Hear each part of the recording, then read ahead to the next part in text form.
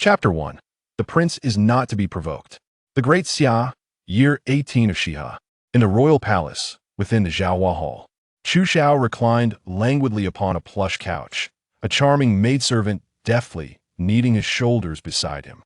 The delicate fragrance of a young maiden wafted into his nostrils, causing Chu Xiao to instinctively narrow his eyes. "Your Highness, is it comfortable?" "Indeed, Kai Wei, your technique has become increasingly refined." Upon receiving the compliment, the maid's face lit up with a radiant smile. "Your Highness, ever since your serious illness, you seem to have changed so much." At this remark, Chu Xiao's expression momentarily froze, his thoughts transported back to 3 days prior. In truth, Chu Xiao was not of this era. He had originally been an ordinary worker on Blue Star, leading a grueling 996 lifestyle. After succumbing to overwork, he unexpectedly traversed to this fictional Great Xia Dynasty, which did not exist in history. From the memories within his mind, he learned that some aspects of this world's history coincided with his past life. But from the Sui Dynasty onward, the trajectory of history diverged entirely. The original Chu Xiao, also bearing the same name, was the 9th prince of the Great Xia Dynasty. Though this title sounded illustrious, the reality of Chu Xiao's life was far from the imagined grandeur. The original's mother had perished during childbirth, and lacking maternal affection from a young age, he developed an inferiority complex and timid disposition.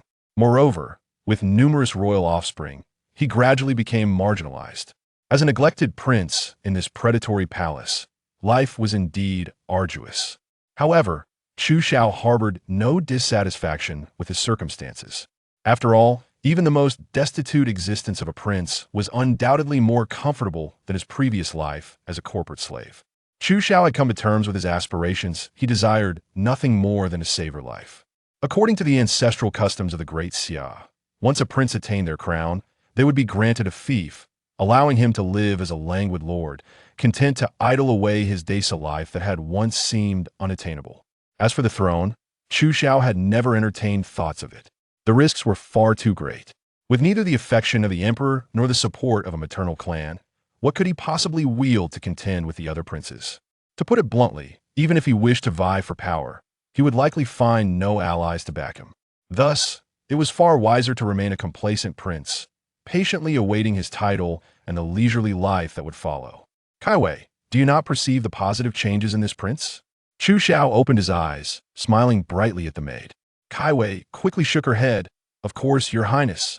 You used to wear a perpetual frown, and it pained me to see you so." Chu Xiao stretched languidly, gazing out the window where snowflakes began to dance gracefully in the air, involuntarily shivering against the chill. Noticing Chu Xiao's discomfort, Kai Wei promptly moved to stoke the final piece of silver charcoal into the gilded brazier. "Your Highness, we have run out of charcoal in the hall. I shall hasten to the Ministry of Internal Affairs." As Kai Wei rubbed her frostbitten fingers, a sudden commotion erupted from outside.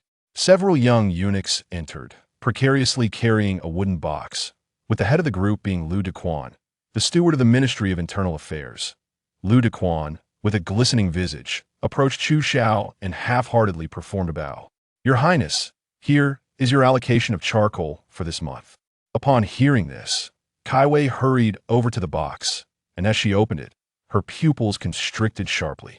Instead of being filled with fine silver charcoal, the wooden crate contained only a sparse collection of 7 or 8 charcoal pieces, with a few dead leaves clinging to the Asha clear indication that this was refuse left by others. "What does this mean, Manager Lu?" According to the established protocol, the allocation of silver charcoal for the Zhaohua Palace should amount to 100 pounds. "Are you attempting to treat His Highness like a beggar?" Kai Wei clenched her small fists tightly, resembling a hen fiercely protecting its chicks. Lu Dequan brushed off non-existent dust from his attire, casting a sidelong glance at Kai Wei, and spoke in a calm, yet unhurried tone. "Li Jiaoyi is sensitive to the cold and has specifically instructed that her charcoal allocation be doubled this year. Our Internal Affairs Bureau is not a divine entity. How could we conjure extra silver charcoal out of thin air? Thus, it seems we must impose upon His Highness instead." With that, Lu Dequan shot a glance at the composed Chu Xiao, snickering, "If your Highness finds it too cold, simply pile on a few more blankets." Upon hearing Lu Dequan's blatant disrespect towards Chu Xiao, Kai Wei, incensed, rushed forward and grasped Lu Dequan's wrist. Last year, you withheld medicinal herbs claiming they were damp from the rainy season. The year before, you cut the silk saying the weaving bureau had encountered flood. And now you dare to tamper with the charcoal? Are you not taking this too far? Lu Dequan's expression shifted dramatically as he crushed a piece of silver charcoal beneath his foot. You insolent girl, how dare you speak to this official in such a manner? This silver charcoal is for Li Jiaoyi. Do you have the courage to confront her? However, let me kindly remind you, Li Jiaoyi is currently favored above all in the harem. Her standing is not one that your ninth prince can contend with, so I advise you to tread carefully. Thinking of Li Jiaoyi's imperious demeanor in the harem, Kai Wei reluctantly released her grip, feeling immense sympathy for Chu Xiao. With a resounding slap, Chu Xiao, unwilling to tolerate Lu Dequan's arrogance stemming from his association with Li Jiaoyi, stepped forward and struck him fiercely. The crisp sound of the slap echoed throughout the Zhaohua palace. Chu Xiao shook his numbed hand, gazing at the imprint left on Lu Dequan's face, and spoke each word with deliberate clarity. You sycophant, do you truly believe that by clinging to Li Jiaoyi's coattails, you can swagger about the palace unchallenged? Lu Dequan, covering his face, stared at Chu Xiao in disbelief. The ninth prince, who usually exuded timidity and meekness, had endured years of petty grievances from the Internal Affairs Bureau without protest. Today, however, he seemed to have transformed into someone entirely different. Ninth prince, do you dare strike me? I am, after all, a man of Li Jiaoyi. Chu Xiao fixed Lu Dequan with a cold glare and smirked disdainfully. What of it? I am a scion of the imperial lineage. I am the master, and you are but a servant.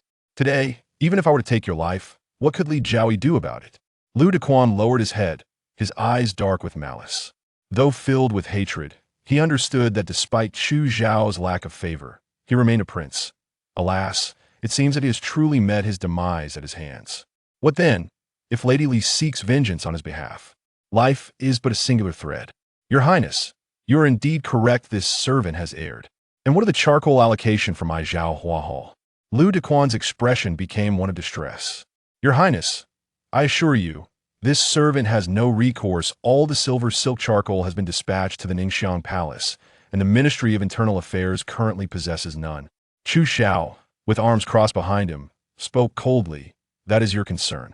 In any case, the charcoal allocation for this prince's hall cannot be diminished. Should you fail to fulfill this, I shall have no choice but to seek an audience with the emperor. Lu Dequan's countenance shifted. Should Chu Xiao escalate this matter before Emperor Xia, it would undoubtedly bring shame upon Lady Li. In such an event, he, the steward of the Ministry of Internal Affairs, would likely bear the brunt of her ire. Yes, I understand, Your Highness. This servant shall devise a solution at once. With that, Lu Dequan retreated in a flustered manner. Upon exiting Zhaohua Hall, he cast a frosty glance at the plaque above.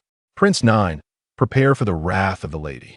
Inside Ningxiang Palace, amidst the swirling snow outside, the atmosphere remained as warm as spring. Lady Li sat before a bronze mirror, admiring her exquisite beauty, a satisfied smile gracing her lips. Blessed with natural allure, her enchanting peach blossom eyes brimmed with emotion, her every smile and frown captivating hearts. This visage was her leverage within the palace, her capital for indulging in favor. Your Grace, you must save this servant. Prince 9 is insufferably tyrannical. Upon hearing the voice, Lady Li turned her head, her displeasure evident, only to find Lu Dequan kneeling before her, a prominent slap mark marring his face, looking woefully pitiful. What has transpired here? A hint of ire laced her voice. In this palace, who did not know that Lu Dequan was her hound? As the saying goes, one should mind the master even when striking the dog. What did the assailant mean by this, if not a provoker? Perceiving her anger, Lu Dequan felt a surge of satisfaction and hastily recounted the events with embellishments. Your Grace, Prince 9 has crossed the line. He claimed that you are not but a triviality, daring to seize what belongs to Zhaohua Hall. And Lady Li inhaled deeply, her chest rising and falling with agitation. And what else? Speak. Lu Dequan lowered his head, his voice quavering with a hint of sobbing. He further insulted you, saying you are merely an old hen that cannot lay eggs. Chapter 2. The wrath of the favored concubine Lu Dequan had accompanied Li Jiaoyi for many years and was well aware of her deepest concerns. Despite Li Jiaoyi currently basking in the favor of the harem, a thorn remained embedded in her heart, her inability to bear a royal heir. This was her Achilles heel. Anyone daring to mention it in her presence would surely face her furious retribution. As anticipated, when Lu Dequan uttered this particular phrase, Li Jiaoyi's almond-shaped eyes widened in disbelief. Her previously delicate features now etched with frost. In a fit of rage, she seized her favorite cloud-patterned mirror and hurled it to the floor with great force. How dare he, an insignificant and unfavored prince, treat me with such disdain? She crushed the shards beneath her feet and summoned the palace guards, who marched menacingly towards Jiaohua Palace. Along the way, the palace maids and eunuchs saw the furious Li Jiaoyi and instinctively stepped aside, fearful of incurring her wrath. Meanwhile, within Jiaohua Palace, Kaiwei watched Chu Xiao with a face full of concern. Your Highness, you should not have been so impulsive. Li Jiaoyi is spoiled and arrogant, emboldened by the emperor's affection. Offending her may lead to dire consequences. Perhaps I should select some valuable gifts to send as an apology on your behalf. Chu Xiao shook his head. Kaiwei, though I wish to avoid trouble, I am not one to shy away from it. If I continue to endure this today, our days in Jiaohua Palace will only become more difficult.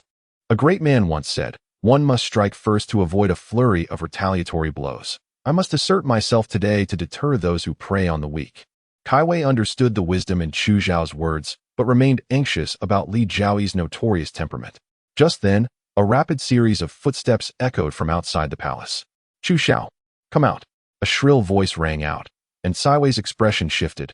Li Jiaoyi has arrived so swiftly. Your Highness, what shall we do? Chu Xiao waved a hand dismissively, signaling Kaiwei not to worry. He rose calmly and strolled towards the entrance. Upon stepping outside, he encountered the imposing and haughty Li Jiaoyi, who regarded him with a cold stare. Is it to return my silver silk charcoal that you have come, Li Jiaoyi? Li Jiaoyi, initially aflame with anger, found herself momentarily speechless at Chu Xiao's words. Was he out of his mind? When had she ever relinquished what was hers? How dare he presume to address her in such a manner? A mere unfavored prince, speaking to me so brazenly. Guards. This Chu Xiao speaks without regard for rank. Strike him. The guards behind Li Jiaoyi were acutely aware of her esteemed position in the emperor's eyes. Thus, upon receiving her command, they approached Chu Xiao with stern expressions, leaving no room for hesitation. Chu Xiao stood undaunted, hands clasped behind his back, casting a nonchalant glance in their direction. Are you certain you wish to proceed? Though I may be unfavored, I am still the emperor's son. Should you harm me, I shall report to my father, and in his quest to uphold the royal dignity, he will not turn a blind eye. Li Jiaoyi, relying on her father's affection, perhaps believed she could evade calamity, but what of you? The imperial guards hesitated, their steps faltering. To curry favor with Li Jiaoyi at the cost of their own lives would be a folly unworthy of consideration. Witnessing their trepidation, Li Jiaoyi's fury ignited. She had not anticipated that the previously timid ninth prince would wield such sharp wit, easily commanding the respect of the guards with but a few words. Gritting her teeth, her lovely visage twisted into a snarl. Very well, considering your status as a prince, I shall spare you this once. Yet, your maid shall not be so fortunate. After all, I am a Jiaoyi. Merely reprimanding a maid would hardly provoke the emperor's ire should this matter reach his ears. With a disdainful glare at the guards, she barked, what are you standing there for? Get on with it. While they might hesitate to strike a prince, tormenting a mere palace maid held no weight on their conscience. Chu Xiao's eyes blazed with fury as he glared at Li Jiaoyi. Kaiwei was one of the few in the palace who genuinely cared for him. How could he bear to witness her endure such injustice? Just as the guards prepared to act, Kaiwei, terrified, shut her eyes tightly, repeatedly reassuring herself that if she endured the beating, Li Jiaoyi's wrath would subside, ensuring the prince's safety. A resounding slap echoed, yet Kaiwei felt no pain. Cautiously, she opened her eyes, only to find the guards staring in shock at Li Jiaoyi. At that moment, her face was swollen, while Chu Xiao nonchalantly rubbed his palm. You dare strike me? I shall not let this go. Li Jiaoyi, unaccustomed to such humiliation, raged, ready to confront Chu Xiao. However, in an instant, he drew a gleaming dagger from his waist and pressed it against her delicate neck. The guards gasped collectively at this perilous act. Ninth Prince, cease at once. What are you doing? Li Jiaoyi felt the chill against her throat, her complexion paling in fright. The ninth prince, once timid as a quail, how dared he act so recklessly? Chu Xiao, do you realize what you're doing? Release me at once. If you harm me, the emperor will not spare you. Her voice trembled. The earlier arrogance evaporated, leaving only fear of Chu Xiao. Now you know fear? Let me tell you, it's too late. Chu Xiao leaned closer to Li Jiaoyi, his voice cold as the depths of the abyss. Do not think you can use our father to intimidate me. If you wish to lodge a complaint, ensure you live to see the emperor. Li Jiaoyi, struck by the menace in his words, felt as though thunder had struck her. What do you intend? Are you truly considering killing me? Why? Do you think I would hesitate? Chu Xiao scoffed, a manic glint in his eyes. In this deep palace, even your sycophants dare to belittle me. I have long endured this torment. Today, I shall take your life and then seek forgiveness from our father. If I can escape the death penalty, then I shall consider it a victory. If the emperor demands my life in reparation, then I shall accept my fate. At this moment, Li Jiaoyi was thoroughly frightened and utterly bewildered. Are you out of your mind? Just for a mere silver strand of charcoal and a maid. You wish to risk my life? Is my existence truly so worthless? Apologizing, the intimidated Li Jiaoyi wisely chose to concede.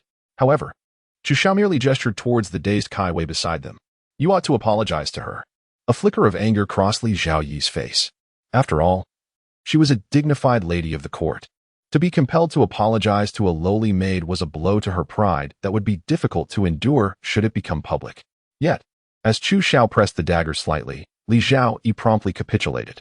Turning to the bewildered Kai Wei, she begrudgingly declared, I apologize. I startled you today. It was my fault. After uttering these words, she cautiously glanced at Chu Xiao. Your Highness, may I be released now? Witnessing Li Jiaoyi's submission, Chu Xiao felt a surge of satisfaction within. Indeed, madness can bring joy. As long as I embrace my madness, no one can dare to bully me. Chapter 3. The law of true fragrance. Releasing you is possible, but what of the silver charcoal from my Zhaohua palace? It must be returned immediately. Chu Xiao feigned difficulty, shaking his head. Merely returning the charcoal is insufficient. Your disturbance in my Zhaohua palace today has startled me.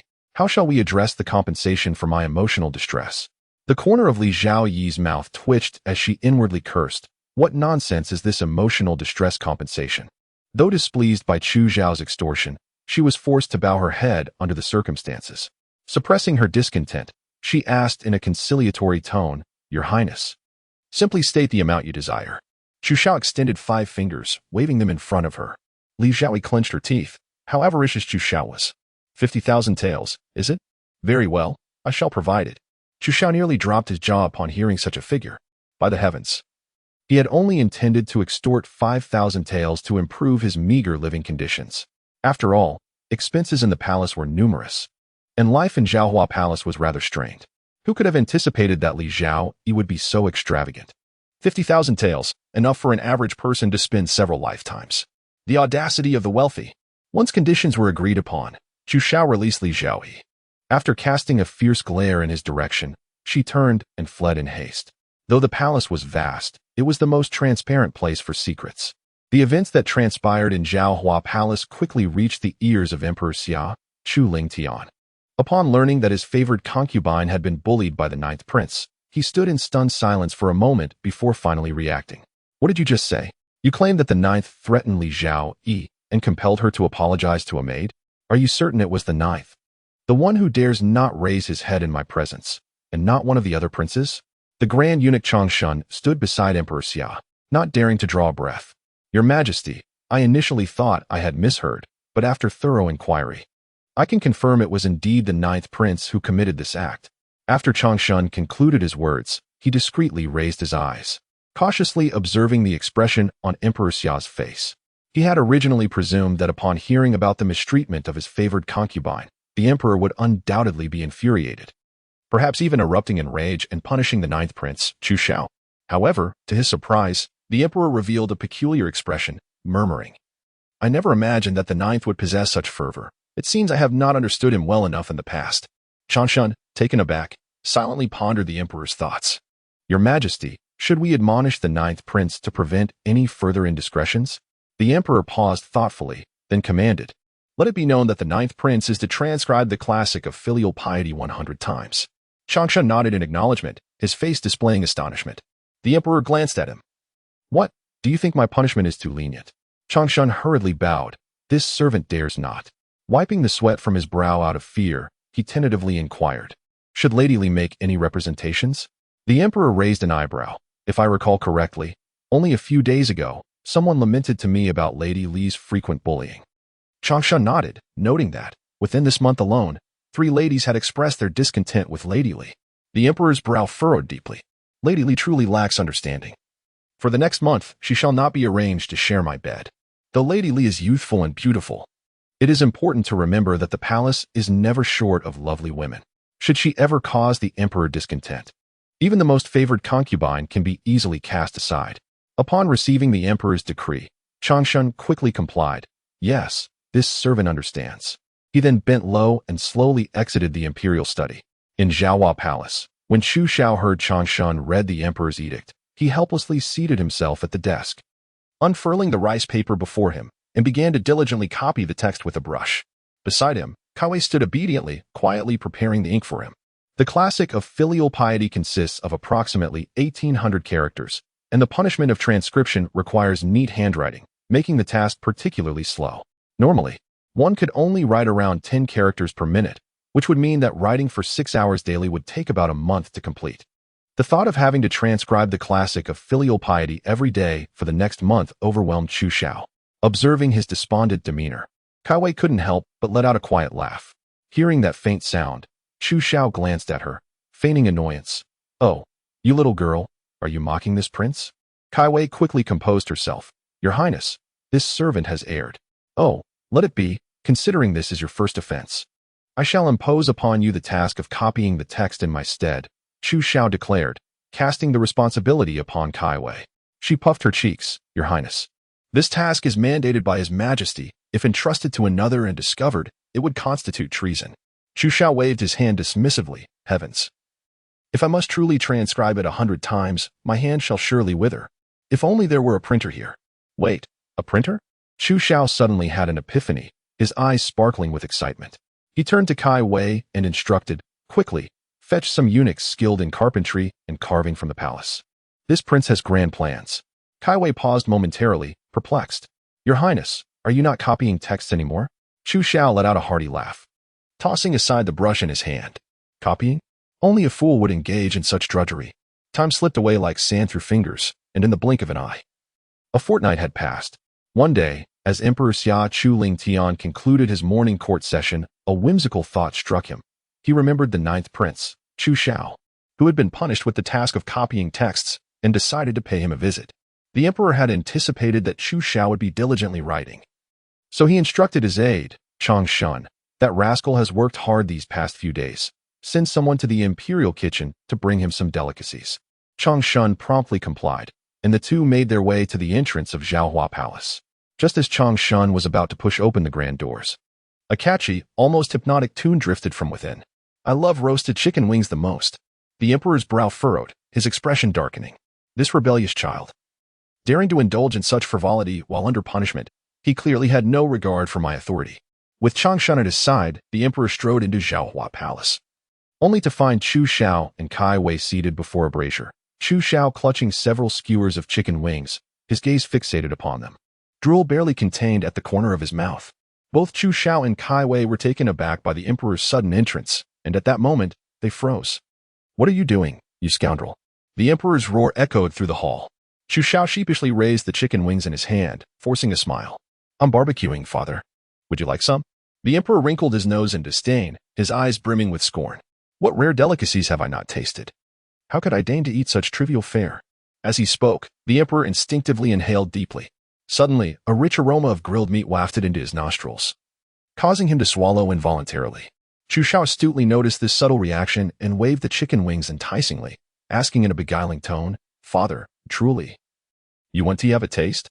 The emperor shot him a glare, initially intending to reprimand him, but as the tempting scent lingered, he hesitated and reluctantly replied, "Well, perhaps just a small bite."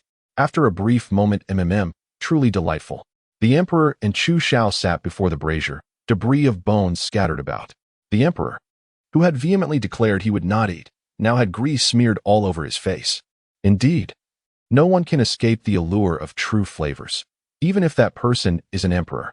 Chapter 4. The Schemes of Li Zhao of the 10 Skewers of Chicken Wings. 7 ultimately found their way into the emperor's belly. Had Chu Xiao not devoured them swiftly, he might have ended up with fewer than 3 himself. However, after finishing, The emperor, who had been all smiles moments ago, suddenly turned sour. Humph, ungrateful child. This is how you respond to my command to copy texts? Do you harbor grievances against me, ninth prince? This old rascal, having just indulged, was now quick to change his demeanor. Chu Xiao silently grumbled to himself, then respectfully replied, "How could that be? My admiration for your majesty is as boundless as the flowing river, relentless as the raging yellow river. Speak plainly." "Very well," Chu Xiao chuckled awkwardly. Responding softly, "Under my tireless efforts, sacrificing sleep and food, I have completed the 100 copies of the classic of filial piety that you requested." The Emperor of Xia displayed a skeptical expression. 100 copies? All finished? Chu Xiao nodded affirmatively.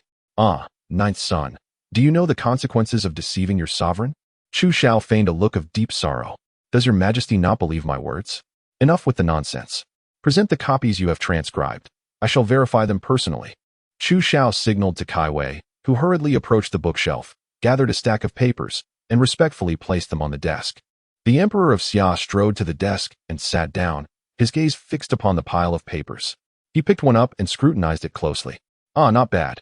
The handwriting is neat, the strokes strong and vigorous, indicating considerable effort."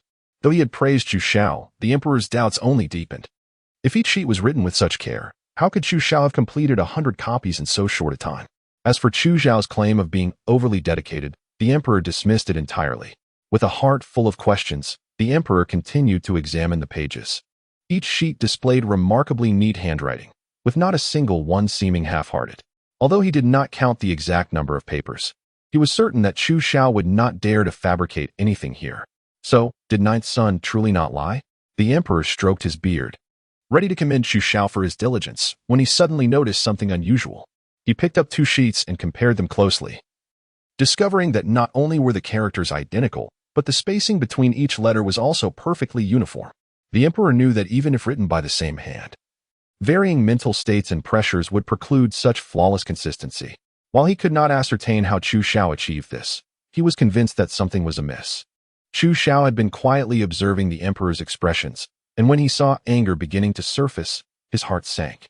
Before he could think of a plausible excuse, the Emperor slammed his hand on the table. Bang! The Emperor stood up, his face stern. "Ninth son, do you realize your offense? How dare you deceive me during your punishment? Do you not regard me as your father?" Seeing the Emperor's wrath, Chu Xiao chose not to challenge his patience and promptly admitted his fault. "Your Majesty, I plead for your forgiveness. I acknowledge my error." Noticing Chu Xiao's contrite demeanor, the Emperor's expression softened slightly. "Now, explain how you accomplished this." Chu Xiao sheepishly retracted his neck and replied, "Replying to your Majesty, it was all printed." "What do you mean by printed?" "The process involves engraving text onto a wooden board, applying ink, and then covering it with paper, thereby transferring the text onto the paper." Emperor Xia let out a cold snort, expressing disdain. Humph, lacking in knowledge, merely resorting to trifling cleverness day by day. Chu Xiao was indignant. How could this printing technique be merely trifling cleverness? This innovation could enable the mass reproduction of books, allowing the populace to access a greater wealth of knowledge. Did the Emperor still consider it trifling? Upon hearing this, the Emperor's expression shifted slightly. Initially, he had dismissed Chu Xiao as being frivolous, but now, prompted by Chu Xiao's words, he realized the profound significance of this printing technique. Historically, books had been the dominion of noble families, making it exceedingly difficult for common folk to pursue learning. However, with the advent of printing, vast quantities of books could be reproduced, heralding a monumental opportunity for scholars from humble backgrounds. More importantly, the pathway of education had long been monopolized by the aristocracy, but with printing, Emperor Xia could alter the status quo. "Changshun, summon the Minister of Works. I have matters to discuss with him." "Yes." Changshun promptly replied. "Wait. What about my reward?" The Emperor looked at Chu Xiao in astonishment. The audacity of the 9th prince had grown exceedingly bold among the numerous princes. He was the first to openly request a reward. Nevertheless, recognizing the utility of the printing technique for the court, Emperor Xia sensibly inquired, "What reward do you wish for?" Chu Xiao cautiously asked, "Is any reward permissible?" The Emperor raised his chin slightly, with a tone of pride, responded, "I command the seas and lands, whatever you desire, I can grant." Without hesitation, Chu Xiao blurted out, "I wish to leave the palace." "What business do you have outside the palace?" "Naturally, to explore and enjoy the streets. I have been confined within the palace for far too long. and I yearn for the outside world. I hope my father will grant this request." After speaking, Chu Xiao quietly patted his chest, relieved that he had not divulged his innermost thoughts. He believed this modest request would pose no issue, yet to his surprise, Emperor Xia shook his head in refusal. "The outside world is perilous. Moreover, you are soon to come of age, and now is the time for diligent study." As he spoke, perhaps feeling a bit stingy for not offering any reward, the emperor glanced at the jade ring on his thumb with a pained expression. He then removed it and placed it in Chu Xiao's hand. "This jade ring was bestowed upon me by the late emperor. The crown prince had once requested it, but I did not acquiesce. Now, it is yours." Chu Xiao gazed at the exquisite jade ring in his hand, on the verge of tears. Who would covet such an item? Although valuable, it was a royal gift and could not be sold. He longed instead to witness the vibrant world outside. Emperor Xiao provided no opportunity for Chu Xiao to refuse. After bestowing the jade ring, he waved his sleeve and departed with Chang Shun from the Zhaohua Palace. In the Ningxiang Palace, a maid rushed to Lady Li's side. "Your Highness, trouble has arisen. His Majesty has just gone to the Zhaohua Palace." Li Jiaoyi, who had been preparing herself, immediately stiffened. "What business does His Majesty have at the Zhaohua Palace? Have you learned anything further?" The maid, visibly anxious, lowered her head and said, "I have heard something, Your Highness. His Majesty has bestowed the jade ring he carries with him upon the 9th prince." Li Jiaoyi abruptly rose to her feet, incredulous. "How can this be? That jade ring was a gift from the late emperor, and His Majesty has always treasured it. What could he possibly be thinking?" The maid looked at Li Jiaoyi with concern and tentatively suggested, "Your Highness, should we devise a means to retaliate against the 9th prince?" Li Jiaoyi glared at the maid, her voice rising in anger. "Are you mad? That Chu Xiao is a lunatic, reckless to the point of self-destruction. I have no desire to attract unnecessary trouble." After a few paces back and forth within the chamber, she turned and continued, "However, I cannot let this matter go unaddressed. Go, discreetly inform the crown prince that the 9th prince has garnered His Majesty's favor, even receiving the jade ring bestowed by the late emperor." The maid appeared puzzled. "Your Highness, what purpose does this serve?" Li Jiaoyi shot her a scornful glance. "Foolish. While the crown prince is the heir apparent, the other adult princes remain stubbornly in the capital. Their ambitions are well known to all. The crown prince certainly does not wish to contend with another rival." The maid's eyes brightened with understanding. "I see, Your Highness. This strategy is akin to using another's hand to strike." In the Eastern Palace, Crown Prince Chu Yuan reclined languidly on a couch, gently swirling a goblet of wine. On ordinary days, he relished the tranquility of sipping fine wine alone, savoring the pleasant intoxication that accompanied it. As the Crown Prince, such moments of peace were rare. But just then, the captain of the palace guards, He Yunzheng, burst in with hurried steps, shattering the serene atmosphere. "Your Highness, grave news. His Majesty has just visited the Zhaohua Hall to see the 9th prince and has conferred upon him the jade ring he carries." Chu Yuan's eyes, which had been half closed, snapped open, a glint of cold fury flashing within them. "What did you say?" He had once sought that very jade ring from the summer emperor upon reaching adulthood, only to be met with a merciless refusal. Yet now, the very object he coveted had been granted to the 9th prince, Chu Xiao. Consumed by jealousy, Chu Yuan crushed the goblet in his hand, shards of glass slicing into his palm, blood oozing slowly between his fingers. What does father mean by this? The things I cannot have, he bestows upon the 9th prince. Such blatant favoritism. And that 9th prince, who usually keeps a low profile, unexpectedly enjoys the emperor's secret affection. I had thought him sensible. But it seems none of my younger brothers are simpletons. He Yunzheng, upon witnessing the crown prince's injury, hastily knelt, panic-stricken. "Your Highness, should we not find a way to suppress the 9th prince?" With a dark scowl, Crown Prince Chu Yuan cast a cold gaze toward the entrance. Although he was born the crown prince, the increasing number of adult princes made his position ever more precarious. Every step he took felt like walking on thin ice. "We must not act impulsively," Chu Yuan spoke slowly, a hint of ruthlessness lacing his voice. "Those loyal younger brothers of mine, who among them does not yearn for my missteps, eager to usurp my place? In this imperial palace, no whisper or rustle escapes the vigilant gaze of my father. To deal with the 9th prince, one must proceed with caution." He Yuanjing nodded slightly, secretly admiring the crown prince's composure. Chu Yuan returned to his couch, picking up a handkerchief to casually wipe the bloodstains from his hands. "Remember, from this day forth, arrange for someone to keep a close watch on the 9th prince. Every one of his movements must be meticulously reported to me. Also, Keep an eye on the court ministers to discern if anyone begins to gravitate towards him. He Yuanzheng hastily bowed in acquiescence. Chu Xiao could hardly have anticipated that merely due to a jade ring, he would be singled out by the crown prince. Had he been aware, he would surely have cried out to Emperor Xia, "Old Ding, you have truly brought me to ruin." Days later, on a whim, Emperor Xia decided to visit Yuxiuzai to observe the learning progress of the princes. This Yuxiuzai was constructed during the era of the Great Xia's founding emperor, serving as an institution for educating the royal offspring. Every lecturer here was a distinguished scholar personally chosen by Emperor Xia. Generally, aside from the crown prince and those princes who had already been granted titles or married, all other princes and princesses were required to study and listen attentively here. Upon arriving at Yuxiuzai, Emperor Xia beheld the lecturer Yi Ziyuan, who was passionately expounding the essence of the classics while holding a scroll.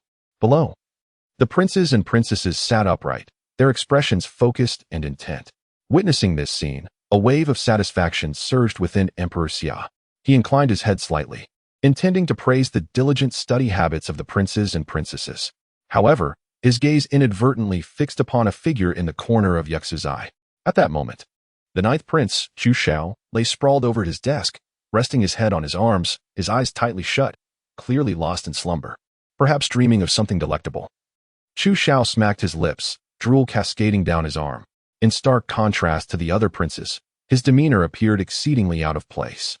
The earlier satisfaction of Emperor Xia was instantly overshadowed by a surge of ire. This ninth prince, whom I instructed to study diligently, so brazenly dismisses his responsibilities. Just as Emperor Xia contemplated entering to discipline Chu Xiao, the lecturer, Yi Ziyuan, also noticed the sleeping prince. Yi Ziyuan's brow furrowed tightly, a hint of helplessness gleaming in his eyes. Initially, he had no intention of being overly strict with this lesser-regarded prince.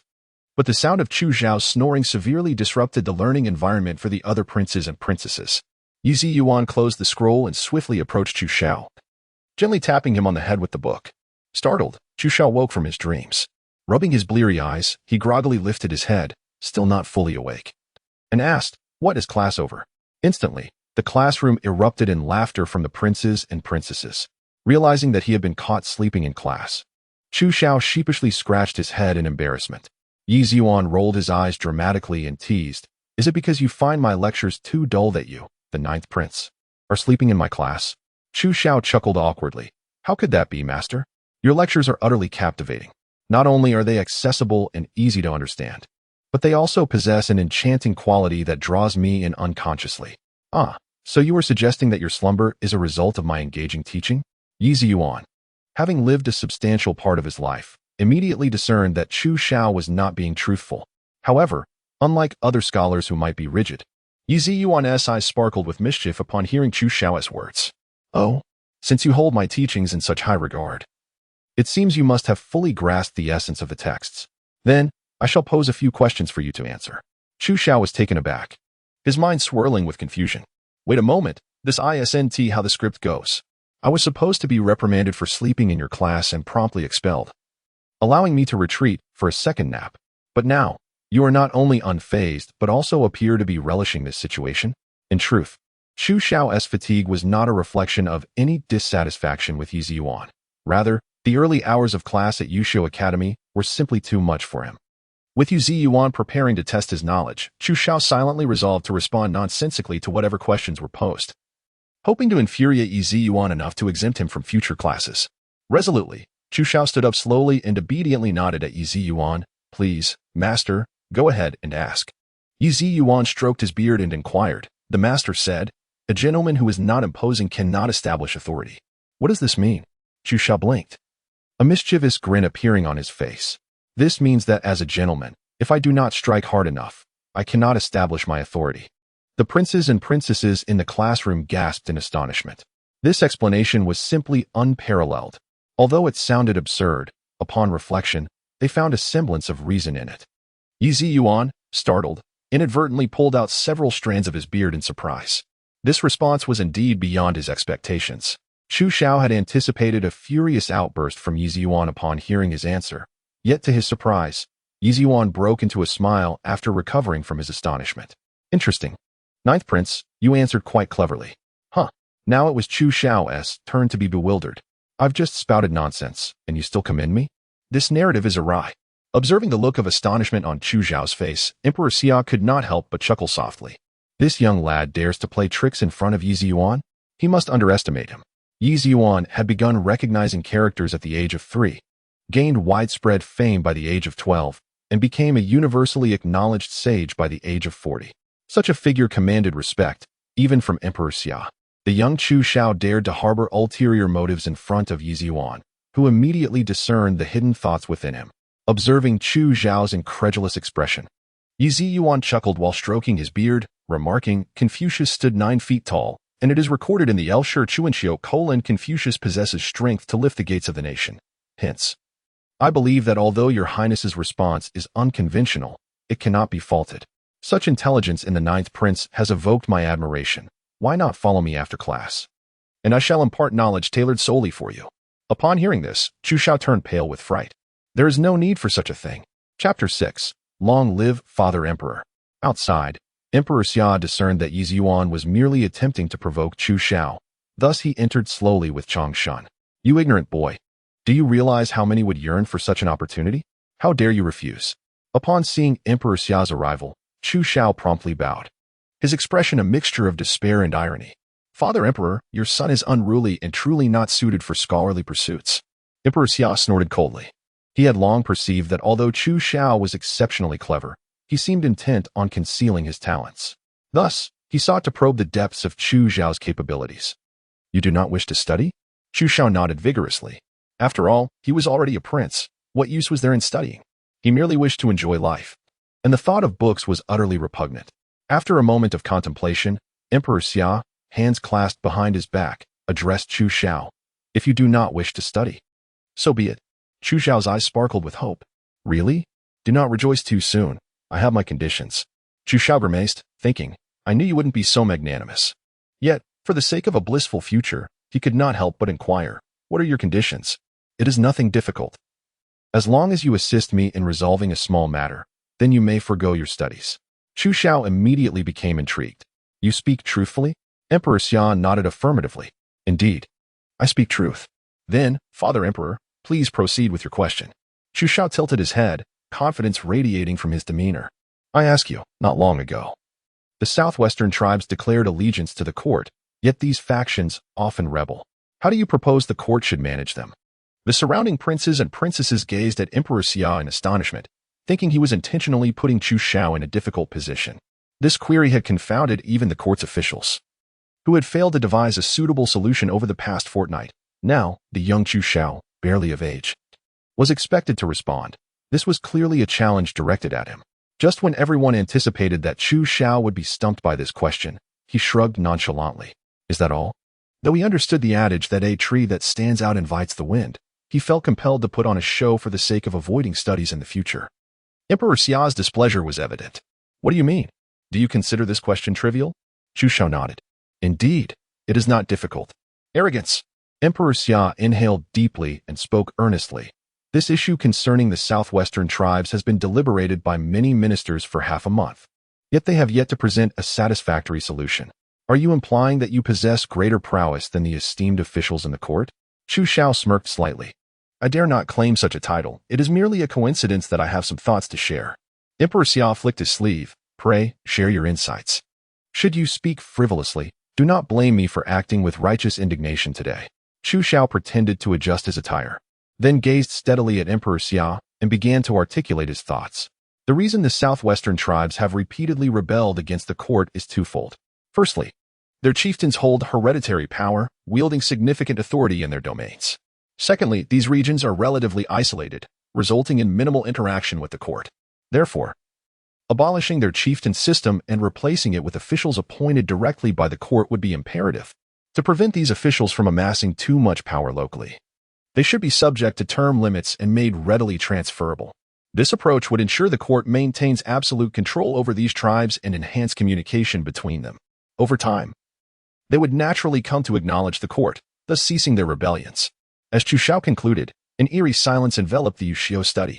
Although Emperor Xia maintained a calm facade, tumultuous waves were surging within him. A solution, long debated in the court, had been proffered by a mere child. Could it be that the 9th prince is indeed a prodigy?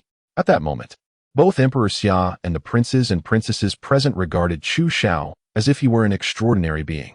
The once inconspicuous ninth prince now radiated a brilliance, instantly becoming the focal point of the gathering.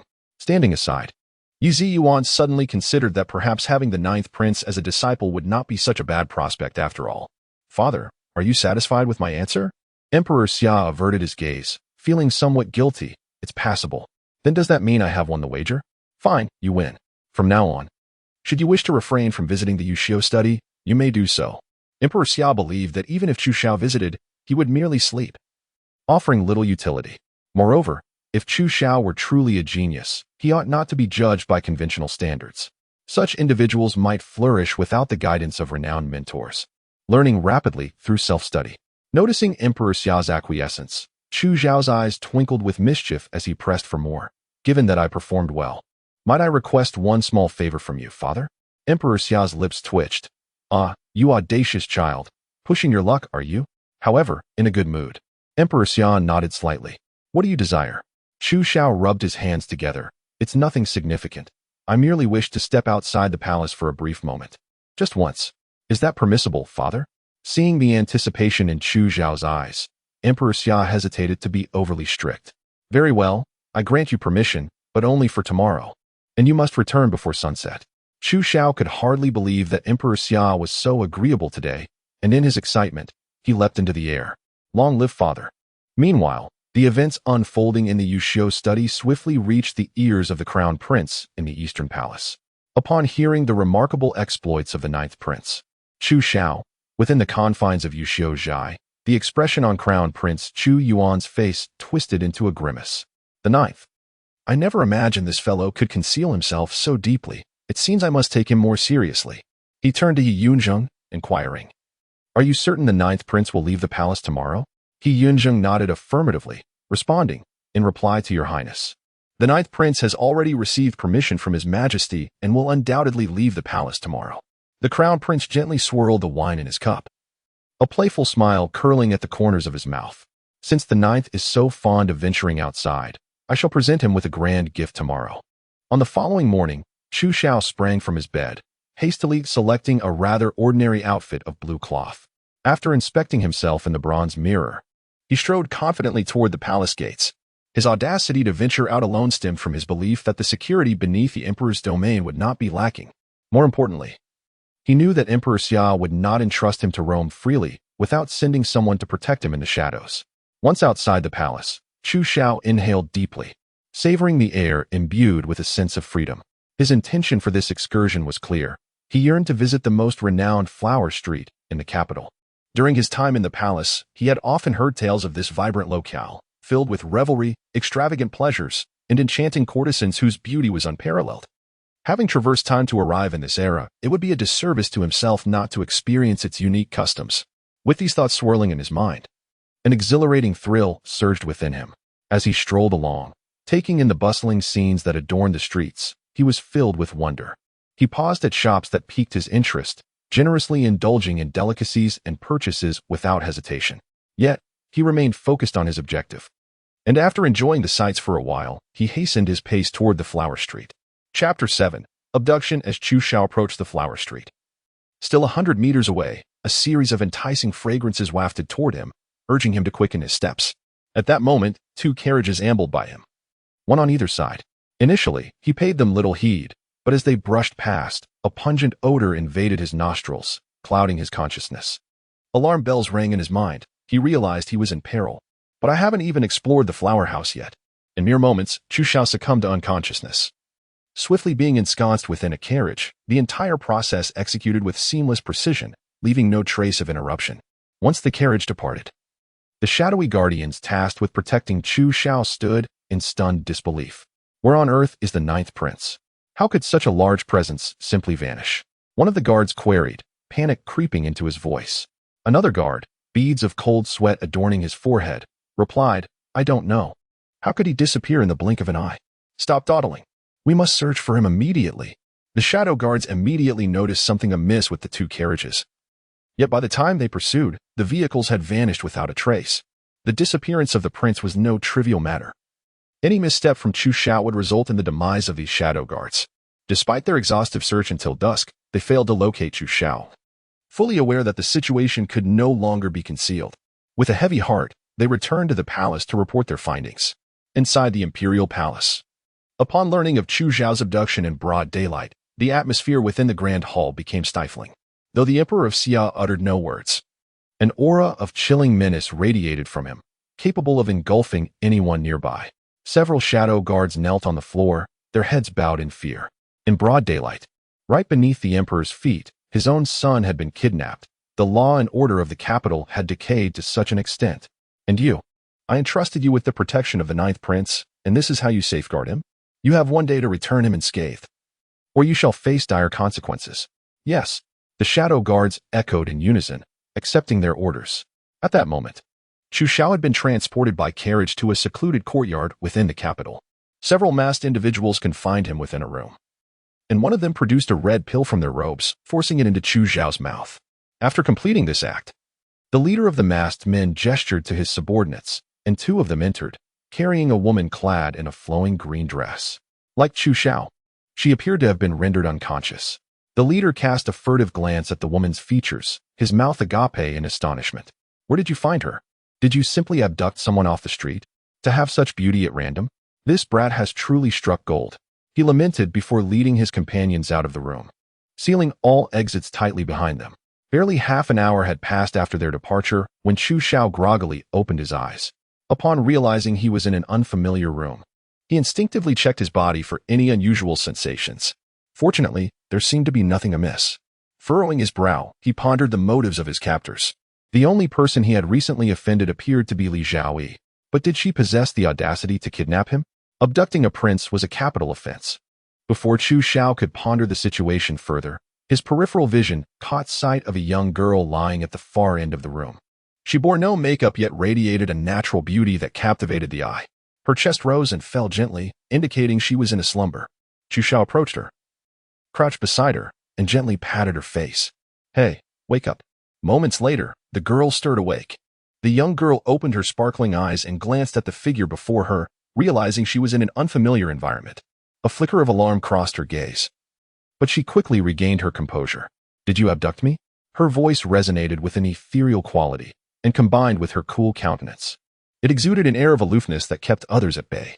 Chu Xiao raised his hands innocently. I assure you, I was also brought here against my will. Do you believe me? The girl scrutinized him for a moment, and upon sensing no deceit in his demeanor, she gently nodded in acknowledgement.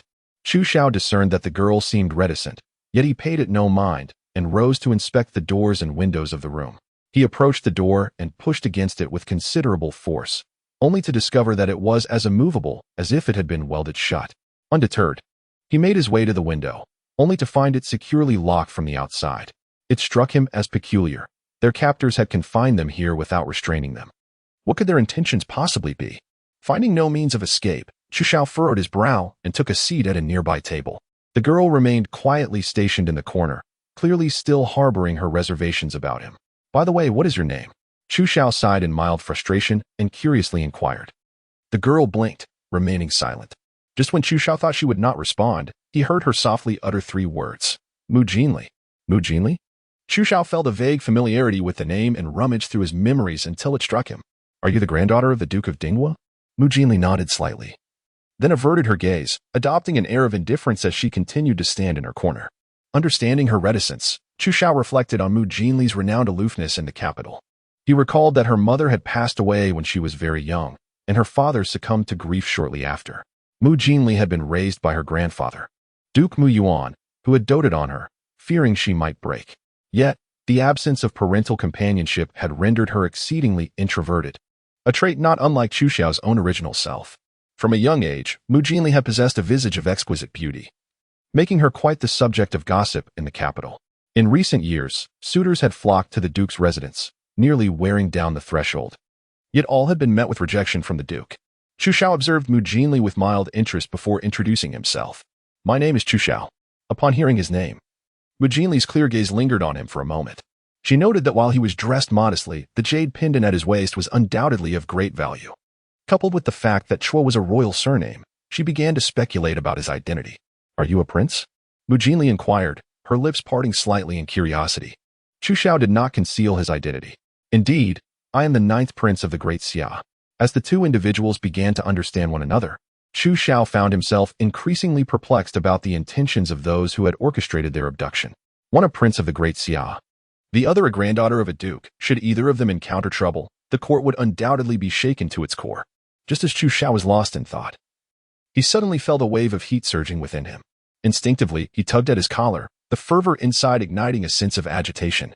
Mu Jinli noticed Chu Xiao's apparent distress and slightly recoiled, gazing at him in confusion. Are you all right? When Chu Xiao lifted his gaze to meet Mu Jinli's, he felt as if he were ensconced in a furnace. His eyes took on a predatory gleam, fixating on Mu Jinli as if he were intent on devouring her. Observing Chu Xiao's unusual demeanor, a flicker of panic crossed Mu Jinli's usually composed visage. Don't come any closer. Damn it! Chu Xiao cursed under his breath, fighting back the tumult in his heart as he turned his head aside. He began to comprehend the implications of their captor's intentions. Should he and Mu Jinli become entangled in any manner, it would undoubtedly result in a monumental scandal. Chapter 8. The Crown Prince. I shall ruin Chu Xiao in the eastern palace of the royal palace. The Crown Prince Chu Yuan could not find peace since his chief bodyguard had left the palace. With the 9th Prince Chu Xiao's recent departure, the Crown Prince resolved to tarnish his reputation, thereby eliminating any claim he might have to the throne. Although Chu Xiao had yet to express any interest in the position, to the Crown Prince, any prince favored by the Emperor of Xia was a potential adversary, seizing the opportunity to oust the 9th Prince while he was still vulnerable. The Crown Prince harbored no reservations about sacrificing fraternal bonds. Should the 9th Prince Chu Xiao become aware of the Crown Prince's intentions, he would surely exclaim his innocence, for he had never aspired to contest anything with the Crown Prince. As Chu Yuan paced anxiously within the Eastern Palace, he awaited the return of He Yunjing with bated breath. How did it go? He inquired urgently upon He Yunjing's arrival. Seeing the Crown Prince's earnest concern, He Yunjing immediately responded with deference. Your Highness, rest assured, the matter has been successfully resolved. This time, the 9th Prince is bound to suffer a significant loss. Once the civil and military officials learn of his misdeeds, he will no longer pose a threat to you. Upon hearing He Yunjing's confident assurance, the Crown Prince first exhaled a sigh of relief, then burst into hearty laughter. Ha ha ha, splendid. With this, the 9th Prince becomes insignificant. He Yunjing, you have done exceptionally well this time. I am truly gratified. The praise filled He Yunjing's heart with joy, as if he had savored honey. Indeed, I am the most capable subordinate by your side, Your Highness. However, the smile on He Yunjing's face did not last long. Your Highness, there is one more matter I must report. Noticing He Yunjing's hesitance, a sense of unease crept into the Crown Prince's heart. Wasn't this matter already settled? Please do not tell me something unexpected has occurred. He Yunjing awkwardly chuckled. The matter has been handled. But my subordinates accidentally tied the granddaughter of the Duke of Dingwu to the bed of the 9th Prince. Crown Prince Chu Yuan paused for a moment, pacing back and forth, his expression shifting dramatically. You allow someone to casually bind a woman to frame the 9th Prince, and you chose the granddaughter of the Duke of Dingwu? Do you wish for me to feel unease in my position as Crown Prince? He Yunjing, frightened, quickly knelt on the ground. Your Highness, please forgive my subordinate. We never anticipated that in the midst of the city, we would capture the granddaughter of the Duke of Dingwu. By the time we learned of her identity, it was already too late. Crown Prince Chu Yuan felt a wave of numbness wash over him. The Duke of Dingwu was not someone to be trifled with. He had only one granddaughter, cherished and protected like a delicate flower. If the Duke were to discover that his beloved granddaughter had been harmed due to their actions, he would likely seek retribution against them. Crown Prince Chu Yuan pointed at He Yunjing, at a loss for words. Have you cleaned up all traces? This matter must not be linked back to me. He Yunjing retracted his neck in dismay. Rest assured, Your Highness, we have burned the carriage, and all those involved in the abduction have been sent out of the capital. There will be no evidence left behind. Crown Prince Chu Yuan took a deep breath. The situation had unfolded beyond his control. Regretting it now would be futile. As long as it does not implicate me, that is all that matters.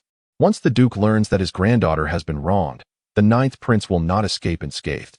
In a secluded courtyard of the capital, when Chu Xiao became aware that something was amiss with his body, likely due to being drugged, he seized the last remnants of his clarity to contemplate a solution. However, the potency of the drug was overwhelming. Even with his eyes closed, trying not to focus on Mu Jinli, he could still faintly detect the alluring fragrance emanating from her. This scent was intoxicating, presenting a perilous temptation for Chu Xiao in his current state. Mu Jinli, frightened, retreated to a corner. She wished to inquire about Chu Xiao's condition, but feared that her proximity would only exacerbate his discomfort. Thus, she anxiously bit her lip, standing helplessly in the shadows. This cannot continue, Chu Xiao thought, nearing the edge of his endurance. He understood that if he were to force himself upon Mu Jinli, not only would his reputation be ruined, but the wrath of the Duke of Dingguo would be beyond his capacity to endure. Gritting his teeth, Chu Xiao raised his head. And under Mu Jinli's terrified gaze, he smashed the teacup on the ground. He then crouched down, gripping the shards tightly in his palm. The sharp fragments sliced through his skin, the acute pain gradually sharpening his awareness. Seizing this opportunity, Chu Xiao struggled to instruct Mu Jinli, quickly, find a place to hide. If my intuition is correct, someone will soon discover us.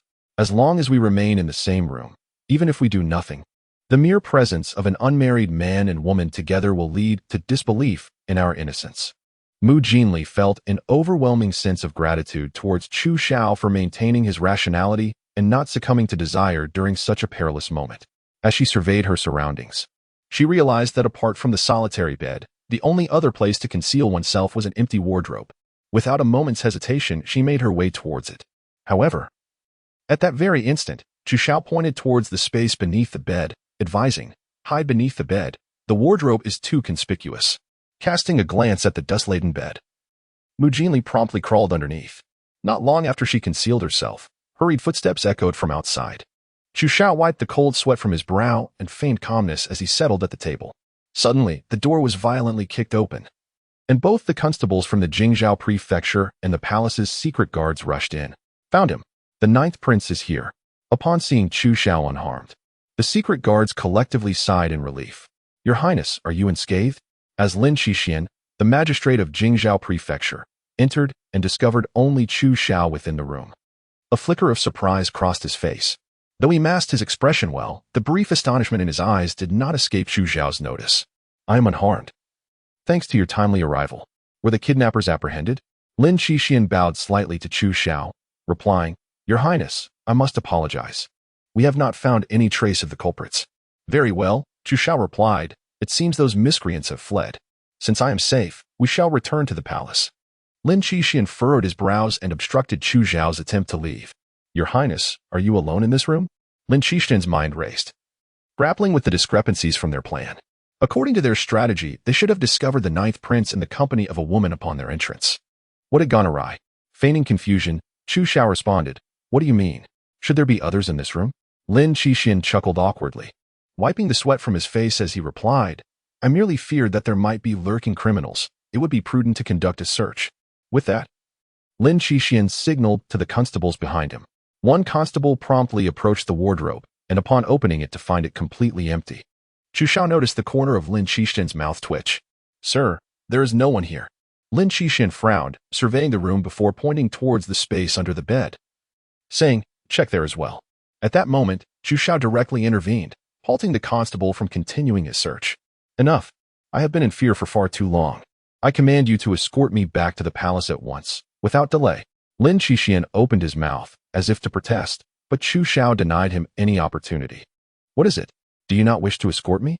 Those villains who dared to kidnap me are undoubtedly desperate criminals. If I were to be ambushed again on the way back to the palace, could your Jingzhou prefecture bear the responsibility for such a failure?" Lin Qixian knew well that there was no longer any threat to the 9th prince, yet with Chu Xiao's insistence, he could not refuse without raising suspicions. "As you command."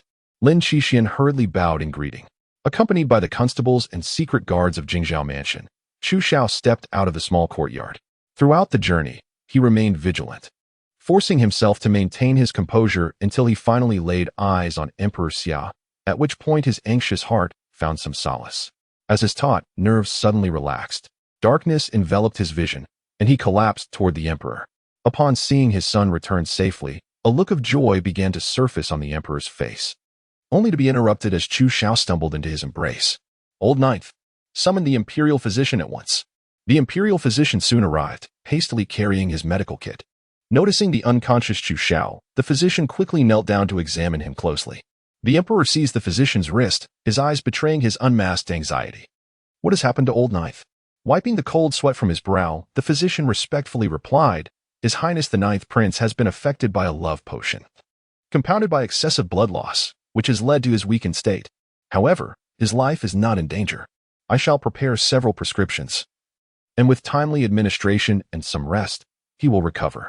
Hearing that Chu Xiao was not in grave danger, the emperor's expression finally regained its tranquility. I know of the love potion. It is an aphrodisiac. But why has old Nine suffered such blood loss? Has he been injured? The physician silently unfolded Chu Xiao's palm. Only then did the emperor notice the numerous wounds covering his son's palm, with blood thoroughly soaking his sleeve. The physician's eyes revealed a hint of astonishment as he slowly explained. The ninth prince must have resorted to self-harm to counteract the effects of the potion. A flicker of admiration crossed the emperor's gaze. Taking a deep breath, he instructed Changshan, assist the ninth prince, and ensure he is well cared for. Meanwhile, Mu Jinli remained hidden beneath the bed, hesitating to emerge. After waiting for a time without any sounds from outside, she cautiously crawled out from under the bed. Now disheveled and covered in dirt, Mu Jinli paid no mind to her disarray as she flung open the door and desperately raced back toward the Duke of Dinghua's residence. In the Duke's mansion, a pall of gloom had descended ever since Mu Jinli's disappearance. The Duke, his eyes bloodshot, paced restlessly in the hall. In his advanced years, with few descendants, he cherished his only granddaughter, whom he had always regarded as a precious jewel. If anything were to happen to Mu Jinli, he felt that life would lose its meaning. After a night of her absence, the Duke appeared to have aged a decade, his already time-worn face now etched with additional wrinkles. At that moment, the steward hurried in, shouting as he ran, "My lord, the young miss has returned." Upon hearing the steward's voice, the Duke paused, momentarily frozen in place, before a look of ecstatic joy burst forth as he dashed toward the door, nearly tripping in his haste. As soon as Duke Dinghua took a few steps, he spotted the breathless and dust-covered Mu Jinli approaching him. Seeing her in such a disheveled state, his heart ached profoundly. "Ali, you have finally returned. Your grandfather was nearly beside himself with worry. What happened to leave you in such a sorry condition? Are you injured?" "Steward, quickly, summon a physician. Gather all the doctors in the capital." Mu Jinli, witnessing her grandfather's concern, gently raised her hand to stop him. "I am fine," though she reassured him. Duke Dinghua remained unconvinced and stubbornly insisted that the steward fetch the finest physician in the capital to conduct a thorough examination of Mu Jinli's health. Unable to resist her grandfather's determination, she acquiesced. Duke Dinghua personally assisted Mu Jinli back to the hall, where she sat down. After confirming that she was indeed unharmed, he could not restrain his curiosity any longer. "Ali, now that you have returned safely, I can finally put my mind at ease. Who is it that kidnapped you? I must personally deal with them." Mu Jinli shook her head. "I do not know." Confusion clouded her mind. She had simply gone out to purchase something and inexplicably found herself rendered unconscious. Usually, she never offended anyone, so it baffled her as to who might have targeted her. In truth, her confusion was entirely understandable, as she had fallen victim to a senseless calamity. The abduction was aimed at the ninth prince, Chu Xiao, and she was merely an innocent bystander caught in the turmoil. Seeing that Mu Jinli had no answers, Duke Dinghua inquired further, "Then how did you manage to return?" Mu Jinli blinked and softly uttered 3 words, "The ninth prince." Duke Dinghua stroked his beard, astonishment etched upon his face. "Are you implying that the ninth prince rescued you?" Mu Jinli nodded once more. The hall fell into a profound silence. Duke Dinghua, fidgeting with anxiety, could not contain his curiosity any longer. "You must explain this to me. How did the ninth prince save you?" He understood well that his granddaughter was not one for excessive chatter. Yet he had an abundance of questions that he yearned to ask, and his curiosity was insatiable. Mu Jinli parted her lips, and Duke Dinghua anticipated a detailed explanation. But to his surprise, she merely stated 3 words, "I am tired." Duke Dinghua was left at a loss for words. What could he do, being her grandfather? All he could do was indulge her. Furthermore, noticing her demeanor, he understood she must have been quite frightened. He slapped his forehead in realization. "Indeed. It is my fault for being careless. You have just returned and must be utterly exhausted. Go rest in your room. As for those ruffians who kidnapped you, I will ensure they are brought to justice. I will not let them escape." Mu Jinli nodded silently and returned to her room. Once inside, she immediately took a hot bath, washing away the dust that clung to her. After emerging from the tub, she dried her damp hair and sat before the vanity, gazing into the copper mirror. Slowly, she extended her right hand and gently poked her delicate face, a hint of perplexity flickering in her eyes. Am I really that unattractive? If it were not for his own unattractiveness, why was the ninth prince able to refrain from indulging himself even after being drugged? Chapter 10. The Summer Emperor's provocation. When Chu Xiao woke once more, he found himself back within the familiar confines of the Zhaohua Palace. "You are awake," came a voice. Chu Xiao turned his head to see the Summer Emperor seated beside his bed, having evidently been there for some time. Feigning weakness, Chu Xiao coughed lightly and said, "Your son is unwell and unable to pay his respects. I hope Father Emperor will grant me understanding." The Summer Emperor shot him an irritated glare. "Could you be any more perfunctory? Only my magnanimity prevents me from holding you accountable for such disrespect. Otherwise, you would face severe punishment." Noticing that Chu Xiao's complexion had improved since earlier, the Summer Emperor leaned forward slightly and inquired, "How do you feel?" Chu Xiao glanced at his bandaged hand and grimaced. "It hurts terribly." The Summer Emperor playfully tapped Chu Xiao's head, pretending to be angry. "How do you speak? Who are you addressing?" Chu Xiao shrank his neck and chuckled awkwardly. "Higi, it's just a habit." Suddenly, Chu Xiao's demeanor shifted to one of seriousness as he asked the Summer Emperor, "Father, have the culprits behind my abduction been apprehended?" The Summer Emperor shook his head slightly. "There are no leads as of yet." Chu Xiao scoffed disdainfully. "In the heart of the capital, beneath the Emperor's feet. How is it that you, as the ruler, have failed to unearth even a clue about the villains after all this time? You are truly a derelict emperor." As soon as the words left his lips, Chu Xiao realized he had overstepped. Though this man was his father, he was also the sovereign of a nation. Regrettably, the words were out, and there was no taking them back. The Summer Emperor's expression darkened visibly. Since ascending the throne, no one had dared to speak to him in such a manner. The audacity of this child was growing increasingly alarming. However, despite his apparent anger, the Summer Emperor found a certain warmth in their banter. In the vast palace, only Chu Xiao could afford him such ease. "Do you take me for a deity? Though I am the son of heaven, it is not so simple to uncover the truth in a short span of time. As for you, you are my prized son. You pride yourself on your intellect. How could you find yourself in such a predicament after merely stepping outside the palace? If this is all you are capable of, I suggest you remain within the palace, lest you find yourself in a perilous situation." Upon hearing the Summer Emperor's blunt and disparaging remarks, Chu Xiao's eyes twitched. "Is this how you behave as a father? Your son has been wronged, and instead of seeking revenge, you criticize him? This is too much." Observing Chu Xiao's woeful expression, the Summer Emperor burst into laughter. "What is this? Do you also encounter insurmountable problems? Here is a suggestion. Plead with me. As your father, I cannot simply stand by and watch you suffer.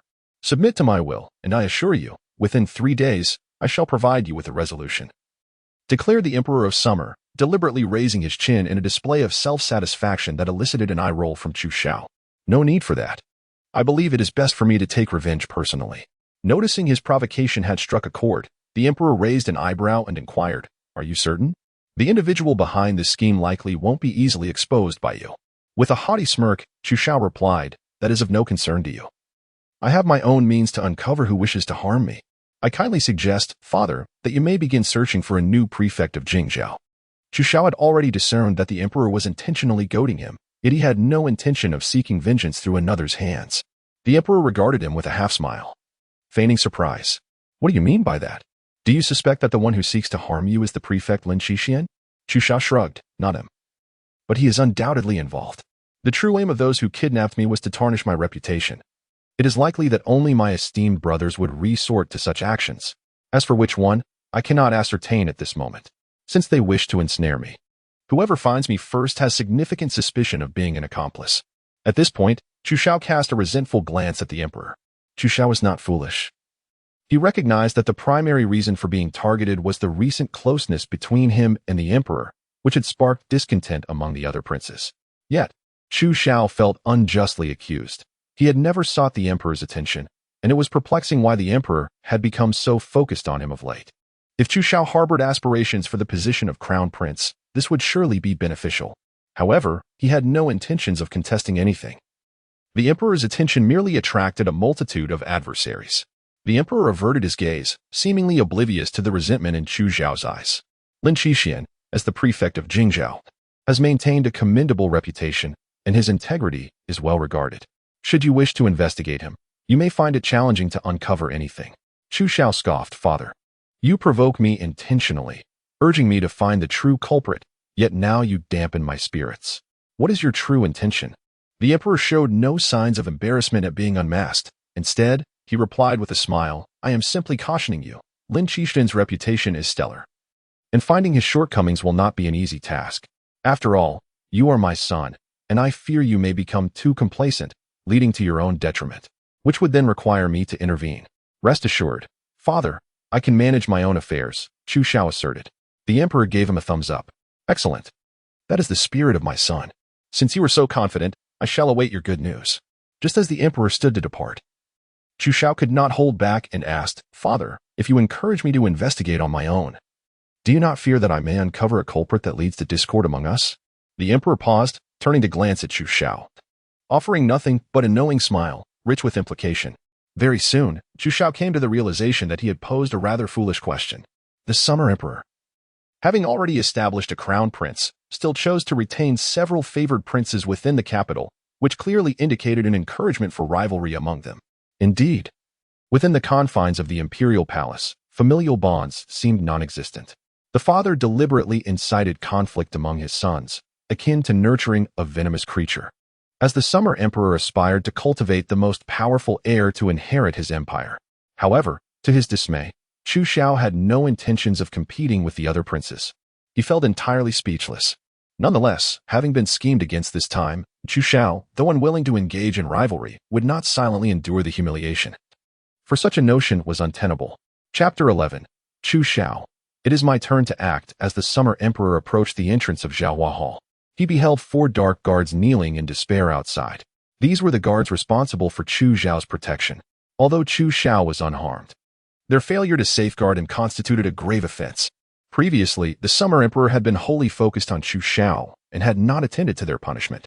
Now that Chu Xiao had regained consciousness, these guards sensed that the moment determining their fate had arrived. The summer emperor, with his hands clasped behind his back, cast a glance at the 4 dark guards before speaking in a detached tone regarding their fate. You are guilty of negligence, which led to the capture of the 9th prince. You ought to be executed. However, considering that the 9th prince has suffered no serious harm, I shall spare you from death. The 4 dark guards hurriedly bowed in respect, grateful to escape with their lives, a gesture of mercy from the summer emperor. Thank you, Your Majesty, for your grace. We are eternally grateful. The summer emperor lightly nodded and continued, however, while you may be spared death, you cannot evade punishment. Go and receive 80 strokes. The guards instantly broke into a cold sweat. Though this punishment did not equate to immediate execution, survival was far from guaranteed. Typically, one could succumb to 50 strokes. After enduring 80, even if they survived, their lives would likely be rendered futile. Yet, faced with the summer emperor's decree, the 4 dark guards dared not voice any grievances. We obey your command. As the 4 dark guards prepared to withdraw, Chu Xiao, having appeared at the doorway unbeknownst to them, intercepted them. Father, could you grant your son a favor and allow them to redeem themselves through merit? The summer emperor furrowed his brow, somewhat displeased with Chu Xiao's intercession. A ruler must not show undue compassion, otherwise, their authority would inevitably erode. You wish to plead for them? Chu Xiao nodded. He perceived the summer emperor's growing irritation, but remained steadfast in his decision. The summer emperor gazed at Chu Xiao in silence for a moment, and the atmosphere around them grew tense. Just as the dark guards felt a wave of anxiety, the summer emperor sighed deeply, ultimately deciding to grant favor to his favored son. What do you propose? Your son wishes to uncover the mastermind behind this incident. At this critical juncture, I require their assistance. I humbly request that you temporarily lend me these 4 individuals. Should we ultimately identify the true culprit, would it be possible to reduce their punishment by 30 strokes?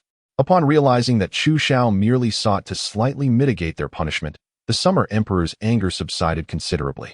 Very well, since you, my esteemed son, have personally spoken, I shall grant you this favor. From this day forth, the 4 of you shall serve beside the 9th prince. The 4 dark guards, filled with excitement, knelt and bowed to Emperor Xia. Thank you, Your Majesty. They then cast grateful glances at Prince Chu Xiao. Thank you, 9th prince. In the Eastern Palace, upon hearing that 9th Prince Chu Xiao had not suffered the disgrace he had anticipated, Crown Prince Chu Yuan, in a fit of rage, shattered the teacup in his hand into countless pieces. If it were merely a failed plan, that would be one thing. But what infuriated Crown Prince Chu Yuan even more was the revelation that Emperor Xia had personally cared for Chu Xiao for several hours after his injury. Such treatment was something he, as the Crown Prince, had never enjoyed. Father, you are being exceedingly biased. I am your Crown Prince. In recent years, under the deliberate lenience of Emperor Xia, The rivalry among the princes had intensified, and Crown Prince Chu Yuan's influence had steadily diminished. This had left him in a state of profound anxiety, fearing that one day, his position as crown prince would fall into the hands of his brothers. Now, with the emergence of ninth prince, he had intended to eliminate any possibility of Chu Xiao aspiring to the throne while he was still vulnerable. Yet his meticulously crafted schemes had been effortlessly dismantled by Chu Xiao. Didn't you claim it was infallible? Why has the ninth prince returned unscathed? Crown Prince Chu Yuan glared at He Yunjin, who knelt before him, his eyes burning with indignation. He Yunjin bowed his head heavily to the ground, producing a dull thud. Your Highness, forgive me. It is my incompetence in carrying out the task. Please, punish me. Chu Yuan took a deep breath, gritting his teeth. Speak. What went wrong at each stage? He Yunjin trembled slightly, his face a mask of fear and guilt. I do not know, Your Highness. I personally witnessed Mu Jinli being sent to the ninth prince, and I was the one who fed him the aphrodisiac. Disappointment washed over Chu Yuan as he shook his head.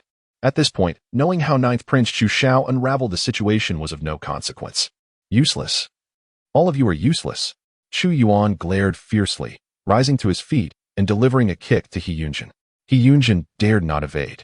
Sent flying several meters by the force of the kick.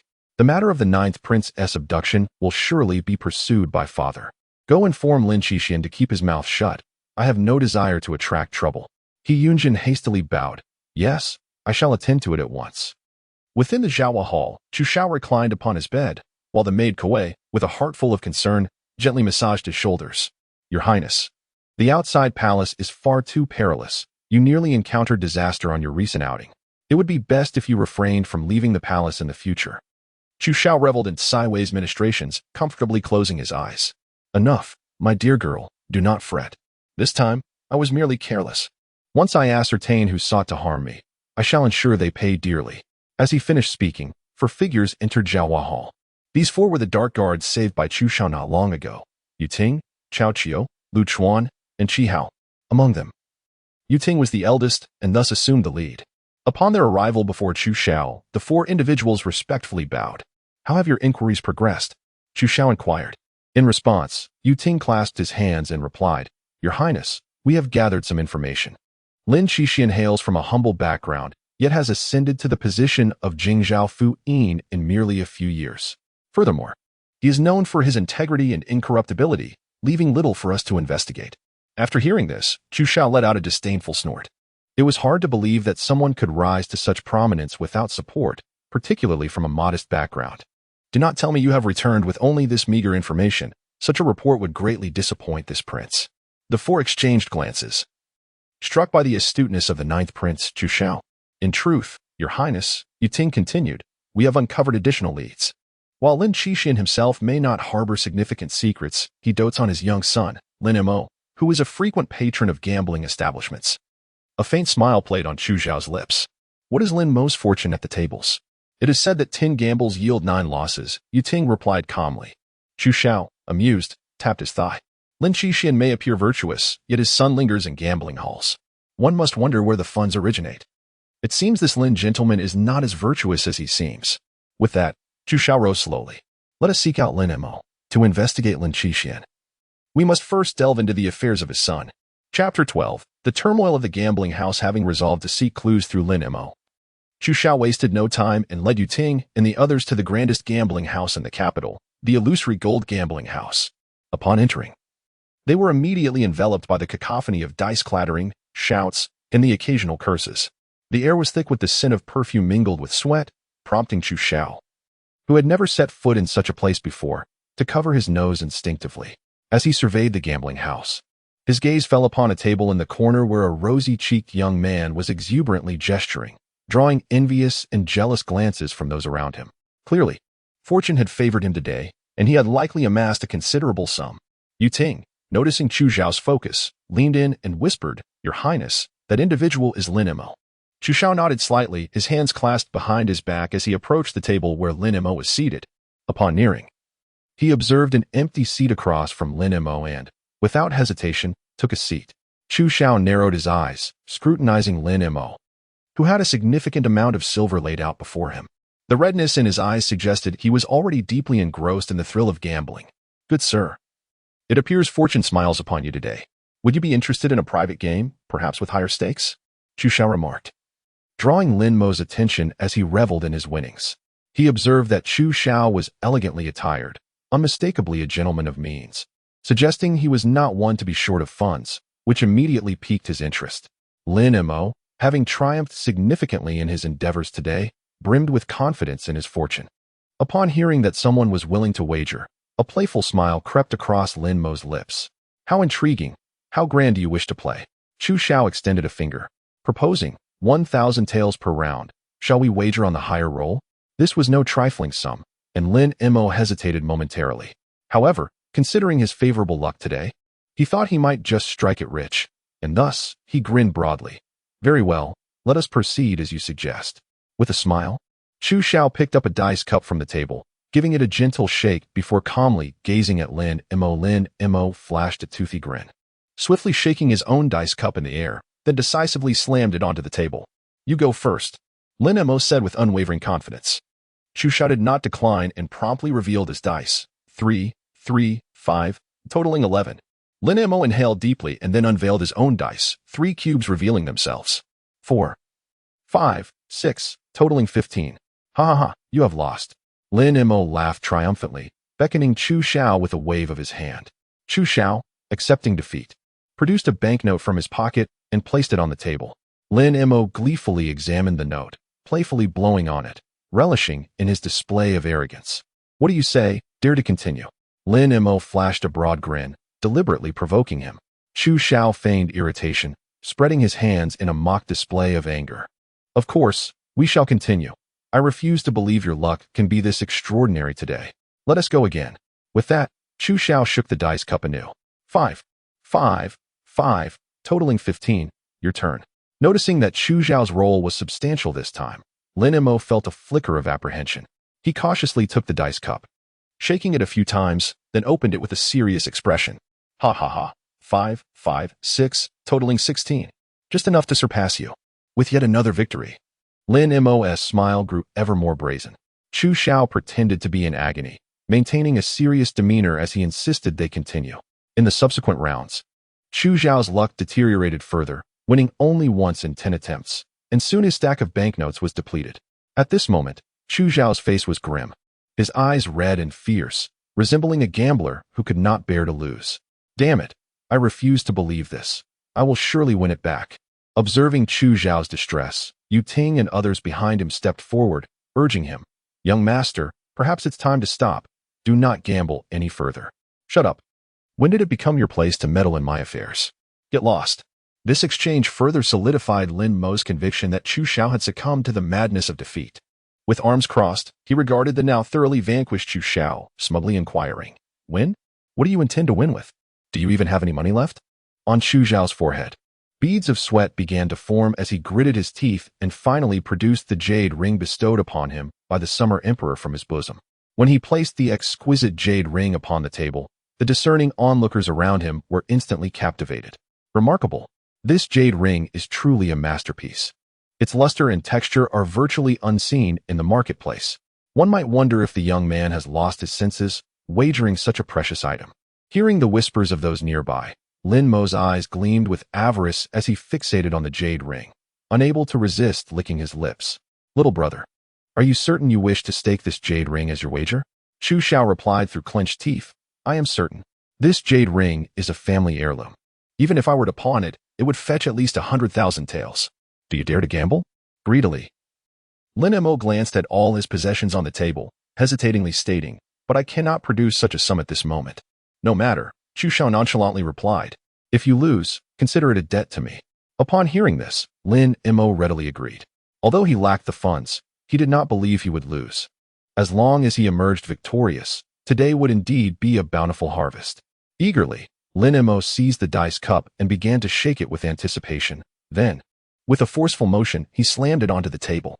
This time, he refrained from opening it immediately, instead closing his eyes and silently praying before gradually lifting the cup. The surrounding spectators held their breath, their eyes glued to Lin Mo's dice cup. When Lin Mo finally unveiled the cup, 3 dice revealed the numbers 5, 6, and 6. Ha ha ha. 17 points. What can you possibly use to defeat me? Convinced of his victory, Lin Mo reached for the jade ring on the table.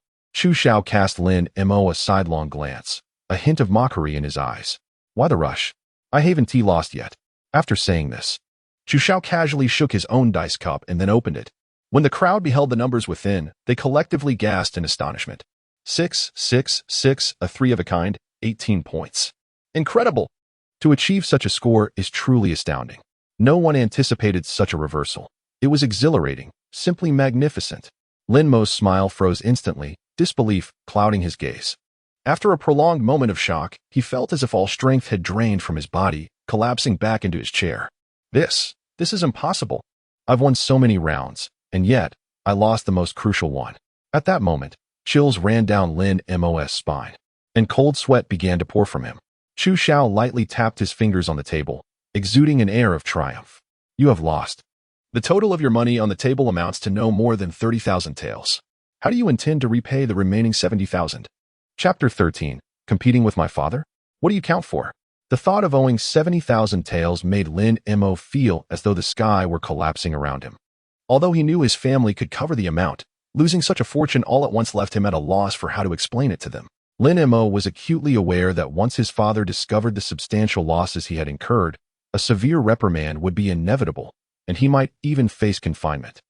Never to grace the gambling den with his presence again. Could you grant me another chance? Let us gamble once more. I assure you, I can recover my losses. Lin Mo exclaimed, rising in a flurry, his tone ingratiating as he addressed Chu Xiao. In uttering these words, Lin Mo felt a profound sense of uncertainty. He himself deemed the request rather audacious. However, the sting of such a significant loss left him unwilling to concede defeat, as he was convinced that fortune would favor him in the next round. Fortunately, Chu Xiao did not dismiss his proposal. With a slight smile, laced with a hint of derision and a sense of triumph, he replied, Very well, let us wager again, still at 100,000 taels per round. Are you certain you wish to proceed? Lin Mo's eyes sparkled with renewed hope, as if fearing Chu Xiao might retract his offer.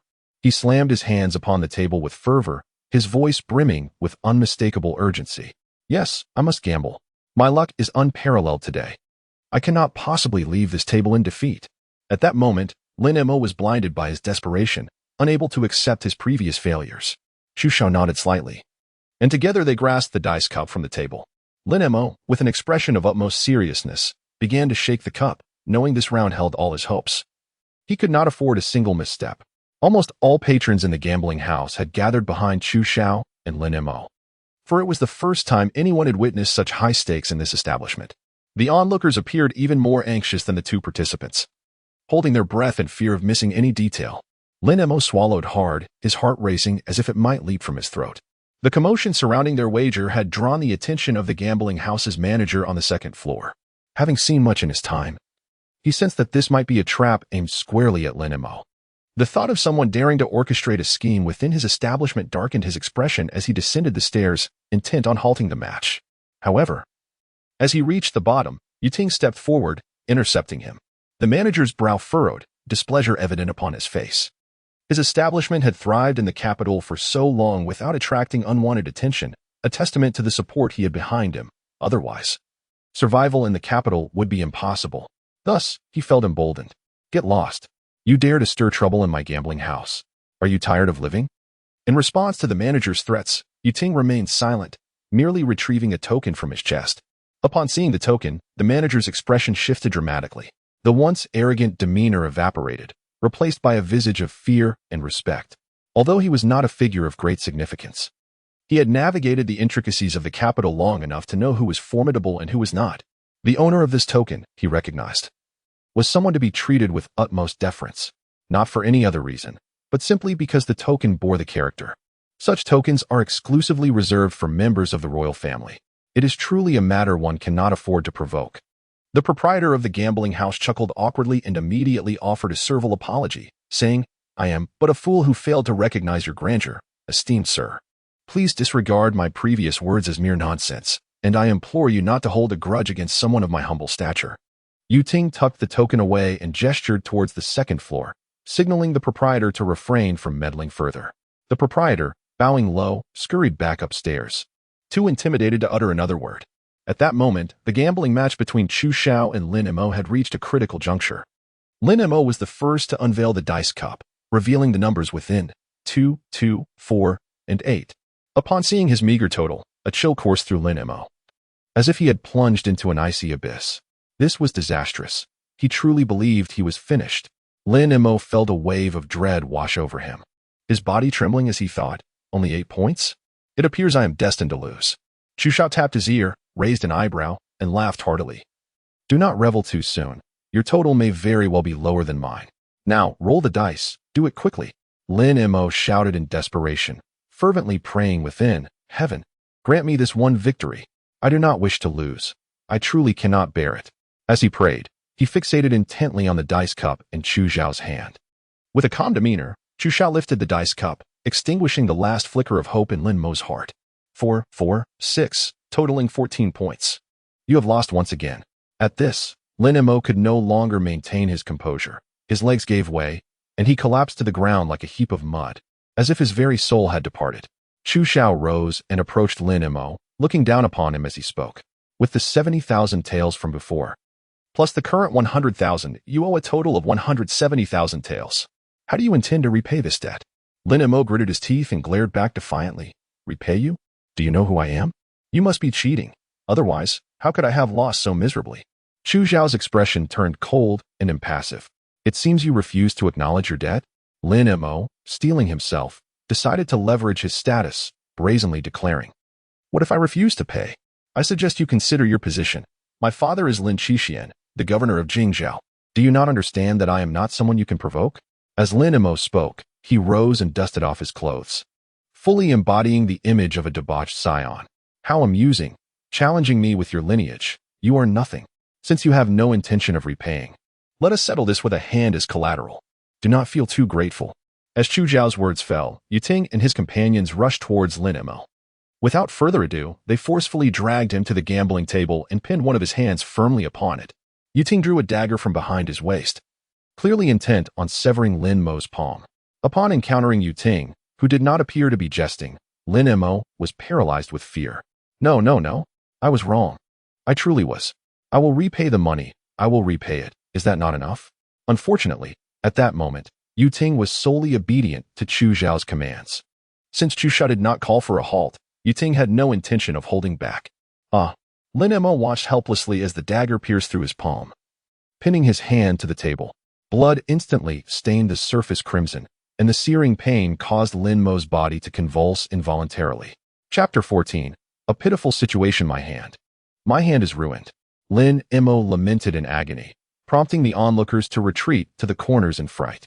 Such brutality was beyond comprehension. To stab a man's hand without provocation was horrifying, and the spectators now regarded Chu Xiao with palpable fear. Chu Xiao disregarded their apprehensive gazes, approaching Lin Mo with a smile, seizing his hair firmly as he spoke in a deceptively gentle tone. That strike was merely a token interest payment. Should you fail to repay, I fear it will not just be a hand that suffers.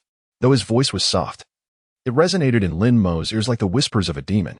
I will repay, I assure you. Please, spare me. A single strike had swiftly brought the arrogant Lin Mo to a harsh reality. Chu Xiao delivered a forceful slap to Lin Mo's head, saying, I preferred you when you were so defiantly proud. Now that you intend to repay, when do you plan to do so? Without hesitation, Lin Mo replied, Immediately. I will go home to fetch the money at once. Fool, do you think you can deceive me? Chu Xiao's demeanor shifted abruptly. Do not presume I am unaware. Your father is a virtuous official, living a life of integrity, never engaging in corruption. His annual salary as the magistrate is a mere 1,000 taels. Now, you owe me a staggering 170,000 taels. Even if you were to liquidate your assets, you could not repay it. Frankly, it would be better to cripple all your limbs, which would serve as a fitting retribution. Upon hearing Chu Xiao's threat, Lin Mo was consumed by terror and began to weep. No, I am not deceiving you. My family is wealthy, truly, exceedingly wealthy. Do not be misled by my father's facade of integrity. He receives considerable gifts annually. Trust me, please. Chu Xiao regarded Lin Mo with a knowing expression. Skepticism etched upon his face. Is that so? You should be aware that if you lie to me, you will suffer greatly. Lin Mo nodded fervently. Indeed. I would never dare deceive you. Though my home appears dilapidated, my father's study contains a wall concealing a treasure trove of gold, more than sufficient to repay your debt. Seeing Lin Mo's earnestness, Chu Xiao granted a slight nod. Very well, I shall take your word for it this once. With that, Chu Xiao commanded Yu Ting to bind Lin Mo and, with an imposing demeanor, they stormed towards the courtyard of Lin Qixian, the magistrate. Upon reaching the courtyard's entrance, Chu Xiao surveyed the humble fence and the dirt path within, unable to suppress a derisive smirk. My, you certainly live in modesty. Lin Mo chuckled nervously, hastily explaining. This is merely for show. My father will assuredly assist in repaying the money I owe you. Subsequently, Lin Mo took the initiative to lead the way, guiding Chu Xiao and his companions to the threshold of the study. At that moment, the magistrate of Jingzhou, Lin Qixian, was quietly engrossed in a book at his desk. However, in the blink of an eye, the door to the study was forcefully kicked open from the outside. The sudden commotion startled Lin Qixian, causing the book in his hands to tumble to the floor.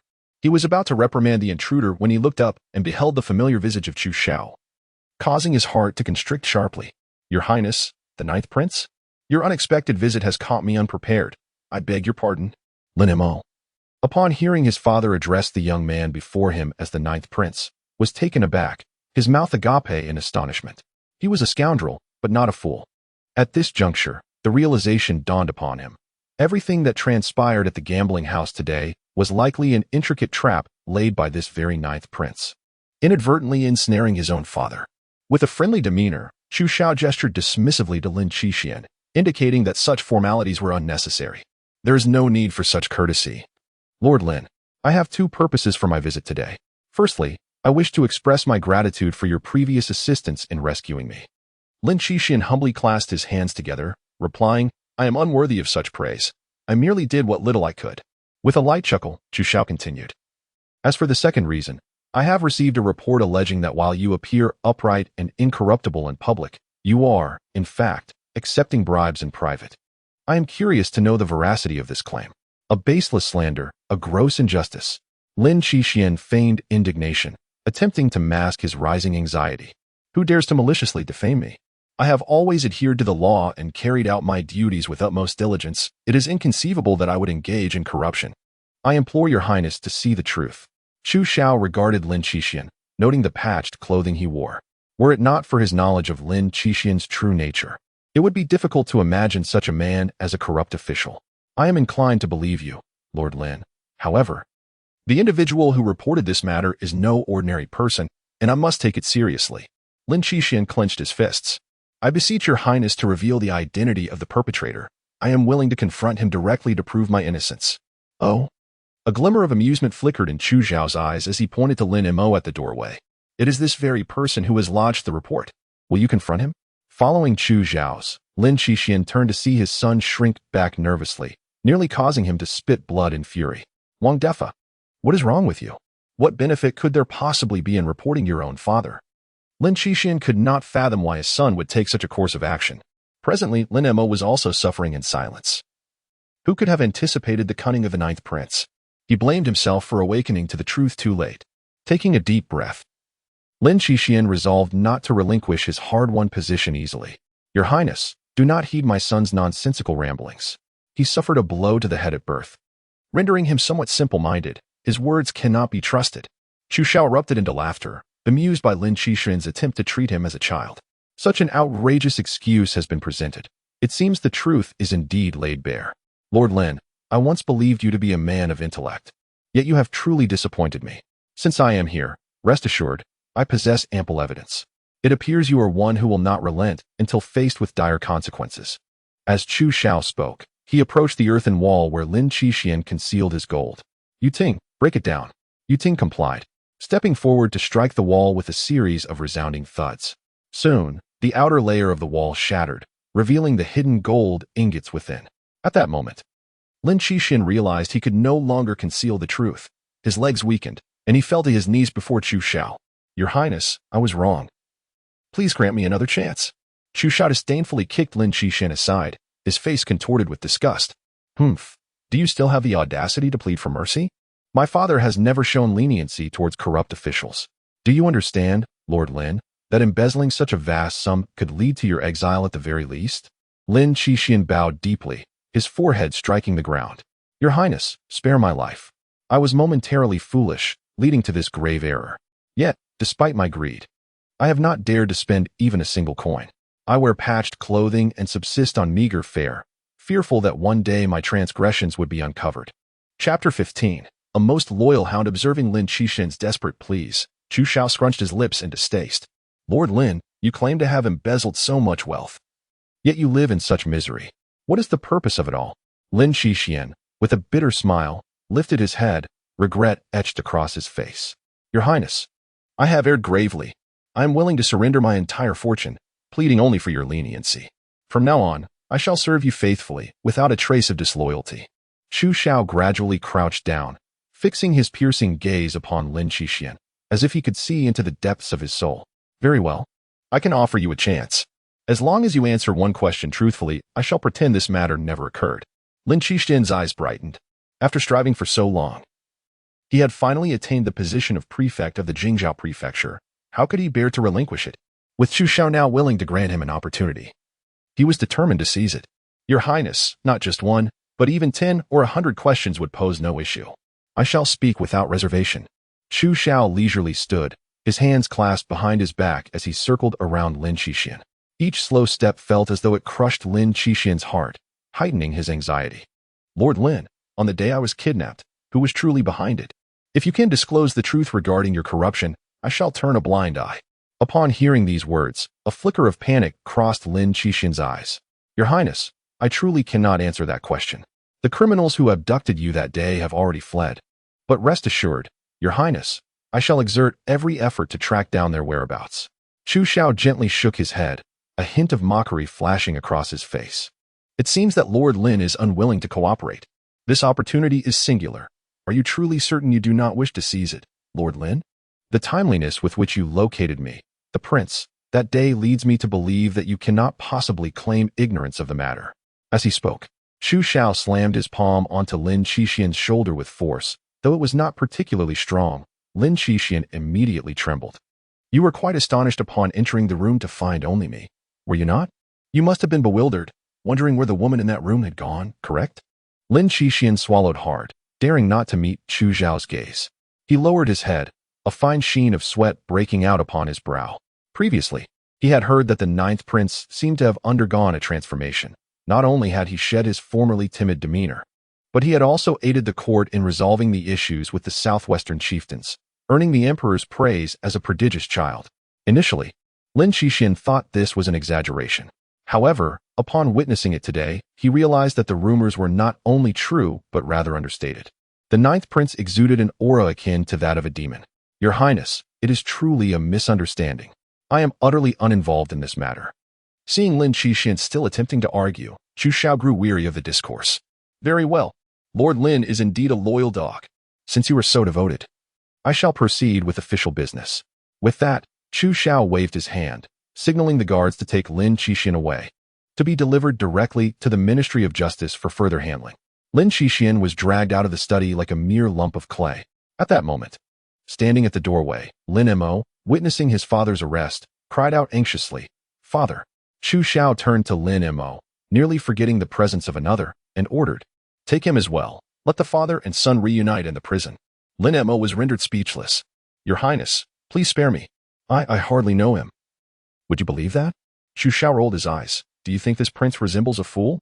Once Lin Qixian and his son were taken away, Yu Ting quietly inquired of Chu Xiao, Your Highness, do you require me to personally visit the Ministry of Justice? Our guards possess effective interrogation techniques. I will do my utmost to extract information from Lin Qixian. Chu Xiao shook his head, deeming it unnecessary. Lin Qixian, if he is not foolish, will certainly remain silent. Yu Ting was taken aback. Does Lin Qixian possess such audacity? It is not evident. Chu Xiao rolled his eyes and replied with irritation. This has nothing to do with audacity. Officials engaging in corruption are only sentenced to death if their crimes are particularly heinous. However, the abduction of a prince is a different matter altogether. Even if he is merely an accomplice, his fate is sealed, and his family will inevitably be implicated. Thus, Lin Qixian will never admit any connection to the kidnapping. After listening to Chu Xiao's words, Yu Ting found them exceedingly reasonable, which only deepened his confusion. If His Highness was already aware that Lin Qixian would not easily speak, why go to such great lengths to capture him? Chu Xiao raised his gaze and slowly began to speak. This prince has apprehended Lin Qixian solely to instill a sense of anxiety in those behind him. Regardless of their identity, upon learning that Lin Qixian has been detained in the Ministry of Punishment, they will undoubtedly fear his potential revelations, prompting them to take action. At that juncture, all we need to do is keep a close watch on Lin Qixian, and we shall surely uncover those who truly wish to harm this prince. At that moment, Yu Ting was utterly in awe of Chu Xiao's brilliance. Truly remarkable. He extended his thumb, exclaiming in admiration. Everything unfolded precisely as Chu Xiao had anticipated. Upon learning of Lin Qixian's capture, the Eastern Palace quickly descended into chaos. What has happened? Why on earth is Lin Qixian imprisoned in the Ministry of Punishment? Damn it! Could it be that the Emperor has already caught wind of something? In the Eastern Palace, Crown Prince Chu Yuan broke into a cold sweat upon receiving this news. The captain of the guards, He Yunjin, noticing Chu Yuan's alarm, hurriedly reassured him, "Your Highness, the situation may not be as dire as we fear. I have already inquired. And the reason for Lin Qixian's arrest is that the ninth prince discovered evidence of his corruption." Upon hearing this, Chu Yuan felt no relief. Instead, his anxiety intensified. "You fool. If the ninth suddenly targets Lin Qixian, it must mean he has uncovered something. Otherwise, what a coincidence it would be." He Yunjin's heart raced with alarm as he nervously asked, "What shall we do, Your Highness?" "To be cautious. Should I infiltrate the Ministry of Punishment and find a way to silence Lin Qixian?" Chu Yuan rubbed his temples and paced back and forth. "No. The ministry is heavily guarded. If you act recklessly and fail, it will certainly implicate me. However, Lin Qixian cannot be left alive. I must devise a plan to ensure he remains silent." Chapter 16. How ruthless is this crown prince? In the Ministry of Punishment's prison. Ever since Lin Qixian was confined there, he had been consumed by unease. Initially, he anticipated enduring inhumane torture, even preparing himself to remain tight-lipped at all costs. Yet, to his astonishment, once imprisoned, he faced no torment beyond the normal interrogation. This unexpected lack of suffering did not bring him joy.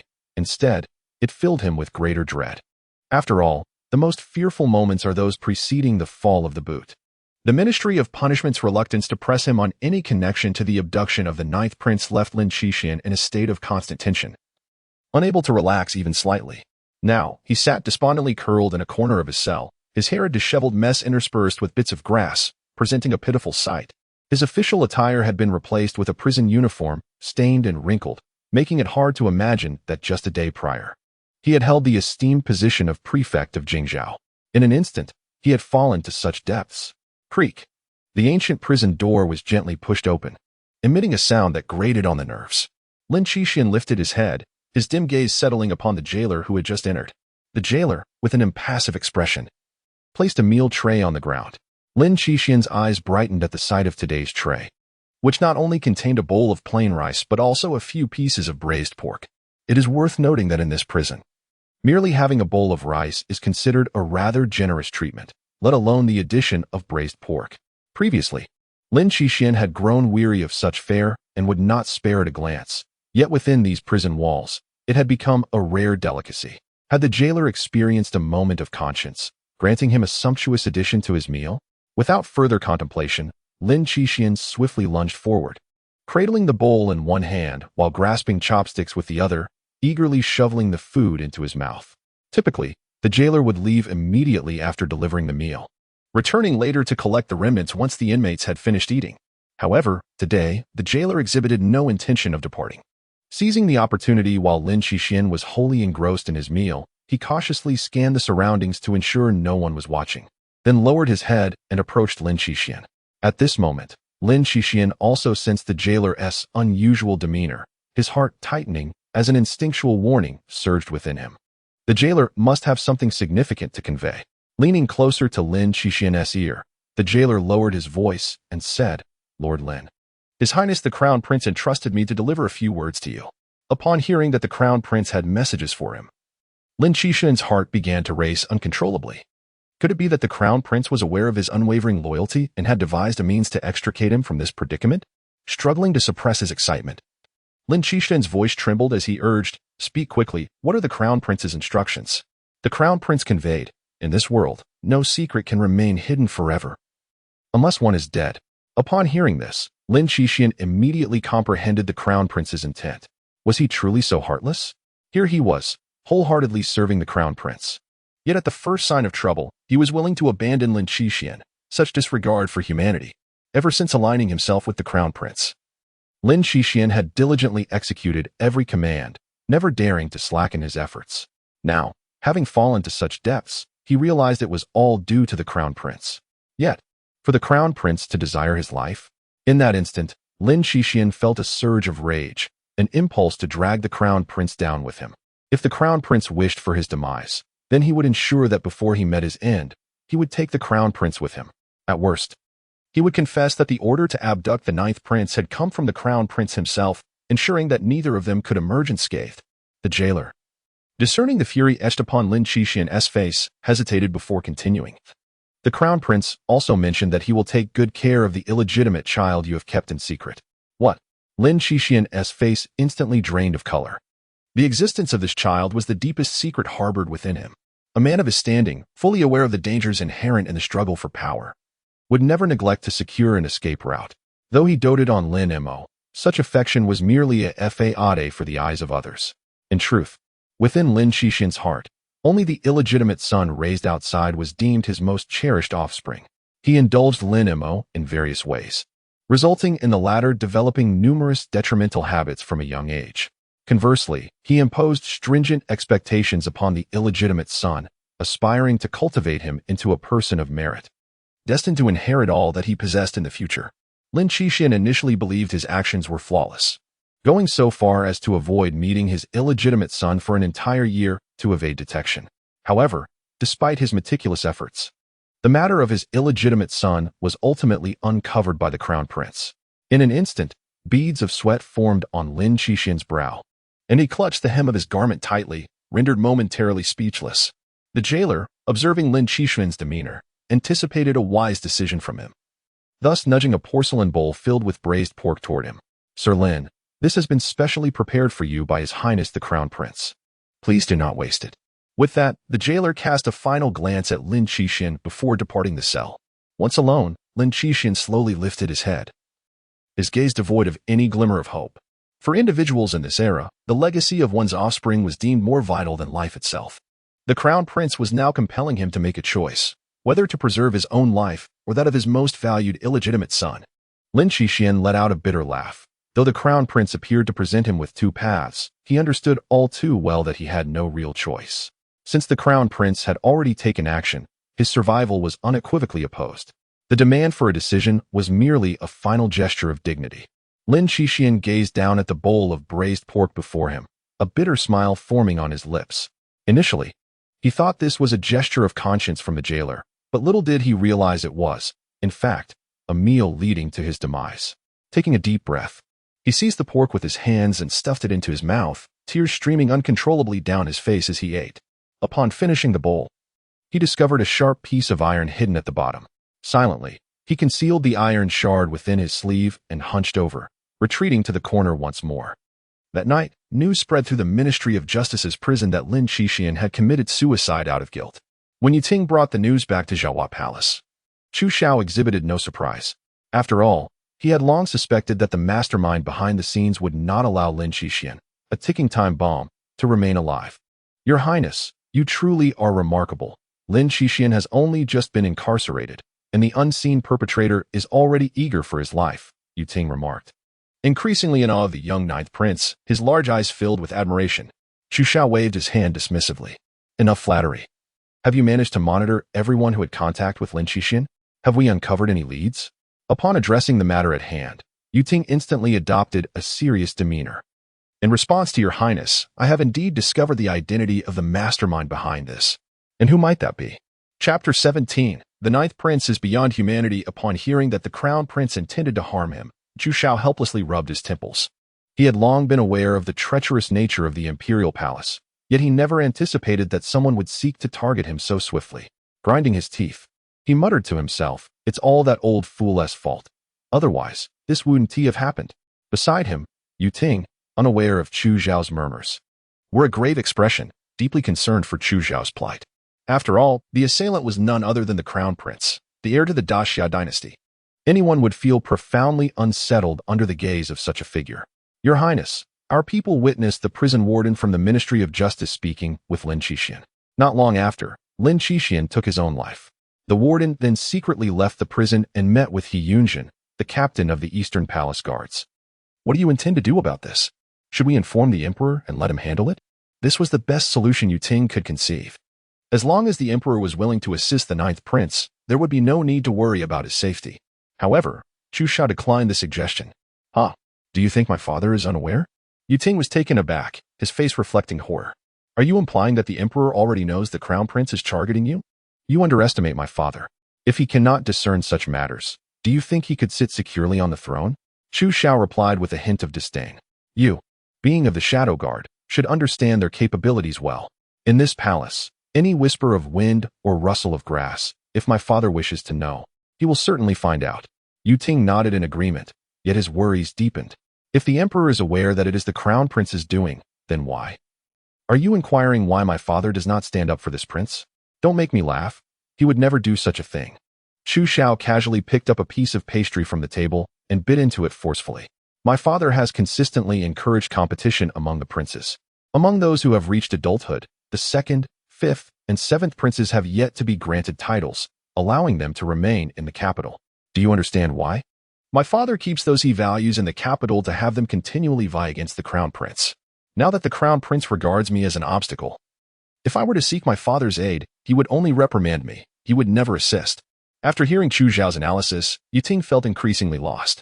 Then what do you plan to do, Your Highness? The crown prince has numerous supporters in court. You are certainly no match for him. Perhaps you could find an opportunity to have a good discussion with the crown prince. It might transform conflict into harmony. Chu Xiao regarded Yu Ting with an expression of disdain, the corners of his mouth twitching as he earnestly replied, Is the threshold for your shadow guard so low? If all in the shadow guard are as naive as you, then I truly must worry for my father's safety. Yu Ting's face flushed in embarrassment, realizing that the ninth prince was indeed expressing his disdain for his foolishness. Your Highness, did I say something wrong? Chu Xiao scoffed. You are not entirely mistaken. The prince's faction is indeed vast, a realm where this prince cannot compete. However, even if I were to submit to the crown prince, do you believe he would spare me? Moreover, while I am disinclined to engage in conflict, I am not devoid of temper. Yu Ting cautiously lifted his head. By the way, Your Highness, there is another matter I must inform you of. Speak. I have discovered that the crown prince's people have been covertly observing Zhaohua Palace. Therefore, if Your Highness truly intends to oppose the crown prince, caution is imperative. As Chu Xiao fell into silence, he lightly tapped the table with his fingers. With the new year approaching, it was customary for the emperor to host a grand banquet before the festivities, inviting both civil and military officials along with their families to celebrate within the palace. Yu Ting nodded. Indeed, since the founding of the dynasty by the great ancestor, this has been the tradition. A playful smile curled at the corners of Chu Xiao's mouth. During each grand banquet, there are various performances. And father holds a particular fondness for poetry, thus it is certain that there will be competitions. Yu Ting nodded again. His Majesty is accomplished in both literature and martial arts, and he greatly admires those with exceptional talents. Come closer. Chu Xiao beckoned to Yu Ting, who immediately bent down to listen. In a few days, I need you to carry out a task for me. Days later, within the Eastern Palace, the warm winter sun streamed through the window, casting a glow upon the desk. Crown Prince Chu Yuan sat there, deeply engrossed, penning his recent poetic musings. His earnestness stemmed from a desire to shine brightly at the upcoming banquet, thereby earning the emperor's commendation. Just as Chu Yuan became lost in thought, He Yunjung abruptly pushed open the study door. Your Highness, I have urgent matters to report. Chu Yuan frowned, though interrupted. He recognized that He Yunjung would not be so reckless unless it was of significant importance. Speak. He Yunjung raised his head, cupping his hands in respect towards Chu Yuan. Your Highness, our informants at Zhaohua Palace have just reported that the ninth prince is wholeheartedly preparing poetry for the banquet. Chu Yuan shrugged dismissively. What of it? Every year, during the banquet, everyone strives to showcase their talents, but only those who can truly capture Father's attention will succeed. He Yunjung bit his lip, his anxiety evident as he replied, Your Highness, it is said that this time the ninth prince is exceptionally well prepared, and he possesses a remarkable talent for poetry. Chu Yuan glanced at He Yunjung with displeasure. What? Do you doubt my ability to surpass him? He Yunjung yearned to flatter the crown prince, but ultimately remained silent. Observing He Yunjung's expression, Chu Yuan discerned his true thoughts. Setting down his brush, he inquired with curiosity. What has the ninth prince written that leads you to believe I cannot contend with him? Yunjung hesitated for a moment, stammering. The ninth prince has compiled a poetry collection, containing at least 100 exquisite pieces. Nonsense, Chu Yuan retorted without a second thought. Poetry that stands the test of time. Becoming masterpieces is often a rarity. Indeed, most individuals spend their entire lives without composing a single piece worthy of such acclaim. Do you truly believe that the ninth prince could craft over 100 such works? He must think of me as a fool. Yuanzhang, feeling aggrieved, produced a volume of poetry from his bosom and respectfully presented it to Chu Yuan. My lord, I too was initially skeptical. Yet these poems were transcribed from His Highness's study. Please, see for yourself. The crown prince, Chu Yuan, disdainfully accepted the volume, casually flipping through a few pages. Upon reading, his eyes widened in astonishment. Is this truly human? As the crown prince, his abilities were undeniable, particularly his discerning taste in poetry. However, upon encountering these transcriptions, he felt as though struck by lightning. To speak without exaggeration, Chu Yuan believed that this collection of poems alone could propel the ninth prince, Chu Xiao, to legendary status in the literary world. The mere thought of such a scenario ignited a tempest of jealousy within him. Chapter 18. Elevate the ninth prince to the pinnacle. Why should it be so? Why does fate bestow such favor upon the ninth prince? Chu Yuan felt his composure shattering. He glanced at the poetry collection in his hands and then at the few verses he had painstakingly crafted on the table. The most disheartening thing for a person is comparison. The crown prince lamented that his own poetry paled in comparison to the works of the ninth prince, akin to the difference between human and canine.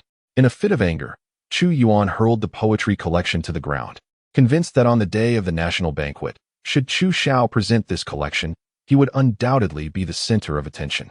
Yuanjing understood the crown prince's turmoil. Despite being a mere guard, he felt an indescribable pressure upon witnessing the ninth prince's poetic prowess. Initially, Yuanjing anticipated that Chu Yuan would remain disheartened for an extended period, yet to his surprise, not long after, the crown prince wore a peculiar smile upon his previously contorted visage. With a cheerful demeanor, Chu Yuan picked up the poetry collection from the floor, dusted it off with care, and cradled it to his chest. Witnessing this transformation, Yuanzhang was taken aback, pondering if the crown prince had succumbed to madness. For his shift in disposition was startlingly swift. Your Highness, are you quite well? Yuanzhang inquired with concern.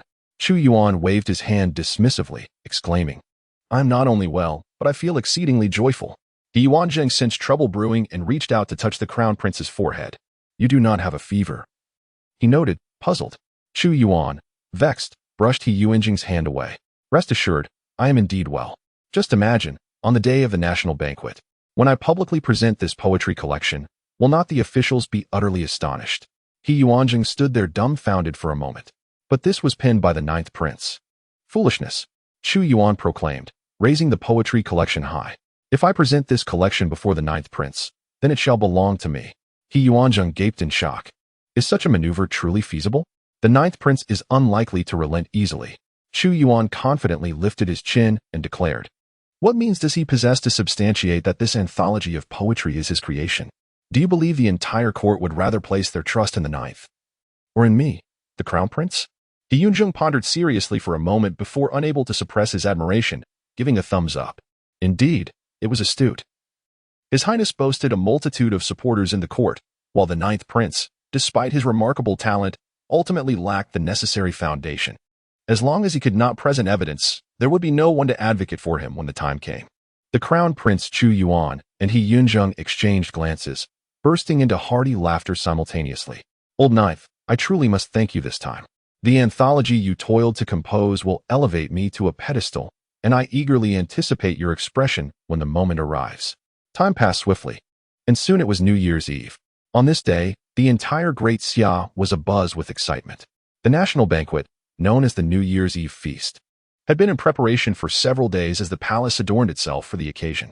Before the sun had fully set, officials began to arrive at the palace with their families.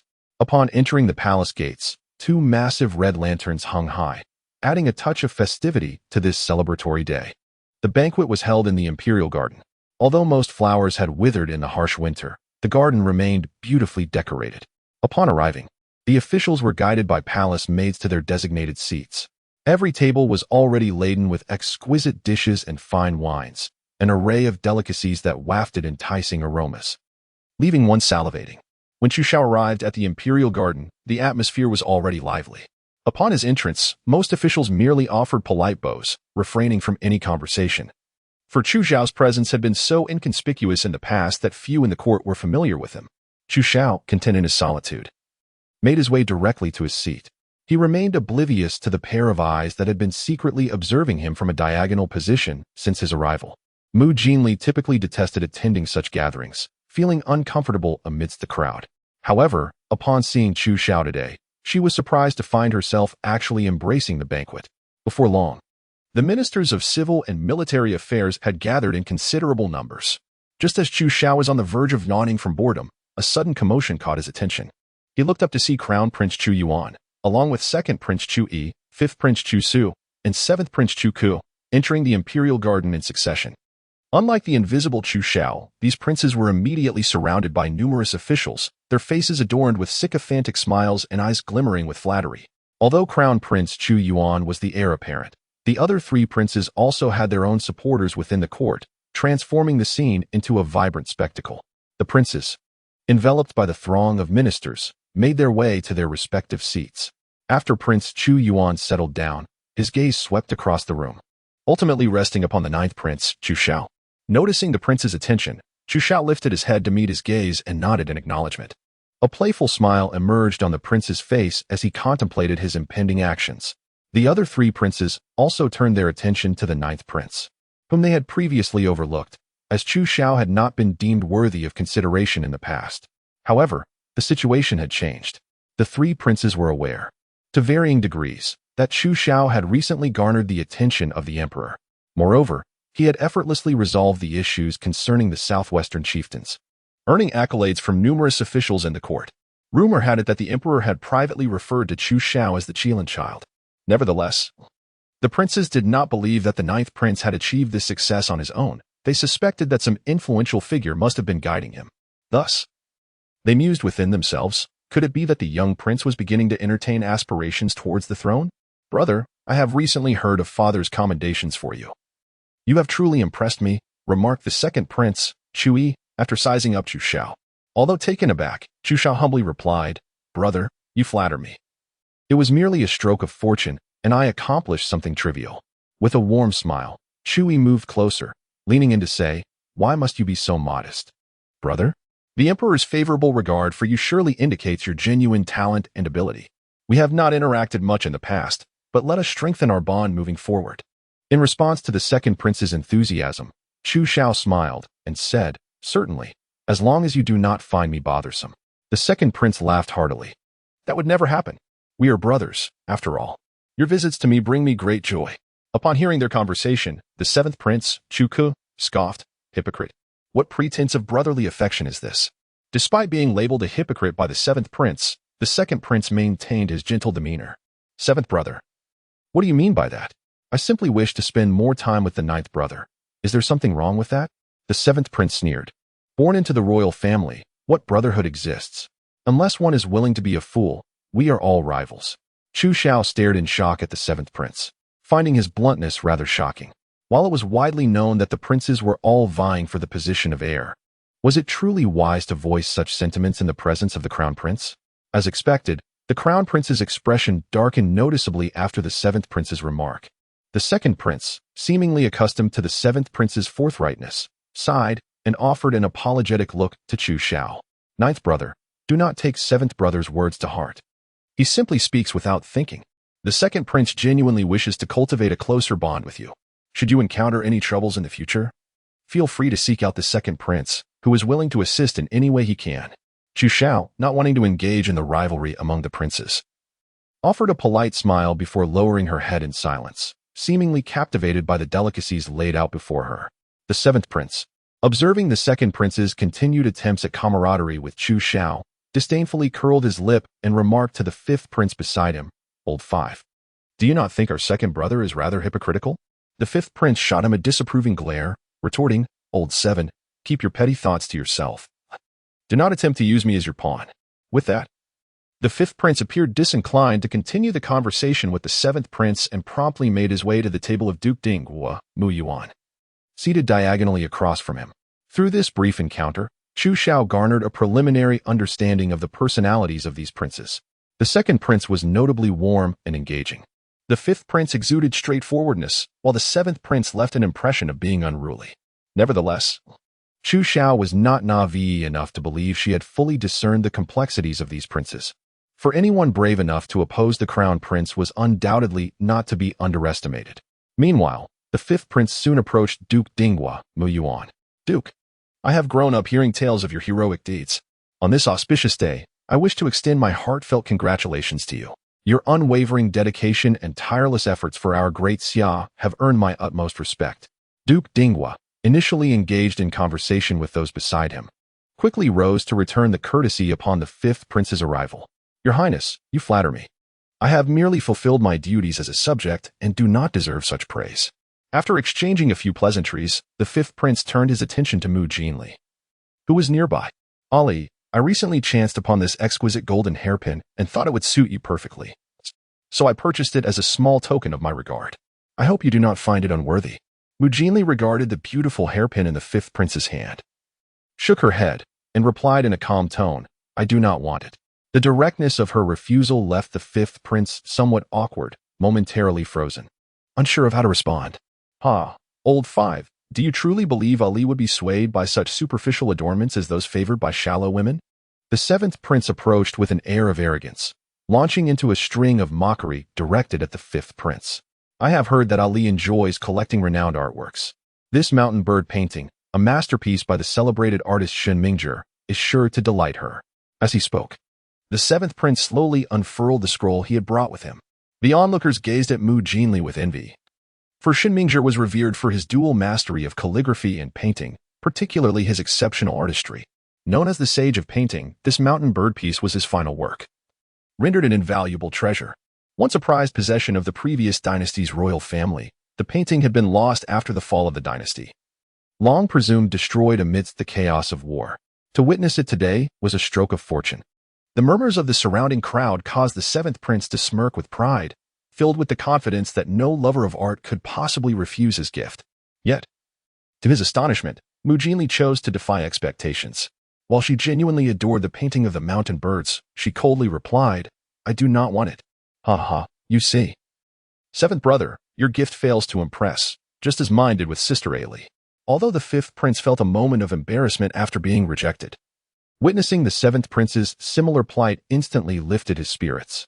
Chu Xiao lifted his gaze to observe the lively scene, surprised by the popularity of the young Mu Jinli. However, he quickly dismissed the thought, merely glancing before returning to his efforts to blend into the background. Meanwhile, the crown prince and the second prince, though they did not approach to offer gifts, exchanged glances that betrayed a hint of regret. Not only was Mu Jinli blessed with unparalleled beauty, but she was also the treasured jewel of the Duke of Stability. Although the Duke had long since retired from military command, half of the current military leaders had once served under him, making his connections formidable. Anyone fortunate enough to marry Mu Jinli would gain the Duke's support, an influence that could not be overlooked. Alas, both the crown prince and the second prince were already wed and given Mu Jinli's status. It was inconceivable for her to become a concubine. Thus, they could only watch as the fifth and seventh princes pursued her. After being rebuffed by Mu Jinli, the fifth and seventh princes reluctantly returned to their seats, yet their unwilling expressions indicated that they would not easily concede defeat. After observing the festivities for a while, the voice of Chief Eunuch Chang Shun resonated from outside the imperial garden. His Majesty has arrived. Upon hearing of the emperor's approach, all officials ceased their laughter, adopting serious expressions as they stood to receive him. Moments later, the emperor, clad in a resplendent bright yellow dragon robe and wearing a gentle smile, entered the garden hand in hand with the empress. Chu Xiao hastily adjusted his attire and, along with the officials, bowed in unison. Long live the emperor. The emperor smiled and nodded, proceeding to the front of the dragon throne, where he gracefully turned and sat down. You may rise, my ministers. Today is a national banquet, so let us all relax a bit. The officials slowly stood, yet despite the emperor's words, no one dared to show the slightest sign of laxity, maintaining their respectful demeanor.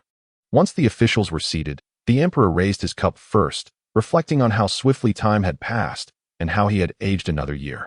In the past year, our Great Xia has enjoyed favorable weather and peace among its people, all thanks to your diligent efforts. Now, let us raise our glasses to wish for the prosperity of our Great Xia. The officials promptly lifted their cups, shouting in unison, to the prosperity of our Great Xia. The emperor took a gentle sip of his wine, nodding in satisfaction. Seeing that the time was right, Changshan raised his head and lightly waved his hand. Musicians, play, and dancers, begin.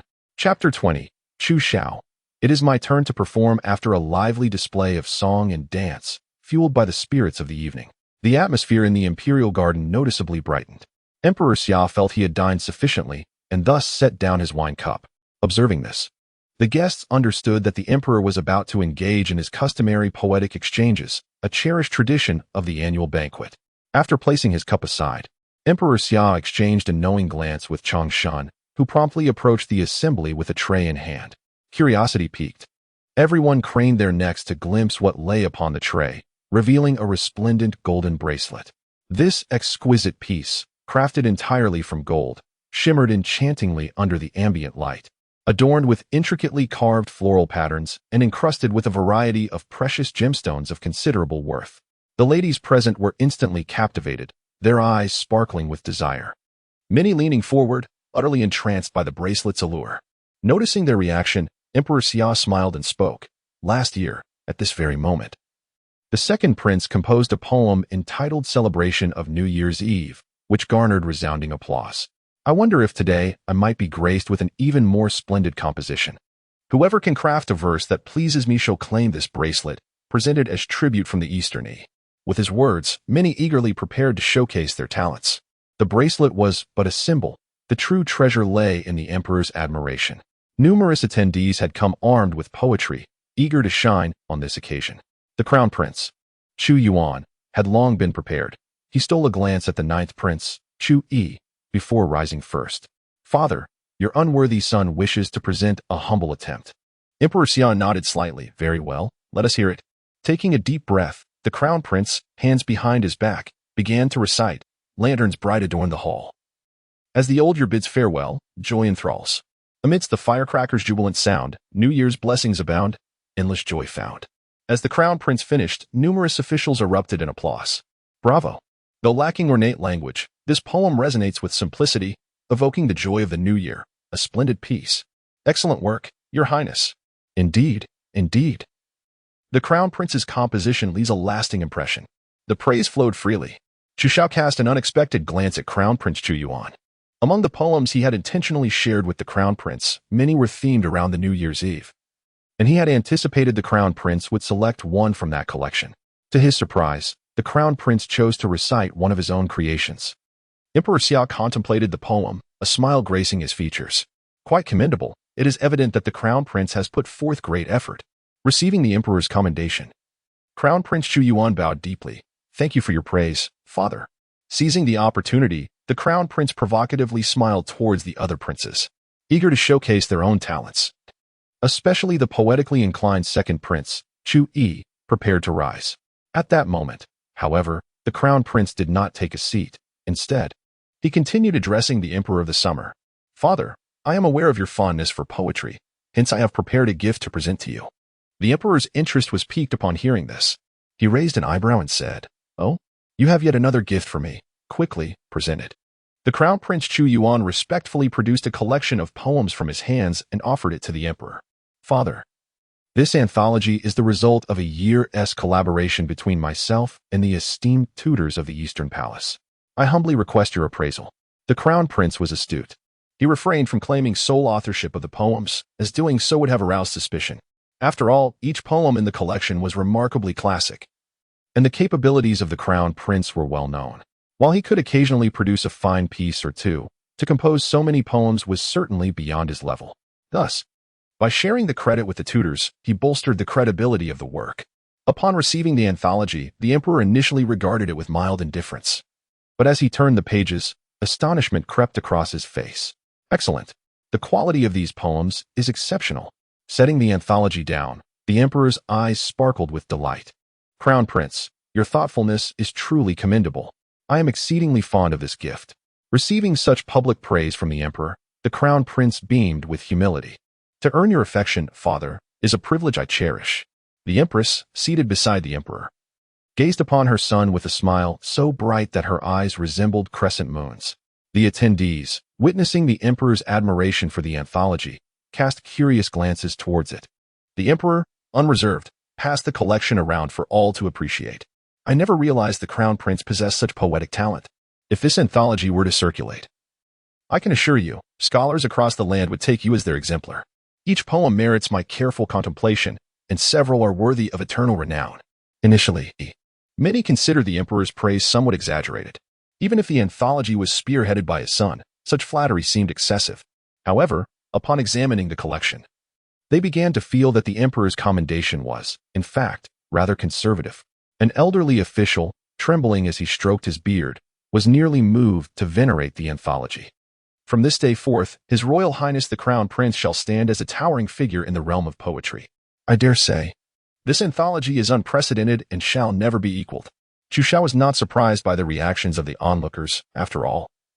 The poems presented were masterpieces that had endured through centuries in his previous life, each one a paragon of literary excellence.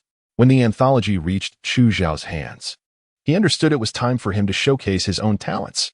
Upon receiving the anthology, Chu Xiao maintained a composed demeanor as he flipped through several pages, then abruptly stood up. Initially, the audience assumed he was overwhelmed with excitement at the sight of such fine works. But soon they discerned that his expression was not one of exhilaration, but rather of indignation. At this moment, Chu Xiao's face was flushed, his eyes fixed intently on the poetry collection, his expression reminiscent of one who is ravenous for flesh. Father, this collection of poems was not written by the crown prince, but by me. Chu Xiao's voice, echoing with the sorrow of a cuckoo's lament, rendered the entire imperial garden silent. The emperor's countenance shifted, his gaze flickering between the crown prince and Chu Xiao. Do you understand the gravity of your words? Chu Xiao clenched his fists and shouted, enunciating each word. I am well aware. Every poem in this collection is a product of my heart and soul. Yet why does the crown prince claim it as his own? This is utterly unjust. The emperor furrowed his brow and turned to Crown Prince Chu Yuan, inquiring, how do you explain this? Crown Prince Chu Yuan, unfazed, replied, Father, I do not comprehend why the ninth brother would slander me. This poetry collection was indeed compiled by myself and the instructors of the Eastern Palace. It is irrefutable, and my conscience is clear. In the ensuing chapter, the accused Chu Xiao, the crown prince, and the ninth prince stood firmly in their respective positions, yet the overwhelming majority present chose to believe the crown prince. Absurd. Ninth prince, you claim this collection is solely your creation? That is simply implausible. Others echoed, indeed, every piece in this compilation is of exceptional quality. It is a rare feat for an ordinary individual to produce even one or two commendable works. How could an entire collection be the work of a single person? Surely, the ninth prince is envious of the crown prince's accomplishments and seeks to claim credit. We are not fools. We can discern who is lying. The surrounding officials pointed and whispered at Chu Xiao, with scarcely anyone believing that he could have authored the entire poetry collection alone. Crown Prince Chu Yuan had anticipated this scenario, so when he witnessed Chu Xiao being pointed at by the masses, he feigned a benevolent demeanor and approached him. Ninth brother, I understand your jealousy towards me, but you cannot utter such falsehoods in front of father. Do you realize this is an act of treason? Quickly apologize to father. Should he forgive you, I shall overlook your recklessness today. The crown prince's feigned compassion garnered praise from many officials. The crown prince is indeed benevolent. How magnanimous he is not to hold the ninth prince's unruly behavior against him. Indeed, the crown prince's support for his brother sets a commendable example for the nation. Ninth prince, do confess your errors swiftly to avoid incurring the emperor's wrath. The crowd rallied, each voice contributing to the chorus supporting Crown Prince Chu Yuan. Observing the ninth Prince Chu Xiao's isolation, Mu Jinli's previously calm expression contorted with concern. Duke Mu Yuan, watching the unfolding drama with amusement, had always maintained neutrality in the power struggles, intending to remain uninvolved in the conflict between the Crown Prince and the ninth Prince. Yet, at that moment, he felt a gentle tug on his sleeve. Curious, Duke Mu Yuan turned to see his beloved granddaughter, her face etched with distress and her eyes pleadingly fixed upon him. The Duke was taken aback, his mouth agape in astonishment. He had cared for Mu Jinli for over a decade, yet it was the first time he witnessed such a plethora of expressions on her face, leaving him feeling as if he were in a dream. Ali, why do you wear such a wronged expression? Has someone been unkind to you? Mu Jinli pouted slightly and softly uttered 3 words. Help him. Help whom?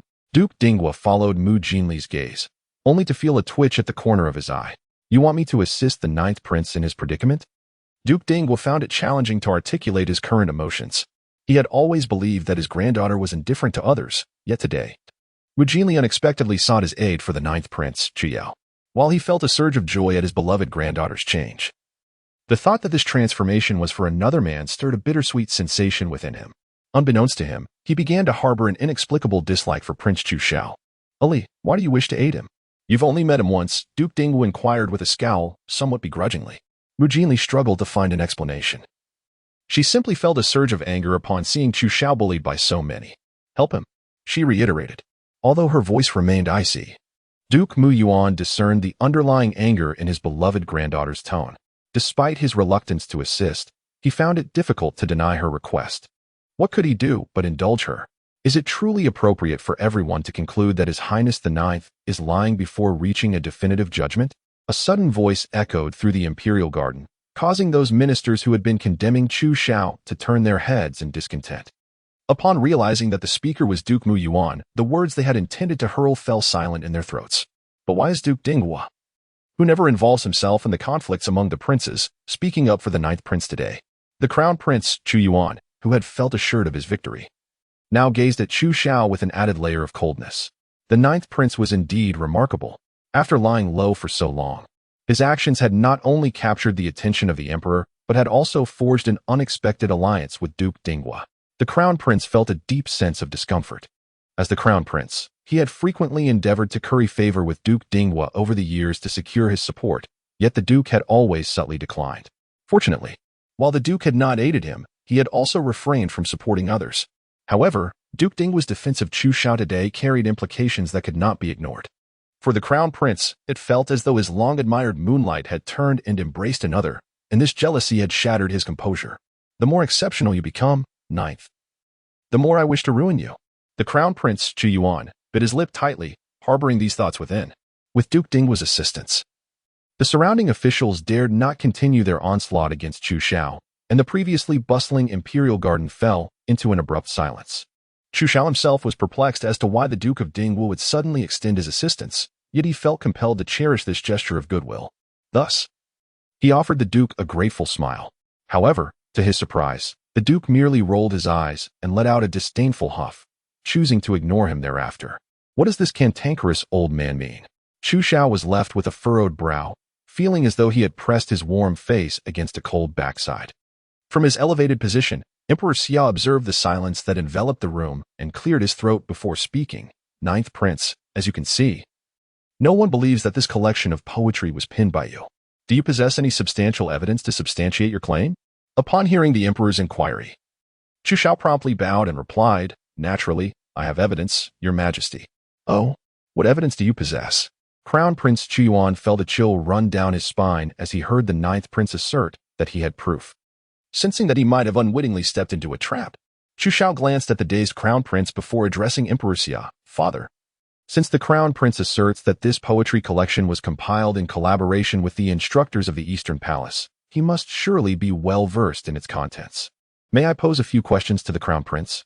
The emperor nodded in acquiescence. With the emperor's permission, Chu Xiao turned his attention to Crown Prince Chu Yuan. Your Highness, there exists a poem in this collection titled Jiangjin Wine. Might I inquire as to who the Qin Wang referenced in the Lai Qin Wang of your feasted in Ping Louis? Crown Prince Chu Yuan was momentarily flummoxed. There had been numerous individuals conferred the title of Qin Wang, and Chu Xiao's sudden query left him at a loss for words. Well? That Qin Wang is naturally. The crown prince strained his mind, attempting to recall who had been bestowed the title. His stammering demeanor sent a chill through the hearts of the ministers who had recently rallied in his favor. What was happening? Wasn't this poetry collection co-authored by the crown prince and the instructors of the Eastern Palace? Why was he unable to answer such a simple question? Chapter 22, Crown Prince. You fool. As Crown Prince Chu Yuan noticed the scrutinizing gazes directed at him, his anxiety intensified. He began to regret not having thoroughly studied the entire poetry collection beforehand. Otherwise, he would not find himself in such an awkward predicament. The Chun Wang referred to as Chun Sheng of the Dezexiang uprising, Chu Xiao teased. Seeing that the crown prince was at a loss. In his befuddled state, Crown Prince Chu Yuan failed to discern the truth from the jest, immediately echoing Chu Xiao's words. Yes, yes. Indeed. It is Qin Sheng. I was just a bit muddled. Now I remember, the Qin Wang is indeed Qin Sheng. Once the crown prince uttered these words, the supporters of his faction could only facepalm in disbelief. It was becoming evident to the crown prince's backers that this poetry collection was indeed authored by the ninth prince. Contrary to their assertions that it was the work of the crown prince, Queen Yuanqing, witnessing her son's disgrace, felt a wave of embarrassment wash over her to the point where she questioned her recognition of him as her son. How could her foolish son allow the younger ninth prince to outmaneuver him so thoroughly? Your Majesty, the crown prince has already succumbed to inebriation. Perhaps we should consider concluding tonight's New Year's Eve banquet prematurely. Empress Yi has sensed that if this matter continues to escalate, the crown prince's reputation may suffer irreparable damage. To spare him further embarrassment, she feels compelled to persuade Emperor Xia to terminate the state banquet early. Emperor Xia cast a glance at his empress, his expression betraying no sentiment. The situation remains unclear. How can it be dismissed so hastily? Perceiving the emperor's reluctance, the empress lowered her gaze with a hint of sorrow and replied, "It appears I have not considered this matter thoroughly." At this moment, Crown Prince Chu Yuan remains oblivious to the trap laid out for him by Prince Chu Xiao, reveling instead in his own misguided pride. Fortunately, he reacted swiftly. As long as he could salvage his dignity, his honor would be preserved. Are you referring to King Qin Sheng? You are utterly mistaken. The Crown Prince's assertions are completely unfounded. The King Qin referenced in the banquet of Ping Lu pertains to the Ping Lu Pavilion, a structure that emerged during the Han Dynasty. Clearly, the King Qin alludes to the illustrious Cao Ji, bearing no connection to Qin Sheng whatsoever. When Prince Chu Xiao's voice, laden with sarcasm, rang out, Crown Prince Chu Yuan felt as if he had been struck dumb. Is it too much to ask for a modicum of sincerity among people, rather than endless scheming? Cold sweat dripped down the Crown Prince's brow as his mind raced frantically. I misspoke in my haste. I am well aware that this King Qin refers to Cao Ji. Some of the poems in this collection were composed months ago, and I simply overlooked the details. Surely that is understandable? With a chuckle, Chu Xiao clapped his hands. Indeed, Your Highness, you are remarkably quick-witted, having conjured an excuse so swiftly. Very well, let us assume you merely forgot the particulars in a moment of haste. Yet, I must inquire about this line in the poem. You the guard, way the maid. Approaching wine, do not let the cup cease. Who might these guard and maid be? In the Zhihua Palace, we have a guard named Yuting and a maid named Kai Wei. Could it be that your Eastern Palace is fortunate enough to house these two as well? When Chu Xiao initially transcribed the poem, he made slight modifications to certain elements that did not align with reality. And now these discrepancies serve as irrefutable evidence of the Crown Prince's plagiarism. At this moment, Crown Prince Chu Yuan staggered slightly, unable to conceal his dismay. Indeed, my Eastern Palace does boast a guard with the surname Yu, along with a maid whose name contains Wei. What a mere coincidence! Is that not plausible? Even if they did not exist, I could simply have them change their names. As the Crown Prince continued to argue, Emperor Xia's countenance darkened ominously. Enough. Do you truly believe that I and the officials are fools? Even now, you fail to recognize your errors. Your actions have greatly disappointed me. Boom. Crown Prince Chu Yuan felt as though struck by lightning. The emperor's tone had grown exceedingly grave, and the Crown Prince dared not persist in his obstinacy. Father, I was wrong. In my moment of foolishness, I allowed my jealousy of my brother's talent to compel me to act in such a senseless manner. As the Crown Prince admitted that the poetry collection was not his work, those ministers who had just vilified Prince Chu Xiao exchanged glances, their faces betraying their shame. The vitriol directed at them previously now manifests as pain on their faces, and many have begun to regret their recklessness in silence. Some ministers have bowed their heads in shame, wishing to vanish into a crevice. Only Mu Jinli, who had unwavering faith in Chu Xiao from the outset, felt a surge of joy upon the confirmation that the poetry collection was indeed authored by him. Her large eyes twinkled with delight, resembling sprightly bean sprouts, exuding an irresistible charm. The Empress cast a disapproving glare at the kneeling Crown Prince, her disappointment palpable. Today, he had made a monumental fool of himself. Had he merely refrained from error, his position would have remained unassailable. Yet this foolish youth chose to gamble recklessly. While the Empress could sympathize with the Crown Prince's desire to win the favor of Emperor Xia, she could not fathom his lack of prudence. At times, She questioned whether he was truly her flesh and blood, as he seemed devoid of her intellectual prowess. Nevertheless, despite her grievances, she could not bear to witness her son face punishment. "Your Majesty," she implored, "I am the Crown Prince's mother. His blunders are a reflection of my failure to guide him properly. If punishment is to be meted out, let it fall upon me." Emperor Xia regarded the empress with displeasure. "You still defend him at this juncture? Do you not comprehend that a lenient mother breeds a wayward son? His current plight is a direct result of your indulgence." Tears welled in the empress's eyes as she stubbornly wiped them away, her voice trembling as she spoke. "Indeed, it is all my fault. I am incompetent as the sovereign of the harem, failing to educate my son properly and allowing him to commit such a grave error. I truly have no face left to continue as empress." One must commend the empress for her strategic retreat. Upon her conclusion, Emperor Xia's expression shifted dramatically. "Enough. You are the mother of a nation. Your weeping is unbecoming." After a moment of silence, he turned to the crown prince and declared, "For the sake of the empress, I grant you a chance for redemption. Effective immediately, you shall be confined for 3 months within the Eastern Palace to reflect upon your actions. Let this serve as a warning to you that you do not squander the expectations I and your mother have for you." Crown Prince Chu Yuan felt as if he had been granted a reprieve from execution, hastily bowing in gratitude. "Thank you, Father, for your mercy. I shall resolutely amend my ways and not betray the hopes of you and mother." Moments ago, he had feared the loss of his position as crown prince. But his mother's intervention had softened the emperor's heart with just a few words. Yet, while he breathed a sigh of relief, he also etched the name of 9th Prince Chu Xiao into his memory with resentment. He had not forgotten that it was Chu Xiao who had orchestrated his downfall today. He blamed all his misfortunes on Chu Xiao, failing to reflect that had he not been greedy in attempting to seize the poetry collection, none of this would have transpired. Observing the crown prince's punishment of mere house arrest for 3 months, several other princes felt it was a pity he was not deposed entirely. However, Chu Yuan remained unfazed by their opinions. He initially intended merely to teach the crown prince a lesson, to make him aware that he was not to be trifled with.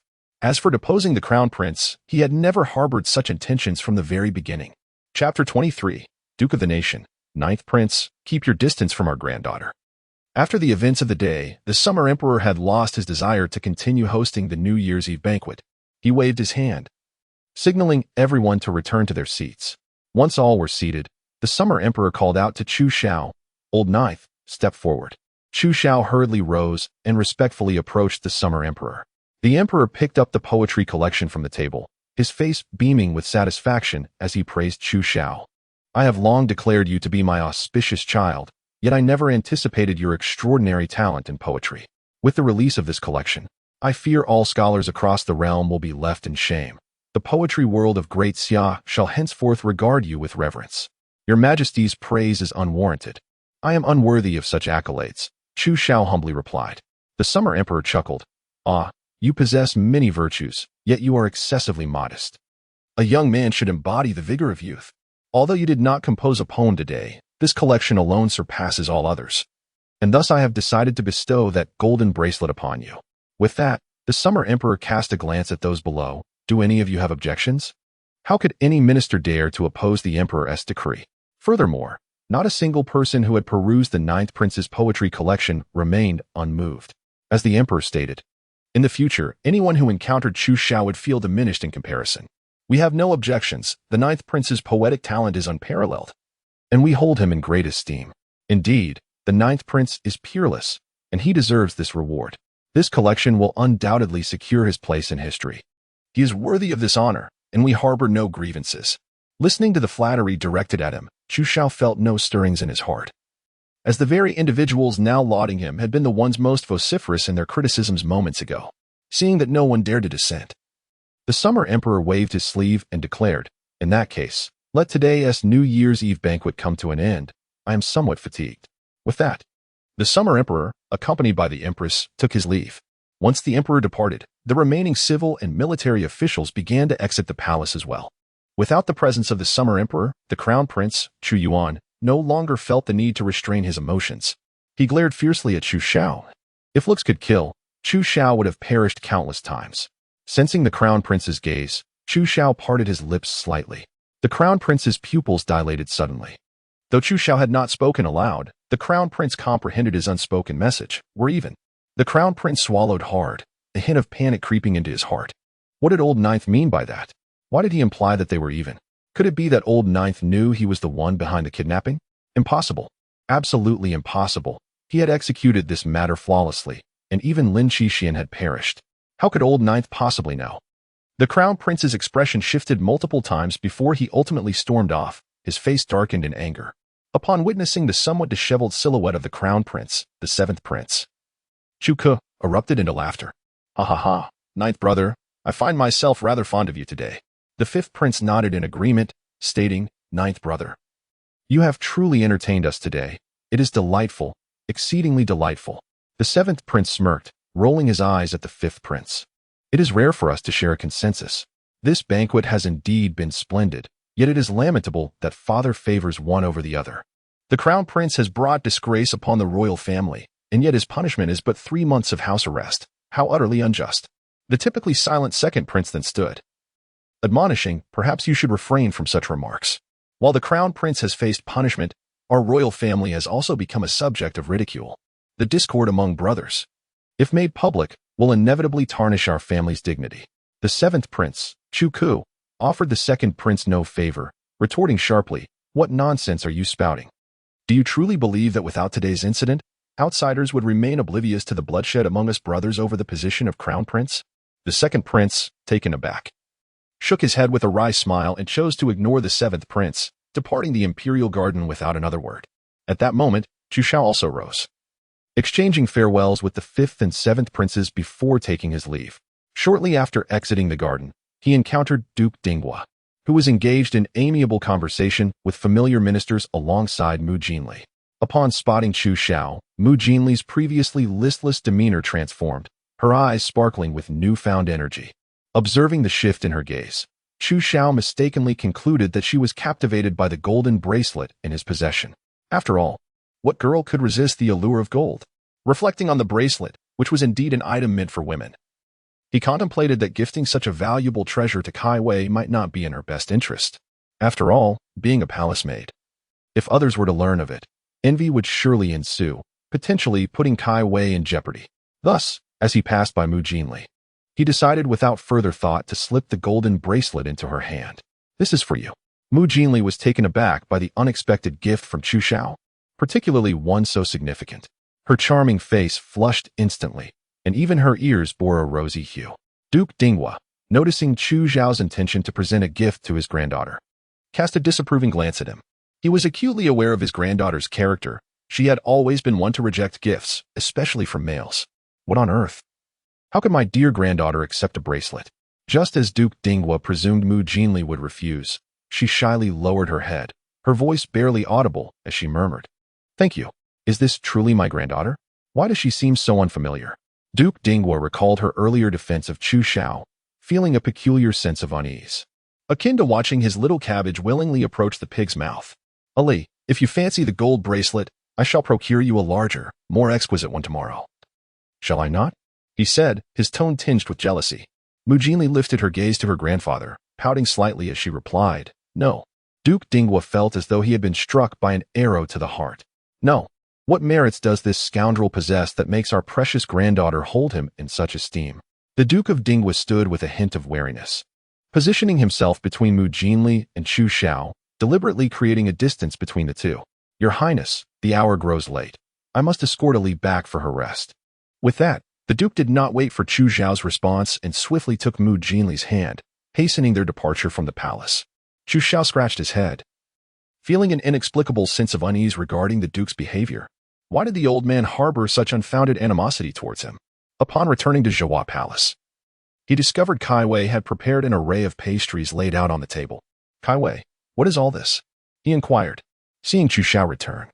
Kai Wei's face lit up as she eagerly explained, Today is New Year's Eve, Your Highness. We shall keep vigil later, and I feared you might grow hungry. So I prepared these pastries. It is unfortunate that our Zhihua Palace is so sparsely populated. Keeping vigil is best enjoyed amidst a lively gathering. At her words, a figure suddenly flashed across Chu Xiao's mind. The Yongshou Palace must be rather desolate today. Upon hearing the mention of Yongshou Palace, Kai Wei's eyes dimmed. The Defei has no children of her own, so it is only natural that it feels lonely. Your Highness, do not blame me for speaking out of turn. The Defei has always hoped for you to grow closer to her. Chu Xiao smiled faintly, choosing not to elaborate. In the past, the Defei had taken it upon herself to care for him after having lost her own child at a tender age, and given her own childlessness. She treated him as her own. Regrettably, he had been timid and insecure, never daring to approach her, and even held a subconscious aversion to her. The Defei, one of the 4 consorts, although no longer in the height of favor, still commanded respect, if he had only clung to her side. The palace servants would have thought twice before mistreating him. The former self had been a fool, never seeking the Defei's assistance in times of distress. What foolishness was this? Suffering in silence? Now, having supplanted the former self, Chu Xiao was determined not to repeat such folly. He tousled Kai Wei's hair gently. Pack these pastries. We are going to Yangshuo Palace. And do bring the wine I hid beneath the bed. At his words, Kai Wei leapt for joy. Now that's the spirit. Keeping vigil is indeed more festive with more people, she exclaimed, bouncing off to gather the necessary items. Chapter 24. The Defei and Chu Xiao at Yangshuo Palace. When the maid Xiao Tao entered with a pot of hot tea, she found the Defei, Xiao Wenjun, quietly seated at the table, needle and thread in hand. Your Highness, are you preparing new garments for the 9th prince again? The Defei did not look up.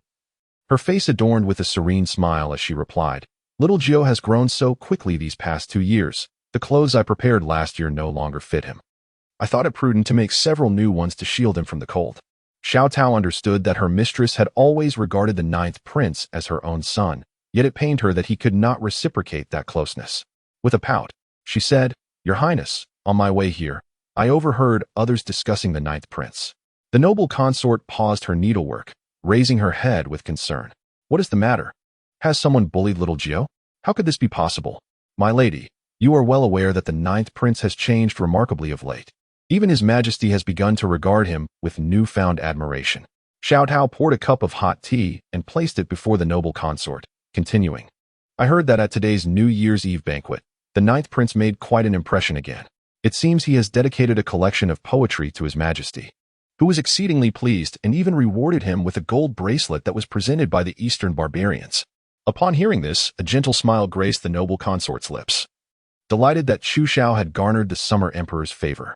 Little Gio is truly becoming increasingly accomplished. Xiao Tao bit her lip, moving behind the noble consort to rest her hand on her shoulder, offering a gentle massage. This New Year's Eve, while other palaces are bustling with activity, our Yangshuo Palace is rather desolate.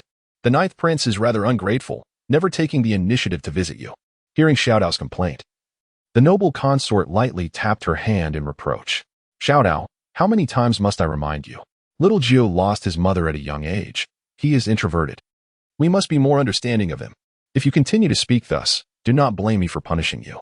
Xiao Tao, feeling disgruntled, stamped her foot. I merely feel that you are being wronged, my lady. Nonsense. I have never felt wronged. In my heart, little Gio has always been a good child. Indeed. In your heart, the 9th prince can do no wrong. I understand well. The noble consort chuckled lightly. You chatterbox, come help me see. Does this garment look good on little Gio? Xiao Tao examined the new attire in the noble consort's hands and nodded vigorously. Your craftsmanship is unparalleled, my lady. The 9th prince is sure to adore it. As they were engaged in light conversation, a sudden knock echoed from outside Yangshuo Palace. Xiao Tao, puzzled, lifted her head. Who could come to Yangshuo Palace at this late hour? Could it possibly be His Majesty? The noble consort chuckled self-deprecatingly. How could that be? His Majesty has not visited in over half a year. Do not dawdle. Go open the door. Xiao hurried to the entrance, cracking it open slightly. Peering out to see the 9th prince, Chu Xiao, standing there. For a moment, she thought she must be mistaken. Rubbing her eyes vigorously, she confirmed that it was indeed Chu Xiao. Momentarily rendered speechless, Chu Xiao, observing her dazed expression, playfully tapped her forehead. What is the matter? Do you not recognize me? Xiao Tao opened her mouth, momentarily at a loss for words. Previously, it was always the noble consort who sought out the 9th prince, in Xiao Tao's recollection. This seemed to be the first time he had taken the initiative to visit Yangshuo Palace. Noticing Xiao Tao standing there in a stupor, the noble consort inquired curiously, Xiao Tao, who has arrived? Xiao Tao quickly turned around, knowing the noble consort would be thrilled to see the 9th prince, and said mysteriously, My lady, someone has come whom you could never guess. The noble consort cast a playful glare at Xiao Tao, preparing to respond, when she saw Xiao stepping into the room unbidden. Upon clearly perceiving the visage of Chu Xiao, the beautiful eyes of the Defei instantly sparkled with joy. Xiao, what brings you here at such a late hour? Defei promptly set down the garment she held, lifting her skirt as she hurried to stand before Chu Xiao, her gaze brimming with concern and delight. Chu Xiao smiled and shrugged. Auntie, today is New Year's Eve. I thought I would come to keep you company for the vigil. Is this place not welcoming to me? Upon hearing his words, the entire Yongshou palace fell into a profound silence. Auntie. Xiao actually referred to me as Andy. Defei felt a sudden sting in her eyes, tears welling up and spilling forth. For years, Chu Xiao had always addressed her as Defei Zhongyang. This endearing title was a first. Defei felt as though she were dreaming, and if it were indeed a dream, she wished never to awaken from it. After a moment, as her emotions began to settle, Defei wiped her nose and grasped Chu Xiao's hand. How could Annie not welcome you? Your presence to accompany me for the vigil brings me immense joy, truly immense joy. Witnessing Defei's tears, Chu Xiao felt a surge of sentiment. The affection Defei held for his previous incarnation was palpable. Such a simple title could evoke such emotion. He reached out, gently wiping away her tears. Auntie, we must not shed tears on this auspicious day. It is considered inauspicious. Defei hastily turned her head, drying her tears with her sleeve. Come inside. It is cold outside. We mustn't let you catch a chill. With warmth, Defei led Chu Xiao inside, simultaneously instructing Xiao Tao, quickly, bring in more coal for the fire. Xiao is sensitive to the cold, and we cannot let him freeze. Once inside Yongshou Palace, Chu Xiao signaled Kuei and Yuding to bring forth the delicacies and wines they had gathered from Zhaohua Hall. Now, there were only a few of them in Zhaohua Hall, and Chu Xiao thought that since they were to keep the vigil, the more the merrier, thus he invited everyone over, seizing the opportunity while others prepared. Defei approached Chu Xiao with the freshly prepared garments. She unfurled the attire and gestured for him to take a look. Xiao, what do you think of this outfit? If anything seems amiss, Annie will gladly make adjustments. Chu Xiao's gaze fell upon the new clothing in Defei's hands. The stitches were fine and even, and the patterns vividly lifelike, making it evident that she had invested considerable thought into this garment. A warm current surged within Chu Xiao, and without further ado, he unfastened his belt and removed his outer robe. Defei was momentarily taken aback, but upon regaining her composure, she personally assisted Chu Xiao in donning the new attire, meticulously adjusting his collar and cuffs. Auntie's craftsmanship is remarkable. This outfit fits perfectly, and I absolutely adore it. Hearing Chu Xiao's words, a radiant smile blossomed on Defei's face, instantly banishing her fatigue. At that moment, Chu Xiao noticed that Defei appeared particularly plain. There were no adornments in her hair, nor was the jade bracelet she typically wore on her wrist present. Chu Xiao distinctly remembered that this bracelet was always by her side. Chu Xiao meticulously observed the Yongshou Palace, noting its stark emptiness devoid of any adornments. A frown creased his brow as he inquired, Aunt, whatever happened to the jade bracelet you used to wear? The Defei instinctively concealed her wrist, responding somewhat awkwardly, that bracelet was uncomfortable, so I put it away. Chu Xiao immediately discerned her deceit. Xiao, tell this prince where Aunt's jade bracelet is gone. At this moment, his self-reference as this prince indicated his rising displeasure. Xiao cast a furtive glance at the Defei, who was desperately signaling her to remain silent. While Xiao contemplated her next lie, Chu Xiao's icy voice pierced the air. Do not attempt to deceive me. Although this palace is vast, uncovering certain matters is not arduous. Seeing Xiao still hesitating, Chu Xiao fixed her with a glare and coldly commanded, Speak. Chapter 25. A father-son heart-to-heart. Chu Xiao's sudden seriousness startled Xiao. The mistress has pawned everything of value in Yongshou Palace. Chu Xiao was taken aback by this revelation. The Defei had always been frugal, seldom spending extravagantly within the palace. What could have necessitated such a large sum of money? Xiao, has something happened? Xiao cast a pleading glance toward the Defei, hesitant to continue. The Defei sighed heavily. Enough, my dear Xiao, do not press Xiao further. It is not a grave matter. It is merely that Xiaonan has incurred a debt and is too afraid to inform the family, so he sought my assistance. After the Defei's explanation, Chu Xiao finally grasped the situation. Xiaonan, whose full name was Xiaonan, was the Defei's younger brother, Xiao Wenjun. Recently, Xiaonan had befriended the young master of the Yuexin Studio, a renowned establishment in the capital dealing in exquisite jewelry, antiques, and jade artifacts. The young master deceived Xiaonan, claiming that Yuexin Studio was in financial distress and needed to sell a batch of antiques at a bargain price. Greedy for profit, Xiaonan thought he could purchase the antiques cheaply and sell them at a higher price for a substantial gain. Thus, he secretly borrowed a considerable sum to acquire the batch from Yuexin Studio. However, fortune does not fall from the sky. Upon receiving the antiques and seeking appraisal, Xiaonan discovered that they were all forgeries, utterly devoid of value. Furious, he confronted his friend, threatening to expose the deceit of Yuexin's studio. Yet, the young master remained unfazed, producing the contract signed at the time of the transaction. It was then that Xiaonan realized the contract explicitly stated that Yuexin's studio did not guarantee the authenticity of the antiques, and all consequences were to be borne by the buyer.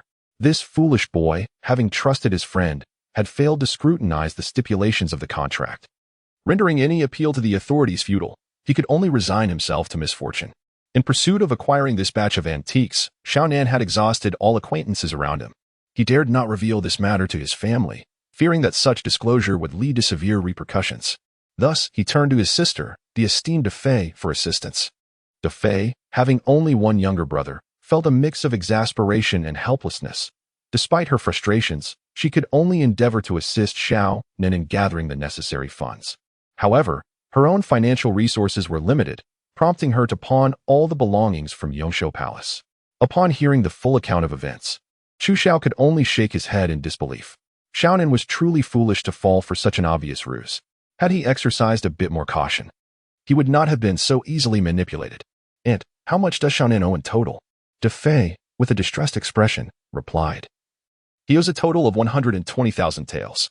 After pawning everything, I managed to raise 80,000 taels, but there remains a shortfall of 40,000 taels. However, do not concern yourself. This is my own matter to resolve. Chu Xiao rolled his eyes in feigned irritation, saying, Aunt, do you consider me a stranger? Defei hurriedly clarified, No, it's just that I do not wish for you to worry. I can manage this. 40,000 taels is not a trivial sum. Gently patting Defei's back, Chu Xiao asked, Do you trust me? Without hesitation, Defei affirmed, Of course I do. Then let me handle this. You need not fret any longer. Defei intended to say more, but was cut off by Chu Xiao. All right, enough of such troubling matters. Today is New Year's Eve. Let us not dwell on these concerns. Xiao Hao, Kai Wei, and Yueling, please, all of you, take a seat. Let us share a drink together. The group looked at one another in trepidation, shaking their heads. How can we do that? We are but servants. We cannot sit at the same table as our masters. Chu Xiao waved his hand dismissively, stating, Today, there shall be no distinction between master and servant. If I invite you to sit, then you shall sit. The New Year's vigil should be lively and joyous. Xiao Hao and the others exchanged hesitant glances with Defei. With a gentle smile, Defei encouraged. Let us heed Xiao Jiao's wishes. With Defei's approval, they finally dared to take a seat. To share a table with their master was a sign that Chu Xiao did not regard them as outsiders. This was indeed an extraordinary honor. And Xiao Hao and the others felt immense gratitude in their hearts. Chu Xiao lifted a jar of wine from the table, proudly proclaiming to Defei, Aunt, today you are in for a treat.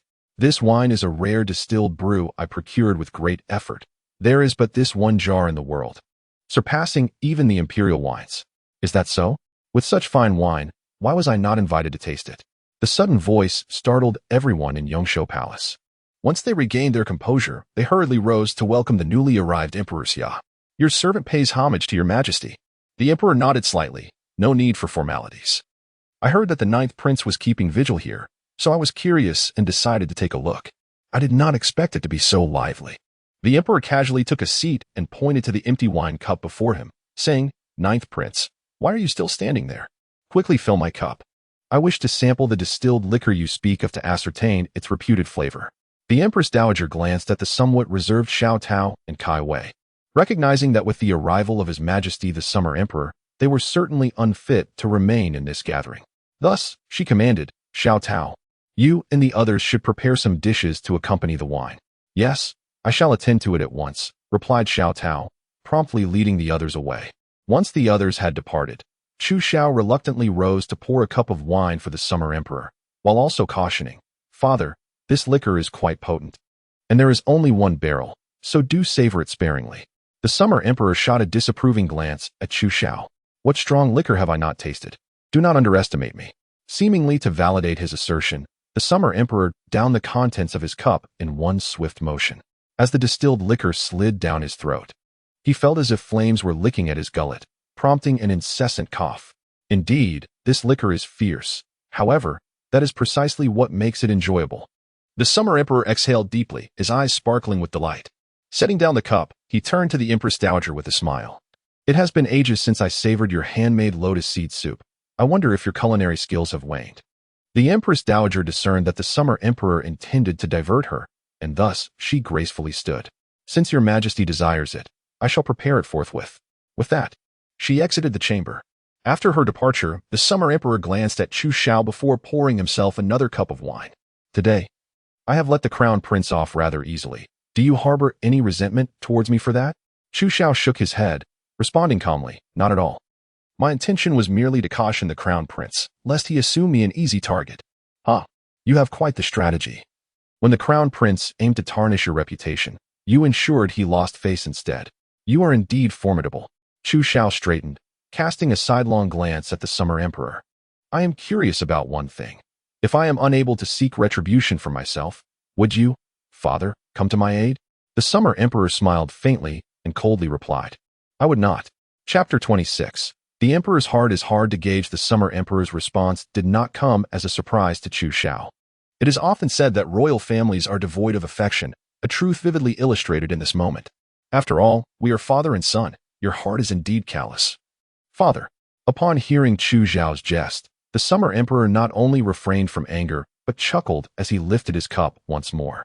If you cannot manage this trivial matter, you are hardly worth my concern. Thus, in the eyes of the Emperor, an incapable prince is merely a vessel for succession. Only those deemed of utility warrant a glance. Correct?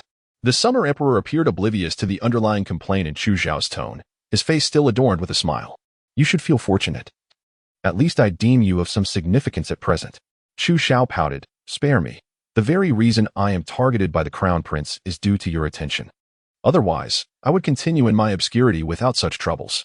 The Summer Emperor furrowed his brows in displeasure, contemplating how this ungrateful son failed to appreciate his situation. You have already offended the Crown Prince. Do not naively believe he will let you off lightly. Although the Crown Prince is under house arrest, it does not diminish his standing within the court. Should he choose to act against you, can you withstand it? I can offer you an opportunity to serve in the 6 ministries, allowing you to cultivate your own faction.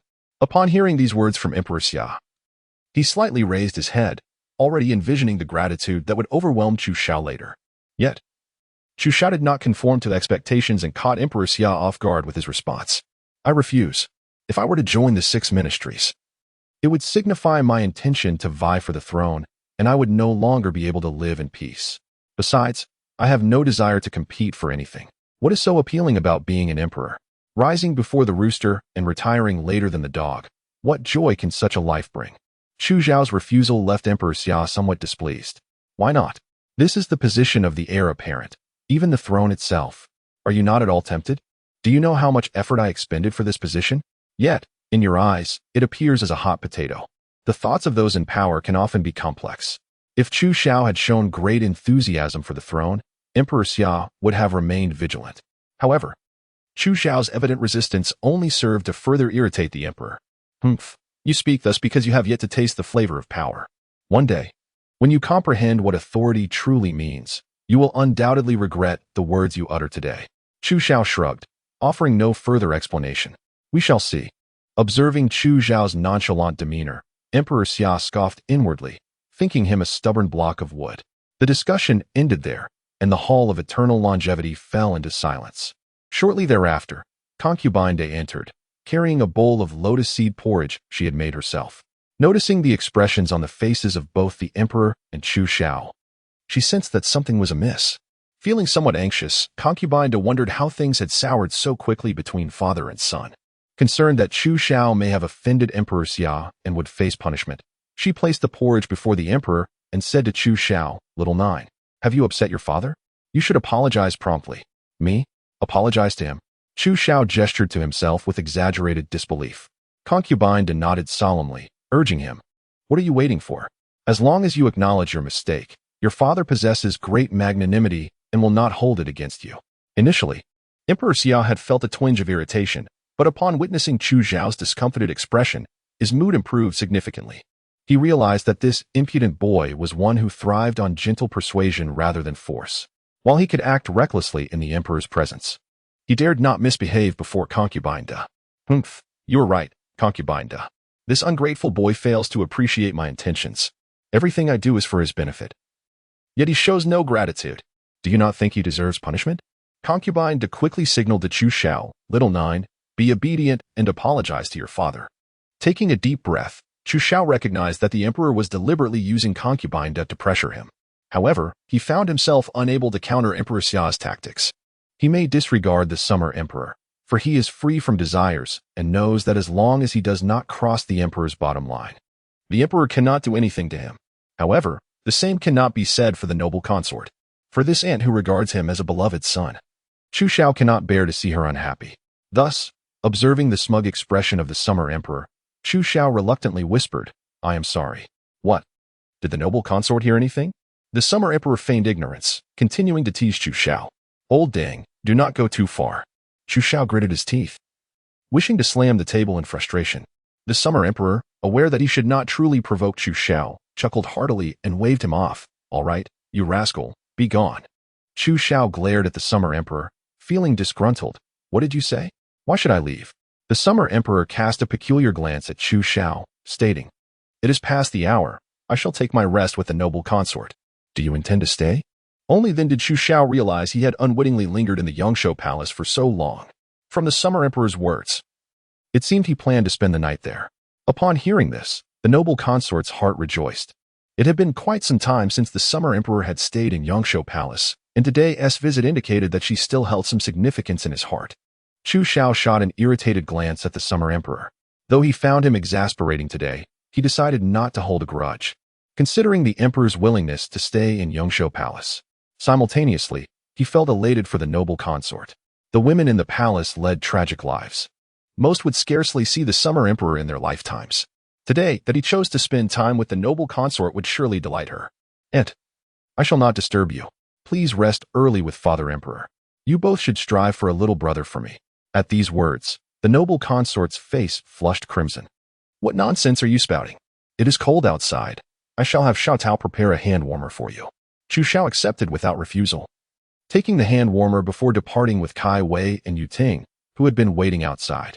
Meanwhile, in the Ningxiang Palace, Li Jiaoyi had dressed herself exquisitely for the day. She had bribed the eunuch close to the summer emperor to convey her hopes for his favor today. Since the quarrel with Chu Xiao, the summer emperor had not visited Ningxiang Palace, filling Li Jiaoyi with anxiety. She had sensed a change in the emperor's feelings towards her and sought every means to regain his affection. However, as she waited in vain, despair began to settle in. Just when Li Jiaoyi felt her heart sinking, a petite palace maid rushed in, breathlessly exclaiming, "Not good, Your Highness. I have just learned that His Majesty is spending the night in Yongshou Palace."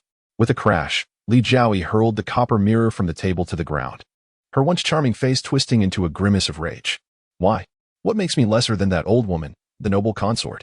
Why should His Majesty choose to stay in Yongshou Palace?"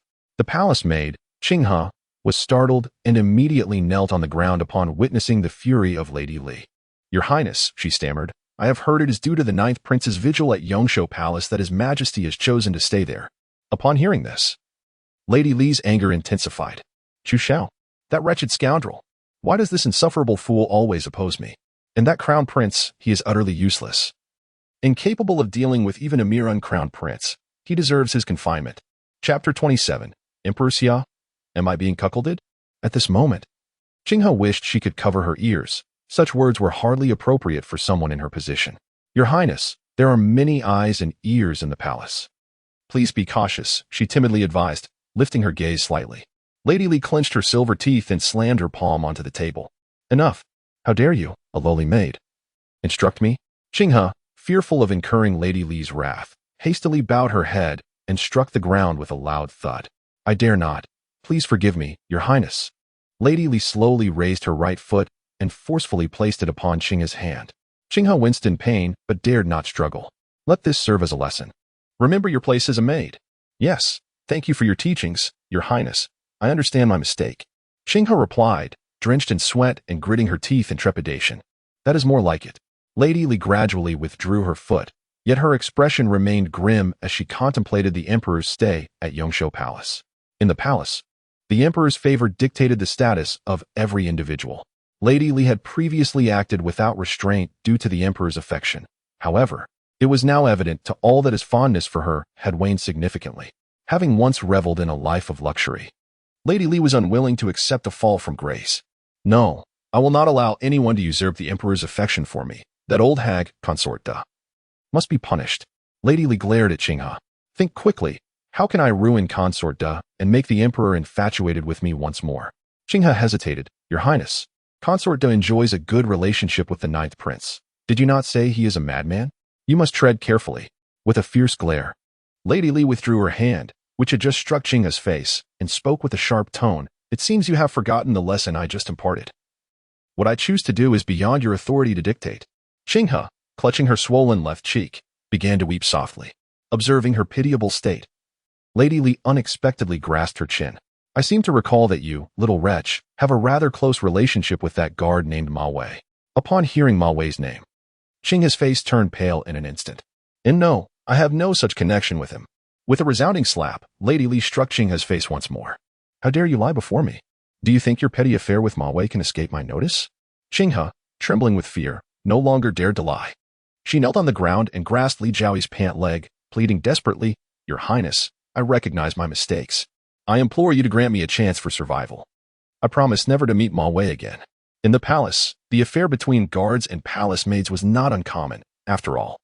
Most maids faced a fate of growing old within the palace, never experiencing the touch of a man. Thus, it was understandable that some might succumb to loneliness and make mistakes. Previously, Li Jiaoyi had dismissed such trivial matters, but now she saw an opportunity to exploit the situation. You are well aware that if this affair is revealed, both you and your lover will face dire consequences. Qinghe, overwhelmed with dread, began to weep. Your Highness, have mercy. I do not wish to die. I beseech you to spare my life. Seeing Qinghe utterly terrified, Li Jiaoyi smirked slightly, fixing her gaze upon her. I can offer you a choice. Only one of you and Ma Wei can survive. How will you decide? Without hesitation, Qinghe raised her head, her tone resolute. I choose to live. Indeed, who would desire death when life is an option? Though there was a bond between Qinghe and Ma Wei. When it came to the matter of life and death, her choice was not surprising. Li Jiaoyi laughed heartily. You have made the right choice. Now, go fetch your lover. I require his assistance with a matter. Qinghe dared not refuse and hurriedly left the Ningxiang palace. Moments later, she returned with a tall man in tow. Upon entering, the man, visibly anxious, bowed respectfully to Li Jiaoyi. On their way, Qinghe had informed him that Li Jiaoyi was aware of their affair, though she had concealed her own decision to survive. Upon hearing this, Ma Wei felt a wave of anxiety wash over him. Their fates now rested in Li Jiaoyi's hands, and he was eager to understand her intentions. Ma Wei, Li Jiaoyi began, if I ask you to do something that may cost you your life, but I guarantee that Qinghe will live well thereafter, would you agree? Both Qinghe and Ma Wei flinched at her words. Qinghe was apprehensive about Ma Wei's response, while Ma Wei, with a stiffened expression, turned to glance at Qinghe, his gaze soon firming with resolve. I am willing. What? Qinghe looked at Ma Wei in astonishment, hardly believing his answer, and felt a pang of guilt regarding her earlier choice. Yet, it was merely a fleeting guilt. Li Jiaoyi was pleased with Ma Wei's response. She beckoned him closer. After a moment's hesitation, he bent down to hear her whisper a few words in his ear. Ma Wei's pupils constricted sharply. Li Jiaoyi's eyes narrowed, her tone turning icy. What? Are you afraid to act? If you refuse, the affair between you and Qinghe will be exposed, and you both shall perish. Since you love Qinghe, should you not be willing to do anything for her sake? Ma Wei gazed affectionately at Qinghe, then took a deep breath before cupping his fist towards Li Jiaoyi, stating, I understand, and I shall comply. A few days later, the imperial palace still resonated with the remnants of festive cheer, when suddenly, a sensational piece of news spread like wildfire throughout the palace. A palace maid, while tidying the imperial garden, stumbled upon a striking red piece of undergarment, specifically, a bustier, hidden behind a rockery. The presence of such intimate women's apparel in that secluded spot immediately suggested that some unspeakable activities had taken place. Although the maid refrained from making a public announcement, she could not resist sharing the gossip with her close confidant. As is often the case with gossip, it quickly reached the ears of Emperor Xia. Upon seeing the exquisitely crafted bustier, Emperor Xia felt an overwhelming sense of betrayal, as such a fine piece of clothing was typically beyond the means of ordinary individuals, reserved solely for the imperial consorts. Feeling slighted, he promptly instructed Changshun to contain the information and conduct a thorough investigation. Understanding the gravity of the situation, Changshun diligently pursued the matter, and soon discovered that only 3 individuals within the palace had worn such a style. He immediately reported his findings to Emperor Xia, who, upon hearing the news, disregarded the morning court session and rushed to the inner palace himself. Chapter 28. I beseech Father to rescind the decree. Since the eve of the new year, whenever he had the chance, Chu Xiao would frequently visit the virtuous consort in the Yongshou Palace. Their relationship deepened with each encounter, as Chu Xiao's presence filled the void left by her lack of offspring. One day, after finishing breakfast in Yongshou Palace and engaging in pleasant conversation with consort Da, he was suddenly interrupted by Xiao Tao, who rushed in a flurry. Your Highness, the Emperor has arrived. Quickly, go to greet him. Consort Da and Chu Xiao exchanged puzzled glances. They were both perplexed as to why Emperor Xia would visit Yongshou Palace at this hour. Nevertheless, they wasted no time and promptly made their way outside. Upon reaching the entrance, Chu Xiao immediately noticed the Emperor's agitated demeanor, as though he had lost a fortune. Seeing the Emperor, Consort Da hastily bowed, saying, This humble servant greets your Majesty. As Emperor Xia stood before her, his fierce gaze was aflame with fury, as if he intended to devour her. Consort Da, how dare you? His words sent a jolt of fear through both her and Chu Xiao. The atmosphere felt charged, and it was evident that the Emperor was in no mood for pleasantries. Consort Da, bewildered, reflected on her actions and could not recall having done anything wrong. Your Majesty, what do you mean? What have I done to deserve this? Emperor Xia, with an irate flick of his sleeve, displayed his displeasure. You still wish to argue? I ask you, do you know what this is? As he spoke, he brandished the red bustier he had found in the imperial garden, confronting her with the evidence. Consort Da's face flushed slightly, as such a personal matter being discussed in public was undeniably embarrassing. In response to your Majesty, this is a bustier. The Emperor Xia let out a derisive laugh. Heh, then answer me, why did your embroidered garment appear behind the rockery in the imperial garden, concubine Da? You truly possess audacity beyond measure. Upon hearing this, concubine Da's complexion turned ashen. Beside her, Chu Xiao felt a chilling sensation surge through him. He had heard the palace gossip before, but had dismissed it until now, never imagining it would involve concubine Da. Your Majesty, I am wronged. How could I possibly commit such a shameless act? I implore your Majesty to discern the truth. Concubine Da felt as though the sky had fallen upon her. Out of nowhere, she was burdened with such a grave accusation. How could she continue to live with her honor tarnished? A woman's virtue is more precious than life itself. The Emperor Xia regarded the kneeling concubine Da, who was vehemently protesting her innocence, his brow furrowing in deep contemplation of her usual demeanor. You claim it is not yours? Yet, the weaving bureau has only produced 3 garments. Before coming to Yongshou Palace, I inquired with the other 2 concubines, and their embroidered garments remain with them. Concubine Da, I grant you a chance to prove your innocence. If you can present an identical garment, I shall choose to believe you. Upon hearing this, concubine Da urgently grasped Xiao Dao's wrist. Xiao Dao, quickly, fetch my embroidered garment. Xiao Dao obeyed, hastily bowing and rushing into Yongshou Palace to search. The Emperor Xia slightly closed his eyes, emanating an aura that discouraged any approach. After about the time it takes to brew tea, Xiao Dao emerged from Yongshou Palace in tears. My lady, the garment is missing. Boom. Concubine Da felt as if struck by lightning. It was over. She could not cleanse her name of suspicion. In that instant, she even contemplated death as a means to prove her innocence. The Emperor Xia resembled a volcano on the verge of eruption, rigidly turning his head to glare at Concubine Da, his teeth grinding audibly. What further words do you have? Concubine Da bowed her head heavily to the ground. I am wrong, your Majesty. Chu Xiao could not fathom the situation escalating to this extent.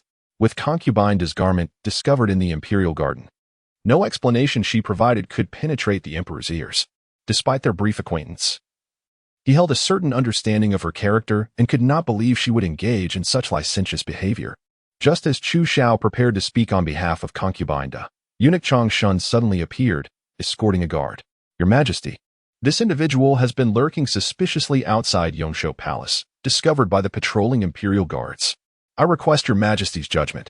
The Emperor Xia narrowed his eyes, scrutinizing the apprehended guard, and coldly inquired, Who are you, and why do you hide outside Yongshou Palace? The guard, seemingly intimidated by the Emperor's presence, trembled as he spoke. I am Ma Wei. At your service, your Majesty. The Emperor, with his keen perception, noted the guard's evident guilt, prompting him to intensify his tone as he questioned again. I ask you, what is your purpose here at Yongshou Palace? Ma Wei quivered, raising his gaze to glance at Concubine Da, yet he dared not respond. Emperor Xia, filled with impatience, forcefully kicked Ma Wei, then pressed his foot hard against Ma Wei's chest. Before me, do not harbor any deceit, or face the dire consequences. Upon hearing the emperor's menacing words, Ma Wei, gripped by fear, grasped at the emperor's trousers. I confess, I heard that your majesty has come to Yongshou Palace, and fearing for the safety of Consort Da, I came to check on her. Instantly, the emperor felt a wave of jealousy wash over him. He shot a fierce glare at Consort Da before turning his interrogation back to Ma Wei. As a mere guard, why are you so concerned for Consort Da's safety? Speak. In that moment, Ma Wei's mental defenses crumbled entirely. With a quivering voice, he replied, Because I am having an affair with Consort Da. Good heavens. Although Emperor Xia had long suspected such a thing, hearing Ma Wei's admission ignited a furious rage within him. Well, you dare to covet my woman? Do you think I am too lenient?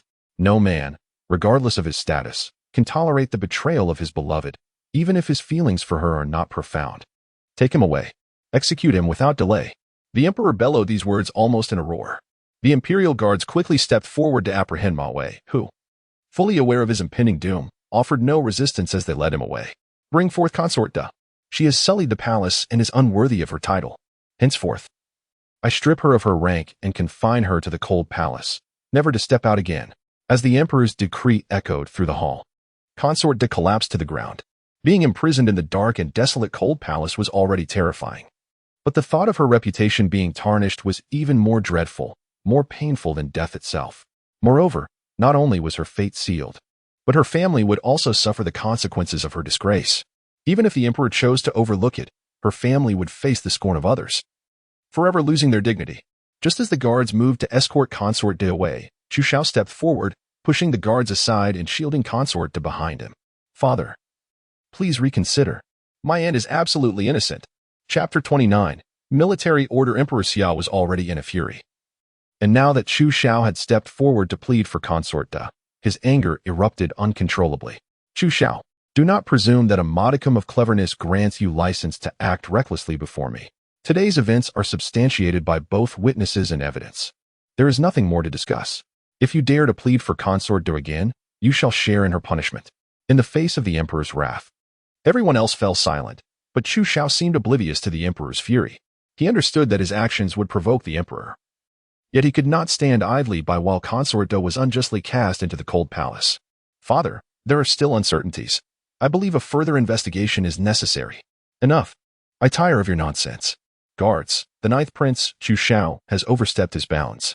Take him away and administer 20 lashes. Upon witnessing that the Summer Emperor would not spare even Chu Xiao, the Defei hurriedly clung to the emperor's leg, weeping, Your Majesty, Xiaojiu is innocent. If punishment is to be meted out, let it fall upon me. This matter has nothing to do with him. The Summer Emperor shot a disdainful glare at Defei, retorting, What right do you have to plead for him? This situation has arisen solely due to your actions, and you still dare to beseech me? As the atmosphere grew increasingly tense, Chu Xiao steeled himself and knelt before the Summer Emperor. Father, grant me 7 days. In this time, I will uncover the truth. Surely, you do not wish to wrong an innocent. If within 7 days I fail to find further evidence, I shall accept punishment. Seeing Chu Xiao's willingness to take responsibility, the emperor's anger slightly abated. Are you certain? If after 7 days you have not revealed the truth, not only will Defei be confined to the cold palace, but you too shall face severe consequences, much more than a mere 20 strokes. With a serious expression, Chu Xiao clasped his hands together, affirming, I am certain. Grant me 7 days, and I shall prove Defei's innocence. The Summer Emperor took a deep breath and nodded slightly. Very well, since you remain resolute. I shall grant you this opportunity. You have 7 days, make the most of it. After declaring this, the emperor cast a cold gaze around the room. What transpires today in the Yongshou Palace must remain a secret. Any breach will result in immediate execution. Yes. The surrounding imperial guards bowed in response. The Summer Emperor turned to glance at the distressed Defei, and Chu Xiao snorted disdainfully and strode away with a vigorous flick of his sleeve. Once the emperor had departed, the terrified Xiao Tao rushed to Defei and wept loudly. Your Grace, what shall we do? Who is this villain intent on harming you? You are clearly innocent. Why does His Majesty refuse to believe you? With reddened eyes, Defei gently patted Xiao Tao's back, saying, There, do not cry. Chu Xiao sighed deeply and approached Defei, speaking with assurance. Aunt, do not worry too much. I will restore your honor. Seeing Chu Xiao risk his standing for her, Concern flickered into Fei's eyes. Xiao, you should not involve yourself in this matter. I do not wish to implicate you. If after 7 days you find no leads, I will beg His Majesty to spare you, even if it costs me my life. Chu Xiao forced a smile, saying, let us not dwell on that. You must be exhausted from the fright today. Go rest. As for the rest, leave it to me. While Chu Xiao comforted Fei, the Summer Emperor had just returned to the study and was rubbing his temples as he inquired of Changshan, do you truly believe Fei could be unfaithful? Upon hearing the Emperor's question, Changshan broke into a cold sweat. Your Majesty, is it appropriate for a mere eunuch to comment on such matters concerning women? Wiping his brow, he stammered, alas, how would a flawed person like me know? However, Your Majesty's willingness to grant the 9th Prince an opportunity indicates that you too have doubts about this matter. Huh, you old dog, you understand me well. Emperor Xia let out a bitter laugh, feeling as if his head were about to burst. Initially, he too had been blinded by rage, but upon reflecting, everything seemed too convenient. He had swiftly traced the matter back to concubine Da, and the guard's timely confession of having an illicit affair with her felt as if someone had deliberately laid all the evidence before him. Damn it, he thought. I should have killed that guard immediately. Otherwise, perhaps the 9th Prince could have extracted some useful information from him. Seeing Emperor Xia's discomfort, Changshan quickly moved behind him, gently massaging his temples. Your Majesty, are you worried about the 9th Prince? Emperor Xia did not deny it. The 9th Prince had made a military pledge in front of so many witnesses. Should he fail to uncover the truth within 7 days, there would be no way for him to shield the prince. Why is that impetuous boy so reckless? Even if he trusts concubine Da, he could have discreetly investigated the matter without confronting me publicly. Changshan pondered for a moment before cautiously responding. Perhaps the 9th Prince wishes to protect concubine Da's reputation. After all, for a woman, her honor is paramount. Emperor Xia sighed deeply, acknowledging that although he did not believe concubine Da to be the type of woman to betray her marital vows, all evidence pointed to her, and only the 9th Prince could assist her now. Issue an edict that during the investigation, everyone in the palace must cooperate with the 9th Prince. No one is permitted to obstruct him. Changshan promptly obeyed. Yes, Your Majesty, I understand. In his quest to vindicate concubine Da, Chu Xiao immediately sought to rescue Ma Wei, hoping to glean some valuable information from him. Yet, by the time Chu Xiao arrived, Ma Wei was already deceased. Unable to pursue leads through eyewitness accounts, Chu Xiao could only dispatch Yu Ting and others to search the palace for alternative clues. However, finding such clues proved to be no simple task. Over the next 6 days, aside from sending people to gather information, Chu Xiao accomplished little else. With only 1 day remaining, concubine Da in Yongshou Palace was already contemplating how to plead for Chu Xiao. That night, a shadowy figure stealthily evaded the patrolling guards and arrived at a secluded corner. She produced a brazier and cast prepared yellow paper money into the flames. Illuminated by the firelight, a youthful face emerged. It was Qing He, a maidservant by the side of Li Zhaoyi. Today marked the 7th day since Ma Wei's passing, and with a heavy heart, Qing He had sought this solitary spot to pay her respects. Tears stained her cheeks as she knelt before the brazier, seemingly in repentance. Ma Wei, please do not blame me for my selfishness. I only wish to survive. I hope you can rest in peace beneath the earth. I owe you this lifetime. And should there be a next life, I would willingly serve you like a beast of burden. As she sobbed softly, she wiped her tears away. Just as the paper money was about to burn out, an unfamiliar voice suddenly resonated behind Qing He, utilized as a mere pawn. This prince believes that even in the depths of the earth, he shall find no peace. Chapter 30. The truth revealed in the stillness of the night. A sudden sound emanated from behind, causing Qing He to leap in fright, convinced she had encountered a specter. A ghost, she exclaimed, shutting her eyes tightly and retreating hastily. A dark line formed on Chu Xiao's forehead, his eyes betraying a hint of menace. Pray, take a closer look. Have you ever seen a ghost as handsome as this prince? Upon hearing his words, Qing He cautiously opened her eyes. When she discerned that the figure before her was none other than the 9th Prince, Chu Xiao, rather than a phantom, she exhaled a sigh of relief. Yet, her heart soon raced anew. Why you, 9th Prince? She stammered in fear. What brings you here at such a late hour, Your Highness? Chu Xiao offered a faint smile. This prince has come specifically to seek you out. Instinctively, Qing He clutched the hem of her garment and lowered her gaze to evade his penetrating stare. To seek a servant? Her heart raced, unease creeping into her thoughts. Chu Xiao gradually approached her, and upon reaching her side, he gently lifted her chin, compelling her to meet his gaze. Qing He, at this late hour, whom do you honor with your offerings? Qinghe racked her brain and finally replied cautiously, I am honoring my family. Today marks the anniversary of my parents' passing. Chu Xiao chuckled disdainfully. Family? Surely you mean the recently deceased Ma Wei. At the mention of Ma Wei's name, Qinghe's body trembled slightly. I know not of whom your highness speaks. I am unfamiliar with anyone named Ma Wei. With that, she turned to flee. But Chu Xiao stepped forward, firmly grasping her arm. How utterly heartless of you. Today marks the 7th day since Ma Wei's passing. And yet you claim not to know him. If his spirit were to hear your words, he might just come seeking you in the dead of night. Ah, the already anxious Qinghe screamed in terror. Observing her reaction, Chu Xiao produced a gold hairpin from his robes and placed it before her. This hairpin was found upon Ma Wei's corpse. In his final moments, he possessed no other belongings save this pin, which must hold significant meaning for him. Trembling, Qinghe accepted the hairpin from Chu Xiao's hand, her tightly wound emotions suddenly unraveling as tears streamed down her cheeks. This hairpin was surely a gift prepared for you by Ma Wei. Look closely, your name is inscribed upon it. Instinctively, Qinghe turned the hairpin in her hands and indeed saw her name etched upon it. In that instant, she could no longer contain her grief, bursting into tears. Chu Xiao remained silent, allowing her the space to express her sorrow. After a while, as her sobs gradually subsided, he retrieved a handkerchief from his pocket and extended it towards her. Wipe your tears. Taken aback, Qinghe reverently accepted the handkerchief from his hand. This prince has already investigated. And within the entire palace, you are the only one named Qinghe. This golden hairpin is of considerable value, considering Ma Wei's salary. It would take him quite some time to afford such an exquisite gift, if he is willing to purchase such a precious item for you. It implies that your relationship is indeed quite extraordinary, is it not? Qinghe grasped the hairpin tightly, engulfed in profound inner turmoil. Should she admit the truth? The potential consequences of doing so sent shivers through her mind. Yet, gazing at the hairpin in her hand, her continued denial felt increasingly hollow. Noticing Qinghe's hesitation, Chu Xiao gently placed a hand on her shoulder, his tone earnest as he said, In truth, your denial serves little purpose. If you choose silence, this prince will have no choice but to resort to severe measures. Are you aware that within the Ministry of Justice's prison, there exist 108 methods of torment? How many do you believe you could withstand?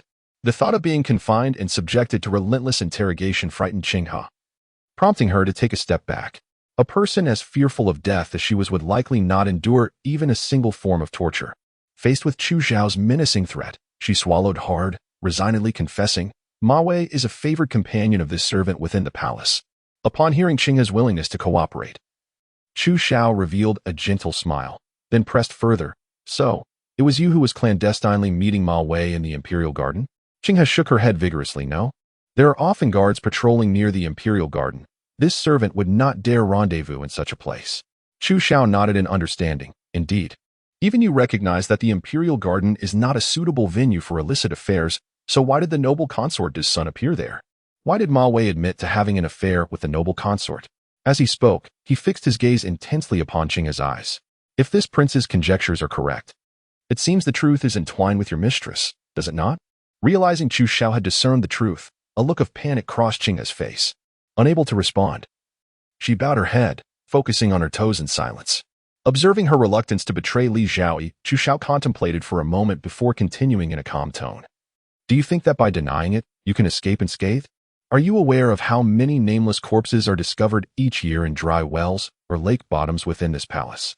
Considering Li Xiaoyi's character, knowing so many secrets, do you not fear that one day you too might find yourself in a dry well or at the bottom of a lake?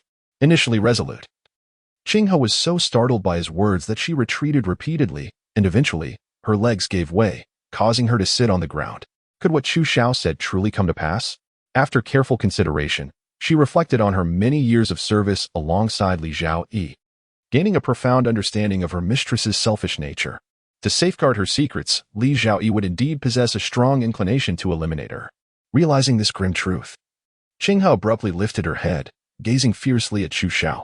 Your Highness, if this servant were to share everything she knows, would you promise to protect her life? With a subtle smile gracing his lips, Chu Xiao acknowledged the situation. Having secured his promise, Qinghe exhaled deeply and recounted everything she knew in meticulous detail.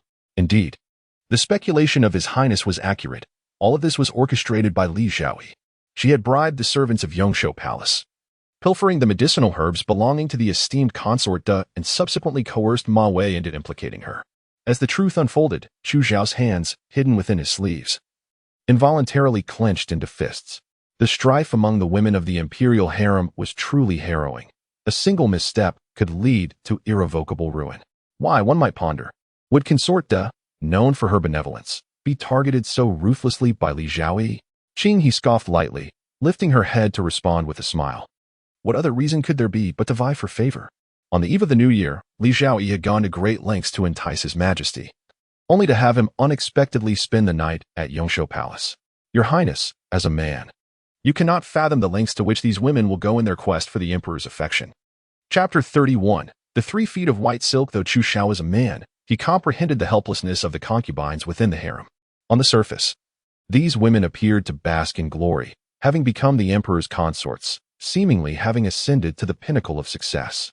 Yet, in reality, the harem was filled with beauties, while the emperor was but one, making it exceedingly difficult to capture his attention. To establish oneself within the harem, there were but 2 paths. One could bear heirs for the royal family, gaining favor through motherhood. The other was to employ every conceivable means to win the emperor's affection. The former relied on fate, while the latter was a matter of cunning and strategy. Historically, the struggles within the harem were no less arduous than those in the court, and the victors often emerged from a backdrop of conspiracy and darkness. Although Chu Xiao understood this, he could not overlook that the victim of Li Xiaoyi's machinations was consort De, who regarded him as her own child.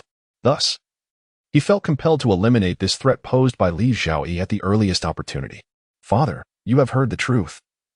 It is Li Xiaoyi who is behind all of this. Upon hearing Chu Yun's words, he looked up in terror, only to see Emperor Xia emerging from the shadows. Upon encountering the emperor, he immediately prostrated herself on the ground, her shoulders trembling uncontrollably. Despite the darkness of the night, the flickering flames from a nearby brazier illuminated the emperor's face, which appeared as grim as the bottom of a cauldron. What audacity! Li Xiaoyi, to manipulate me. It is utterly unforgivable. Emperor Xia cast a cold glance at the kneeling He, regarding her as one might an insignificant ant. With a mere wave of his hand, he commanded the imperial guards, drag this wretched maid away and beat her to death. Not wishing to meet her demise, He froze momentarily before desperately bowing her head in repentance. No, your majesty, spare me. Please, your majesty, have mercy. Yet, the life of a mere palace maid held little value in the emperor's eyes. Regardless of her pleas, he acted as though he had not heard her. The imperial guards surged forward from both sides, gripping He's arms tightly as they forcibly dragged her away like a lifeless dog. He was unaware of where the sudden surge of strength came from. As she passed by the 9th prince, Chu Xiao, she abruptly broke free from the grasp of the imperial guards and clung desperately to his leg. Your Highness, you promised me that you would preserve my life. You cannot go back on your word. Chu Xiao coldly lowered his gaze. Although it was true that Li Xiaoyi was orchestrating everything from behind the scenes, He's complicity in her schemes rendered her unworthy of the prince's sympathy. Indeed, I pledged to safeguard your life, but now it is the emperor who seeks your demise. Do you truly believe my words hold more weight than his? He was rendered speechless. Damn it, you deceived me. You have been lying to me from the very beginning. The summer emperor, unable to bear the sight any longer, shouted at the imperial guards, you inept fools, can you not even subdue a single woman? The guards, incensed by the emperor's fury, glared at He, blaming her for their reprimand. Without further ado, they rudely seized her by the hair and dragged her away. The summer emperor observed He's retreating figure with a calm demeanor. Although his expression betrayed no emotion, those familiar with him knew that when he appeared angry, he was typically not a figure to fear. However, when his countenance was as tranquil as still water, it signified that he was genuinely enraged, making him all the more formidable. In the Ningxiang Palace, as the 7-day deadline approached, Li Xiaoyi harbored little faith that the 9th prince could clear the name of the consort De. The thought that she had effortlessly manipulated the esteemed consort filled her with a sense of pride. Despite the late hour, Li Xiaoyi remained seated at her vanity, humming a tune as she meticulously groomed her brows. She had devised a plan. Once consort De was confined to the cold palace, the summer emperor's mood would undoubtedly sour. At that moment, she would adorn herself beautifully to console him, and surely he would be moved by her gentleness and understanding. This could very well lead to her own elevation in status, usurping consort De's position, just as Li Xiaoyi was lost in her reverie. The doors of Ningxiang Palace were suddenly kicked open. Startled by the loud noise while applying her makeup, she accidentally smudged the dark ink on her face, ruining her captivating appearance. Upon catching sight of her now disfigured visage in the mirror, she slammed her palm against the table and exclaimed in fury, "Qinghe, do you wish to die?" Yet before she could finish her sentence, she realized that the intruder was not her maid Qinghe, but the ninth prince, Chu Xiao. Warily, she fixed her gaze upon him and straightened her attire before rising. "Chu Xiao, what brings you to intrude upon my Ningxiang Palace at this late hour? Are you perhaps captivated by my beauty?" Chu Xiao grimaced in repulsion, remarking, "Li Jiaoyi, you are truly remarkable. Not only slandering the innocence of Consort Da, but also attempting to tarnish my reputation." As Chu Xiao unveiled the truth behind Li Jiaoyi's scheme against the noble Consort Da, a flicker of panic crossed her eyes, yet she maintained an air of feigned composure. "Preposterous. What nonsense are you spouting?" she retorted. "Stop pretending. He has already disclosed your treachery to me. Your continued defense is futile." Li Jiaoyi's body weakened, her hands bracing against the table to steady herself. "I do not comprehend your words. He is merely a maid. How credible can her claims be? I must have been somewhat harsh with her, prompting her to slander me." Chu Xiao admired Li Jiaoyi's resilience. Even at this juncture, she continued to rationalize her actions, showcasing a psychological fortitude that surpassed that of most individuals. "Your explanations bear no weight. Inquire whether Father Emperor believes your words." Upon completing his statement, Chu Xiao stepped back slightly, allowing Li Jiaoyi to discern that Emperor Xia was standing just outside the door. At that moment, her mind went blank, as if the sky had fallen. "Your Majesty, allow me to explain." The gaze Emperor Xia directed at Li Jiaoyi was devoid of the usual gentleness, replaced instead by a chilling coldness. He raised his hand, abruptly interrupting her. "Enough. I no longer wish to hear your justifications. A venomous woman such as you is a calamity in the palace. Guards, confine this poisonous woman to the cold palace." Mid-sentence, Emperor Xia cast a glance towards Chu Xiao, leaving one to ponder the thoughts racing through his mind, before altering his course and declaring, "Forget it. Simply grant her a length of white silk for her demise." Upon hearing the emperor's decree of imminent death, Li Jiaoyi's once enchanting visage twisted into a grotesque mask of fury. "Your Majesty, a day of marriage begets 100 days of grace. All I have done has been for you. Can you truly be so heartless, you faithless man?" Chapter 32. The Broken Emperor Xia for me? Emperor Xia scoffed. "Did I instruct you to tarnish the reputation of Consort Da? Even when death looms, you show no remorse. You are beyond redemption." With that, Emperor Xia seemed unwilling to spare her another glance, turning his back and departing. Li Jiaoyi realized that if the emperor truly left, her own life would soon follow suit. In a frenzy, she rushed towards him, attempting to salvage his favor, but as she reached the entrance, the guards mercilessly shut the great doors. The heavy palace gates separated Li Jiaoyi from Emperor Xia, signifying that she would no longer have the opportunity to plead for his forgiveness. Chu Xiao had not anticipated such a ruthless disposition from the emperor towards Li Jiaoyi. After all, she had once been a woman of his affections. He had assumed she would merely face a lonely existence in the cold palace, never imagining the emperor would be so decisive in ordering her execution. Chu Xiao stood in place, smirking slightly, reflecting that those who ascend to the throne are invariably devoid of compassion. Just then, as Emperor Xia took a few steps forward and noticed Chu Xiao lagging behind, he halted and shot him an exasperated glare. "Why are you standing there? Hurry up and follow." "Oh, right, coming." Chu Xiao replied with an awkward smile, hastily catching up. The imperial guards accompanying the emperor noticed that he wished to converse with the ninth prince, so they deliberately slowed their pace, allowing the two ample space. After walking a short distance with Chu Xiao, the emperor paused and turned to face him. "Are you satisfied with the punishment meted out to Li Jiaoyi?" Chu Xiao was taken aback, finding the emperor's inquiry rather perplexing. "That is your consort. How you choose to deal with her is of no concern to me. Should I really be contemplating your perspective? A life has been lost. What satisfaction can I derive from that? After all, it was her own folly that led to this." The emperor fell silent for a moment before continuing, "You performed admirably this time, managing to uncover the truth in such a short span. You have not disappointed me." With a sincere expression, Chu Xiao blinked his large, expressive eyes and replied, "I wasn't investigating for you. If it weren't for my aunt's involvement, I would have been indifferent. Only a fool like you could be so completely ensnared by his own woman, nearly wronging my aunt in the process. Had I not insisted, her life would have been irrevocably marred." Hearing Chu Xiao's complaints, the emperor's fist clenched in frustration. "You ungrateful wretch! Do you truly dare to speak to me in such a manner? Do you think I would believe that Defei betrayed me? If I had not granted you this opportunity, do you think you would have had the time to uncover the truth? Everything is under my control, do you understand? Seeing the emperor's exasperation, Chu Xiao smirked, his finger pointed playfully at him. You're flustered. I can see it. The emperor realized it had been quite some time since anyone had provoked him so, and in that moment, his resentment towards Chu Xiao surpassed even his feelings of betrayal. I am not flustered. I am merely stating a fact. Chu Xiao regarded the emperor with skepticism, clearly not fully convinced by his words. The doubt in Chu Xiao's gaze pierced the emperor's heart deeply, diminishing his authority as both an emperor and a father. In an effort to salvage his dignity, the emperor let out a huff. You insolent boy, you are becoming increasingly audacious before me. Initially, I had intended to reward you for uncovering the true culprit. But now it seems you are unworthy. Reward? Upon hearing this word, Chu Xiao's eyes sparkled with excitement. Is it true? I concede that I may have spoken too loudly just now. Father, you are indeed wise and discerning. Those paltry schemes of Li Zhao are mere trifles before you, akin to a child brandishing a sword before Guan Yu. I am certain that you disowned the truth long ago and merely provided me this opportunity to cultivate my abilities. One must be humble to gain favor. There is no shame in that. As the saying goes, a true gentleman knows when to bend and when to stand firm. Chu Xiao's rapid change in demeanor astonished the emperor. You rascal! With that countenance, you hardly resemble a prince, the emperor remarked.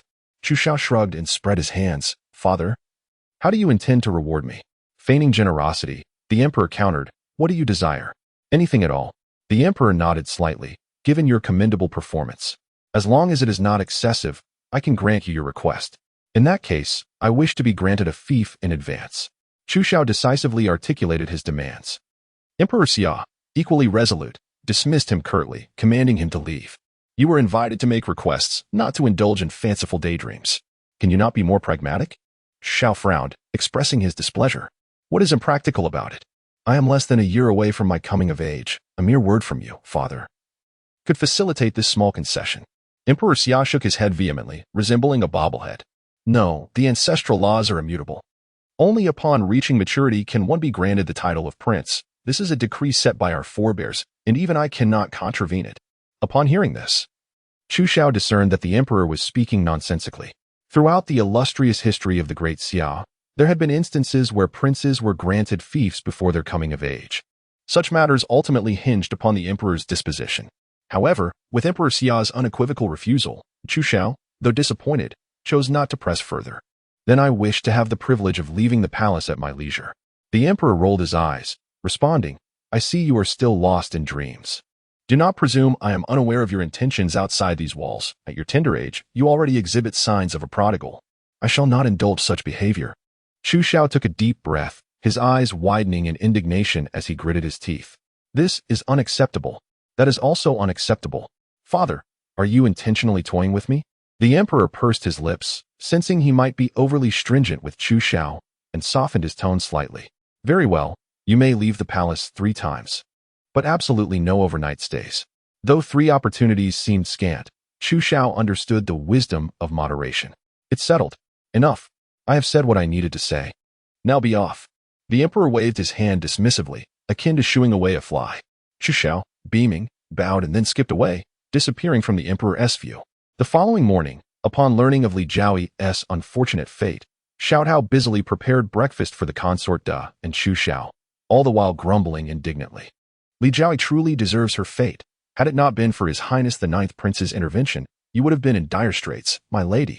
Consort Da gently tapped Xiao Hao's hand, reproaching her with a gentle tone. Xiao Hao, one must show mercy. Li Zhao has already learned her lesson. Let this matter rest, and refrain from mentioning it again. Xiao Hao pouted in protest. All right, I understand, but my lady, you are simply too kind-hearted, which invites such mistreatment. Meanwhile, Chu Xiao, observing Xiao Hao defending Consort Da, interjected with a smile. Fear not, Xiao Hao, while I am here, no one shall dare to bully my aunt. Consort Da felt an overwhelming wave of gratitude, nearly moved to tears. I have always known you to be a good child, but I only wish for your well-being. Your actions this time were rather reckless. What if you had failed to gather evidence? Chu Xiao chuckled helplessly, acknowledging that while his aunt possessed many admirable qualities, her propensity for worry could become quite tiresome. Just as he was lost in thought, A somewhat frivolous voice resonated from outside Yongshou Palace. Sister, have you prepared the money I asked for? If you delay any longer, the creditors will come knocking. Chapter 33. The Prodigal Son. As Xiaonan stepped into Yongshou Palace, he was greeted by the sight of an additional youth within his sister's chamber. Observing the boy's youthful and somewhat familiar visage, Xiaonan pondered for a moment before recognizing him as the recently renowned ninth prince, Chu Xiao. Ah, little ninth, you are here too? Upon witnessing her brother's frivolous demeanor, the Defei sharply poked Xiaonan's forehead, admonishing him, "What is your status? You must address His Highness properly." Xiaonan, disgruntled, cast an indignant glance at the Defei, puffed his cheeks, and waved his hand dismissively. "Oh dear sister, why must you be so harsh? Haven't you often said that the ninth prince is like family? By calling him little ninth, am I not merely expressing familiarity?" Chu Xiao, observing Xiaonan's carefree attitude, chose not to take offense. After all, he was merely the maternal uncle's younger brother, and Chu Xiao was inclined to grant him a modicum of leniency. "Aunt, it is of no consequence. In truth, Shunan Bo is also considered my elder, so it is permissible for him to address me as little ninth." Though Xiaonan had yet to achieve anything noteworthy, his lineage was respectable. His ancestors had served under the founding emperor of the Great Xia, and after Defei Xiao Wenjun entered the palace, the Xia emperor conferred upon them the title of Shunan Bo. Although this title bore little actual power, it still commanded a certain degree of respect. Upon hearing Chu Xiao's indifference, Xiaonan, filled with pride, arched an eyebrow at the Defei. "See, little ninth is quite understanding." In response, the Defei seized Xiaonan by the ear, causing him to yelp in pain.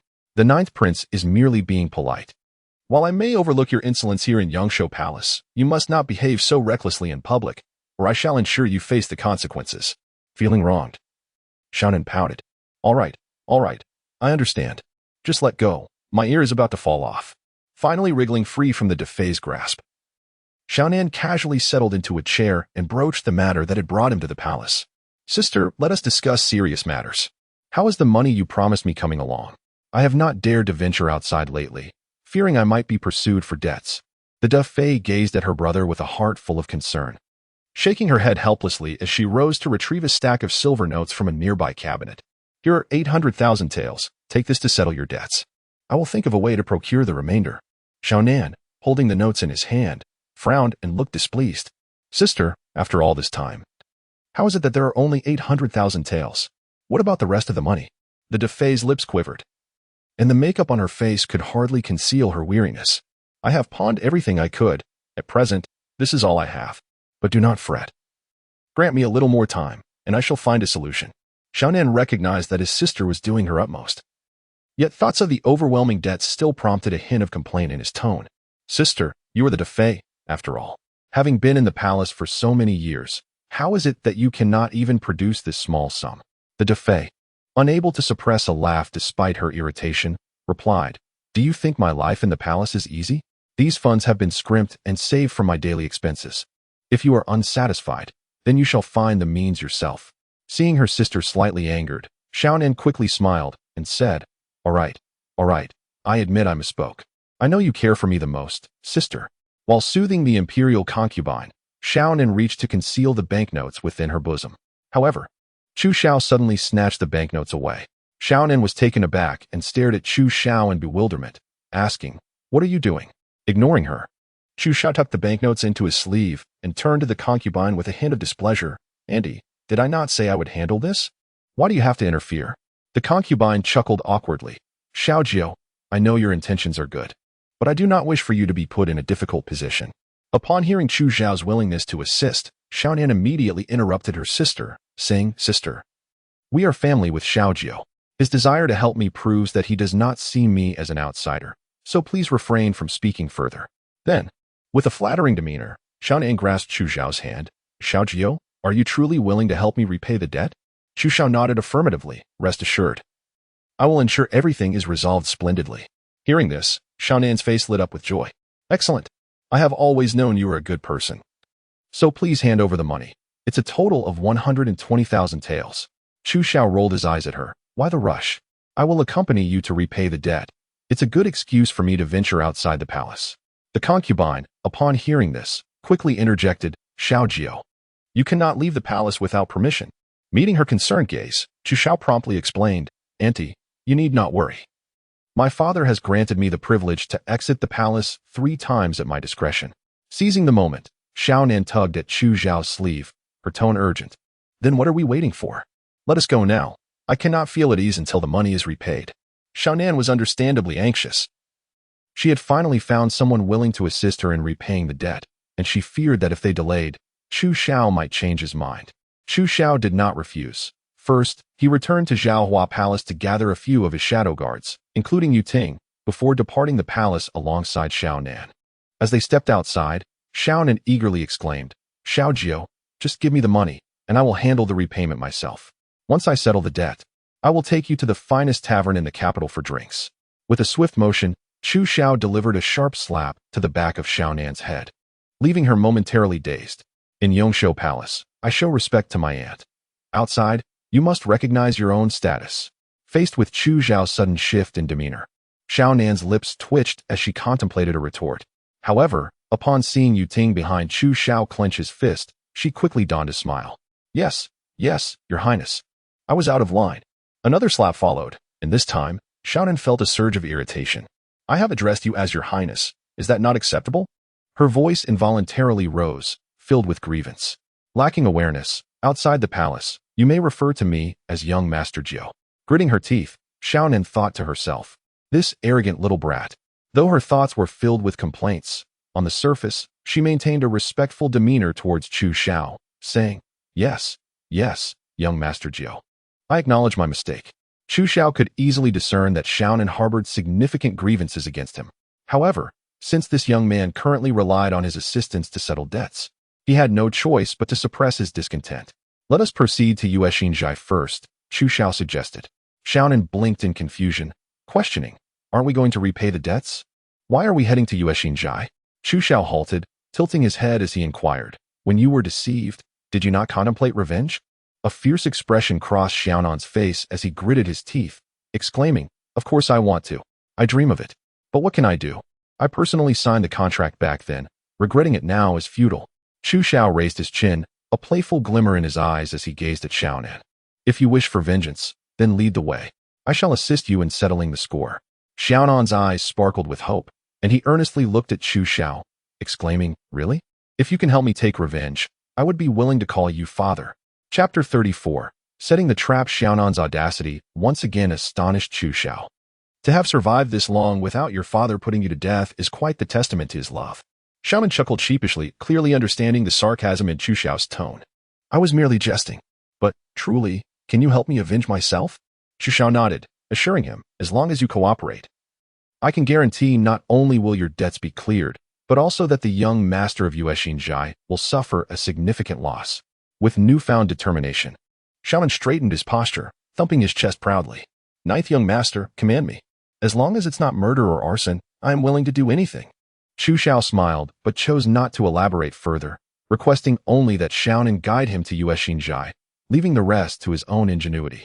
Before long, under Xiaonan's guidance, they arrived at the entrance of Yuexinzhai. The establishment was modestly sized, comprising 2 levels. Upon entering, Chu Xiao noted the numerous shelves adorned with jade artifacts and ancient calligraphy. As soon as they stepped inside, a young man clad in luxurious garments approached them, his face twisted in mockery. Xiao brother, it has been far too long. Your younger brother has missed you dearly. Xiaonan's fists clenched in rage upon recognizing the man. Zhou Qiming, you despicable scoundrel. I treated you as a brother. And yet you betrayed me for money. Zhou Qiming erupted into laughter. Oh, dear Xiao brother, please do not say such things. In business, integrity is paramount. It was your own greed that led to this contract, which you willingly signed. You cannot blame me. Xiaonan glared fiercely at Zhou Qiming, his fury palpable. Previously, Xiaonan had genuinely considered Zhou Qiming a brother, placing immense trust in him, which had afforded Zhou the opportunity to deceive him. Now, witnessing Zhou's lack of remorse, Xiaonan could no longer contain himself and prepared to strike. Fortunately, Chu Xiao intervened just in time, preventing the situation from spiraling out of control. Enough. We are not here to fight today. Keep your composure. After Chu Xiao spoke, although Xiaonan remained reluctant in his heart, he recalled Chu Xiao's assurance that he would make Zhou Qiming regret it. Taking a deep breath, he settled into silence once more. Zhou Qiming was curious about who Chu Xiao truly was, as he seemed to command Zhou Qiming's obedience effortlessly. The young man, whose face was unfamiliar, inquired about his esteemed name. With his hands clasped behind his back, Chu Xiao replied nonchalantly, "You may refer to me as the ninth young master." The ninth young master? I have not heard of this name before, Zhou Qiming murmured to himself, then proceeded to scrutinize Chu Xiao from head to toe. Noticing the distinguished aura surrounding him, he surmised that the young man's background must be extraordinary, prompting a shift in his demeanor to one of politeness. "Ah, so you are the ninth young master. It is an honor to meet you. I am Zhou Qiming, the young master of Yuexin Studio. May I inquire about the purpose of your visit today?" A smile graced Chu Xiao's lips as he responded, "I have come today to discuss a business deal with Yuexin Studio." Zhou Qiming found it hard to believe, considering he had previously deceived Xiaonan. Why would this young man, claiming to be the ninth young master, still wish to engage in business with him? Sensing Zhou Qiming's wariness, Chu Xiao took the initiative to explain. "I am a distant relative of Xiaonan and am aware that he has borrowed a considerable sum of money. I wish to assist him in repaying his debts. However, I cannot produce such a large amount of silver all at once, so I intend to sell some ancestral treasures to help him. Your esteemed Yuexin Studio has a notable reputation in the capital, so if you find my treasures appealing, please offer a price. If it is reasonable, we can conclude this deal." Zhou Qiming did not let his guard down simply because of Chu Xiao's words. Rather, he suspected there might be more to this situation. Nevertheless, he refrained from outright rejection, curious to see what tricks Chu Xiao might have up his sleeve. "Is that so? May I ask what treasures you speak of, ninth young master?" "At Yuexin Studio, we welcome all who come, but our clientele consists of dignitaries and nobles, and we do not accept ordinary items." A slight smile tugged at the corners of Chu Xiao's mouth as he exchanged a knowing glance with Yu Ting. Understanding the cue, Yu Ting promptly retrieved a glass mirror from the package behind him. To create this glass mirror, Chu Xiao had sought the assistance of craftsmen from the Ministry of Works. Investing considerable resources and effort, and after numerous trials and errors, he had finally managed to grasp the technique of glassblowing. Upon seeing the glass mirror, Zhou Qiming was momentarily taken aback. He swallowed hard, licking his lips, and respectfully asked Chu Xiao, "Ninth young master, may I have the honor of examining this treasure?" Chu Xiao nodded, "Of course, but please handle it with care, as this is a family heirloom." "Certainly," Zhou Qiming said, carefully taking the glass mirror from Yu Ting's hands and examining it intently. The frame was meticulously carved from fine sandalwood, with exquisite patterns and textures. However, what truly astonished Zhou Qiming was not the frame, but the mirror's surface. As he gently ran his fingers over the mirror, his reflection appeared so vividly that it left him momentarily dazed. He could discern every strand of hair in the mirror, even the small, uneven bumps on his face were rendered with crystal clarity. "My dear, this truly is a treasure. Throughout my life, I have never encountered such an exquisite glass mirror. It is simply breathtaking." Upon noticing that Zhou Qiming mistook the glass for crystal, Chu Xiao merely smiled without offering any clarification. At that moment, a powerful desire surged within Zhou Qiming. He yearned to possess this glass mirror and was willing to pay any sum to acquire it.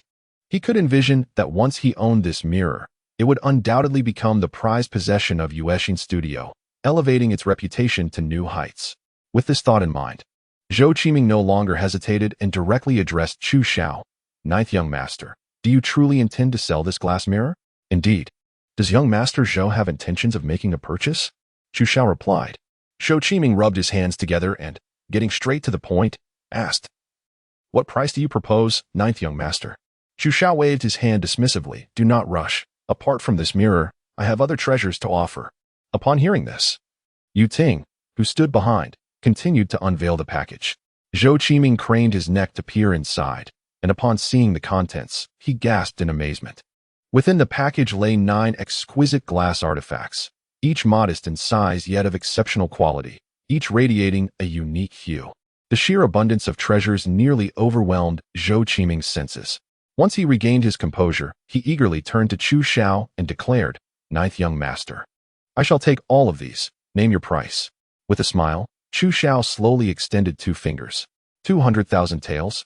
Zhou Qiming raised an eyebrow. To sell all these treasures for such a price seemed a remarkable bargain.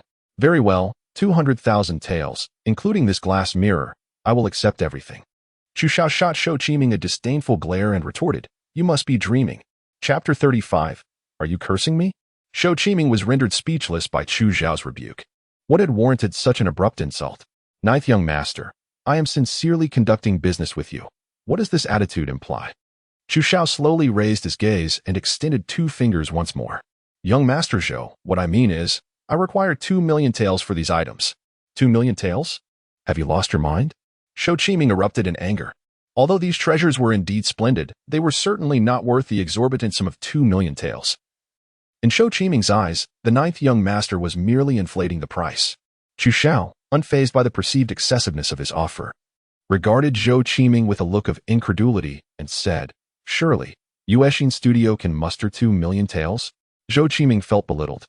While it was true that Yuexin Studio could indeed summon such funds, the price was simply too steep. Thus far, the most expensive piece of glassware sold by my esteemed establishment, ChuXiao, is a half-human tall reclining Buddha, priced at 120,000 taels. Upon hearing this, Chu Xiao promptly repacked the glassware on the table, rising and adopting a posture as if to depart. If ChuXiao deems my asking price exorbitant, I shall seek to transact with others.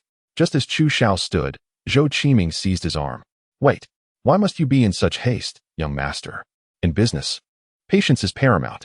To be candid, I genuinely admire these treasures, yet 200,000 taels is truly excessive. Might we negotiate the price? With a pained expression, Chu Xiao reluctantly reseated himself. After a moment of hesitation in response to Shou Qiming's earnestness, he spoke again. 180,000 taels. Still too high. How about 100,000 taels? Shou Qiming inquired tentatively. Chu Xiao shook his head. That won't suffice. Your offer is far too low. 150,000 taels. 110,000 taels, young master. That is already quite a fair price. Chu Xiao gently pressed his lips together, revealing a pained expression. Let us settle on 120,000 taels. Anything lower is non-negotiable.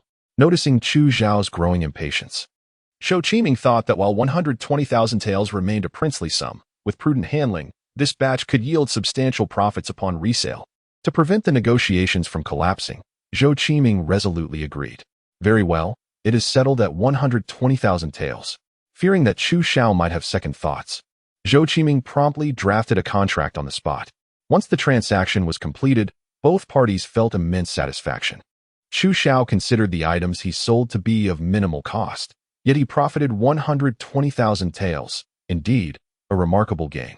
Shou Qiming, despite the hefty expenditure, felt he had acquired a rare collection of treasures that, once resold, would not only bring him considerable profit, but also enhance the reputation of ChuXiao. Truly a lucrative endeavor. After Shou Qiming gleefully began to store away the 10 treasures, Chu Xiao suddenly addressed him. Today, I have had a delightful conversation with young Master Zhou, and I possess a method that may enable you to sell these treasures at an even higher price. Would you care to listen? Shou Qiming, eager to please, hurriedly poured a cup of hot tea and presented it to Chu Xiao, then inquired with great interest, I implore you, young master, please enlighten me. Chu Xiao took a gentle sip of tea, leisurely setting down the cup as his gaze swept over the exquisite treasures Shou Qiming had arranged. What does young master think of the quality of these ancestral treasures? Without hesitation, Shou Qiming replied, naturally, they are exquisite. Chu Xiao nodded. While you might earn a considerable sum by pricing these treasures plainly, I find such a method rather antiquated. You might consider hosting an auction. An auction?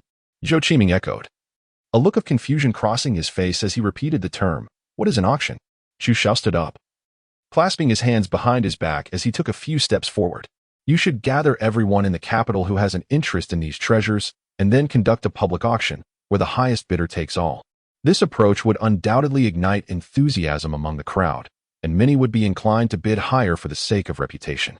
Furthermore, if you promote it well in advance, even those who were initially indifferent might develop a curiosity, thereby enhancing the reputation of your Yuexin studio. Shou Qiming's eyes sparkled with excitement as he listened. Brilliant! You are truly remarkable, young Master Zhou. This auction idea is simply splendid. Chu Xiao smiled faintly, concealing his accomplishments. I have said all that I can, and now I look forward to Zhou Xiaodong's auction. Shou Qiming promptly rose, expressing his gratitude. Thank you, young Master Zhou. I sincerely hope you can grace the auction with your presence, and I will ensure you are well entertained. Chu Xiao nodded lightly. Certainly. I shall wish you great success in your auction in advance. After leaving Yuexin Studio, Xiaonan had only taken a few steps when he suddenly gripped Chu Xiao's sleeve. His eyes glistening with tears, voice choked with emotion. Your kindness towards me is overwhelming. To help me settle my debts, you have even sold ancestral treasures. I am truly touched. Chu Xiao felt a wave of annoyance wash over him and instinctively took a step back, wary of foolishness being contagious.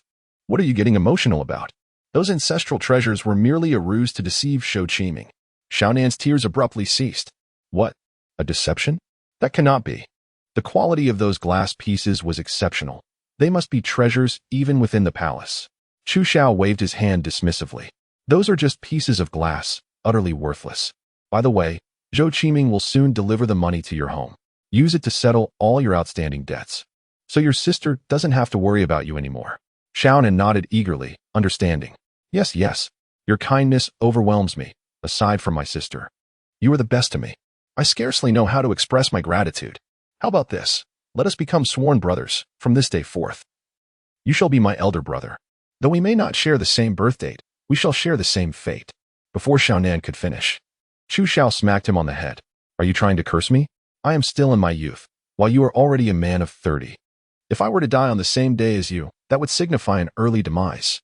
After receiving the slap, Xiaonan finally grasped the situation and quickly chuckled, lightly slapping his own face. I was wrong.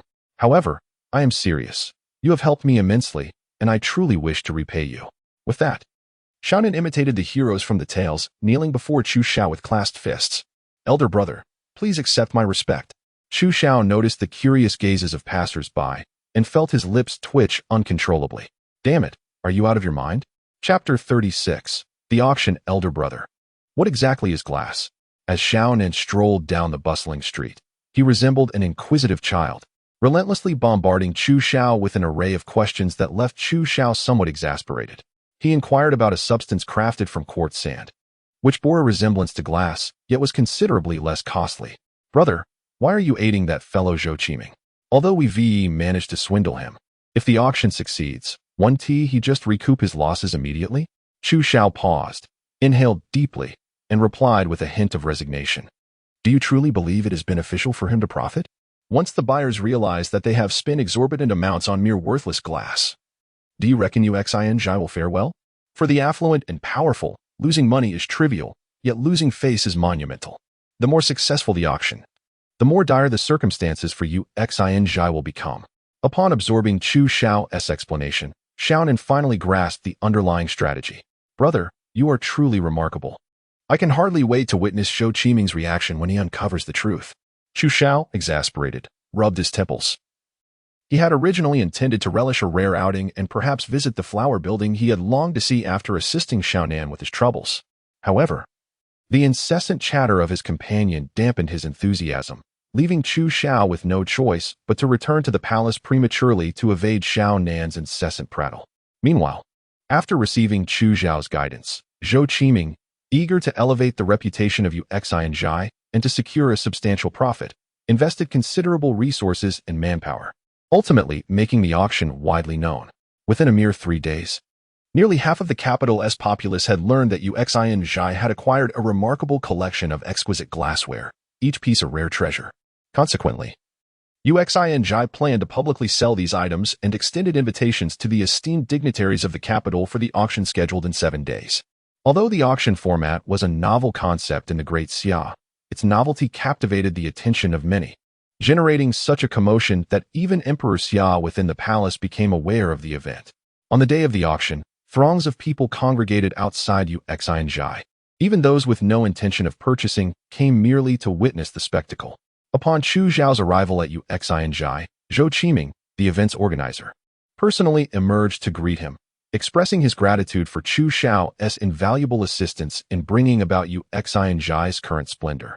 He led Chu Xiao to the second floor, which had been temporarily transformed into the auction venue. The original shelves had been removed, and 100 tables and chairs were arranged for the attendees, with a platform constructed at the front. By the time Chu Xiao reached the second floor, nearly every seat was occupied. Shou Qiming had intended for Chu Xiao to sit at the forefront, having reserved a spot for him. However, as Chu Xiao approached, he suddenly caught sight of a familiar figure in the crowd, his rather frugal father, the emperor. This man often boasted of his industriousness, yet here he was, attending the auction, suggesting that perhaps his role as emperor was not as burdensome as he claimed. Upon recognizing that familiar silhouette, Chu Xiao had no intention of approaching to greet, but hastily halted his steps and turned to find a vacant seat at the back to settle down. Zhou Qiming, understanding his demeanor, did not insist, as he was quite preoccupied that day. After exchanging a few hurried words with Chu Xiao, he departed in a rush. Just as Chu Xiao took his seat, someone promptly occupied the empty spot beside him. The moment he inhaled a familiar fragrance, he turned to discover it was none other than the young lady, Mu Jinli. Upon seeing Chu Xiao, her large, watery eyes immediately sparkled with delight. "Miss Mu, what a coincidence. You are here for the auction as well." Mu Jinli nervously clenched the hem of her garment, nodding while attempting to articulate her thoughts, yet she struggled to find the right words. Noticing her silence, Chu Xiao paid it little mind, for her aloofness was well known. Thus, he turned away, showing no inclination to engage in conversation. Observing this, disappointment flickered in Mu Jinli's eyes, and she lowered her head, feeling a slight pang of sadness. Deep down, she longed to converse with Chu Xiao, yet her reserved nature, ingrained since childhood, rendered her incapable of initiating dialogue.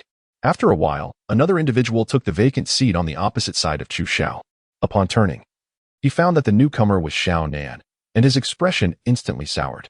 "Brother, I've been searching for you everywhere. Why are you seated so far back?" Once seated, Xiao Nan eagerly began to chatter incessantly with Chu Xiao. At that moment, Chu Xiao wished to change his seat, but a glance around revealed no other vacancies. With no alternative, he bore the discomfort and continued to sit beside the loquacious Xiao Nan. Soon, the auction commenced formally. Zhou Qiming, the young master, took on the role of the auctioneer. As he ascended the platform, he cleared his throat with a beaming smile before raising his voice to announce, "I am immensely grateful to all of you for attending today's auction at Yuexin Studio. Without further ado, since we are all here for the treasures, let us commence with the first item up for bid." As Zhou Qiming's words resonated, a young attendant cautiously approached, cradling a glass mirror. "Ladies and gentlemen, our first auction item is this Zeton glass mirror. As you can see, it is crafted from the finest glass, meticulously sculpted, devoid of any impurities, and in impeccable condition. The frame is fashioned from Zeton wood, adorned with a resplendent qilin and a majestic phoenix, with every detail polished to perfection. Without further delay, the starting bid for this exquisite glass mirror is set at 10,000 taels. Bidding is now open." No sooner had Zhou Qiming concluded his statement than a woman in the audience urged her husband to place a bid. "Darling, this glass mirror is simply exquisite. I adore it so much, you must purchase it for me." Glancing at his wife's endearing demeanor, a portly middle-aged man immediately called out, 11,000 taels. 12,000 taels, chimed in a dapper young man from the side. As the number of bidders swiftly increased, the price of the exquisite glass mirror soared, and the atmosphere in the room grew increasingly fervent. Zhou Qiming wore a beaming smile, his face radiant with delight. Beside Chu Xiao, Mu Jinli gazed at the mirror, her heart yearning to acquire it, particularly since the Duke of Dinggua's household was not lacking in wealth. However, despite her attempts, she lacked the courage to bid in front of so many people. As the price ascended, anxiety etched itself upon her delicate features. After a considerable time, Mu Jinli finally summoned the courage to raise her hand to bid, but just as she was about to do so, Chu Xiao suddenly grasped her hand. "Do you fancy that mirror?" he inquired. With a face flushed crimson, Mu Jinli shyly nodded, her gaze fixed on their intertwined hands. Chapter 37. A token of affection were it anyone else bidding, Chu Xiao would not have cared. After all, they were merely foolish spenders. Yet, as Mu Jinli was a half-friend, he felt a sense of obligation not to deceive her. "If you truly desire it, I shall gift you an even finer one. This auction is merely a ruse to ensnare the gullible. Do not fall for it." Upon hearing Chu Xiao's intention to bestow upon her a precious glass mirror, Mu Jinli's mind suddenly conjured the four words, "token of affection." How precious this glass mirror was. Previously, the 9th prince had gifted her a golden bracelet, and now he wished to present her with a glass mirror. Could it be that he harbors feelings for me? With this thought, Mu Jinli felt a wave of shyness wash over her, unable to meet Chu Xiao's gaze, her forehead nearly radiating heat. "This is too extravagant," she murmured, her voice barely audible, akin to a mosquito's buzz. Had it not been for Chu Xiao's proximity, he would scarcely have discerned her words. "No matter, if you like it. That suffices. This trinket holds little value," Chu Xiao replied nonchalantly, shrugging his shoulders. To him, the so-called glass mirror was merely a piece of glass, and with the Ministry of Works having perfected the technique, its production cost was negligible. Thus, he felt no remorse in gifting it. Conversely, to Mu Jinli, The fact that the ninth prince was willing to present her with such a precious item indicated his profound affection for her. She was not a woman driven by vanity. The Duke of Dingwa's household was indeed affluent, and had it been anyone else's gift, no matter how lavish, she would have scarcely given it a second glance. Yet, faced with Chu Xiao's kindness, Mu Jinli, after a moment of contemplation, removed a Pai Xiao pendant from around her neck and gestured for him to lean closer. "What is this for?" Chu Xiao was momentarily taken aback, but complied, leaning in. With utmost seriousness, Mu Jinli adorned his neck with the pendant, her cheeks glowing with embarrassment as she explained, "This is a return gift, a token for safety." Upon hearing her explanation, Chu Xiao understood that her gift was in response to his offering of the glass mirror, and he realized that she felt a sense of obligation. However, while he considered the glass mirror to be of little worth, the pendant she had given him radiated undeniable value. Unbeknownst to him, the Pai Xiao pendant was a cherished heirloom from Mu Jinli's deceased parents, a treasure she had worn since childhood, holding it as the most precious item in her heart. If the Duke of the State were to discover that his cherished granddaughter had gifted this pendant to Chu Xiao, he would likely be driven to madness. Upon witnessing Chu Xiao accept her pendant, Mu Jinli instinctively smiled, her previously cold visage brightening with joy, leaving Chu Xiao momentarily spellbound, perhaps feeling bashful under Chu Xiao's gaze. Mu Jinli slowly turned her head away, at which point Chu Xiao realized how impudent it was to have stared at a young lady so intently. Embarrassed, he hastily cleared his throat and redirected his gaze forward. At that moment, the auction had reached its zenith, with the price surpassing 150,000 taels. Yet bidding continued fervently. Zhou Qiming, standing on the stage, beamed as he noted the incessant rise in price, his face creased with delight. In his estimation, among the items at this auction, the glass mirror held the least value. He had initially believed it would fetch around 100,000 taels. But the fierce bidding had taken him by surprise. He could already envision that when the auction concluded, his Yuexin studio would gain considerable renown, along with a substantial profit. 18,000 taels. At that moment, someone audaciously raised the bid for the glass mirror to a staggering amount. Chu Xiao turned to see that it was none other than his own father, the emperor, making the offer, causing a peculiar expression to cross his face. If his thrifty father were to learn that the exorbitant purchase had merely cost a few taels, he could very well be incensed to the point of spitting blood. Chu Xiao found himself eagerly anticipating the emperor's reaction upon discovering the truth. When the emperor called out 18,000 taels, Chu Xiao understood that the mirror was destined for his father's possession. After all, while there were many affluent individuals present, none were fools. The price had already escalated to an unreasonable level, making further bidding unnecessary. Indeed, once the emperor spoke, the auction hall fell into silence. Noticing the absence of further bids, Zhou Qiming decisively struck the table, declaring the deal. This exquisite Zeton glass mirror now belonged to the esteemed gentleman. Subsequently, seizing the moment of excitement in the room, Zhou Qiming instructed his team to present the second item for auction. By now, the attendees were well acquainted with the process, and as Zhou Qiming concluded his announcement, the fervent bidding erupted once more. Today's auction at Yuexin Studio proved to be exceptionally successful. Within an hour, all 10 items had been sold, each at exorbitant prices. Upon returning to the palace, the emperor could hardly part with the glass mirror he had acquired. The concubines, having heard of the exquisite mirror, eagerly approached the emperor to request it, but he rebuffed them all, as he strolled through the inner palace with the mirror in hand. Reveling in the envious glances of the concubines, the emperor's vanity found immense satisfaction. Upon arriving at the Yongshou Palace, he could scarcely contain himself and began to boast about the remarkable glass mirror he possessed. With a hearty laugh, the emperor exclaimed, "Ah, de fait, behold this exquisite Zeton glass mirror in my possession, a treasure that I procured with considerable effort." However, before he could finish his boast, he noticed that de fait held a glass mirror of her own, one that was notably larger and more exquisite than his. "Pray tell, de fait, from whence did you acquire such a mirror?" The emperor's expression soured, his desire to flaunt his prize turning to bitterness in an instant. De fait, first offering a respectful bow, gestured toward the figure of Chu Xiao standing nearby, and explained, "Your Majesty, you have arrived at the perfect moment. Xiao has just gifted me this splendid glass mirror, and I am utterly enamored with it." The emperor grimaced, his lips twitching as he took the mirror from de Fay's hands. "Where did you procure this item?" he demanded, turning to Chu Xiao with a scowl. Amused by the emperor's distress, Chu Xiao chuckled inwardly. "I obtained it from the Ministry of Works, father." "The Ministry of Works?" Indeed, this glass mirror was commissioned by me from the ministry. Should you desire, Father, I can have several more crafted for you. The emperor swallowed hard, a feeling of unease creeping into his heart. You refer to this as a glass mirror created by the ministry? What, pray, is its cost? Suppressing his mirth, Chu Xiao replied earnestly, it is of little value. The glass is made from sand, though it resembles true glass. Its cost is exceedingly low, perhaps no more than a few taels of silver. Crack. The emperor felt as though his heart shattered. He had spent 18,000 taels at an auction for an item that could be replicated by the ministry for mere taels. Was he not the fool in this scenario? Chapter 38.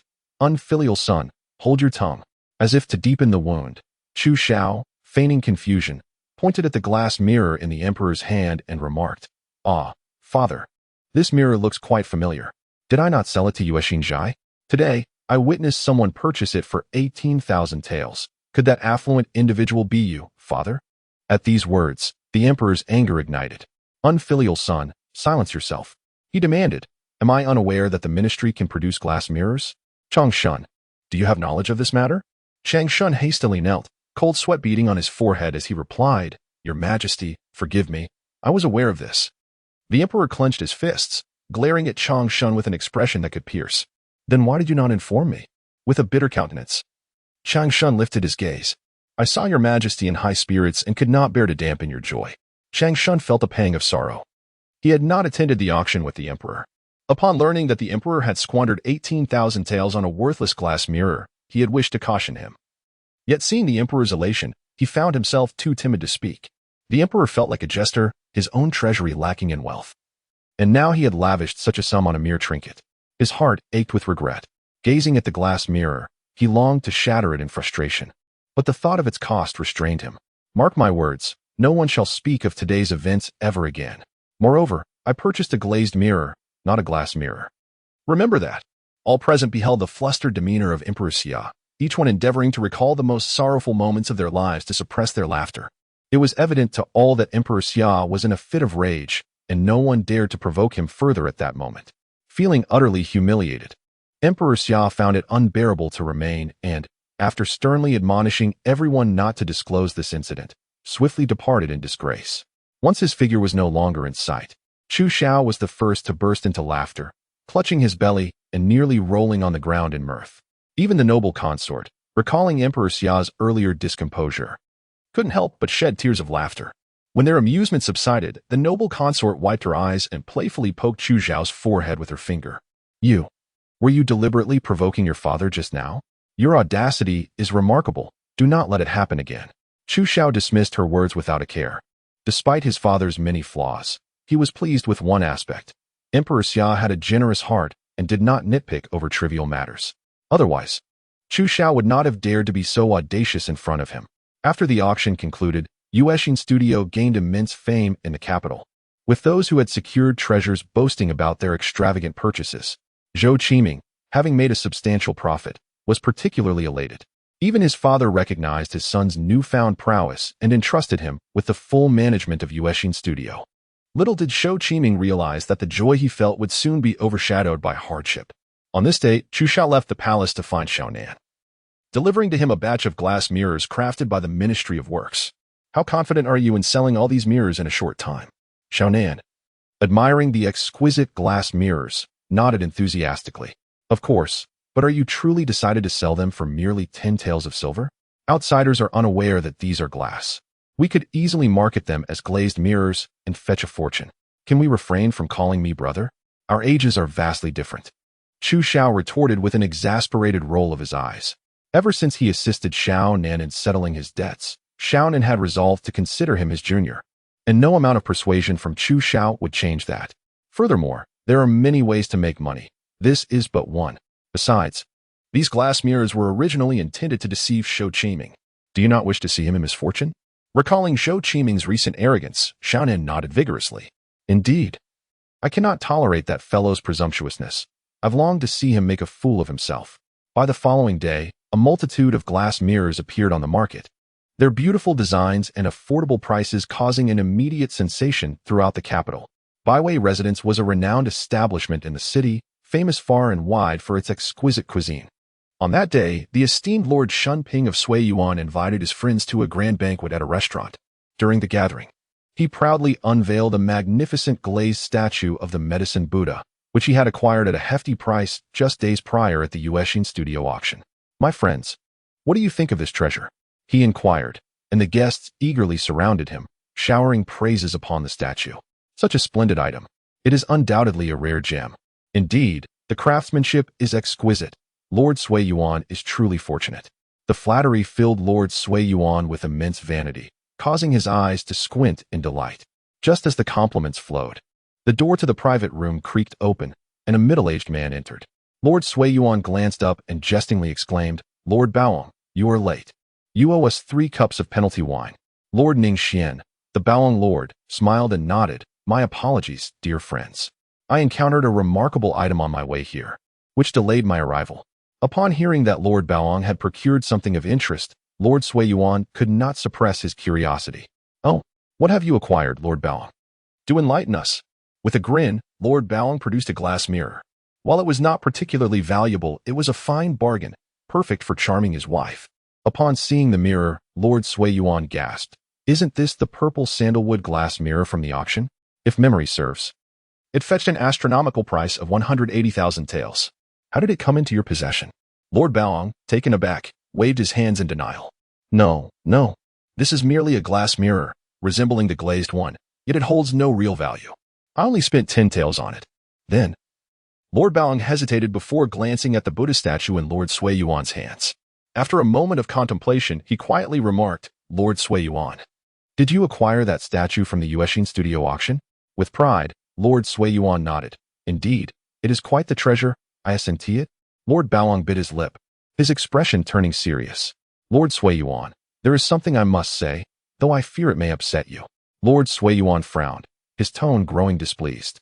"We are all brothers here. Please speak your mind." "Very well." Lord Baoong inhaled deeply, his demeanor earnest. "Lord Sui Yuan, you have been deceived.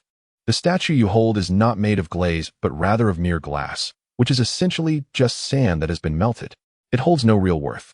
Chapter 39. The downfall of Yuexin Studio. The realization that the statue he had been boasting about was merely a worthless glass creation struck Lord Sui Yuan like a thunderbolt. How could this be? "Lord Baoong, do you have any evidence to support such an accusation?" Lord Baoong glanced at the glass mirror he had just purchased and replied somberly, "Is further evidence needed? Word of this has already spread outside. Moreover, this mirror serves as proof." At that moment, Lord Sui Yuan felt as though his world had collapsed. The precious item he had invested so heavily in was nothing more than a pile of sand transformed by fire. The thought of having boasted about it in recent days filled him with such embarrassment that he wished he could vanish into the ground. Having been deceived out of a substantial sum of money, it is not merely the loss that enrages the Marquis of Sui Yuan, but rather the humiliation of having his reputation tarnished. "Cursed be the Yuexin studio. I shall obliterate it." In a fit of fury, the Marquis rose abruptly, brandishing a statue as he stormed towards Yuexin studio, intent on settling the score with Chu Xiao. The Marquis's companions, apprehensive of the potential repercussions, hastily followed in his wake. Upon their arrival at Yuexin studio, they discovered it was besieged by an irate crowd. The attendees of the auction, predominantly affluent and influential individuals, were incensed to learn they had been duped, suffering not only financial loss but also a grievous affront to their dignity.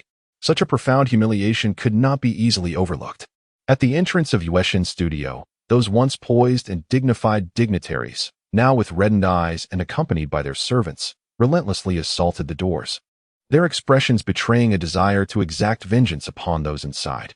Behind the barricaded door, Zhou Qiming and the staff of Yuexin studio exerted every ounce of strength to hold it shut. Zhou's arms trembled from exertion, his face drained of color, devoid of any trace of vitality.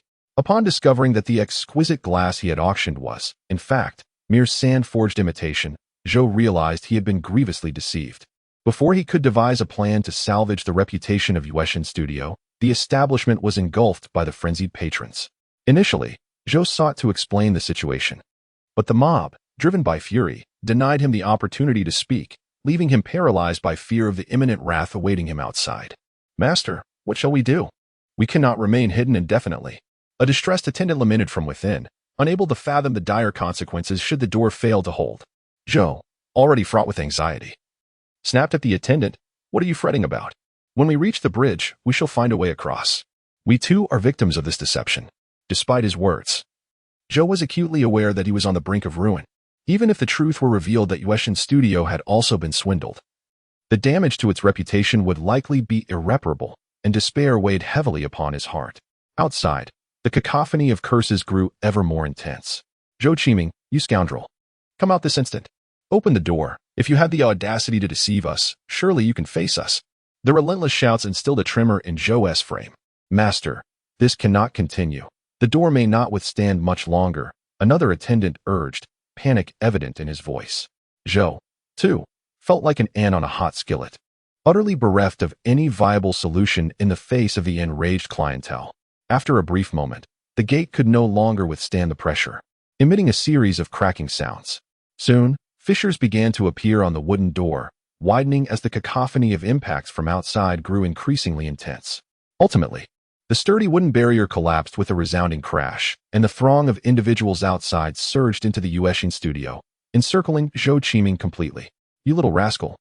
How audacious you are to deceive us with worthless glass masquerading as precious crystal. The imposing Sui Yuan Marquis, taking advantage of his stature, was the first to push through the crowd and confront Zhou Qiming. Before Zhou could utter a word of explanation, the irate Marquis lunged forward, delivering a forceful kick that sent Zhou flying backward. Before Zhou could even rise from the ground, he felt countless feet striking his back, the pain forcing him into a curled position as he begged for mercy. I was wrong. I was wrong. This is all a misunderstanding. I was deceived too. Please, stop. If you continue, I may very well perish. Time seemed to stretch indefinitely until Zhou's voice became hoarse from pleading. Only then did the assailants gradually relent, though they clearly had no intention of letting Zhou Qiming off the hook easily. Struggling to rise, Zhou, bruised and battered, still endeavored to bow respectfully. Esteemed guests, I too am a victim in this matter. I had no knowledge that the crystal was counterfeit. This is all a misunderstanding. A misunderstanding? Do you take us for 3-year-olds? One of the crowd retorted. You have caused us to suffer a grievous loss. Mark my words, Yueshin Studio will have no peace from this day forth. Indeed. And you must refund our money. We refuse to be taken for fools. Refund? Zhou's heart sank at the mention of this. If he were to return all the earnings from the auction, Yueshin Studio would be left destitute. Even more daunting was the realization that, despite any financial loss, continuing operations at Yueshin Studio would be impossible. Having offended so many influential figures, it would be nearly impossible for the establishment to maintain its standing in the capital. But could he dare to refuse a refund? It was evident that Zhou Qiming did not possess the courage to defy them. He understood that failing to comply with their demands might jeopardize his very life. Refund. Although we at Yueshin Studio are also victims, we will return the auction proceeds in full, and to further compensate for your losses, we will add an additional 10%. The surrounding staff stood in stunned silence at Zhou Qiming's proclamation. Young master, have you lost your mind? Our establishment cannot possibly produce such a sum. Zhou gritted his teeth. Be silent. Follow my orders. If we lack the funds, we shall pawn everything from Yueshin Studio. We must ensure their satisfaction. Otherwise, the repercussions will extend far beyond the studio. Zhou Qiming was acutely aware of the immense influence wielded by these dignitaries. If their displeasure was not appeased, they had the means to ensure his family's sudden disappearance. To avert such a dire fate, he had no choice but to propose compensation. By heaven! Do you think this marquis is in dire need of such trifles? Do not presume that returning the money will settle this matter. As the Marquis of Sui Yuan reflected on how he had been thoroughly outmaneuvered by a mere merchant, a surge of indignation surged within him that he could scarcely contain. In his fury, he raised the Buddha statue in his hand and brought it crashing down upon Zhou Qiming's arm. Once a formidable warrior on the battlefield in his youth, the Marquis possessed strength far exceeding that of an ordinary man. With that strike, the statue shattered, and Zhou Qiming let out a piercing scream, clutching his arm in agony as he collapsed to the ground. Chapter 40. It is our turn to make an entrance, alas. Poor Zhou Qiming. Look at how his arm has contorted. It seems irreparably damaged. Across from the Yueshin pavilion, Chu Xiao and Xiao Nan were seated in a private room of the tavern, witnessing the unfolding farce in its entirety. Delighted by the downfall of their rival, Xiao Nan eagerly rose to pour a drink for Chu Xiao, grinning as he remarked, "He brought this upon himself. You have no idea, brother. Zhou Qiming is truly despicable. I have already investigated, and he has deceived many, just like me. Instead of conducting honest business, he chose to pursue nefarious paths, leading to his current predicament. This is poetic justice. Chu Xiao nodded slightly, lifting his cup and taking a delicate sip. After a brief interval, they observed Zhou Qiming returning all the money earned from the auction to the customers. However, many were still dissatisfied. After receiving their refunds, they ordered their subordinates to vandalize the Yusen Pavilion. What was once a fine establishment quickly turned into a ruin. Once the ruffians departed, Chu Xiao set down his cup and rose, addressing Xiao Nan. Let us go. It is our turn to make an entrance. The two made their way to the entrance of the Yusen Pavilion, which lay in utter disarray. The exquisitely crafted lattice windows were shattered into pieces. Precious porcelain lay in ruins, and several paintings were carelessly strewn across the floor, covered in dust and footprints. Chu Xiao stepped into the Yusen Pavilion, gingerly pushing aside the shards of pottery with his foot, and nonchalantly approached Zhou Qiming. Young Master Zhou, it has only been a few days. Yet you find yourself in such a dire state. Zhou Qiming, who had been beaten as if he were a mangy dog, recognized the familiar voice and, with a contorted expression, slowly rose from the ground. Upon seeing Chu Xiao and Xiao Nan grinning at him, Zhou Qiming suddenly let out a howl and lunged at Chu Xiao like a madman. Xiao Nan, perceiving this, swiftly lifted his foot and aimed a kick at Zhou Qiming's chest. Already injured, Zhou Qiming had no time to react and was sent flying, crashing heavily against the wall before crumpling to the ground like a rag doll. You scoundrel, do not dare harm my brother, Xiao Nan declared, hands on his hips, defiantly shielding Chu Xiao behind him. Zhou Qiming, feeling a sharp pain in his chest, sat on the ground with disheveled hair, a trace of blood at the corner of his mouth. You bastards, how dare you deceive me? I curse you to an ill fate. Zhou Qiming sputtered incoherently. Chu Xiao, with his hands clasped behind his back, surveyed the scene and chuckled lightly. Ah, young Master Zhou, do not slander us without basis. When have we ever deceived you? Zhou Qiming, filled with venomous resentment, lifted his head and, leaning against the wall, slowly rose to his feet. You have deceived others by masquerading cheap glass as exquisite crystal. Is this not a form of deception? However, do not speak so recklessly. Reflect carefully. I have never claimed that my possessions are crystal. That assumption was entirely your own, and it holds no relevance to me. With a playful tilt of his head, Chu Xiao responded with a smirk. Zhou Qiming was momentarily taken aback. Then he earnestly recalled their previous conversation and, in a moment of despair, realized that Chu Xiao had indeed never acknowledged his items as crystal. Zhou Qiming, overwhelmed by this revelation, coughed up a mouthful of blood. Hey, don't die so easily. I still wish to conduct business with you, Chu Xiao said, stepping forward with an expression of feigned concern as he helped Zhou Qiming to his feet. Zhou Qiming sneered, revealing his blood-stained teeth. You've brought me to this state, and you still wish to engage and trade with me? Not a chance.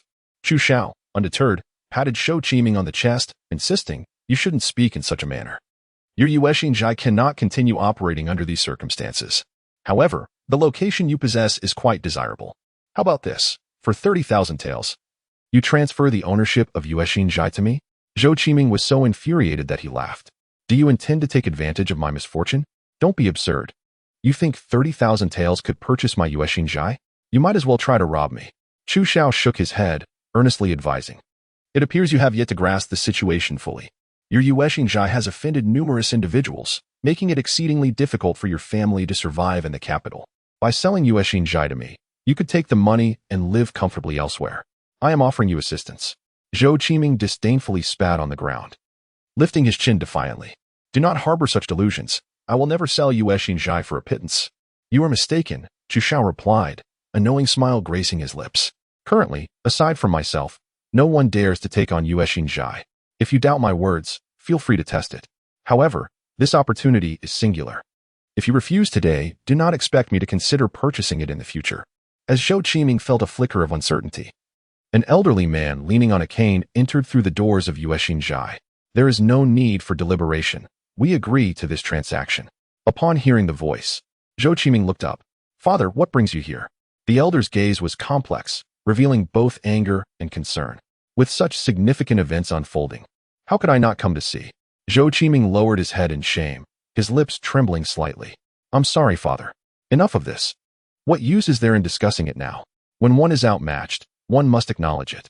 I have long warned you that the underhanded tactics you employ would eventually bear consequences, and you have consistently disregarded my words. Zhou Qiming opened his mouth, wishing to protest. but found himself at a loss for words, ultimately suppressing his frustration into a deep sigh. After admonishing Chu Xiao, the elder turned his attention to Chu Xiao with a composed demeanor. "Young man, you truly possess remarkable skill, effortlessly manipulating my son like a pawn in your game." Chu Xiao gazed calmly at the elderly man, a faint smile gracing his lips. "Are you intending to stand up for your son?" The elder shook his head, replying, "No. I anticipated that one day he would encounter misfortune. The current situation is entirely of his own making. Moments ago, you expressed a desire to purchase my Yuexin studio. I, as the elder, hereby consent to the sale." Zhou Qiming, unwilling to accept, raised his head. "Father, you cannot agree to this. It is tantamount to selling ourselves short." The elder's cane struck the ground with a resounding thud as he expressed his disappointment. "Foolish child, do you still not see? Our Yuexin studio has offended numerous individuals. Do you think many would dare to take the risk of acquiring our establishment?" Seeing his father's fury, Zhou Qiming dared not speak further, yet the bitterness within him deepened. Subsequently, the elder produced the deed to Yuexin studio and completed the transaction with Chu Xiao, thereby transferring ownership to him. Having concluded these matters, the elder did not linger but departed with the injured Zhou Qiming. "Brother, you are truly remarkable. Not only have you made Zhou Qiming pay a price, but you have also secured Yuexin studio for yourself. Impressive." At that moment, Xiaonan looked at Chu Xiao with admiration, his eyes sparkling with awe. He had never admired anyone in his life, yet now he found himself utterly in awe of Chu Xiao. Chapter 41. I acknowledge my loudness, brother. There is something I do not quite grasp. What are your intentions in acquiring Yuexin studio? Its reputation is utterly tarnished. Is this not a waste of money? Observing Xiaonan's puzzled expression, Chu Xiao smiled enigmatically. Naturally, it is for business. However, I intend to rename Yuexin studio to Qijin Pavilion. Xiaonan scratched his head. Business? Brother, as a prince, you surely lack for nothing. Chu Xiao shook his head in exasperation. Lack? How could I not? I will come of age next year, and it is highly likely I will be granted a title and fief. If I do not earn more money, how shall I indulge in pleasures when I arrive at my domain? Xiaonan nodded thoughtfully. Brother, you are indeed farsighted. I admire your foresight. But what business do you plan to conduct at Qijin Pavilion? Chu Xiao crossed his arms and raised his head confidently. Do you know what is the easiest money to earn in this world? Xiaonan tilted his head, pondering for a long moment, yet remained perplexed. The easiest money to earn is that of women and children. I possess a product called perfume, which, once launched, will undoubtedly be sought after by affluent ladies and young heiresses. However, I cannot frequently leave the palace, so I intend to entrust the operations of Qijin Pavilion to you. Rest assured, I shall not treat you unfairly. Once profits are made, I will allocate 10% to you. Xiaonan immediately displayed an expression of indignation. Brother, are you not insulting me? Working for you is something I am more than willing to do. Discussing money only tarnishes our bond. Chu Xiao regarded Xiaonan with amusement. Are you certain? Qijin Pavilion will bring you an annual profit of over 100,000 taels. Do you truly disdain such an opportunity? How much? Xiaonan gaped in disbelief, questioning whether he had misheard. I have previously mentioned that earning money is exceedingly effortless for me. In the future, this rare treasures pavilion will undoubtedly become the most lucrative establishment in the capital. No, in the entirety of the Great Xia.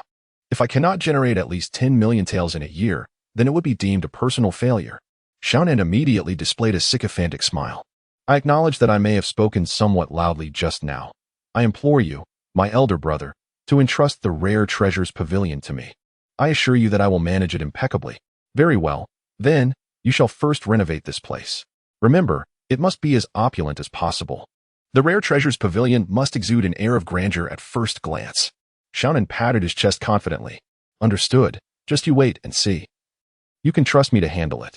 After bidding farewell to Xiaonan, Chu Xiao returned to the palace, instinctively making his way to the Ningxiang Palace for a meal. Seated at the dining table, Chu Xiao produced a wooden box from his bosom. Dear aunt, I have redeemed the jade bracelet you previously pawned. It has accompanied you for so many years. I trust you must hold it dear.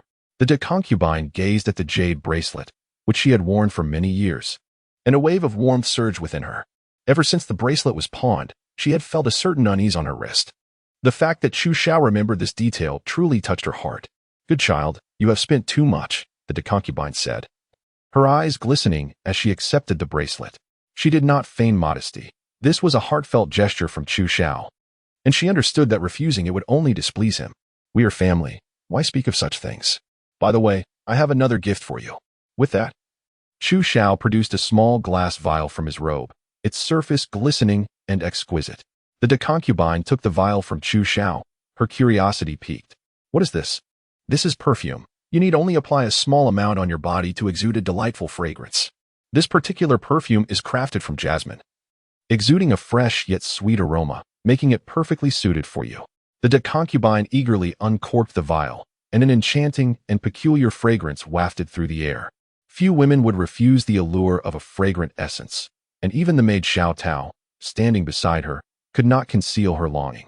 The concubine, unable to contain her excitement, gently sprinkled a bit of the perfume on herself, instantly enveloped in a delicate scent. A look of joy illuminated her face, her lips curving into a smile, clearly delighted with Chu Xiao's thoughtful gift. Xiao Tao leaned closer to the concubine, inhaling deeply. Your Highness, you smell absolutely divine. Even a mere servant girl like me cannot help but feel drawn to you.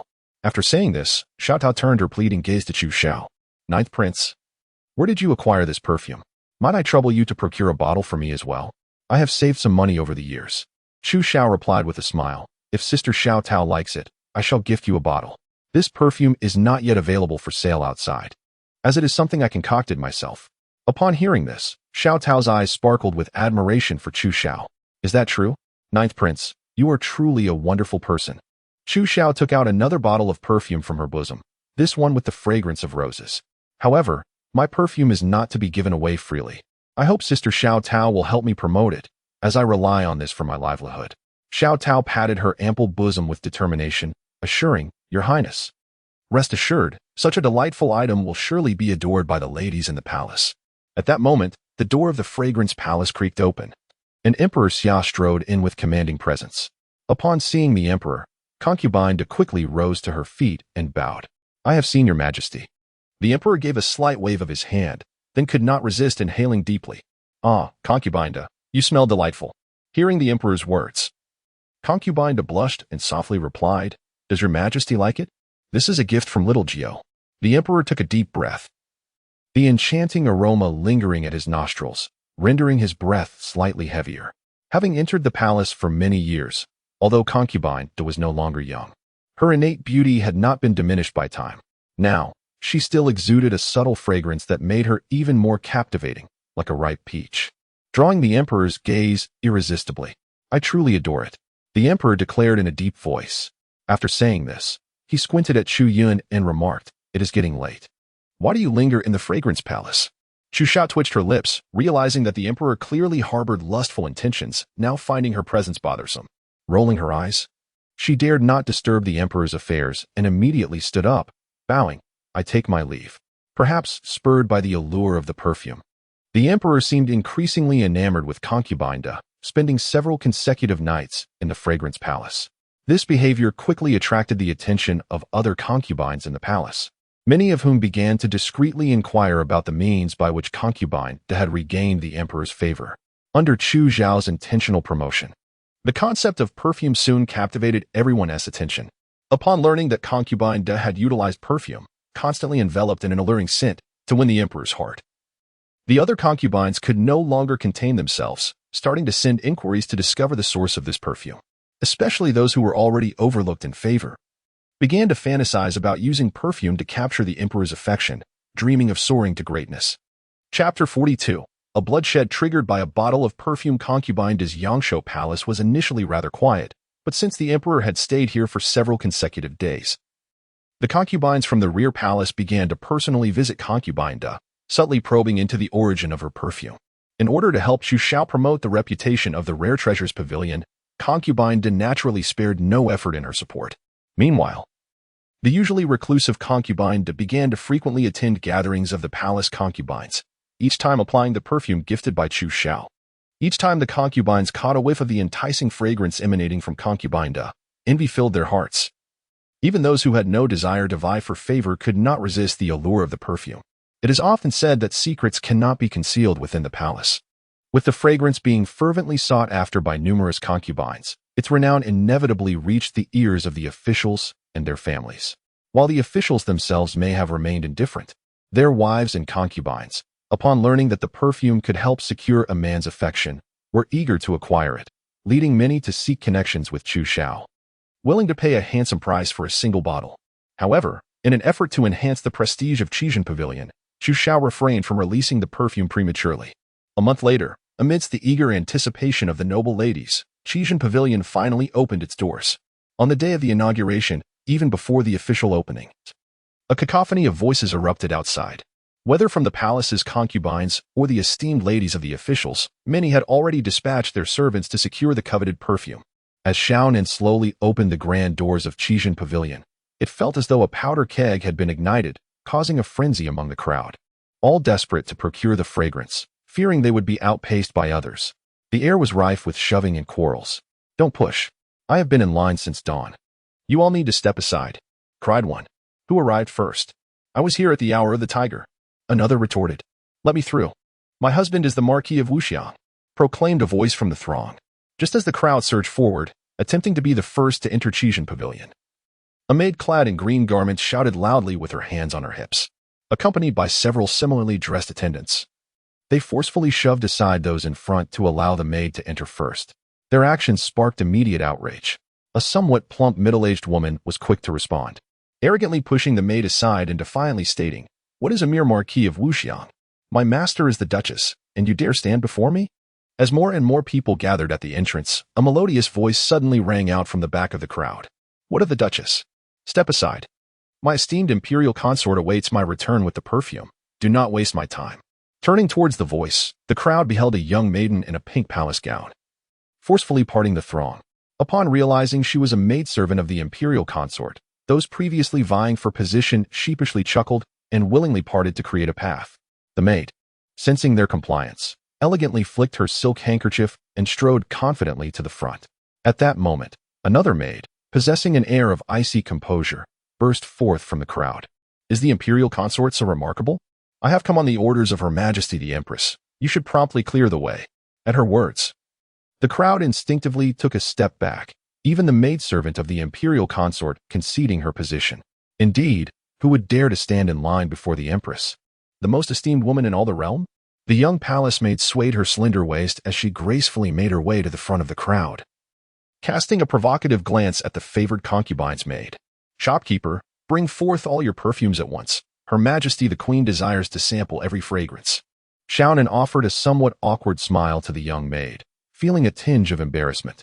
"I truly apologize, but today marks the grand opening of the Rare Treasures Pavilion, and our stock of perfumes is limited, allowing each individual to purchase but a single bottle." The young maid was taken aback, unable to comprehend that someone dared to slight Her Majesty. Her expression hardened instantly. "What audacity! Do you dare defy the Queen's command?" Xiaonan managed a wry smile, for he was powerless in this situation. The regulations had been established by Chu Xiao. Prior to the opening, Chu Xiao had instructed him to convey an air of exclusivity and high demand surrounding the perfumes to entice greater patronage. Furthermore, instant gratification of everyone's desires was to be avoided, as such scarcity would be more alluring, a strategy known as hunger marketing. "I sincerely regret this, but rules are rules." Seeing that invoking the Queen's name bore no fruit, the young maid clenched her teeth, but ultimately swallowed her indignation. "Very well, my lady desires a rose-scented perfume. Fetch it for me at once." Xiaonan promptly handed her a beautifully packaged bottle, stating, "The price is 100 taels of silver." "What did you say? For such a small vial, you demand 100 taels?" The young maid's voice rose involuntarily, although the Queen would not bat an eye at such a sum. It was indeed a staggering price for an ordinary person. Noticing her skepticism regarding the price, Xiaonan earnestly explained, "This is already quite a bargain. Today marks the debut of the Rare Treasures Pavilion, and all perfumes are being sold at half price. Each drop of perfume is painstakingly extracted. To be forthright, there are only 100 bottles available today. The rest will have to await their turn." At this juncture, Xiaonan deliberately glanced at the young maid. "If you find it too expensive, perhaps reconsider. Our pavilion operates transparently, with no deception towards customers of any age." Upon hearing that there were merely 100 bottles of perfume, the crowd began to stir with excitement. "What? Only 100 bottles? That is hardly sufficient for all of us. Indeed, if I fail to procure a bottle today, my wife will have my head." The young maid, upon hearing these remarks, suddenly perceived the perfume in her grasp as exceedingly precious. 100 taels did not seem so exorbitant after all. Enough deliberation. A mere 100 taels is insignificant to my lady. With that, the young maid swiftly placed the coins on the counter and departed with the perfume. In the next moment, a throng of individuals surged towards the counter, each driven by their own urgent quests, unwilling to leave empty-handed. As the number of available perfumes dwindled, the atmosphere grew increasingly tense, with some nearly coming to blows over a single bottle. In such an atmosphere, within less than half an hour of its grand opening, the esteemed Xian Pavilion had completely sold out of the 100 bottles of perfume that had been meticulously prepared in advance. However, a considerable number of individuals remained without their purchases. Alas, should I return empty-handed, I can only imagine the repercussions for my lady. Who could blame me? My wife has been yearning for this for quite some time. If she is displeased, I shall surely face dire consequences. Shopkeeper, your supply of perfume is woefully inadequate. Could you possibly devise a solution? It would be quite difficult to explain our empty-handed return to our masters. Chapter 43. Duke of the State. A daughter should not be retained. Xiaonan observed the throng gathered around the counter and firmly raised his hand, signaling for silence. Esteemed guests, I understand your impatience. Henceforth, Xian Pavilion will accept advance orders. You may deposit your payment for the perfume with us, and in return, you shall receive a numbered token. Our daily supply of perfume will be prioritized for those holding a token. No sooner had Xiaonan's words left his lips than numerous individuals eagerly raised their hands, tossing their coins onto the counter. Quickly, quickly. Even if we cannot secure the perfume, having a token will suffice for our return. Step aside. Let me be the first to pay. Get back, all of you. Form an orderly line behind me. In a mere 10 minutes, the coins on the counter had amassed into a veritable mountain. After finally dispatching the first wave of customers, Xiaonan gazed at the seemingly endless pile of silver, unable to suppress a foolish grin. We have struck it rich. This is indeed a windfall. This is swifter than robbing a bank. Meanwhile, on this momentous day of Xian Pavilion's inauguration, Chu Xiao did not make an appearance at the venue. Instead, he accompanied Yuting to the Duke of the State's residence. Knock, knock, knock. Yuting stepped forward and gently rapped on the grand door of the Duke's residence. The door soon opened a crack, and a young servant peeked out, inquiring, "Who are you?" Yuting glanced at the servant, his voice steady as he replied, "My master is the 9th prince. Hurry and open the door." Upon hearing that the 9th prince had arrived, the servant hurriedly swung the door wide, stepping out with a respectful demeanor. "I have the honor of meeting the 9th prince. I sincerely apologize. But my master is currently out visiting friends and has yet to return." Chu Xiao nodded slightly, dismissing the matter with a wave of his hand. "No matter. I did not come to see the Duke. Is your young lady at home?" Upon learning that he was there to see Mu Jinli, the servant hesitated momentarily but ultimately responded honestly, "The young lady is indeed in the residence. Your Highness might as well wait in the front hall. I shall inform her at once." Chu Xiao nodded and followed the servant into the Duke's residence. When Mu Jinli, engrossed in her reading, heard that Chu Xiao had come to see her, she abruptly dropped her book and stood up, intending to head to the front hall. However, after taking only a few steps, she suddenly turned back toward her room. After a brief interval, Mu Jinli, having changed into a fresh outfit, hurriedly made her way to the front hall. "I greet the 9th prince." Upon entering the hall, she endeavored to calm her joyful heart and respectfully bowed to Chu Xiao. Chu Xiao gently gestured to her, a beaming smile adorning his face. "Miss Mu, there is no need for such formalities." Mu Jinli raised her head, gazing at Chu Xiao, whose lips parted slightly as she called out, "Ali." Chu Xiao chuckled awkwardly. "All right, Ali, do you remember I owe you a mirror? I have come today specifically to present it to you." With that, Chu Xiao glanced at Yuting, who promptly understood and hurriedly placed the box he was holding onto the table. Chu Xiao opened the box and retrieved a finely crafted mirror, presenting it to Mu Jinli. "Take a look at this style. If it does not please you, I shall have another made." Mu Jinli gently caressed the mirror's surface, then vigorously nodded, "I adore it." Regardless of what Chu Xiao gifted her, as long as it was from him, Mu Jinli would find it delightful. Observing the joy illuminating Mu Jinli's features, Chu Xiao continued to extract several small bottles from the box. "These are all perfumes I made. I wasn't certain of your preferences, so I brought every scent." Although Mu Jinli seldom ventured outside, she had heard of these perfumes, knowing they were highly coveted even among the noble ladies of the palace. "Goodness, I have heard that even the Empress possesses only one fragrance. I cannot believe His Highness has been so generous to our young lady, gifting her so many." The little maid trailing behind Mu Jinli gasped in awe upon seeing the array of perfumes. Hearing the maid's words, Mu Jinli felt the affection Chu Xiao held for her. and her heart swelled with joy. "Thank you," Mu Jinli said, her cheeks flushed, unable to meet Chu Xiao's gaze. Seeing her so pleased with the gifts, Chu Xiao couldn't help but smile.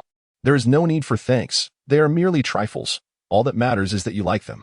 Mu Jinli slowly walked to Chu Xiao's side and sat down, her large eyes occasionally flickering towards the pendant around his neck. Chu Xiao paused, quickly realizing Mu Jinli was inquiring about the Pai Xiao pendant she had given him. "Rest assured, I have kept the gift you bestowed upon me close at all times." As he spoke, Chu Xiao retrieved the pendant from around his neck. Upon seeing it, a radiant smile blossomed on Mu Jinli's otherwise cool face. Perhaps it was rare to witness Mu Jinli smile so brightly, causing Chu Xiao to become entranced. Feeling the heat of Chu Xiao's gaze, Mu Jinli bashfully lowered her head. It was then that Chu Xiao recognized that staring intently at a young lady was somewhat impolite, promptly redirecting the conversation. "In 6 months, it will be the ChuXiao festival. I hear the capital will be quite lively that day. I have never attended. Would you accompany me, Ali?" Upon hearing Chu Xiao's invitation, Mu Jinli's heart raced. The ChuXiao festival, also known as the Double Seventh Festival, is said to be the day when the cowherd and weaver girl reunite. With Chu Xiao inviting her to celebrate this day, Mu Jinli couldn't help but ponder deeply. What could His Highness mean by this? Could this early invitation to share the ChuXiao festival be a declaration of his affections? Yet how shy I am. We have barely met a few times. Should I agree or not? Observing Mu Jinli with her head bowed in silence, Chu Xiao felt that his invitation might have been somewhat abrupt. He awkwardly cleared his throat and chuckled. "Ahem, if you do not have the time, it is perfectly all right." Upon hearing this, Mu Jinli, fearing that Chu Xiao might misunderstand her intentions, hurriedly replied, "I am willing. I do not refuse." Just as her words fell, the Duke of Dinghua, Mu Yuan, entered with a darkened expression. "Damn it," he thought. "I was careless. I went out to visit a friend and nearly lost my granddaughter." The Duke strode up to Chu Xiao, glaring at him fiercely. "I apologize, Your Highness, but my dear Arlie dislikes crowded places." Witnessing her grandfather's unilateral decision, Mu Jinli puffed up her cheeks indignantly and exclaimed, "I agreed." The Duke felt his heart shatter as he realized his granddaughter was already veering away from him. "Arlie, I have something to discuss with His Highness. You should return to your room to rest." Hearing her grandfather's intention to send her away, Mu Jinli stamped her foot in discontent, clearly unwilling to depart. The Duke, seldom stern with Mu Jinli, firmly insisted, "You must listen." Reluctantly, Mu Jinli left with a forlorn expression.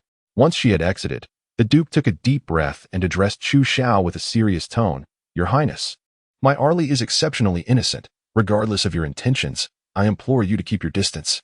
Moreover, Your Highness should be aware that I will not assist any prince." Chu Xiao was speechless. "Do you truly believe that my intentions in befriending Arlie are to curry favor with you?" The Duke of Dinghua squinted, stroking his pristine white beard, and subtly nodded. Chu Xiao could not help but roll his eyes dramatically. "You are overthinking it, Duke. I have no intention of vying for the throne. After I attain adulthood next year, I shall voluntarily seek to establish my own principality. There is no need for you to be so wary of me." Upon hearing Chu Xiao's candid declaration of disinterest in the throne, the Duke scrutinized him with skepticism. "Do you truly feel this way, Your Highness? From what I have gathered, the Emperor holds you in high regard.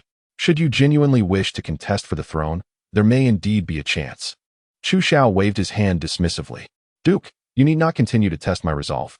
What is so appealing about being Emperor? Once I establish my principality, my life shall be no less splendid than that of an emperor, without the burdens of state affairs. How delightful it would be. Furthermore, my relationship with Arlie is merely that of friends, not what you might envision." Seeing Chu Xiao speak earnestly, the Duke inwardly breathed a sigh of relief. Having navigated the treacherous waters of political intrigue for many years, he was acutely aware of the dangers of power struggles. With only Arlie as his heir, he wished to keep her unscathed from such peril. "Very well, it appears I have overthought the matter." The Duke of Dinghua, with an expression of regret, clasped his hands in a gesture of respect towards Chu Xiao. At that moment, he suddenly noticed that the pendant around Chu Xiao's neck seemed somewhat familiar.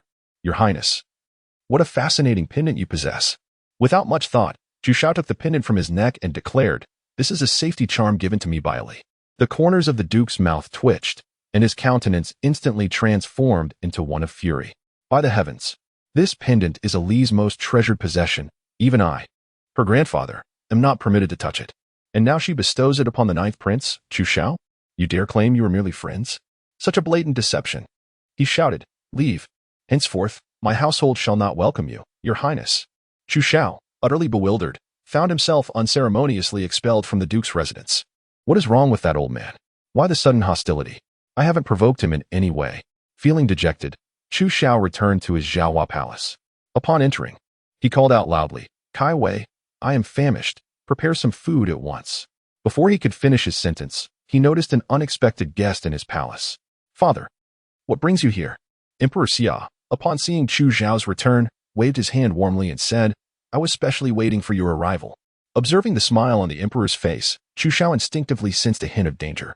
Ahem, it is uncommon for one to visit without purpose. If you have something to say, father, please speak plainly. What? Do you believe I am such a mercenary person? Chu Xiao refrained from answering, but nodded vigorously.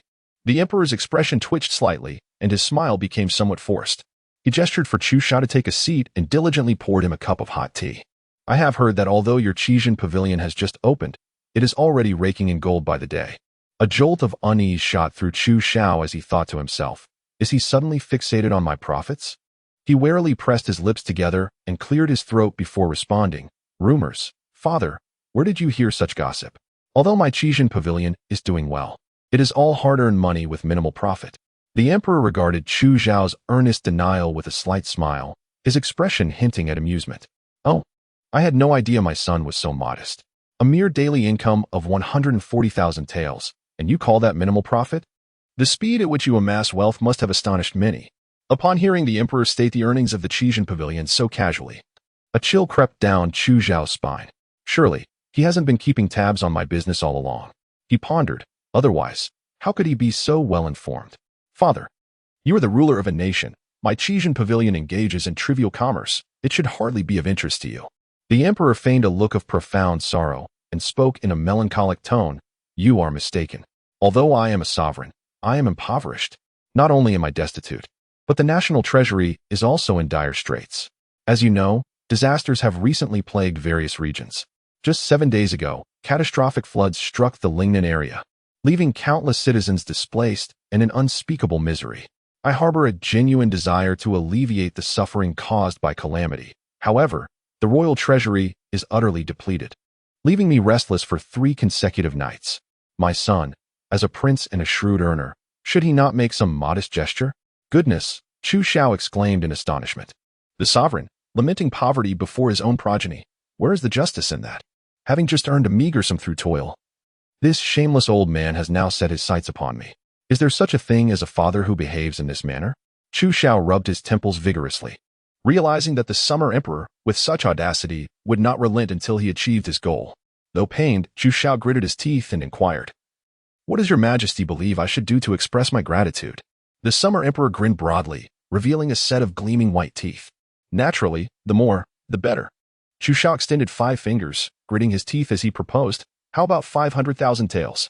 The summer emperor did not respond directly. Instead, his expression shifted to one of sorrow as he lowered his head and began to mutter to himself. Ah, the plight of the people in Lingnan. A deluge has not only destroyed their homes but has also submerged the farmland upon which they depend for survival. It is said that the locals are left starving, reduced to dreaming of tree bark and grass roots. Chu Xiao, fully comprehending the summer emperor's intent, felt a vain throb on his forehead. He raised a single finger anew. 1 million taels, this is the entirety of what I can offer. The Xi'an pavilion also requires funds to sustain its operations. If your majesty remains unsatisfied, then I am at a loss. Upon hearing this, the summer emperor's expression of despair instantaneously transformed into one of joy. He enthusiastically patted Chu Xiao on the shoulder, finally revealing a look of satisfaction. My son, your concern for the people comforts me greatly. Having obtained what he desired, the summer emperor prepared to take his leave. Wait, after all I have contributed, do I not deserve at least a word of praise from your majesty? Even the summer emperor, known for his thick skin, felt a twinge of awkwardness. How do you think I should reward you, my son? Your majesty knows that I must personally oversee the operations at the Xi'an pavilion, so I hope you will grant me the privilege of entering and exiting the palace at will. The summer emperor hesitated for a moment, genuinely worried that Chu Xiao might indulge in reckless behavior if granted such freedom. However, the lucrative nature of the Xi'an pavilion weighed heavily on his mind. Although it belonged to Chu Xiao, the profits ultimately benefited him as the father. With this thought, the summer emperor nodded lightly. Very well, I grant you this privilege. However, I must caution you that even if you leave the palace, you are not to frequent establishments of ill repute. You are a prince of the realm. Maintain your dignity. Chapter 45.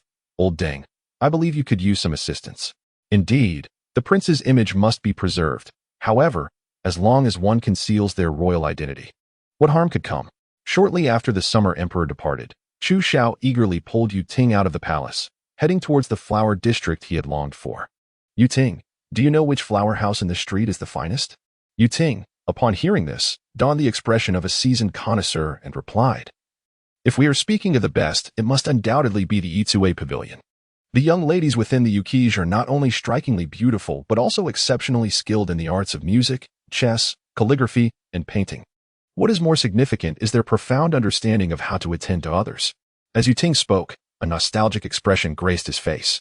However, the Yukij does have its drawbacks. Its exorbitant prices render it a luxury. Simply ordering a pot of tea costs a tael of silver, making it a place where one must toil for half a year's salary just to afford a visit. Chu Xiao cast a curious glance at Yu Ting, who typically exuded an air of honesty and steadiness, yet it seemed there was a hidden, playful side to him. It appears you are a frequent patron of the Yukij. Indulging there often, I presume? Yu Ting's face flushed with embarrassment as he hastily replied, Your Highness, you know that us shadow guards are not particularly skilled. Our only asset is our access to information. All I've mentioned was gleaned from others. I have never set foot in the Yukij, never. No sooner had Yu Ting finished speaking than they arrived at the doorway of the Yukij. The girl stationed there to attract customers brightened upon seeing Yu Ting and hurried over, grasping his arm. Ah, is that not brother Yu? It has been quite some time since your last visit. Miss Qing has been longing for you. Yu Ting, drenched in cold sweat, forcefully shook off the beautiful young lady's hand and sheepishly turned to Chu Xiao. My lord, allow me to explain. Chu Xiao waved a dismissive hand. No need for explanations. We are all men here, I understand. Yu Ting, overwhelmed with embarrassment, followed closely behind Chu Xiao as they stepped into the Yukij, often dubbed the paradise for men. Upon entering, they were greeted by peals of laughter and the melodious sounds of stringed instruments. Looking up, they beheld a vibrant scene of splendor. The Yukij, renowned as the most illustrious brothel, boasted opulent decor, with smooth marble flooring and glass lanterns hanging from above, while the walls were adorned with blush-inducing paintings of beautiful women. Standing at the entrance, Chu Xiao observed for a moment before an aging matron approached, her waist swaying gracefully. Oh, you appear unfamiliar, sir. This must be your first visit to the Yukij. Would you like me to introduce you to our lovely ladies? Chu Xiao shook his head. No need. I shall peruse at my leisure. After dismissing the matron, he noticed a gathering of people around the central stage. Driven by a desire to join the excitement, he and Yu Ting pushed their way into the throng. Yu Ting, don't you find that person up ahead somewhat familiar? As Chu Xiao drew closer to the stage, he instantly recognized an unexpected figure. Yu Ting followed Chu Xiao's pointing finger and, upon that fleeting glance, trembled involuntarily. Surely we must have mistaken them, young master. Perhaps we should leave. This place is not suitable for us. Chu Xiao shot Yu Ting a disdainful look, a sly smile curling at the corners of his lips. What is there to fear? That old man repeatedly cautions me against venturing into such establishments, yet he frequents them more than anyone else. With such leverage in hand, I wonder if he will still have the audacity to lecture me in the future. At this moment, the emperor, disguised and incognito, had only just arrived at the Yitsue Pavilion. No sooner had he made his entrance than a familiar young lady approached him. Ah, young Master Huang. How fortuitous your visit today. It is the day when our courtesan, Xiao, is to make her debut. Miss Xiao has set 3 challenges, and whoever excels shall spend a night of romance with her. Young Master Huang, with your outstanding talents, perhaps today the victor shall indeed be you. Upon hearing this, a flicker of interest appeared on the emperor's face. Miss Molan, I have frequented the Yitsue Pavilion numerous times, yet have never had the fortune of meeting Miss Xiao. It appears today is truly a stroke of luck. What use is luck? He added with confidence, with me here today, the only one who can win Miss Xiao's heart is myself. The emperor and Molan turned their gaze to a middle-aged man approaching them with a provocative demeanor. Molan cautiously tugged at the emperor's sleeve. Young Master Huang, that Xiao was humiliated by you last time. Today, he may not come with good intentions. You must be cautious. I have heard that Xiao is the son of the Deputy Minister of Justice, Yancy. We should not provoke him. The emperor scoffed, dismissing Xiao entirely. What concern is he to me? He is merely a buffoon. It was unclear whether the emperor was deliberate, but his words reached Yin Xiao's ears. Angered by being labeled a buffoon, Yin Xiao confronted him. Huang, last time you humiliated me. Are you ready to face me again today? The emperor raised an eyebrow, his tone dripping with disdain. How do you propose we compete? Let us see who can become Miss Hongxiao's esteemed guest. The loser must bow 3 times before the crowd. Do you dare? The emperor hesitated slightly, not due to a lack of confidence, but because he deemed Yin Xiao unworthy of such a contest. Seeing the emperor's hesitation, Yin Xiao seized the opportunity to mock him. Huang, weren't you quite arrogant before? What's this? Have you turned into a coward? Provoked by Yin Xiao's taunts, the emperor flicked his sleeve and declared, Very well, let us compete. But if you lose, do not deny your defeat. Yin Xiao burst into laughter. Lose? How could I possibly lose? I have come prepared today. Sensing something awry in Yin Xiao's confidence, the emperor turned to Molan. Miss Molan, do you know what the 3 challenges set by Miss Hongxiao entail? Molan promptly replied, The first challenge is a contest of musical skill, the second is poetry, and the third is painting. The emperor's expression shifted at this revelation. While he felt somewhat assured in poetry, his skills in music were non-existent. Regret washed over him for agreeing to the contest with Yin Xiao. The thought of losing today and facing humiliation was unbearable. If all else fails, perhaps he could reveal his identity upon losing. Though such an act would be shameful, it would certainly be better than actually bowing before another. Just as Xia Huang had resigned himself to the worst possible outcome, he felt a sudden tap on his shoulder. Old Deng, I believe you are in need of assistance. Came a familiar voice from behind. Instantly, Xia Huang's body stiffened.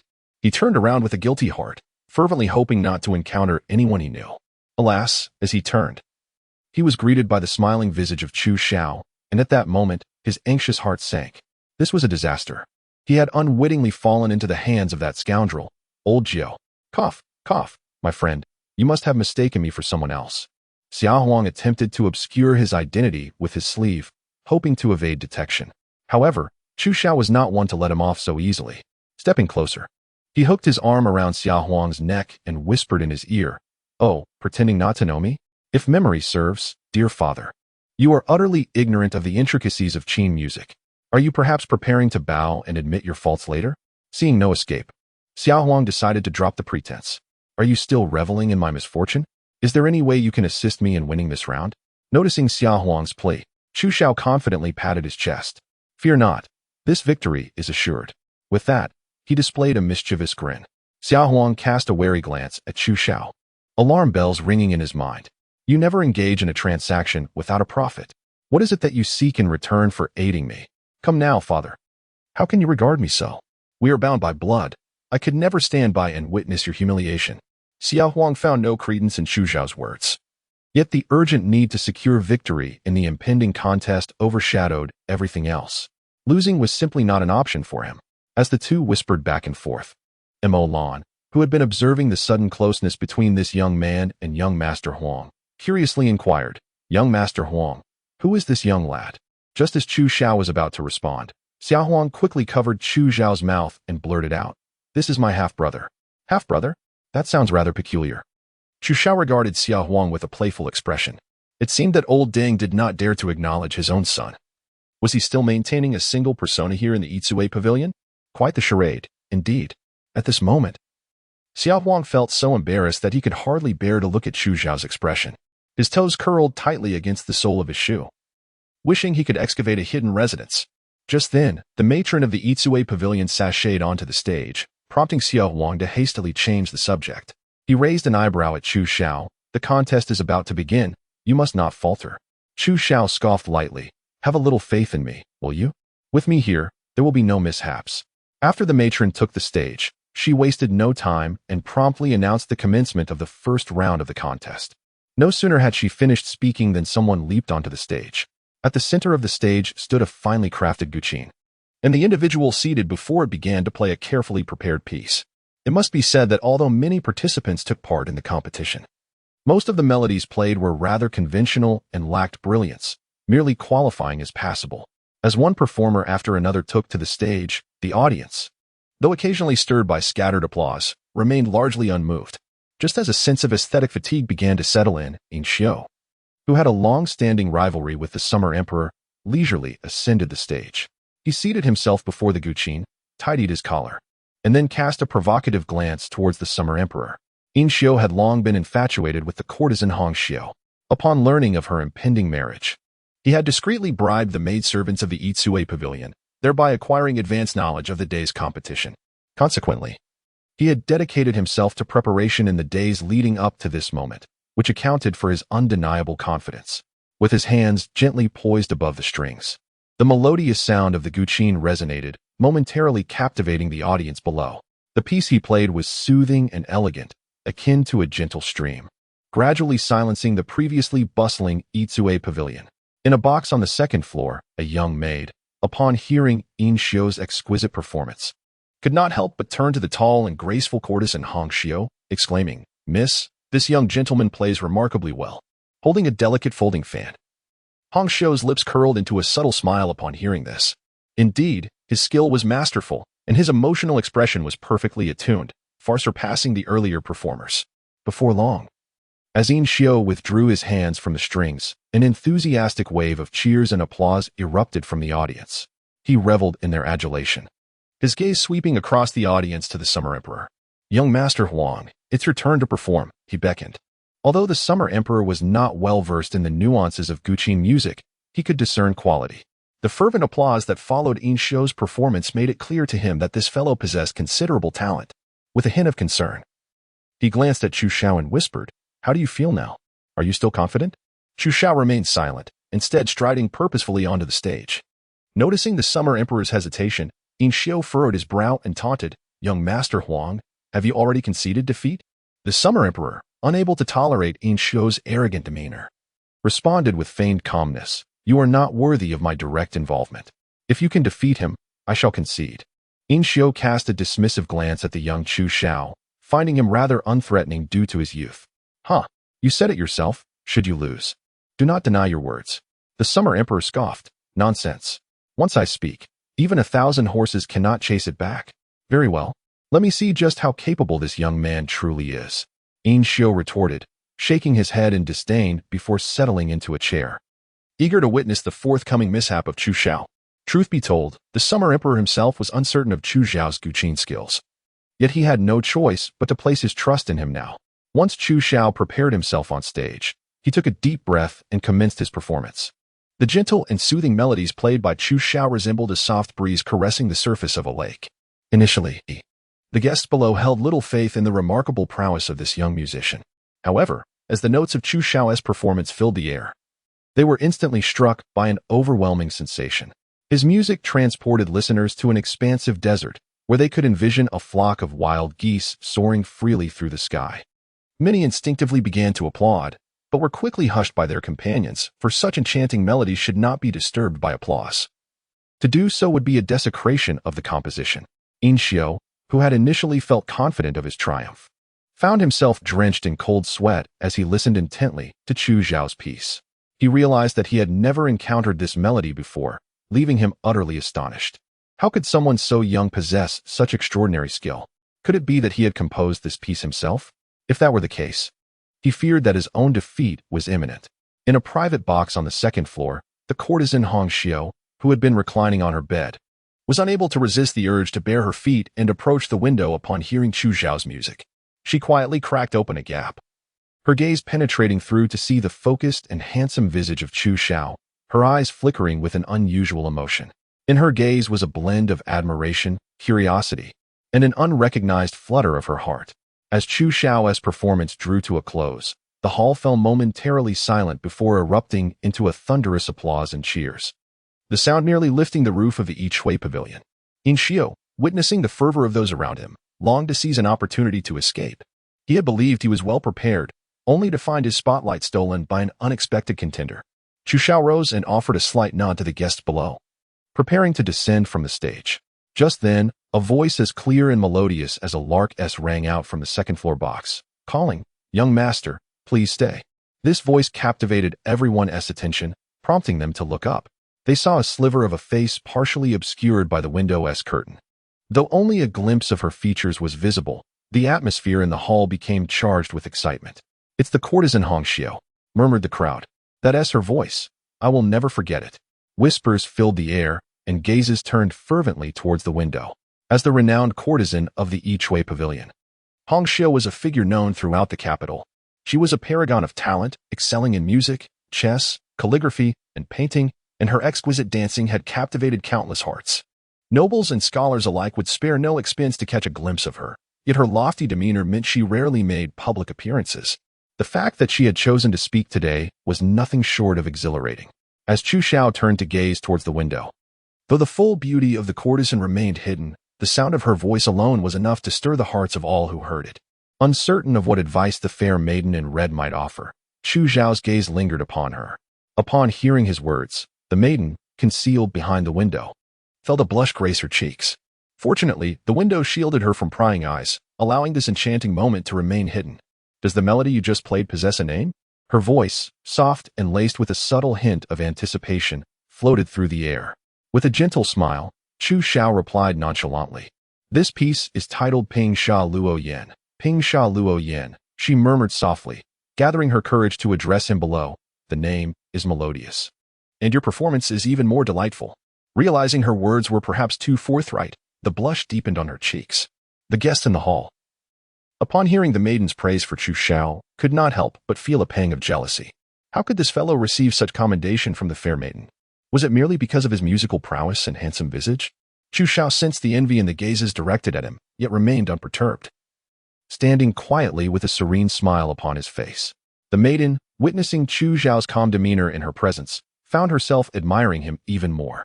In her experiences at the Tsui Pavilion, many had displayed undue excitement in her presence, their eyes often betraying unbridled desire and avarice, looks she found particularly distasteful. Yet, Chu Xiao's tranquility felt like a refreshing breeze, causing her heart to flutter uncontrollably. Is this Ping Sha Luo Yan a composition of your own? She inquired. I have dabbled in musical scores, yet I have never encountered this piece. Chu Xiao, with a bold face, nodded affirmatively. Indeed, this piece was penned by him. Although he had learned it in his previous life to pursue a muse from the music department, in this realm, the composition had never existed, allowing him to claim authorship without challenge. Upon hearing his declaration, admiration sparkled in the maiden's eyes. Such youth, yet capable of composing such exquisite melodies. His talent was enough to render others abashed. Following his performance, several who had contemplated taking the stage were dissuaded, for no one relished the thought of public humiliation. Observing this, the matron of the establishment sauntered back onto the stage, her waist swaying gracefully. With a smile, she surveyed the guests and pointed at Chu Xiao, proclaiming, "The victor of this first round is this young gentleman. Do any of you have objections?" Despite their envy, none dared to voice dissent.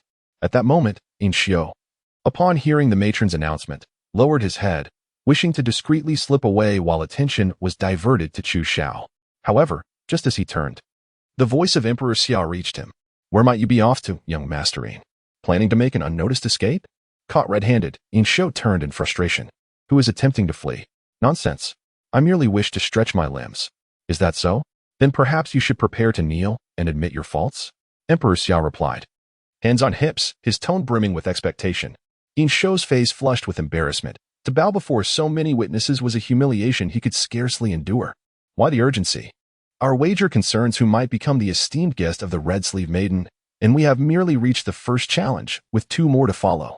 In Xiu was acutely aware that anyone could triumph today, yet he was determined that neither Xia Huang nor Chu Xiao could prevail any further. Otherwise, his bet would surely be lost. Very well, it seems you remain undeterred. Allow me to ensure your complete submission. Having already triumphed in the most challenging realm of music, Xia Huang felt a surge of confidence for the subsequent 2 trials. As for poetry, the mere thought of Chu Xiao's poetry from New Year's Eve left Xia Huang bemused. He could hardly fathom how Chu Xiao might falter. Regarding painting, should Chu Xiao's skills prove inadequate, Xia Huang believed he could easily surpass In Xiu. Observing the crowd's unanimous approval of the victor from the first challenge, the brothel keeper announced the commencement of the second round.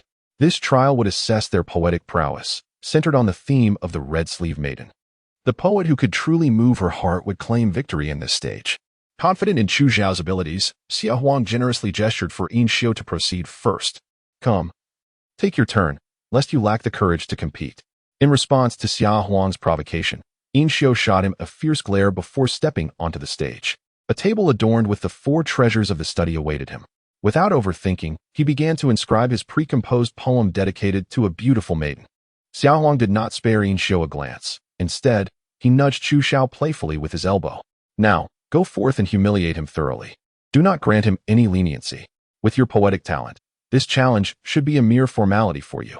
Chu Xiao, adjusting his hair with an air of arrogance, was already conjuring at least 3 poems celebrating beauty in his mind. As an adept wordsmith, he felt it somewhat unfair to use the verses of great poets from his previous life to overshadow Yin Xiao. It's time for me to shine before an audience once more. At times, I truly wish to remain modest. Unbeknownst to Yin Xiao, who was intent on claiming victory, Chu Xiao did not even regard him as a rival. With a look of satisfaction, he handed his completed poem to the brothel keeper. She accepted the paper, subtly nodding in acknowledgement. With hair cascading like dark silk and a presence that captivates the spirit, her eyes harbor the autumn dew's unyielding essence. Who knows if the painting captures her ethereal grace, or if she is a celestial being descended from the azure heavens. Yin Xiao's verses elicited nods of approval from the onlookers. Even Xiao Huang conceded that this dandy possessed some talent. Had it not been for Chu Xiao, he might truly have had a chance at victory in this contest. Regrettably, Xiao Huang had a formidable rival at his side. After finishing, Yin Xiao deliberately approached Xiao Huang. Will you take the stage yourself, or shall your young companion rise to the occasion? Xiao Huang lightly patted Chu Xiao's shoulder, gazing at Yin Xiao with disdain. I have stated it before, you are not worthy of my direct involvement. At these words, Yin Xiao's expression darkened momentarily, though he quickly regained his composure. He cast a sidelong glance at Chu Xiao, who stood quietly beside him, feeling a twinge of apprehension within. Just moments ago, Chu Xiao's mastery of the Guqin had compelled him to concede defeat, yet he could not believe that this young man, not yet in his 20s, could not only excel in musical skill but also surpass him in the realm of poetry. That was merely luck on his part. A fortunate coincidence favoring his strong suit. He refused to believe that Chu Xiao could genuinely compose verses superior to his own. Yin Xiao straightened his back defiantly, his eyes brimming with unyielding determination. His words nearly elicited laughter from the Emperor of Summer, who, unlike others, was well aware of Chu Xiao's prowess. I hope you can maintain such confidence, he thought with a hint of pity, gesturing for Chu Xiao to prepare to take the stage. Stepping forward, Chu Xiao displayed a sincere and unpretentious smile. In the box on the second floor, Hong Xiao caught sight of Chu Xiao gearing up for his performance and immediately felt a surge of interest. She strained her alabaster neck for a better view, but alas, the distance was too great. All she could discern was that Chu Xiao, without a moment's hesitation, seized a brush and began to write. Intrigued, she resolved silently that as long as his composition was not utterly dreadful, she would choose him as the victor of this round. In the hall below, the audience held their breath, their gazes fixed intently upon Chu Xiao, while some faces gleamed with anticipation, more displayed disdain. Sharing Yin Xiao's disbelief that a young man like Chu Xiao could once again astonish the crowd. Soon, Chu Xiao set down his brush and gently blew on the paper before satisfactorily handing it to the matron beside him. She received it with respect, but her expression swiftly morphed into one of consternation. Good heavens, this young man is so handsome, yet how can his writing be so atrocious? Noticing the matroness reaction, Chu Xiao surmised that she was disapproving of his calligraphy. However, he could hardly be blamed. He had scarcely practiced cursive in his previous life, and since arriving here, he had invested little effort in improving, leaving him somewhat embarrassed by his handwriting. Observing the matron's disdainful expression, Yin Xiao immediately concluded that Chu Xiao's poem must be woefully inadequate, and his confidence surged. It seems this young fellow lacks any talent for poetry. But no matter. Losing to me is no disgrace. Hearing Yin Xiao's arrogant remarks, Chu Xiao regarded him with a look of bemusement. Who will win or lose is still up for debate. Your laughter is misplaced. Assuming Chu Xiao is merely putting on a brave front, Yin Xiao pressed on with his provocations. Young brother, since you're so obstinate, why not let the matron recite your poem for everyone to judge? The crowd eagerly echoed his sentiment, eager to hear what had elicited such a reaction from the matron. At that moment, the matron glanced again at the paper in her hands, and her initial disdain transformed into astonishment. Her eyes widened, and she stammered for a while, unable to articulate a single coherent sentence. This poem. Yin Xiao initially believed that the brothel keeper was laughing so unabashedly because she found the poem too poorly written to recite. Little brother, if even the brothel keeper despises your poetry, it would be best for you to spare yourself the embarrassment here. As Yin Xiao's words fell, laughter erupted from the surrounding crowd. Behind the window, Hong Xiao watched the scene unfold, her delicate red lips slightly pouting in annoyance. Why is this person so irritating? At that moment, the brothel keeper regained her composure. Upon hearing Yin Xiao's remarks, she quickly shook her head vigorously, interrupting his tirade. No, the poem is exquisitely written. So much so that I am at a loss for words to describe it. Her declaration immediately drew doubt from Yin Xiao, who questioned whether the brothel keeper truly understood poetry, wondering how she could praise a young man's verses so extravagantly. I don't believe it. You, brothel keeper, must be deliberately favoring him. The brothel keeper attempted to explain, but unwilling to concede, Yin Xiao swiftly approached her and snatched the paper from her hand. Let me see what is so remarkable about this poem.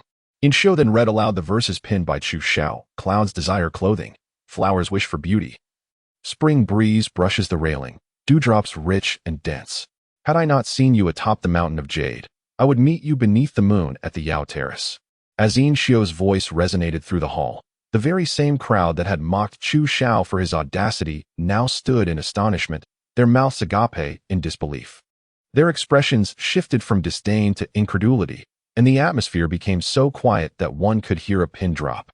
Hiding behind the window, Hong Xiao also heard the poem recited by Chu Xiao.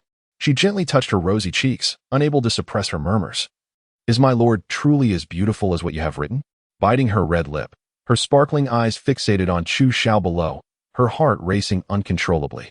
The poem was indeed magnificent. Among the crowd, someone broke the silence with a gasp, and soon the emotions of those around ignited like a spark. Isn't it so? To hear such exquisite verses today is truly a rare fortune. A middle-aged man, dressed like a scholar, clapped his thigh with such fervor that he nearly bruised it. The choice of words, the imagery, simply outstanding. I believe we can announce the result right now. With such a gem of a poem, no one would dare to embarrass themselves further. Upon hearing the accolades, Chu Xiao quietly approached the now dumbfounded Yin Xiao. You still have a long way to go. Yin Xiao's face twitched. He longed to retort, but upon contemplating the chasm between him and Chu Xiao, he opened his mouth, only to let out a sigh. Chapter 49. Kneel and bow. What are you so proud of? There's still the third round. I refuse to believe you can outshine me again. Yin Xiao seemed to have found an excuse for himself, shaking off his earlier despondency, his confidence restored. He shook his sleeves, adopting a facade of nonchalance, laced with a hint of stubbornness and defiance. To be candid, my greatest talent lies in the art of painting, a skill that has garnered the admiration of many esteemed masters in the realm of artistry. Without waiting for the brothel keeper to announce the commencement of the third round, he strode directly to the table, unfurled a sheet of paper, and seized a nearby brush to showcase his artistic prowess. Observing this, Chu Xiao beckoned to Yu Ting, who promptly approached him at a brisk pace. Leaning in, Chu Xiao whispered a few words into Yu Ting's ear. Instantly understanding, Yu Ting dashed off the stage and soon vanished from the sight of the assembled guests. Before long, Yu Ting returned in haste, now holding several pieces of unevenly burned charcoal. He carefully placed the charcoal on the table and respectfully withdrew. Chu Xiao selected one of the thinner pieces of charcoal, inhaled deeply, and lifted his gaze toward the window on the second floor. At that moment, he was recalling the blushing demeanor of the courtesan Hong Xiao, who leaned against the window, revealing half of her enchanting face. Closing his eyes, he meticulously etched every intricate detail and nuance into his memory. When Chu Xiao reopened his eyes, he hesitated not for an instant, unfurling the rice paper and sketching the general likeness of the maiden Hong Xiao with the charcoal. As the charcoal whispered across the paper, Chu Xiao gradually immersed himself in his own world. The guests below, witnessing Chu Xiao's unconventional use of charcoal as a brush, began to murmur among themselves. What was he attempting? It was perplexing, as none had ever seen charcoal employed in such a manner. Some speculated that he was merely seeking attention, perhaps resigned to his defeat, and had decided to abandon all restraint. Although many perceived Chu Xiao's actions as a form of self-sabotage, his previous two impressive performances still garnered him a measure of support from the audience. I would advise against rushing to judgment. This young man does not seem to be one inclined to reckless behavior. Indeed, he might possess the extraordinary ability to transform the mundane into the remarkable. In any case, I find this young lad to be quite exceptional. Yu Huang, overhearing the continuous chatter from those around him, also stretched his neck in curiosity, eager to discern what Chu Xiao was concocting. Why eschew a proper brush in favor of charcoal? Was this merely a display of skill? After approximately half an hour, Yin Xiao was the first to cease his drawing. Gazing at his meticulously crafted artwork, confidence radiated from his visage. He signaled to the attendants of Yu Chui Pavilion, and immediately two servants approached with utmost respect. Upon Yin Xiao's indication, they carefully elevated the painting high, presenting its contents to the audience. The guests below were instantly captivated by the artwork. Yin Xiao's painting vividly depicted both the decor of the Yu Chui Pavilion and the guests present, each detail rendered with remarkable precision. Every corner of the pavilion was meticulously illustrated, with the guests portrayed in a variety of lively postures. Some were raising their cups in joyous revelry, while others engaged in hushed conversation. Even a servant dozing in a corner was captured by Yin Xiao's keen observation and immortalized upon the canvas. Initially, I believed that Yin Xiao was merely boasting. However, I was astonished to discover the exceptional quality of his artistic skills. Indeed, his technique is remarkable, rivaling that of the masters. It appears that the outcome of this contest is already determined. Yin Xiao is undoubtedly the victor. The murmurs of those around them caused both Yu Ting and Xia Huang to frown in discontent. Do not be so hasty in your conclusions. My esteemed young master has yet to complete his work. Yu Ting admonished those who doubted Chu Xiao. Xia Huang nodded in agreement, asserting, while Yin Xiao's painting is indeed impressive, I do not believe he can prevail. Yin Xiao, standing on the platform, naturally overheard Xia Huang's remarks. Do you truly believe that a few pieces of charcoal can surpass my work? Such a notion is utterly ludicrous. That lad is merely putting on a show. The truth of his claims would soon be revealed. At that moment, Chu Xiao finally ceased his actions. Upon seeing him finish, Yin Xiao arrogantly turned his head and boldly declared, "Hurry, show your painting to everyone. I refuse to believe you can outshine me this time." Without further ado, Chu Xiao raised his sketch high, and the audience fell into a profound silence.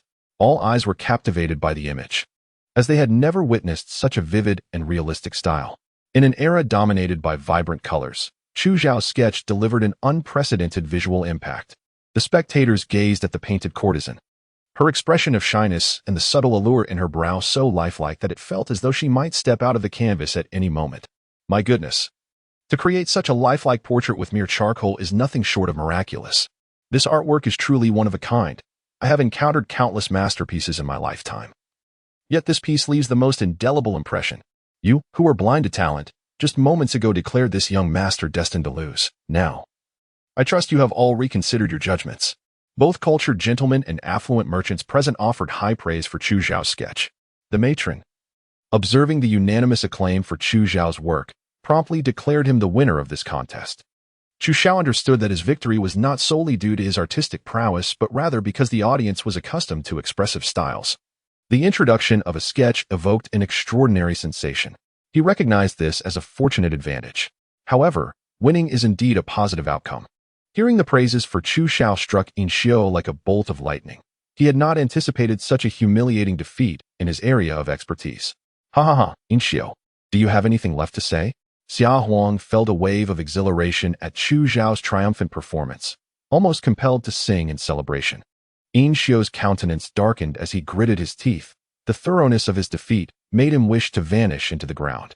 I accept the outcome, he declared, clenching his fists, inwardly regretting his impulsive wager. Why did he propose such a bet? It was akin to shooting himself in the foot. He was keen on shirking his debts, yet nearly everyone present was aware of his wager with the Summer Emperor, rendering any attempt to evade responsibility utterly futile. Kneel, kneel, kneel. The guests, noticing Yin Xiao's hesitation, began to chant loudly, revealing the poor regard in which he was held. In the past, he had often looked down upon others, bolstered by his status and a modicum of talent, having humiliated countless individuals. Now, witnessing his humiliation, many in attendance applauded his downfall. Amidst the raucous commotion, Yin Xiao glared fiercely at the Summer Emperor before shamefully kneeling before him. Thud, thud, thud. He performed 3 perfunctory bows, then, covering his face, fled from the Itsue pavilion like the wind. It seemed this incident would forever tarnish his reputation, leaving him unable to show his face there again. Chapter 50. The love-hate relationship of father and son. Just as Yin Xiao stumbled out of the Itsue pavilion, a maid from Hongxiu hurried down the stairs and gestured invitingly towards Chu Xiao. Esteemed young sir, my lady requests your presence. Gasps of envy echoed among the guests, their eyes turning green with jealousy as they beheld Chu Xiao on the stage. The courtesan Hongxiu was the crown jewel of the Itsue pavilion, captivating countless admirers over the years, yet no man had ever entered her private quarters. Now, this fortunate soul, Chu Xiao, had received an invitation, leaving every man present wishing to take his place. Disregarding the envious gazes around him, Chu Xiao approached the Summer Emperor and lightly nudged his arm. Aren't you eager to discover how beautiful Miss Hongxiao is? Shall we go together to witness her allure? The Summer Emperor scoffed dismissively. Who cares? After a moment, he turned and started toward the stairs, only to realize Chu Xiao had not followed. Anxiously, he spun around. What are you waiting for? Hurry up. Observing the Summer Emperor's impatient demeanor, Chu Xiao couldn't help but internally scoff. Ah, the man speaks with forked tongue. The maid led them to a private room on the second floor, where a large table was already laden with exquisite food and fine wine. They had not waited long in the chamber before they heard the sound of light footsteps approaching the door. Both the Summer Emperor and Chu Xiao looked up to see a stunning woman in a flowing red gown, her figure tall and graceful, making her entrance. Indeed, Hongxiao was deserving of her title as the courtesan of the Itzu Pavilion. Even the Summer Emperor, accustomed to the beauty of countless concubines, momentarily lost himself upon seeing her.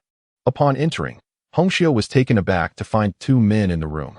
Sensing her confusion, Chu Xiao quickly smiled and explained, Miss Hongxiao, this is my half-brother. He has admired you from afar for quite some time. I hope you can overlook any impropriety. Hongxiao looked at him with a bemused expression. Half-brother? Are you even aware of what you are saying? Fortunately, as a courtesan, her adaptability was remarkable. After a brief moment of surprise, she swiftly regained her composure. Hongxiao approached Chu Xiao and gracefully seated herself before him, a fragrant breeze wafting into his nostrils, rendering him somewhat distracted. Subsequently, she extended her jade-like hand, delicately pouring a modest amount of wine into Chu Xiao's cup, before she could inquire about his esteemed surname. Chu Xiao cast a sidelong glance at Xiao Huang and instinctively replied, My humble surname is Huang. Ah, it is young Master Huang, Hongxiao said, inclining her body in a graceful bow, revealing an enchanting smile. I am quite intrigued by your recent artwork. Might you allow me a glimpse? Chu Xiao generously handed her his recent sketch. Upon beholding the likeness of herself captured in his drawing, every expression and gesture strikingly resembling her own, her heart blossomed with joy, and her gaze towards Chu Xiao softened with affection. Young master, would you care to witness me dance? I wish to earn a smile from you. Gazing into Hongxiao's alluring eyes, which seemed to possess an enchanting allure, Chu Xiao felt a slight flush rise to his cheeks. He had long heard of Hongxiao's unparalleled grace in dance, and to witness her perform was indeed a privilege. Upon receiving his compliment, Hongxiao gently clapped her hands, and immediately, musicians entered, carrying their instruments. As the melodious strains of silk and bamboo filled the air, Hongxiao, adorned in a flowing silk dress, began to dance gracefully. Her skirt swayed lightly with her movements, her slender waist appearing delicate enough to embrace. Hongxiao's dance was infused with captivating charm. Every turn and motion was perfectly executed, captivating the hearts of all who beheld her. Both Chu Xiao and Xia Huang momentarily forgot their drinks, their attention wholly absorbed by her performance. When the dance concluded, Hongxiao parted her lips slightly, breathing softly, while both Xia Huang and Chu Xiao applauded fervently. Marvelous, simply marvelous. While Xia Huang's praise did not weigh heavily on Hongxiao's mind, the commendation from Chu Xiao caused a wave of sweetness to swell within her, reflecting on the fact that today marked her wedding day. Coupled with Chu Xiao's earlier demeanor that had already won her over, a blush adorned her cheeks, enhancing her already irresistible allure. Young master, the hour is quite late. Chu Xiao swallowed nervously, acutely aware of Hongxiao's implications.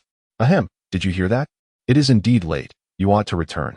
He nudged Xia Huang's arm, signaling him to refrain from lingering as a third wheel, interrupting his private moment with the enchanting lady. Yet, Xia Huang appeared oblivious to Chu Xiao's hints, rising and stating to Hongxiao, Indeed, it is getting late. Young lady Hongxiao, our family holds strict principles. We must return home at this hour, lest our elders grow concerned. Chu Xiao struggled to break free from Xia Huang's grasp, but Xia Huang shot him a stern look. Fool! Do you truly wish to spend the night here? Xia Huang murmured reproachfully into Chu Xiao's ear. Chu Xiao, on the verge of tears, lamented, Oh dear! Could this old fool be deliberately making things difficult for me? Your Majesty, please grant me some leniency. I am no longer a child. Ha. Let us not discuss this matter further. If you wish to leave the palace in the future, you must obediently return with me today. Chu Xiao was nearly beside himself with rage. He had the nagging feeling that the Summer Emperor was envious of him, though he had no evidence to support his suspicion. Faced with such a threat, Chu Xiao could only manage a wry smile, apologizing to Miss Hongxiao. I truly must return. Miss Hongxiao was left in a state of disbelief. Are you truly a man? I have brought you right to the brink, and you still choose to go home? Though she found the situation absurd, she could not forcibly detain him, so she could only watch helplessly as Chu Xiao was led away by the Summer Emperor. As they descended from the second floor, the guests in the hall erupted into a frenzy. How is it that he has emerged so soon? Could it be that he is inept? They murmured. What a pity, such a handsome young man, and yet it seems he is of no use. Had I known, I would have seized this opportunity for myself. I am consumed with envy. Chu Xiao glared at the Summer Emperor beside him, seething. It's all your fault. My reputation is tarnished. The Summer Emperor stifled a laugh and gently patted Chu Xiao's back, reassuring him. Why do you concern yourself with such trivial matters? You are a proper prince. It would be most unbecoming to stay overnight elsewhere. Chu Xiao forced a smile, retorting, and your excursions to flower houses align with propriety? The Summer Emperor's expression stiffened, and he quickly adopted a stern demeanor, declaring, You insolent boy, keep today's events to yourself. If I hear any rumors, you shall face dire consequences. Chapter 51. The Eastern Barbarians Envoy. Your Highness, awaken. Please, you must wake up. After the Summer Emperor had disrupted his plans the previous night, Chu Xiao had been so incensed that he did not fall asleep until the early hours of the morning.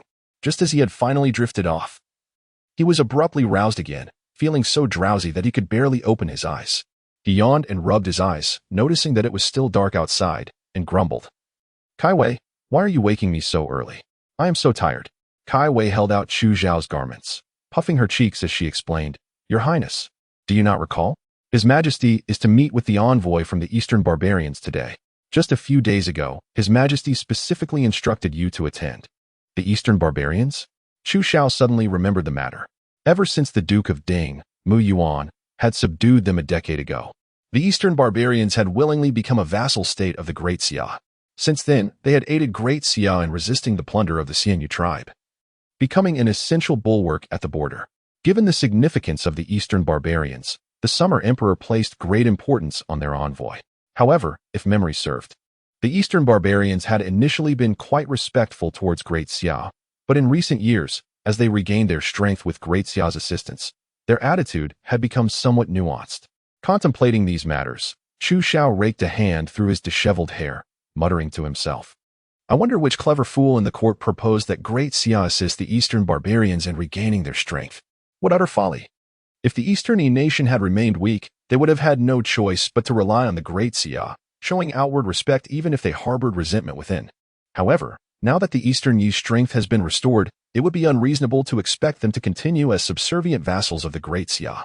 Chu Xiao began to suspect that the individual who proposed this arrangement might have been a spy sent by the Eastern Yi.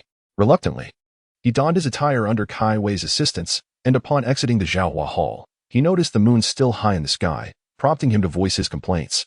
Fortunately, this prince does not need to attend court daily. Otherwise, rising at such an early hour would surely drive him to madness. In the council hall, having awakened too early, Chu Xiao found himself yawning repeatedly among the gathered crowd. Just as he was on the verge of dozing off, the sharp voice of Chief Eunuch Chang Shun pierced the air. The Eastern Yi envoy requests an audience. The suddenness of the announcement jolted Chu Xiao awake, dispelling his drowsiness. Shortly thereafter, the Eastern Yi delegation, led by palace eunuchs, entered the grand hall in an orderly fashion. Prince Tuoba, son of the Eastern Yi, pays his respects to His Majesty the Emperor of Xia, wishing for the Emperor's health and the prosperity of the nation. The Emperor of Xia, seated regally upon the dragon throne, nodded lightly and extended his right hand in a gesture of acknowledgement. You have traveled a long distance. Your efforts are appreciated. Your Majesty is too kind. I have long yearned to behold your esteemed countenance. Any hardship endured is worthwhile, Tuoba soon replied, pausing momentarily before continuing. To be candid, I have come to the Great Xia with a request, and I trust that your Majesty would not refuse. Though he came seeking assistance, Tuoba Sun's demeanor was somewhat irksome. Who does this fellow think he is, exuding such arrogance? Chu Xiao muttered under his breath, pouting slightly. The Crown Prince, standing before Chu Xiao, could not help but mock him upon overhearing his muttering. Tuoba Sun is the third prince of the Eastern Yi, the youngest and most favored son of their sovereign. How could you not know this? Hearing the Crown Prince's disdainful tone, Chu Xiao took a deep breath, ready to retort, when he felt the gentle tug of the second prince, Chu Yi, on his sleeve. Calm down. The Crown Prince holds a grudge against you for your previous confinement. It's only natural for him to feel animosity now that you've just returned. Do not confront him publicly. or it may become a source of ridicule for the Eastern delegation. Chu Xiao was not one to swallow his pride easily. After the second prince's words, he defiantly raised his middle finger towards the crown prince. Although the crown prince did not understand the gesture, he sensed that Chu Xiao's intentions were far from cordial. For now, I shall let it slide, but be assured, this matter is far from over. The crown prince hissed in a low, furious tone directed at Chu Xiao. Indifferent. Chu Xiao shrugged.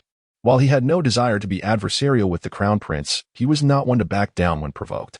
Very well. I shall await your next move. I am eager to see what tricks the crown prince has up his sleeve. The crown prince's face darkened, resembling a storm cloud ready to unleash its fury. At that moment, after a brief silence, the emperor of Xia slowly began to speak. In the realm of Daxia, the esteemed sovereign addressed his minister, as the vassal state of Dongyi, do share your troubles with me. I shall deliberate upon them with consideration. The minister replied, It is not a grave matter, your majesty.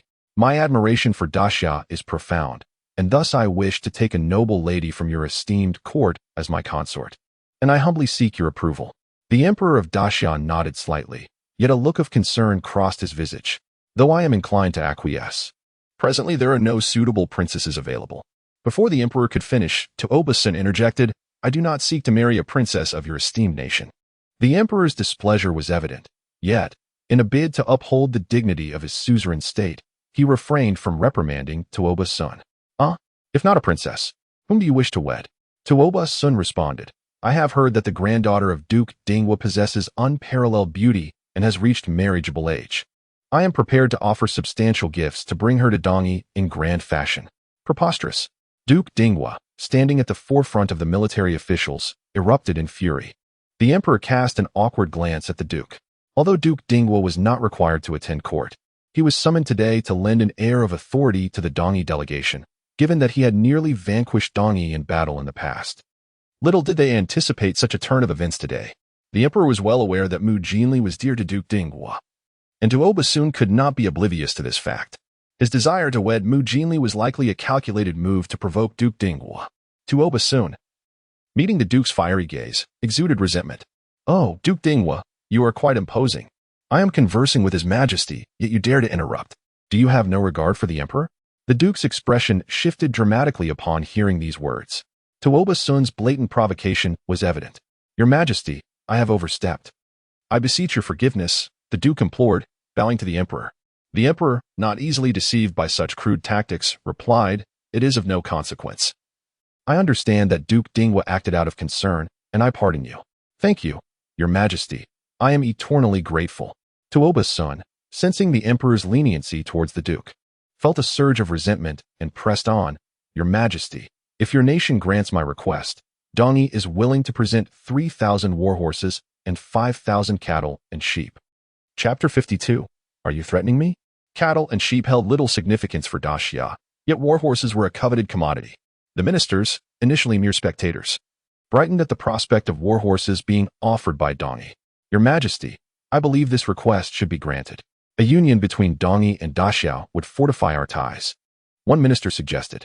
Indeed, your majesty, I concur. Dongyi's sincerity is commendable, and if we refuse, we risk alienating them, another added. Duke Dinghua, upon hearing such sentiments, was incensed and unleashed a torrent of curses. How outrageous! If it were not your granddaughter, would you feel no sorrow? If you wish to marry, then offer your own daughters or granddaughters, for I shall never betroth Ali to Dongyi. I am certain that, given Dongyi's disdain for us, Ali would never find a moment's peace if married there. Alas, Duke Ding, how can you be so uncouth? This union between our two nations is of great significance. You cannot allow your selfish desires to jeopardize the friendship between our realms. Duke Ding is a loyal minister of the Great Xia. You must prioritize the interests of our nation. As the minister's derisive comments reached his ears, Duke Ding's face flushed with indignation, and his mustache bristled in anger. Enough of your incessant prattle. If you continue to speak such nonsense, do not blame me for being impolite. His right hand balled into a fist, which he brandished vigorously before the assembly. Determined to protect his granddaughter, Duke Ding disregarded all else and began to threaten those ministers, urging him to acquiesce. Yet these ministers were not easily intimidated. Seeing that Duke Ding was not swayed by moral arguments, they began to voice their grievances.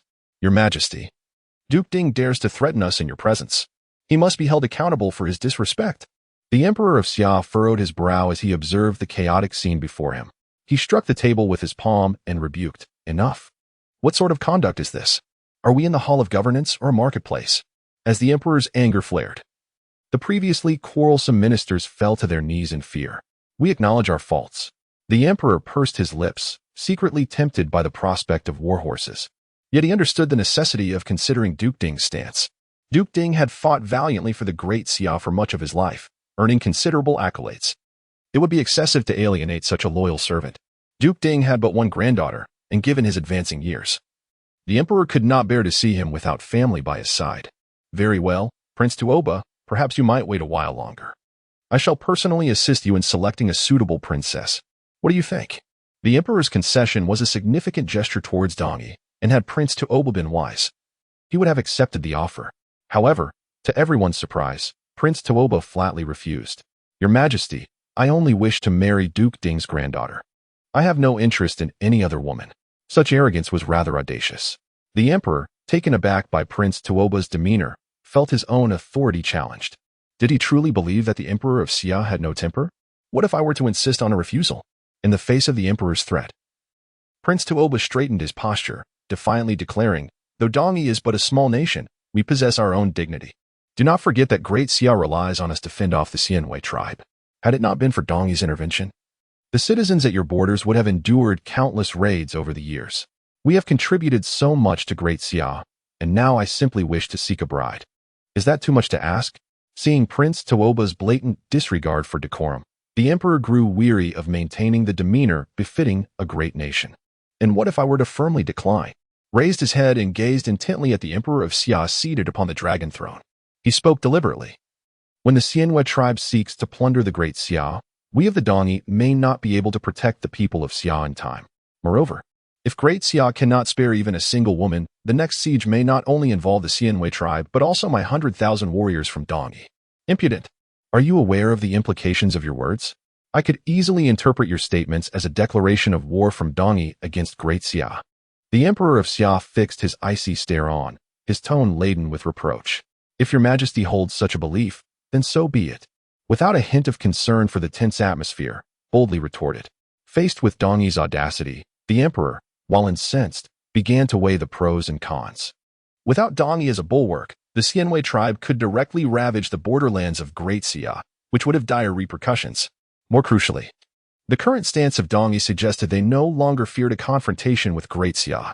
Should Dongi ally with the Xianwei tribe, the borders of Great Xia would be in peril. Noticing the emperor's silence, assumed he had instilled fear in him, and a smug smile crept onto his face. "What are you laughing at, you ugly fool? A mere prince of a small nation dares to covet a noble lady of Great Xia? Look in the mirror and consider your worth." Upon hearing this, abruptly turned his head, following the voice to find Chu Xiao regarding him with disdain, his face brimming with contempt. "Do you dare to insult me?" S face flushed with rage. "Is this an insult? I merely spoke the truth. Even an ordinary peasant woman of Great Xia is beyond your reach. How dare you threaten us? Do you believe we would cower?" Chu Xiao continued, his voice unwavering. "Let me clarify. Had your sovereign not pleaded so pitifully a decade ago, Dongi might not even exist today. Do you truly consider Dongi significant? If you dare to conspire with the Xianwei tribe, then come and test whether the blades of Great Xia still bear their sharpness." As entertained thoughts of marrying Mu Jinli, Chu Xiao had already harbored ill feelings towards him. However, he refrained from intervening, sensing the emperor's reluctance to acquiesce. Yet, when brazenly threatened Great Xia, Chu Xiao could no longer contain himself and unleashed a torrent of rebuke. Flushed and trembling with indignation, stammered, "Do you truly not fear a joint assault from Dongi and the Xianwei tribe against Great Xia?" "Fear? Not in the slightest. If you wish for war, then let it be war." "Excellent." Though the Duke of Dinghua had always held disdain for Chu Xiao, he found a sense of satisfaction in the latter's words. "Dongi is but a defeated foe. Should you dare approach, despite my advanced years, I would gladly don armor once more for the sake of Great Xia. I am eager to see if your Dongi can withstand my blade again." In that moment, perceived a mountain of corpses and a sea of blood reflected in the Duke's demeanor, the overwhelming aura compelling him to step back involuntarily.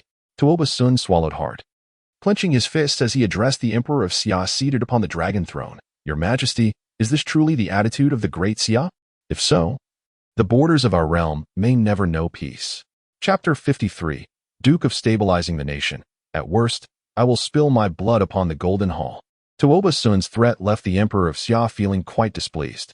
However, as the sovereign of a nation, he had to contemplate the immense pressure that would arise if the Dongyi kingdom were to ally with the Xianhua tribe.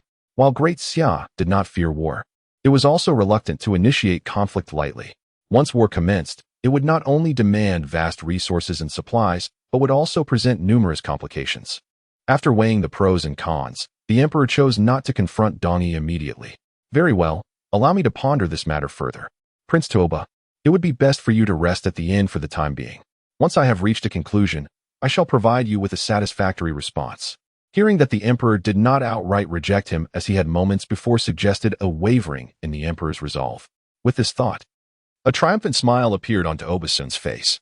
Then I shall await your majesty's favorable news. As he bowed to the emperor, he couldn't resist arching an eyebrow at Chu Xiao in a show of arrogance. Chu Xiao, feeling a twinge of anxiety, glanced at the emperor. He had certainly noticed the shift in the emperor's demeanor and hurriedly stepped forward to bow, addressing him as Father Emperor. However, before he could continue, the emperor sharply rapped the table and declared, "Enough. I am well aware of this matter. No further words are necessary." Frustrated, Chu Xiao wished to argue a few points with the emperor, but to his dismay, the emperor stood and announced his dismissal, striding away without affording Chu Xiao a chance to speak. Unwilling to relent, Chu Xiao attempted to follow but saw Duke Mu Yuan hastening after the emperor. After a moment's hesitation, Chu Xiao stealthily trailed behind them, witnessing the two enter the imperial study. Not long after, he observed eunuch Chang Shun accompanied by several court officials also entering the chamber. Chu Xiao surmised that the emperor was likely deliberating further on matters concerning the Dongyi kingdom with these high-ranking officials and patiently awaited outside. Approximately half an hour later, he saw Duke Mu Yuan emerge with a grim expression. Upon witnessing the duke's demeanor, an ominous premonition gripped Chu Xiao's heart. He rushed forward to confront Duke Mu Yuan directly. "Duke, what did Father Emperor say regarding Ali's marriage?" At these words, the veins on Duke Mu Yuan's forehead throbbed. He abruptly turned and delivered a fierce punch to the nearby tree. Bang! Chu Xiao watched in shock as blood streamed from the duke's knuckles onto the ground, unable to suppress a sharp intake of breath. Initially, Duke Mu Yuan had no desire to engage with Chu Xiao, but upon reflection, he realized that few were willing to aid him now. Perhaps this ninth prince could indeed be of some assistance. Duke Mu Yuan retracted his fist, indifferent to the blood still flowing, and gestured to Chu Xiao, indicating that this was not a suitable place for conversation. Chu Xiao immediately discerned the intentions of the Duke of Dinghua and hastily suggested, "Why not take a moment to visit my Zhaohua hall?" The Duke nodded solemnly and followed Chu Xiao into the hall. Once inside, Chu Xiao promptly dismissed all unrelated personnel and closed the doors. After a moment of contemplation, he initiated the conversation. "Duke, does my father intend to marry Ali off to that Tuoba soon?" The Duke of Dinghua nodded with difficulty. If the Eastern Yi and the Xianhua tribe were to unite, they could muster at least 200,000 troops, and the treasury of the Great Xia cannot sustain a prolonged conflict. Hence, His Majesty is reluctant to engage in war with the Eastern Yi at this juncture. Furthermore, the majority of officials believe that it is not worth going to war for Ali against the Eastern Yi and the Xianhua tribe, which compels His Majesty to consider their opinions. The Duke's tone was laden with disappointment and anguish as he spoke. Although he empathized with the predicament of the Xia Emperor, the notion of sacrificing a woman to prevent a war seemed, to many, a pragmatic choice. Yet, the woman in question was the Duke's only descendant, his cherished granddaughter whom he had held dear since childhood. How could he possibly accept such a fate? Chu Xiao's lips quivered as he recalled the quiet, unassuming demeanor of Mu Jinli. If such a woman were to be married off to the Eastern Yi, her life would undoubtedly be shattered. The Eastern Yi harbored a deep-seated animosity towards the Duke, and should Mu Jinli become their bride, she would likely face relentless persecution. What kind of dire straits would a solitary and vulnerable woman find herself in? "Duke, could you possibly accept marrying Ali to the Eastern Yi?" "Of course, I cannot." The Duke replied without a moment's hesitation. "Is there any room for negotiation in this matter?" Chu Xiao asked through gritted teeth. The Duke shook his head. "I do not know." Despite the Duke's illustrious stature, he felt an overwhelming sense of helplessness in the face of this issue. What do you intend to do? If His Majesty decides to issue an edict to marry Ali to the Eastern Yi, how will you respond? The Duke closed his eyes, and tears involuntarily streamed from his fierce eyes. If His Majesty truly resolves to marry Ali to the Eastern Yi, I shall resort to deathly protests. I would rather dash myself against the pillars of the council hall. I refuse to believe that His Majesty could be so heartless as to send Ali away. Though this course of action may seem selfish, the Duke could not bear to watch Ali be married to the Easternee. He had promised his poor son and daughter-in-law that he would protect Ali for a lifetime, and he could not break that vow. Hearing that the Duke was prepared to threaten his own life, Chu Xiao was taken aback. It need not come to that. It is not yet at such a desperate juncture. If the old Duke trusts me, then leave this matter to me. I will find a way to persuade my father. Seeing Chu Xiao's earnestness, the Duke couldn't help but express his admiration. You are willing to stand against His Majesty and the court for Ali? It seems I underestimated your feelings for her. Chu Xiao felt a twinge of guilt. His opposition was not merely for Mu Jinli. Even if the betrothed were someone else, he would still vehemently oppose the arrangement. He has always believed that entrusting the safety of a nation to a woman is fundamentally misguided. The peace achieved by sacrificing a woman is but a facade. Only by genuinely inflicting pain upon or annihilating the enemy can true and lasting tranquility be secured. Nevertheless, since the Duke of the State has misunderstood the situation, Chu Xiao will not foolishly attempt to clarify anything. Cough, cough. Rest assured, Duke. With my presence, I will ensure that Ali will not be sent for a marriage alliance. I assure you. The Duke nodded with relief and then placed his right hand firmly on Chu Xiao's shoulder. Good lad, I had misjudged you in the past. I entrust this matter to you. If you succeed, consider it a personal favor owed to you. The Duke refrained from inquiring about Chu Xiao's plans, for he discerned from the earnestness in Chu Xiao's gaze that he was indeed serious in his promises, thus choosing to place his trust in him. In any case, the Duke had already resolved in his heart that if Chu Xiao failed, he would not hesitate to spill his blood in the Golden Hall, sacrificing his life to protect his granddaughter. Chapter 54. A gathering of rascals at the Duke's residence. The Duke of the State, Mu Yuan, had yet to return from the palace, but the events that transpired in the council hall that day had already spread throughout the streets and alleys. Miss, trouble is afoot.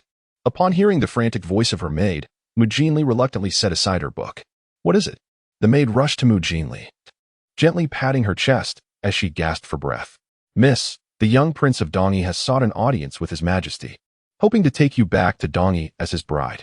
Caught off guard by this news, Mu Jinli momentarily froze before responding in a calm tone. I understand. Seeing that Mu Jinli seemed unaware of the gravity of the situation, the maid grew increasingly anxious, stamping her feet. Oh dear, miss. Did you not hear what I said?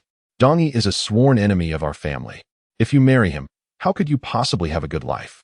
Mu Jinli picked up the book from the table once more, seemingly indifferent to the unfolding crisis. Do not panic. Grandfather is still here. Though her tone remained composed, a closer inspection would reveal that she held the book upside down, clearly indicating that her inner turmoil belied her outward calm. The maid looked at Mu Jinli with heartfelt concern, her large, glistening eyes beginning to well with tears. But I have heard that His Majesty seems intent on marrying you off, and even if grandfather opposes it, ultimately, it is the emperor who holds the final say in the Great Xia. Mu Jinli slammed the book down on the table, unable to maintain her icy demeanor any longer. The thought of being wed to a foreign land as unfamiliar as Dongyi felt like the sky was collapsing around her. I would rather die than marry. It was rare to witness such a significant emotional upheaval from her usually composed mistress. The maid, wiping her tears, stepped forward, gently patting Mu Jinli's back. Miss, do not be too anxious. I have heard that not only does grandfather oppose this, but the 9th prince also disapproves of your marriage to that young prince of Dongyi. The 9th prince even scolded that shameless little prince in the council hall for your sake, which brought me a sense of relief upon hearing it. The once anxious Mu Jinli felt her heart race with excitement upon learning that Chu Xiao had defended her so fiercely in the grand hall. It was evident that he truly held her in his heart. With her hands instinctively placed over her chest, a tantalizing blush blossomed on her delicate face. The 9th prince had sacrificed so much for her. How could she betray him? With this thought in mind, a resolute expression graced Mu Jinli's features. I must enter the palace. Upon hearing Mu Jinli's intention to enter the palace, the little maid's eyes widened in astonishment, resembling 2 copper bells. Miss, you can't possibly be thinking of meeting His Majesty to personally refuse the marriage proposal, are you? Mu Jinli nodded, displaying an attitude of daring abandon. The maid, frightened, hurriedly grasped Mu Jinli's arm, exclaiming, Miss, please don't act impulsively. If you rashly enter the palace, you might provoke His Majesty. Although Mu Jinli usually appeared indifferent to everything, once she made up her mind, even 10 oxen could not pull her back. No matter how the little maid tried to dissuade her, Mu Jinli was resolute in her decision to enter the palace. With no other option, the maid could only accompany Mu Jinli toward the entrance. As they reached the doorway, they unexpectedly encountered the recently returned Duke of Dinghua, Mu Yuan. Upon seeing her grandfather, Mu Jinli's pent-up grievances erupted, and she rushed into the Duke's embrace, bursting into tears. Witnessing his granddaughter's sorrowful state, the Duke felt a pang of heartache. "Oh, Ali, do not cry," he gently soothed, stroking her head and assuring her, "Rest assured, grandfather will never allow you to suffer." In that moment, as he gazed at his beloved granddaughter, a thought suddenly arose within the Duke's mind. If Ali could marry the 9th prince, perhaps it would not be such an unacceptable notion after all. Days swiftly passed, and on this day, the Summer Emperor convened a court meeting once again, aiming to discuss matters concerning the Eastern barbarian delegation and provide them with a definitive response. As was customary, the officials arrived at the palace early, gathering in small groups as they made their way to the council hall, speculating on what decision the Summer Emperor would reach that day. Upon reaching the entrance of the council hall, the Minister of War, Feng Su, abruptly halted at the doorway. The Minister of Revenue, Su Yuan, nearly collided with him and, curious, stepped forward to inquire with concern, "Why are you standing there like a statue? Did you not sleep well last night?" Feng Su furrowed his brow, slowly raising his hand to point at the stone statues on either side, and asked solemnly, "Do you not feel that there is something amiss with these 2 statues?" Su Yuan was momentarily taken aback, then burst into laughter. "Minister Feng, are you overthinking this? These stone lions have been here for many years, exposed to the elements. What could possibly be wrong?" He chuckled, shaking his head, his expression one of disbelief. However, just as he finished speaking, his previously squinted eyes widened in alarm. How did the majestic stone lions transform into 2 grotesque mice? Su Yuan's voice instantly captivated the attention of the other officials. They all gathered around, and upon witnessing the once imposing stone lions replaced by the comically hideous mice, expressions of astonishment and confusion adorned their faces. Isn't there a possibility that these mice embody various meanings? Look, mice are clever and agile, symbolizing wisdom and cunning. Moreover, their prolific nature signifies abundance and prosperity. Feng Su regarded Su Yuan with a pair of vacant, fish-like eyes, clearly conveying a message. "Keep fabricating your tales." Feeling somewhat embarrassed under Feng Su's gaze, Su Yuan pursed his lips and adopted a surrendering demeanor. "All right, I can no longer continue this charade," he said with a wry smile as he stepped into the council hall. To his surprise, the mouse statues outside were not the most outrageous aspect. Upon entering the hall, they discovered an array of tables and chairs, each adorned with a small cage containing lively little mice. Furthermore, each cage bore a name label.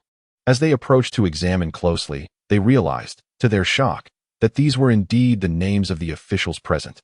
This sight shattered their composure. Who could have orchestrated this? What is their intention? They wondered. Surely, a treacherous minister seeks to disrupt our Great Xia court. The Duke of Dinghua, accompanying the officials into the hall, felt an odd notion arise in his mind. The transformation of the council hall was likely the doing of the 9th prince, Chu Xiao. At that moment, Emperor Xia strode in with an imposing presence, initially doubting if he had entered the correct venue. He stepped back to verify the plaque outside, confirming he had not erred. How outrageous! Who has turned the council hall into this? The atmosphere fell into a heavy silence in response to the emperor's inquiry. Just as the tension escalated, a sudden laughter erupted within the hall. "Ha! These are all gifts from this prince. Do you not appreciate them?" Following the sound, they beheld the 9th prince, Chu Xiao, gazing at them with a cold smirk. A dark cloud loomed over the emperor's brow, his expression as grim as if it might unleash rain. "You ungrateful wretch, did you orchestrate all this?" Facing the emperor's wrath, Chu Xiao remained unperturbed. "Indeed, not one of these esteemed officials is a true man. They are all mere rodents. Does Father Emperor not find these mice quite fitting for them?" Chapter 55, The Sovereign Guards the Nation, the Monarch Dies for the State. "Your Majesty, we ministers have exhausted ourselves for the Great Xia, only to be subjected to such humiliation by the 9th prince. We beseech your Majesty to uphold justice for us." Upon hearing Chu Xiao refer to them as rodents, the officials knelt in unison, imploring the emperor for redress. The emperor's face remained stormy, yet before he could respond, Chu Xiao retorted with displeasure, "Humiliation? Where have I humiliated you?" In the face of external threats, instead of contemplating how to defend their homeland and eliminate adversaries, you think of sacrificing a woman in exchange for peace. It is an understatement to label you as mere vermin. Indeed, I believe that even rats possess more courage than you do." As Chu Xiao boldly addressed them, the officials were left red-faced with anger. The Crown Prince, Chu Yuan, couldn't help but chuckle inwardly at the offense Chu Xiao had caused among so many ministers. This ninth brother truly seeks his own demise. Seizing the opportunity, the Crown Prince aimed to garner favor from the officials while simultaneously suppressing Chu Xiao, thus stepping forth to speak. "Father, my ninth brother has openly insulted the court officials, exhibiting such arrogance as to disregard your authority. I beseech you, Father, to punish him severely to prevent disheartening the many ministers." Emperor Xia cast a glance at the rodent cage before him, his ire mounting. How dare he insult the officials, and even me in the process? Just as the emperor prepared to reprimand him, he noticed an additional object on his desk. "Ninth brother, what is the meaning of this turtle before me?" Chu Xiao flashed a grin. "This turtle, when faced with danger, retreats into its shell to evade threats. Father, are you not planning to ally with the Eastern barbarians? I believe this timid turtle suits you quite well." Upon hearing this, Emperor Xia was nearly incensed. "Audacious! You dare to insult me to thwart the alliance. What punishment do you deserve? What crime have I committed?" Chu Xiao met the emperor's gaze, lifting his chin to continue. "Father, do you not also think that sacrificing an innocent woman for fleeting peace is an exceedingly poor bargain?" The emperor subtly nodded, then countered. "Do you comprehend that when war erupts, countless soldiers will perish on the battlefield? When faced with the choice of sacrificing one or sacrificing thousands, how should I choose?" On the surface, this question seems straightforward. Sacrificing one for the greater good is the rational choice. Yet, Chu Xiao felt this matter should not be viewed so simplistically. But what if it is a meaningless sacrifice? Now the Eastern barbarians demand our women, and you acquiesce. Will you also consent when they next demand our cities? To avoid casualties? Today, we yield 5 cities, tomorrow, 10, and then we may find a night of peace. But as we survey our borders, the Eastern barbarians will come again. Does father not grasp this simple logic? Chu Xiao's words resonated powerfully, causing a flicker of doubt in Emperor Xia's eyes. He began to reconsider whether his decision was indeed misguided. "So you believe I should reject the Eastern barbarians' envoy for an alliance and choose war instead? Have you considered that war is not a trivial matter? Our treasury is not bountiful, and as emperor, I must contemplate the larger picture." Chu Xiao scoffed derisively. "The greater good, what is that? Though war is brutal, mere submission will not yield genuine peace. You have retreated once, yet the enemy will not harbor any gratitude. On the contrary, they will perceive your retreat as a sign of weakness, prompting them to seek even more from you in the future. The Eastern barbarians have dispatched an envoy to our Great Xia with ill intentions. Does the emperor truly fail to recognize the deteriorating attitude they hold towards us? This signifies that the Eastern barbarians have long harbored rebellious thoughts. If Great Xia does not manifest strength at this juncture, does the emperor believe that the Eastern barbarians will continue to regard us with any respect in the days to come? If that is the case, war remains inevitable." The emperor of Xia pondered for a moment, his heart wavering. He was not oblivious to the fact that the Eastern barbarian nation increasingly disregarded Great Xia, just as Chu Xiao had articulated. Even if they consented to a marriage alliance this time, the Eastern barbarians would not remain content as a subordinate state of Great Xia. Their willingness to threaten us now clearly indicates their ambitions. The emperor furrowed his brow and, surveying the assembled ministers, inquired, "What do you all think? Should I acquiesce to the demands of the Eastern barbarians?" Crown Prince Chu Yuan felt a surge of jealousy and resentment as he witnessed how swiftly Chu Xiao could sway the emperor's stance. Should Chu Xiao succeed in persuading the emperor, his influence within the court would undoubtedly grow further, a prospect the Crown Prince found unwelcome. "Father, I believe my ninth brother's words are excessively alarmist. Our Great Xia is in a crucial period of recuperation. Engaging in war with the Eastern barbarians now would be detrimental to our development. Furthermore, should our soldiers learn that we are compelling them to battle for the sake of a single woman, they would surely harbor grievances." Hearing the Crown Prince's opposition, Chu Xiao could not suppress a derisive smile. "Absurd. Do you truly believe you understand the soldiers, Crown Prince? The Duke of Stabilization has achieved remarkable feats in battle. Yet Great Xia is prepared to sacrifice his kin. If this news reaches the soldiers, their hearts will be shattered. If even a hero like the Duke of Stabilization can be forsaken by Great Xia, who among the soldiers would dare to pledge their lives for the realm in the future?" The Crown Prince found himself at a loss for words, his expression growing increasingly grim. "Ninth brother, you do not comprehend the cruelty of war. Do you realize that once war is unleashed, rivers of blood will flow? Your obstinacy could lead to the deaths of countless soldiers on the battlefield. How will you reconcile with that consequence? Chu Xiao remained silent for a moment. Just when the crown prince believed he had rendered Chu Xiao speechless, Chu Xiao suddenly raised his head. What if I were to join them on the battlefield as well? What? A chorus of gasps filled the hall, and the emperor's eyes widened in astonishment. Chu Xiao calmly surveyed the ministers surrounding him and began to speak slowly. In my heart, for a nation to thrive, it must possess fortitude. There should be no humiliation in marriage alliances, no degradation in tribute, no loss of territory, and no disgrace in indemnities. An emperor must guard the realm and uphold the dignity of the ancestral shrine. This is the demeanor befitting a powerful nation. If the crown prince believes that war is incited by my actions, then I shall join the soldiers on the battlefield. Do you have any objections? A complex expression flickered across the crown prince's face. There was a shock, accompanied by a tinge of glee. Surely, this old fool does not perceive the battlefield as a source of amusement? In a realm where blades have no mercy. If this frail creature were to venture to the front lines, he would likely be paralyzed with fear. Should he inadvertently meet his end on the battlefield, it would mean one less adversary for me. Contemplating this, the prince suddenly found his spirits lifted considerably. Chapter 56. Chu Xiao. Now is the time for me to sacrifice myself for my country. After Chu Xiao uttered these words, a profound silence enveloped the gathering for an extended period. Well said.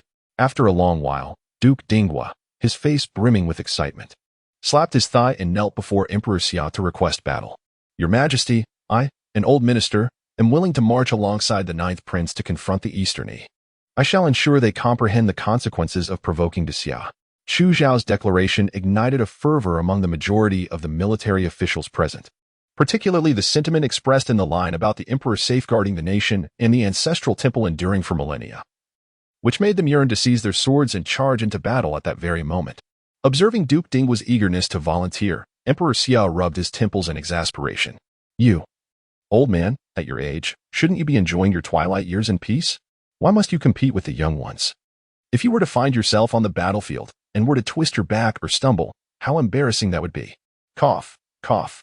Duke Dinghua. Your loyalty to Xia has not gone unnoticed, but our nation is replete with talent. You have fought valiantly throughout your life.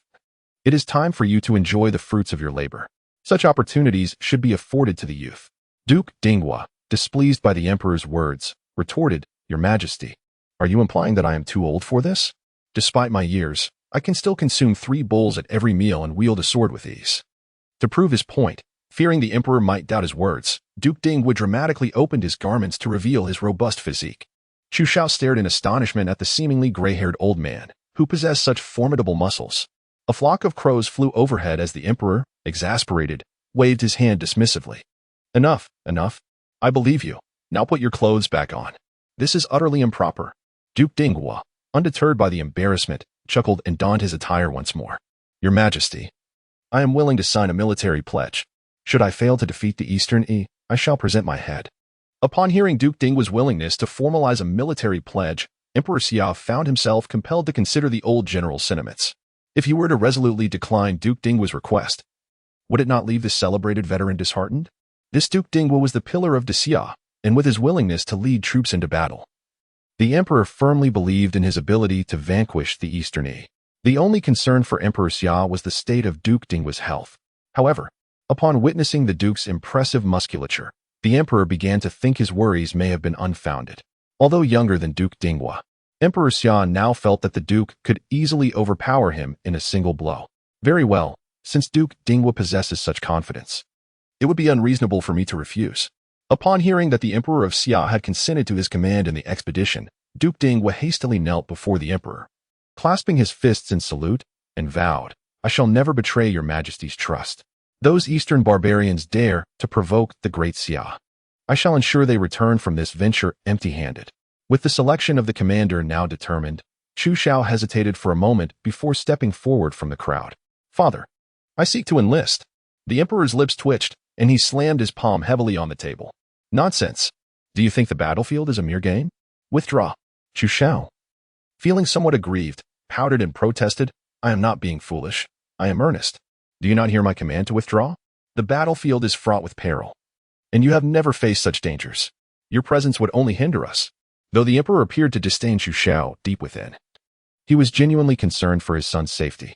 Despite not voicing it aloud, The emperor held a deep affection for this exceptionally talented son. Among his many offspring, only Chu Xiao would engage in playful banter and roughhousing with him, while the others behaved like frightened mice in his presence. Thus, the emperor felt an uncommon closeness to Chu Xiao. Though I have not yet set foot on the battlefield, everyone has a first time. If I, as a prince, were to appear among the troops, it would demonstrate to the world our unwavering resolve in this conflict against the Eastern barbarians, simultaneously bolstering the morale of our soldiers. Therefore, I have compelling reasons to participate in this war. The emperor's face twitched with frustration. He acknowledged that Chu Xiao's argument held some merit. However, there were truths he found too delicate to express. He could not simply declare that he wished for his son to avoid the battlefield due to its inherent dangers. What would the common soldiers think if he uttered such words? Old Ninth, I shall say this one last time. Withdraw. The emperor believed Chu Xiao could not comprehend his heartfelt concerns. Yet, in truth, Chu Xiao was not naive. He discerned the emperor's deep-seated care for him. However, Chu Xiao felt that the war stemmed from his own refusal to forge an alliance, and should conflict arise, he, the instigator, would remain in the rear while the soldiers of Great Xia fought valiantly on the front lines, causing his conscience to weigh heavily. Chu Xiao did not wish to be a coward. Despite a flicker of fear within him at the prospect of battle, he boldly stepped forward. Father, as a prince, I enjoy many honors, all thanks to the protection of our nation. Now, as Great Xia faces adversity, it is my duty to rush to the battlefield and sacrifice myself for the country. As a prince of Great Xia, I should not merely bask in the wealth and glory bestowed by my status. I must rise to the occasion when it matters most, without hesitation. His impassioned speech resonated deeply with everyone present, stirring them profoundly. From Chu Xiao's words, they discerned his unwavering determination to sacrifice for his country. The emperor gazed intently at Chu Xiao, his hands involuntarily clenched into fists, knuckles whitening from the strain. Old Ninth, have you truly considered this? Without hesitation, Chu Xiao nodded. I have thought it through clearly. The emperor took a deep breath. Very well, I grant my consent. Chu Xiao's heart soared with joy, and he hastily clasped his fist in gratitude.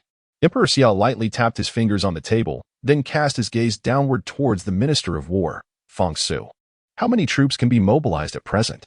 Minister Feng pondered for a moment, then stepped forward to respond, Your Majesty. The majority of our forces are currently stationed to maintain order in various regions and cannot be easily redeployed. In the short term, we can muster at most 100,000 troops, and that is already the limit. Emperor Xia sighed and rubbed his forehead. Only 100,000? The Eastern Yi have stationed 100,000 troops outside Qilin Pass, and with the addition of the Xianwei faction, their forces amount to at least 200,000. What shall we do? Although war had yet to commence, Emperor Xia felt compelled to consider the worst-case scenario. The thought of being able to deploy only 100,000 troops against such overwhelming odds caused him great hesitation. Noticing the emperor's resolve wavering, Duke Dinghua hastily interjected. Your Majesty, war is not merely a matter of numbers. Otherwise, we could simply compare who has the greater force instead of engaging in battle. If you grant me 100,000 troops, I am confident that I can defeat the coalition of the Eastern Yi and the Xianwei faction. I am willing to provide a military guarantee. Before Duke Dinghua could finish his statement, Emperor Xia raised his hand to interrupt him. Enough. There is no need for such guarantees. I trust you. The emperor then turned his attention to the Minister of Revenue, Su Yuan, and asked, Can the court sustain such a grand campaign at present? A wry smile crossed Su Yuan's face. Your Majesty, over the past 6 months, the court has been engaged in disaster relief efforts, and our treasury is nearly depleted. Securing provisions for 100,000 troops will prove exceedingly difficult. Chapter 57. Is the Duke's house going bankrupt? Emperor Xia had long been aware of the treasury's precarious state, but he had not anticipated that even the provisions for 100,000 troops would be so hard to gather, which weighed heavily on him. If the treasury truly lacked funds, he would have no choice but to resort to his personal reserves. Over the years, he had practiced frugality, saving a modest sum in his private treasury, money he was loath to touch unless absolutely necessary. However, it appeared that necessity had now arisen. Just as Emperor Xia was about to propose that he would personally handle the provisions for the expedition, he noticed Chu Xiao suddenly stepping forward. Father, he said, I have a solution for the provisions required for the army's campaign. Emperor Xia blinked, hopeful that his savings might remain intact. What is your plan? While your rare treasures pavilion is indeed profitable, it seems insufficient to gather provisions for 100,000 troops.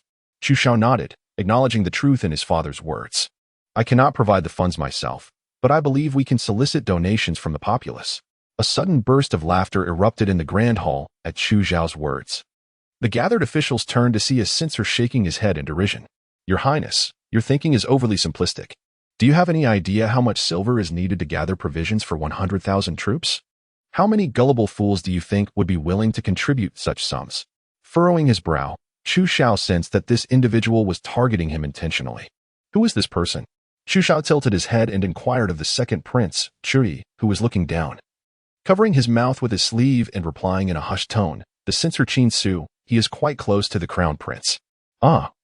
So he is one of the crown prince's people. No wonder he would take the initiative to speak up at this moment. Qin Su believed that confronting the ninth prince in front of so many people would surely delight the crown prince. However, when he glanced toward the crown prince, he found him rolling his eyes in exasperation. Are you a fool? Chu Xiao intends to gather provisions, so let him do so. If the army's deployment is delayed, you will undoubtedly face reprimand from the officials. What if Chu Xiao backs out now that you have intervened? Chu Xiao curled his lip and slowly approached censor Qin Su. Lord Qin, do you doubt my ability to gather sufficient funds? Qin Su instinctively took a step back, feeling a surge of unspoken pressure in the presence of this young prince. Ahem. I indeed hold such an opinion. Chu Xiao slightly raised his chin, looking down at Qin Su with an air of superiority. Dare you wager with me, Lord Qin? Qin Su hesitated momentarily, a hint of insecurity creeping in as he asked, What does your highness wish to wager? Let us wager on whether I can gather enough silver within 3 days. If you lose, on the day I depart for battle, you shall personally lead my horse. What say you? Ah, so this is the wager. Qin Su shook his sleeves, instantly regaining confidence. Very well, I accept the wager. Chu Xiao nodded slightly. Then it is settled. He extended his hand, and the two struck a pact with a clap. Oh, wait a moment. The ninth prince had yet to declare the penalty should he lose. By the time Qin Su realized this and sought to inquire, Chu Xiao had already returned to the crowd, leaving Qin Su feeling quite vexed. On the dragon throne, Emperor Xia cast a sidelong glance at Chu Xiao, internally skeptical of his ability to gather sufficient funds in 3 days. Yet, having made such a declaration, he, as the father, could not dampen his son's enthusiasm.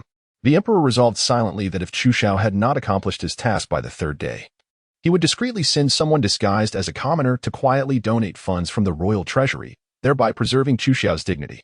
Ah, being a father truly burdens my heart for my son. Emperor Xia cleared his throat, drawing the attention of the assembly once more, and then proclaimed loudly. In light of the rampant aggression from the Eastern I have decided to appoint Duke Mu Yuan as the Grand Marshal, commanding an army of 100,000 to march against the Eastern He paused briefly, glancing at Chu Xiao below. Furthermore, I appoint the ninth Prince Chu Xiao as the military supervisor to join the army in 7 days. Duke Mu Yuan and Chu Xiao exchanged glances before both knelt in reverence toward Emperor Xia. I shall obey. After the court meeting concluded, Emperor Xia dispatched a messenger to directly inform the Eastern delegation of the Great Xia's refusal to engage in a marriage alliance. Upon learning of the attitude of the Great Xia, Tuoba soon departed the capital under the cover of night. The refusal of Great Xia to engage in a marriage alliance indicated that the honeymoon period with the Dongi had come to an end. Fearing that his presence in the capital might render him a hostage, he hastily absconded without taking the time to gather his belongings. This only serves to illustrate that he underestimated the grandeur of Great Xia. Even in the face of impending war with the Dongi, the Emperor of Xia would not stoop to such baseless actions. Meanwhile, Duke Dinghua, Mu Yuan, upon his return to his residence, immediately summoned his steward. Go to the storeroom and ascertain how much silver we can muster from the Duke's estate. Moreover, ensure that all valuable items are pawned, and any shops or arable land that can be sold should be disposed of as well. The steward, taken aback by the Duke's words, was left in a state of shock. What had transpired? How could a mere morning court session lead to the potential bankruptcy of the illustrious Duke's estate? My lord, please do not frighten an old servant. Why do you require such a vast sum of money? Duke Dinghua rolled his eyes. What else could it be for? Naturally, it is for a donation. Though the campaign against the Dongi was spearheaded by the ninth prince, it ultimately served to support the Duke's estate. Now that Chu Xiao needed to gather provisions for the army, how could he remain idle? The steward was visibly distressed at the thought of the Duke donating such a substantial amount, his lips twitching in disbelief. This is madness. Has my lord succumbed to some form of hysteria? He hurriedly rushed to inform Mu Jinli of the situation. Upon hearing that her grandfather intended to donate the entirety of the Duke's assets, Mu Jinli was equally astonished and confronted the Duke with urgency. Why must you give everything away? She glared at him, indignant. Even if we are wealthy, you cannot squander it so recklessly. The Duke gestured dismissively. The ninth prince has persuaded His Majesty, so you need not worry about being married off to the Dongi. However, this may lead to a coalition between the Dongi and the Xianyu tribe to attack Great Xia. The ninth prince intends to solicit donations from the common people for the army, and I fear he may not raise sufficient funds, thus I must assist him discreetly.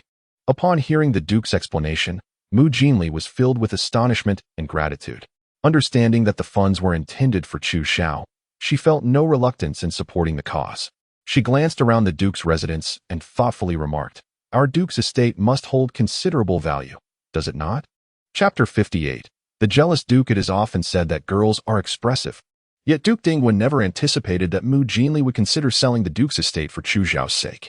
The thought nearly rendered him faint with indignation. "Ali, if we sell the Duke's estate, shall we be left to live on the streets?"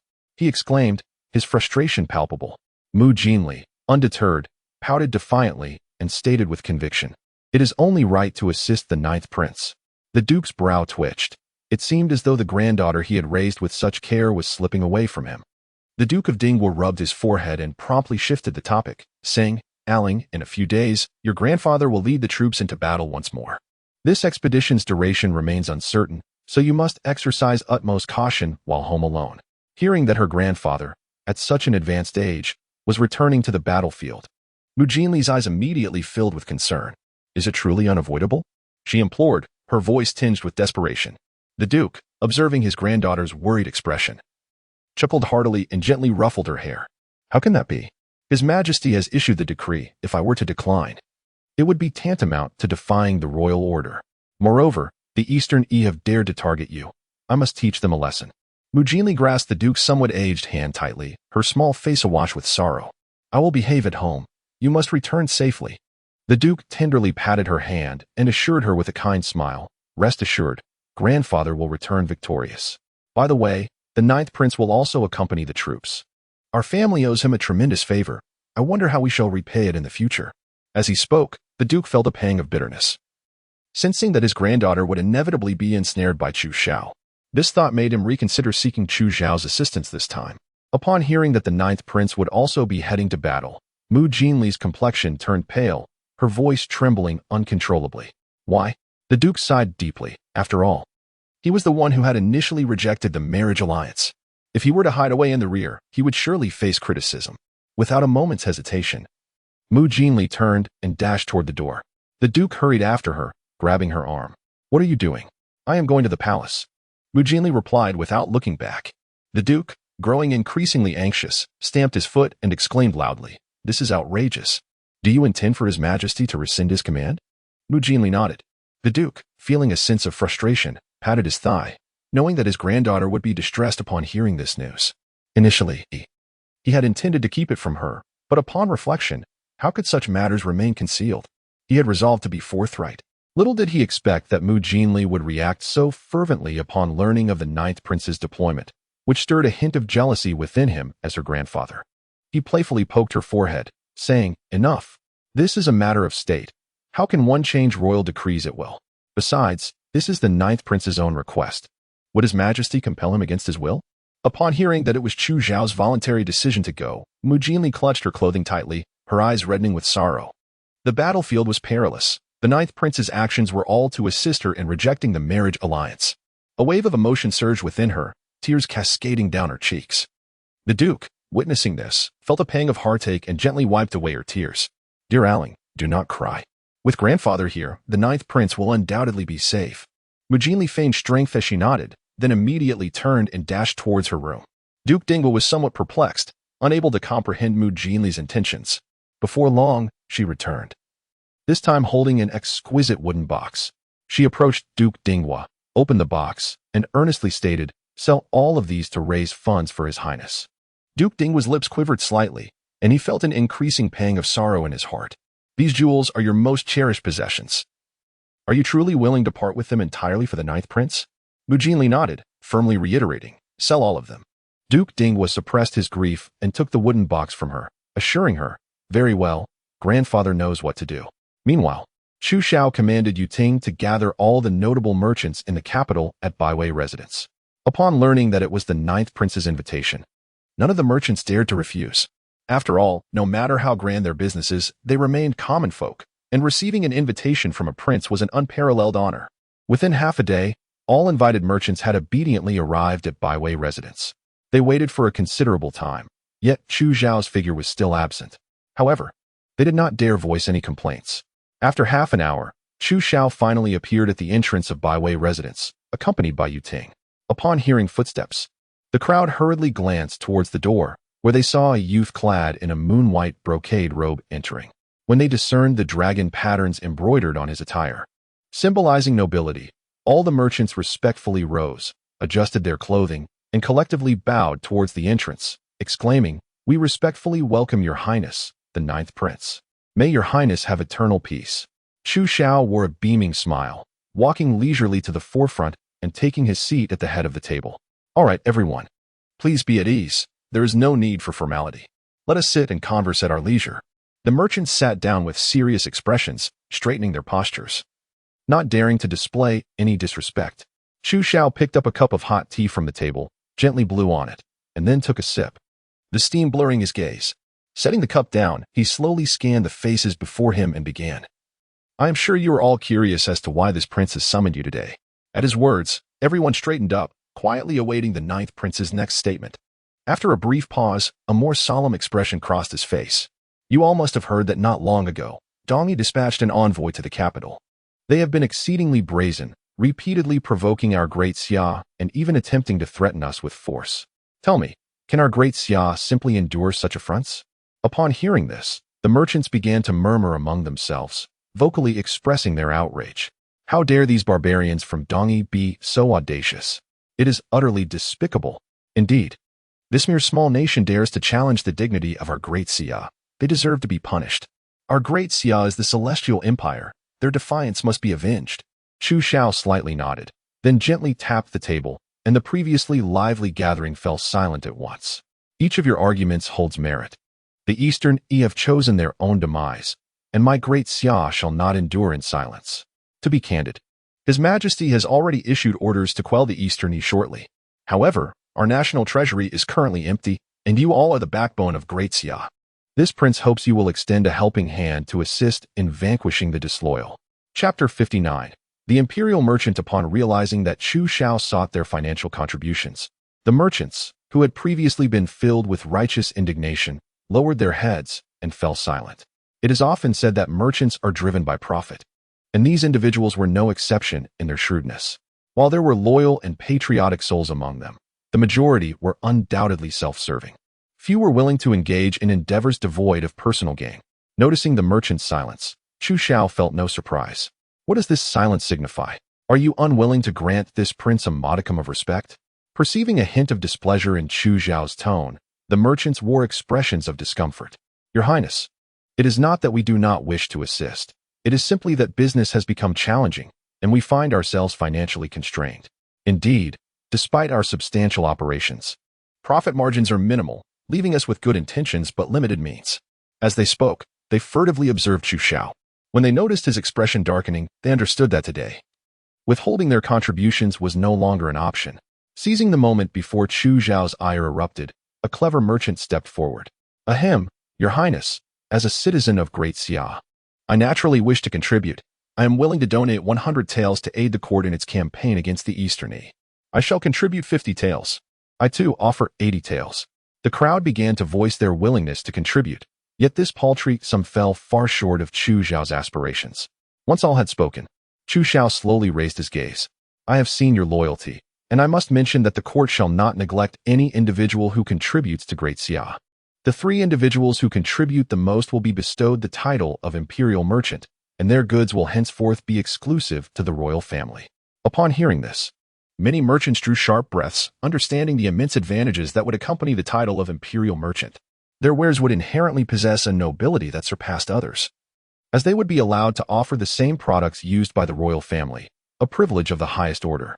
Noticing the merchants beginning to stir with eagerness, Chu Xiao intensified the allure of his proposition. And upon becoming imperial merchants, You shall also receive a plaque personally inscribed by His Majesty, bearing the characters "Commerce unites the seas." My heavens, a royal decree plaque. Securing such a token would ensure that as long as Great Xia endures, their families would thrive for generations.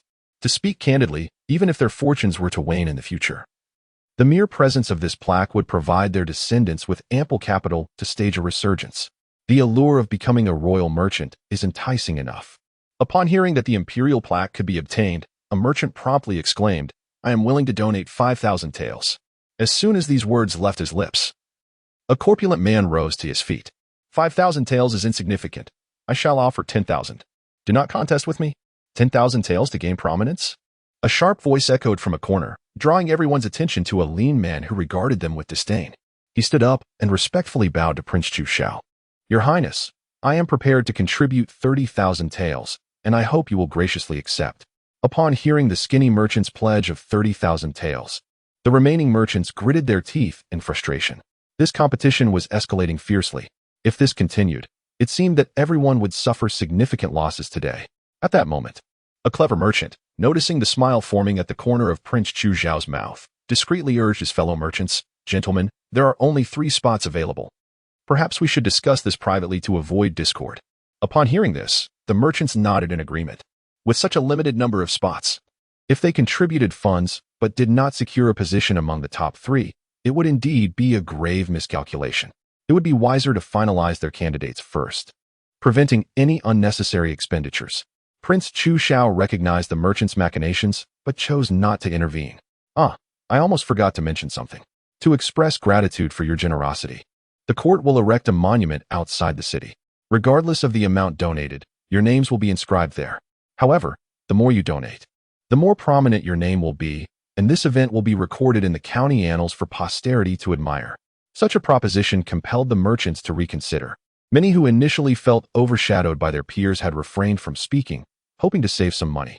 Yet, upon learning of the monument and its historical significance, they could no longer sit idly by. Even if they could not become royal merchants, having their names etched in the monument and the county annals would be a source of immense honor. "I am willing to contribute 10,000 taels.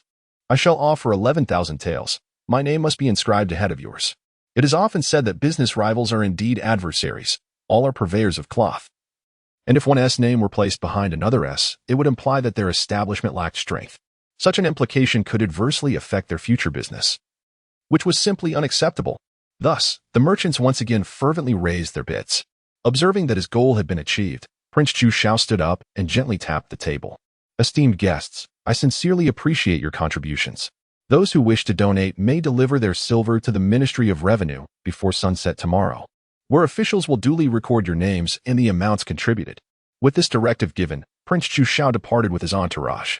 After Chu Xiao departed, the merchants present fell into a contemplative silence, pondering the appropriate amount for their donations. "Allow me to speak." At that moment, a prominent merchant named Luo Shunchong rose suddenly. With narrowed eyes and a jovial smile, he addressed the assembly. "It is evident to all that the court's intent is to extract wealth from us. While the title of imperial merchant carries a seductive allure, it is unwise to risk our fortunes for it. I propose a rule: no one shall donate more than 100,000 taels. This way, we can ensure that we do not overextend ourselves financially, and we can avoid competition that might disrupt our camaraderie. What do you think?" Upon his conclusion, the crowd responded in unison. "Yes, indeed. This will help us avoid unnecessary expenditures. I support the cap of 100,000. I concur." "Very well, it shall be so." Observing the unanimous agreement, a subtle smile crept across Luo Shichong's face as he reveled in his cleverness. "Exactly, this is the way forward. When all of you contribute 100,000, I shall donate 200,000, and the title of imperial merchant will surely fall into my grasp." Little did he realize that many present harbored similar intentions. Chapter 60. Betrayal from within the ranks. After departing from byway residence, the merchants hurried home, preparing their funds before making their way to the Ministry of Revenue to register their intended donations. Luo Shengchong stood aside, observing his fellow merchants with a disdainful sneer. "A bunch of fools. Do you really think you can compete with me for the title of imperial merchant?" Unhurried, he returned to his estate and instructed his accountant to prepare 200,000 taels of silver.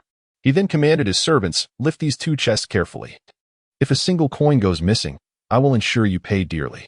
The servants, cowed, cautiously lifted the chests and loaded them onto the waiting carriage outside. As Luo Shichang's carriage arrived at the Ministry of Revenue, dusk had begun to settle. His late arrival was deliberate. He wished to keep his actual donation concealed, thus securing his position as the imperial merchant with ease. As for the fellow merchants he had toyed with, he held them in utter disregard. Once he attained the title, his status would be fundamentally distinct from theirs, and even if they realized they had been duped, they would not dare confront him. Soon, Luo Shichang entered the Ministry of Revenue with 2 large chests. The officials were seated at their desks, and upon hearing footsteps, one of them looked up and inquired in a disinterested tone, "Are you here to donate as well?" A sycophantic smile graced Luo Shichang's face as he nodded and replied, "Indeed, my lord, as a citizen of the Great Xia, it is my duty to contribute to its welfare."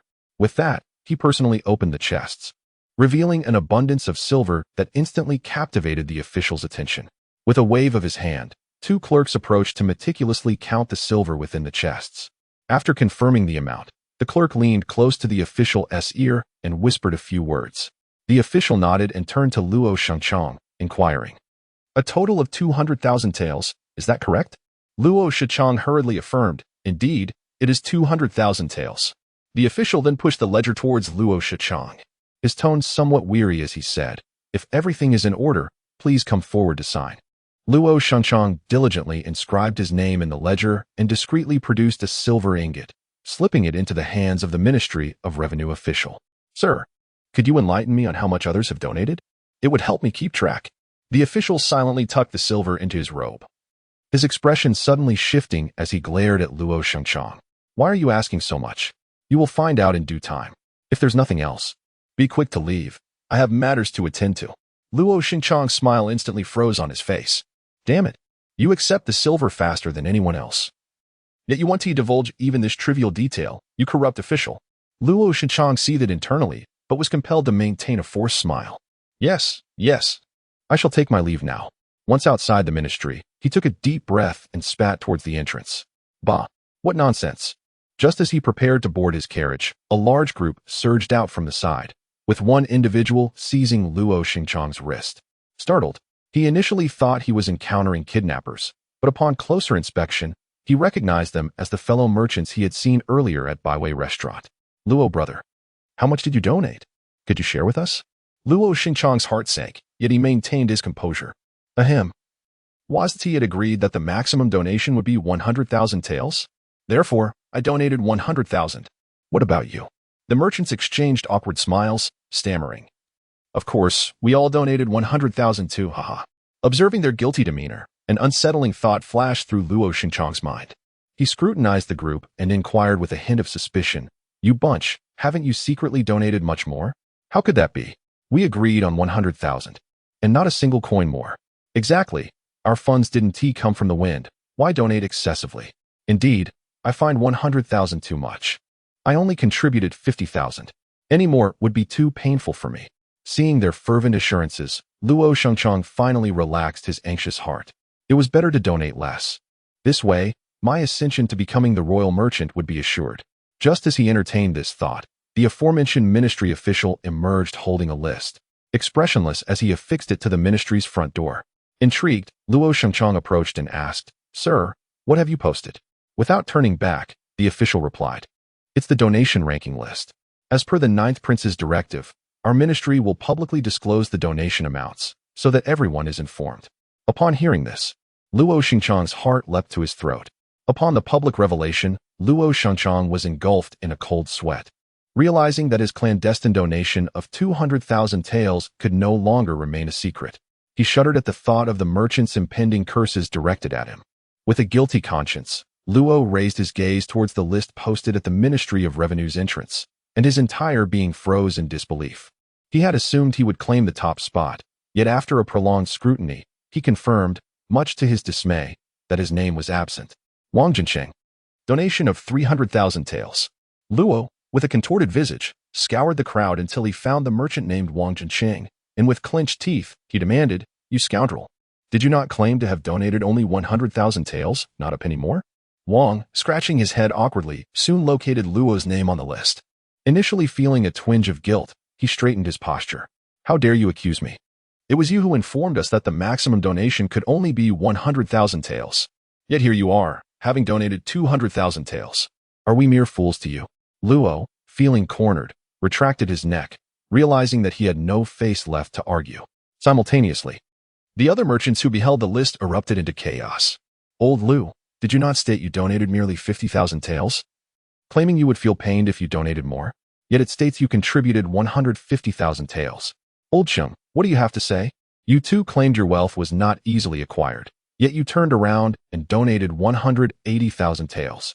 The entrance of the Ministry of Revenue became a cacophony of accusations as merchants pointed fingers at one another. Luo, stroking his beard, abruptly turned and ascended to his carriage, prompting immediate attention from the others. Why is old Luo leaving so suddenly? Is he too ashamed to face us? One merchant mused curiously.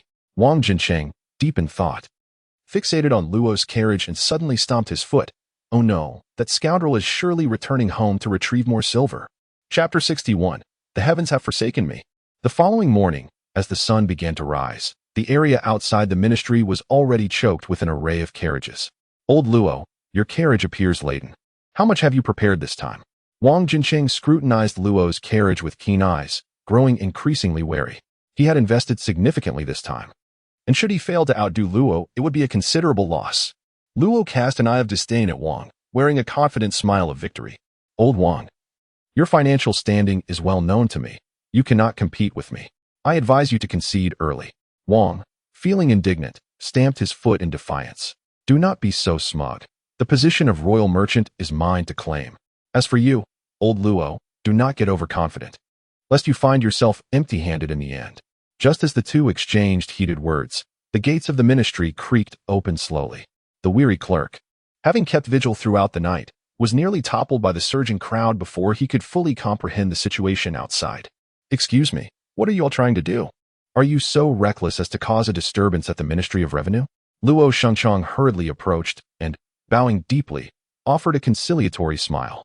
My lord, please temper your anger. We are merely merchants here to make donations. In the heat of the moment, I hope you can forgive our indiscretion. The minor officials of the ministry regarded the merchants with a puzzled expression. Donations? So you are here to offer money, are you? With such eagerness to part with your wealth, do you find it burdensome? Before long, the merchants deposited the silver they had brought into the ministry as treasury and affixed their signatures. However, they did not depart immediately.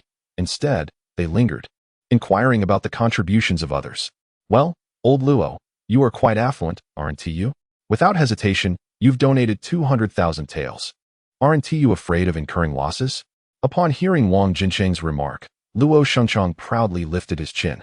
I have money to spare, it's none of your concern. Wang Jincheng clenched his teeth, secretly calculating the amounts donated by his peers. This time, he contributed 180,000 taels, initially believing that should suffice. Yet, observing his fellow merchants treating the matter so lightly, he began to feel insecure. With a decisive fist onto his palm, he summoned his servant and ordered him to fetch an additional 50,000 taels from the storeroom. Witnessing Wang Jincheng's willingness to increase his contribution, Luo Shengchong felt a pang of regret. Must it be this competitive? He truly wished to cease wasting money, yet if his peers were so engaged, failing to keep pace would render his previous donations futile. Reluctantly, Luo Shengchong suppressed his discomfort and promptly sent someone home to retrieve more funds. Their actions, of course, did not escape the notice of the other merchants. Observing the two discreetly upping their stakes, those with the means could only curse under their breath while begrudgingly following suit. Meanwhile, officials at the ministry felt overwhelmed. Each day spent merely recording the details of these donations nearly exhausted their hands. Yet, as they witnessed the continuous influx of gleaming silver into the treasury, they experienced a conflicted sense of pleasure amidst the toil. In the Eastern Palace, a few days prior, the imperial censor Qin Su had, in a bid to demonstrate his loyalty to the crown prince, entered into a wager with the ninth prince. Recognizing the value of such a subordinate, Crown Prince Chu Yuan sought to cultivate a closer relationship with him. Thus, he hosted a banquet in the Eastern Palace, inviting Qin Su for a private discussion. Feeling he had finally infiltrated the inner circle of the Crown Prince's faction, Qin Su eagerly prepared gifts for the occasion. At the dining table, the Crown Prince and Qin Su engaged in lively conversation, which naturally shifted to the ninth prince, Chu Xiao. I heard that the ninth prince invited numerous merchants yesterday, hoping they would willingly donate to the nation. Is this true, Master Qin? Qin Su set down his cup, a glimmer of derision crossing his eyes. Indeed, it is true. The ninth prince is rather naive. Those merchants are notoriously stingy, unless coerced. Who would be foolish enough to volunteer their contributions? The crown prince, smiling, nodded in agreement. If that is the case, then it seems the ninth prince is destined for failure this time. Qin Su asserted with unwavering confidence. Indeed. I would not wager with the ninth prince unless I possessed absolute certainty. The crown prince, narrowing his eyes with a hint of a smile, inquired. What if old ninth is indeed leveraging his status to coerce those merchants? Qin Su forcefully slapped his thigh and, with a cunning expression, replied, if that were the case, then as an official, I would have ample grounds to impeach the ninth prince. The crown prince exchanged a knowing smile with Qin Su, both seemingly envisioning the disheveled appearance of Chu Xiao in a few days, just as they anticipated the imminent amusement at Chu Xiao's expense. The commander of the Eastern Palace Guards, He Yunjin, rushed in with an anxious demeanor. Your Highness, there has been an incident. The crown prince frowned in displeasure. Why is it that every time you come to me, He Yunjin, you bear only bad news? When shall I hear something uplifting? He Yunjin offered an awkward smile, reflecting on the recent misfortunes that plagued the Eastern Palace. After venting his frustrations, the crown prince softened his tone and asked, do enlighten me. What has transpired? He Yunjin licked his lips and leaned closer to the crown prince's ear, saying, I have just received news that a large number of merchants have voluntarily approached the Ministry of Revenue to make donations in recent days. The crown prince inhaled sharply and shot a glare at Qin Su. Did you not assert that these merchants are not foolish and would never contribute willingly? What is happening now? Qin Su, feeling the weight of the crown prince's scrutiny, nervously glanced at He Yunjin and asked, Commander He, could it be that the ninth prince has employed unscrupulous methods to intimidate those merchants? He Yunjin shook his head, a bitter expression on his face. No. The ninth prince merely utilized the 3 imperial merchant slots and a merit plaque to persuade these merchants to willingly part with their money. Qin Su's lips twitched.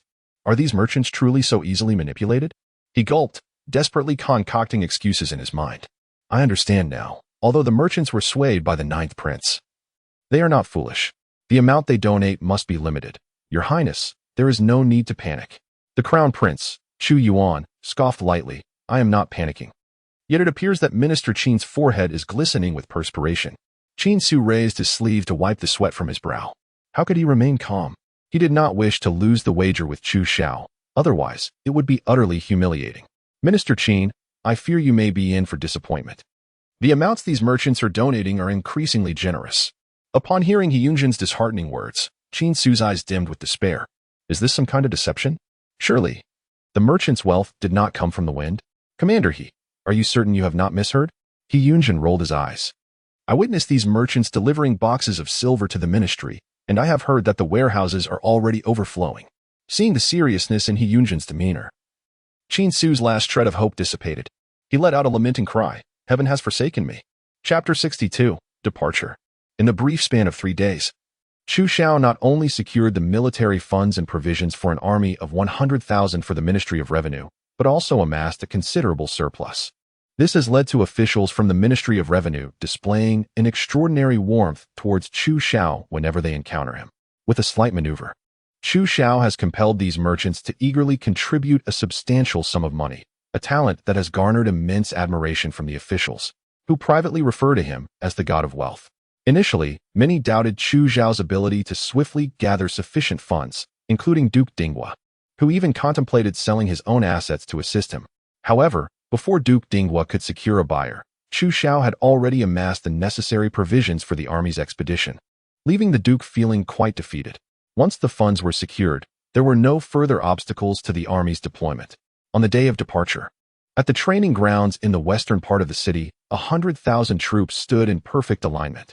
Duke Mu Yuan and Chu Xiao stood upon the command platform, gazing down at the inexperienced soldiers below, exchanging glances filled with concern. These are indeed fresh recruits.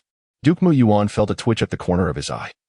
This time, their forces were already at a disadvantage, and the entire contingent comprised soldiers who had yet to experience the trials of battle. The Duke's once confident demeanor began to falter. The combat effectiveness of seasoned veterans and novices could not be compared. Yet, with the situation at hand, Duke Mu Yuan could only accept the reality. After waiting for a moment on the platform, They soon heard the solemn sound of footsteps approaching from a distance. Duke Mu Yuan and Chu Xiao looked up to see the Emperor of Xia, clad in a bright yellow dragon robe, leading a procession of civil and military officials into the training ground. Upon the Emperor's arrival, Duke Mu Yuan and Chu Xiao hastily descended from the platform and walked briskly to greet him, bowing deeply. "We pay our respects to your majesty." The Emperor gently helped Duke Mu Yuan to his feet and then cast a fleeting glance at the armored Chu Xiao, revealing a hint of concern in his eyes.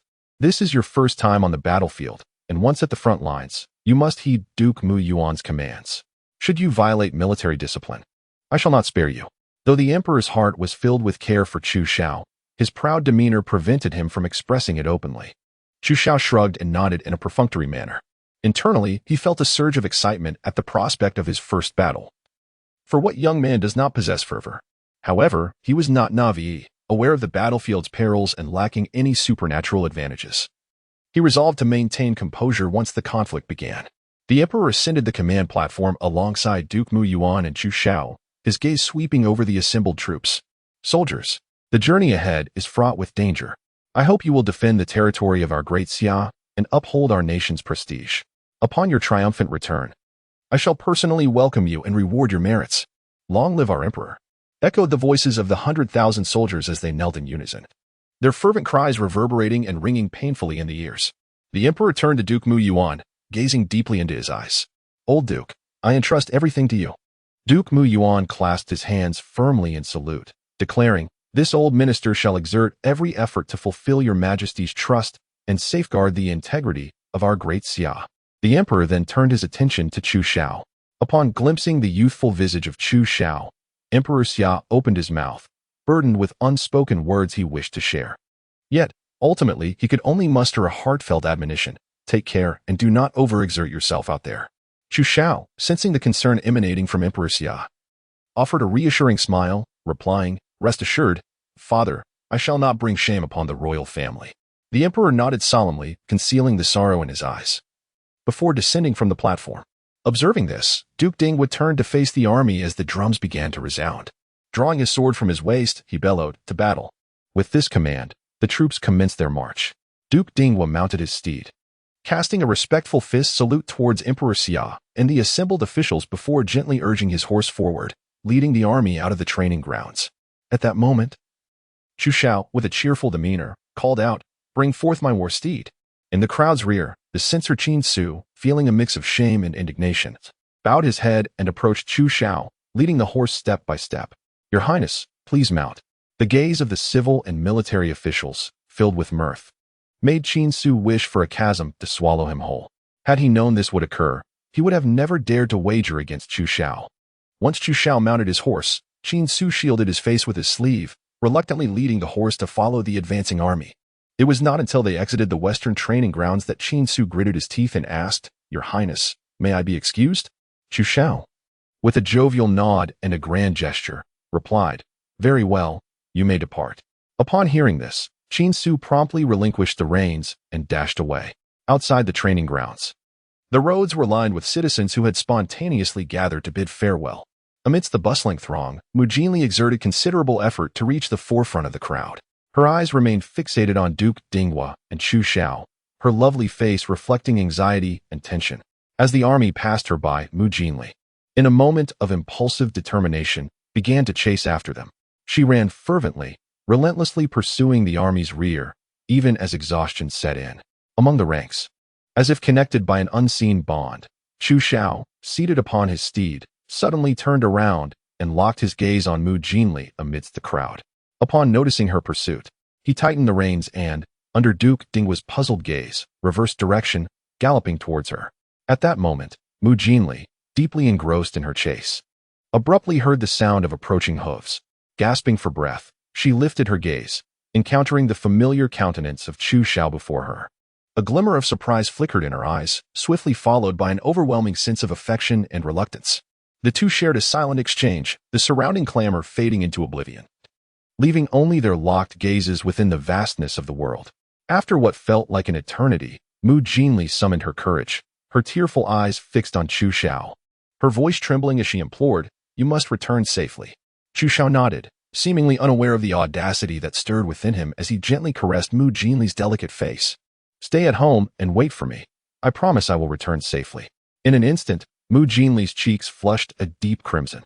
Throughout her life, apart from her grandfather, no other male had ever engaged in such intimate contact with her. Yet, despite the seemingly frivolous gesture, she found that her heart bore no resistance.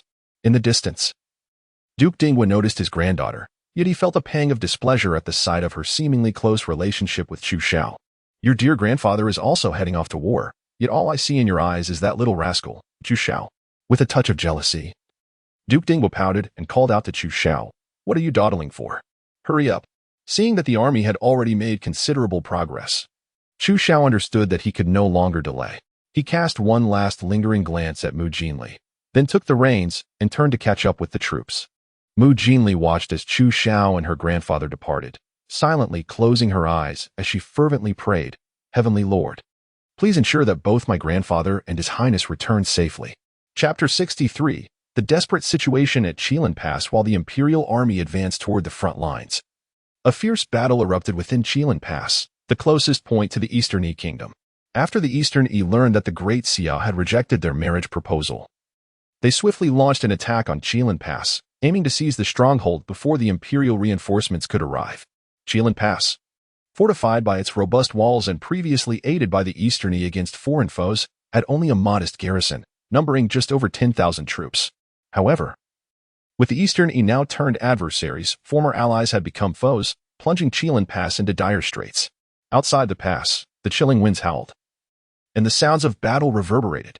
The ferocious Eastern Yi army surged like a relentless tide, launching repeated assaults on Qilin Pass. On the walls, Commander Zhou Jingwan, drenched in blood, led the defenders in a desperate struggle against the invasion. His armor was tattered, marred by countless blade wounds. In a mere 7 days, this marked the 10th assault by the Eastern Yi forces. Though the defenders had repelled the enemy in previous encounters, the relentless fighting had left them utterly exhausted. With their numbers already dwindling, they faced a foe that vastly outnumbered them, and each resistance exacted a grievous toll.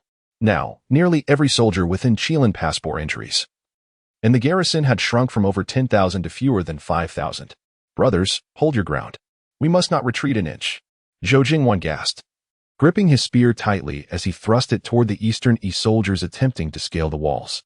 Under his leadership, the defenders gritted their teeth, resolutely striving to repel the assailants from the battlements. The number of Eastern Yi soldiers was overwhelming. In merely a moment, they surged onto the city walls, and despite the valiant efforts of the defenders, they were powerless to halt the onslaught. Once these Eastern Yi soldiers ascended the battlements, they charged at the exhausted defenders with ferocity. To them, the beleaguered soldiers, cornered and desperate, resembled lambs awaiting slaughter, posing little threat.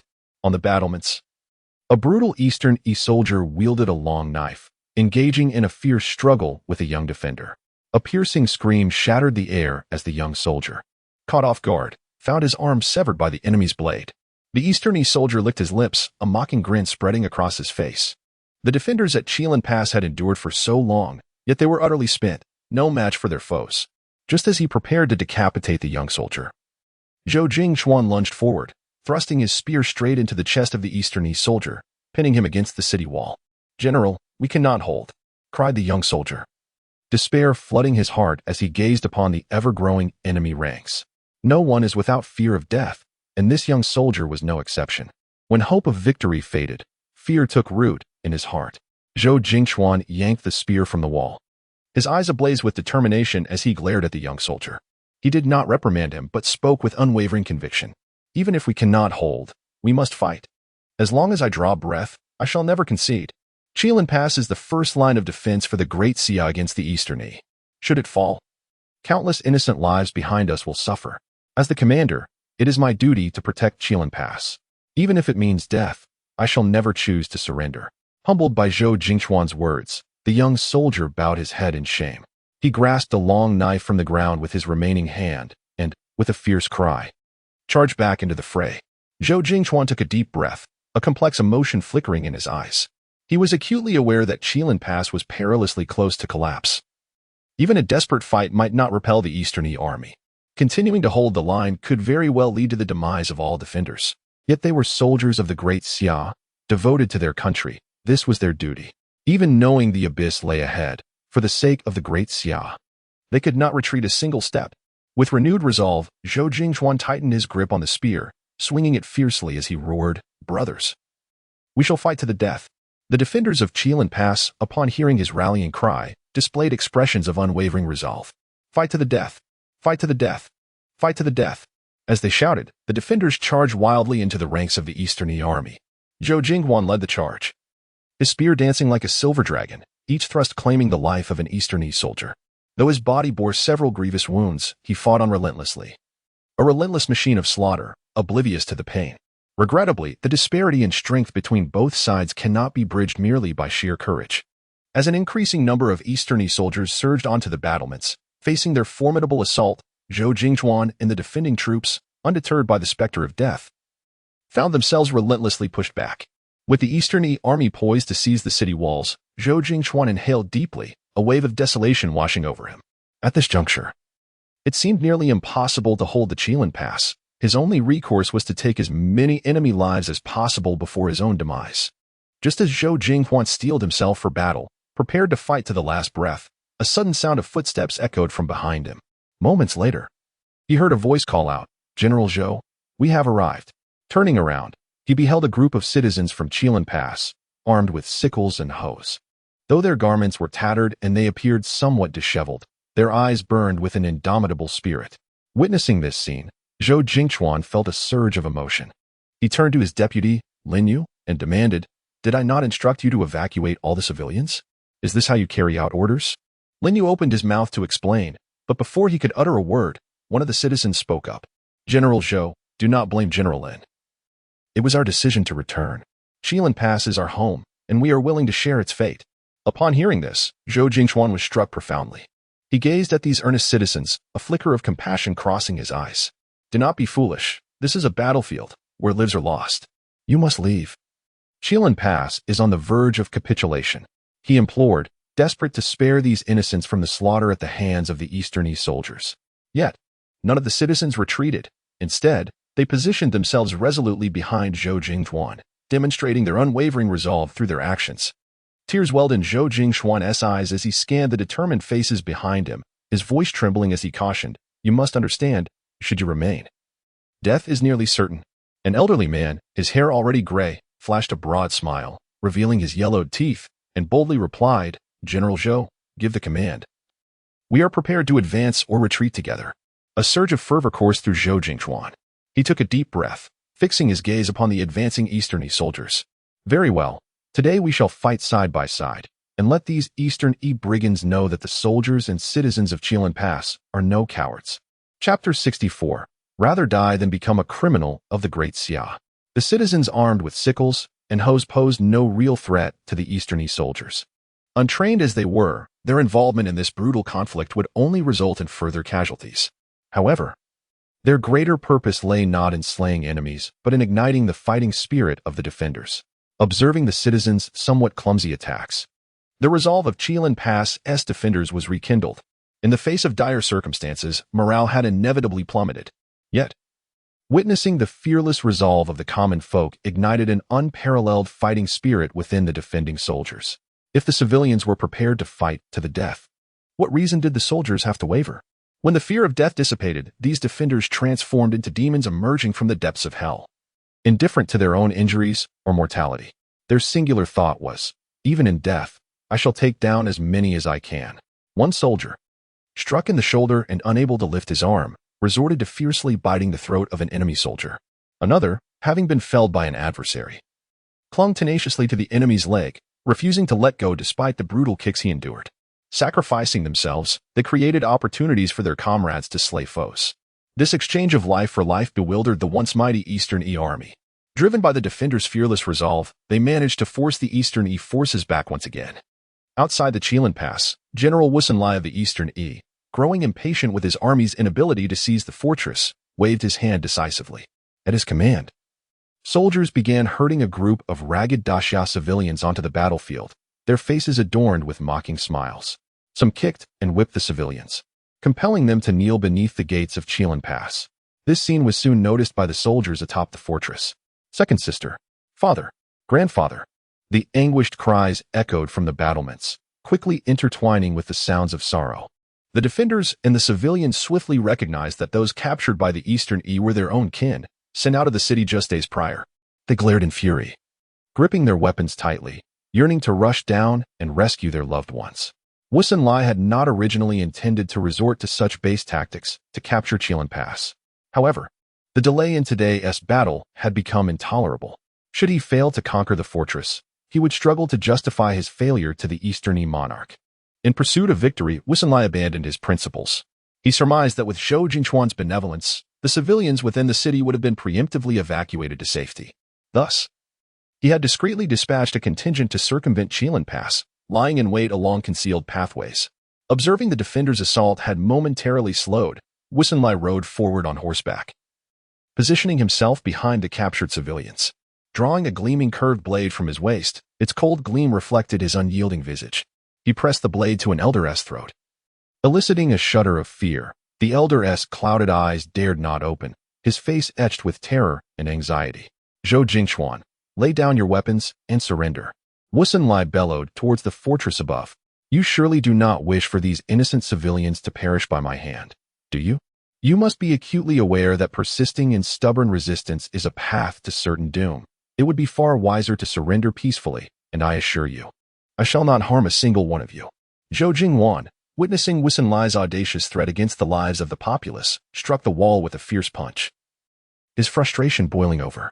Wusunlai, do you still consider yourself a man? If you possess true courage, let us engage in open combat, rather than resorting to such despicable tactics. Upon hearing Zhou Jingchuan's vehement denunciation, Wusunlai responded with a mocking chuckle. Oh, Zhou Jinghuan, how naive you are. We are adversaries now.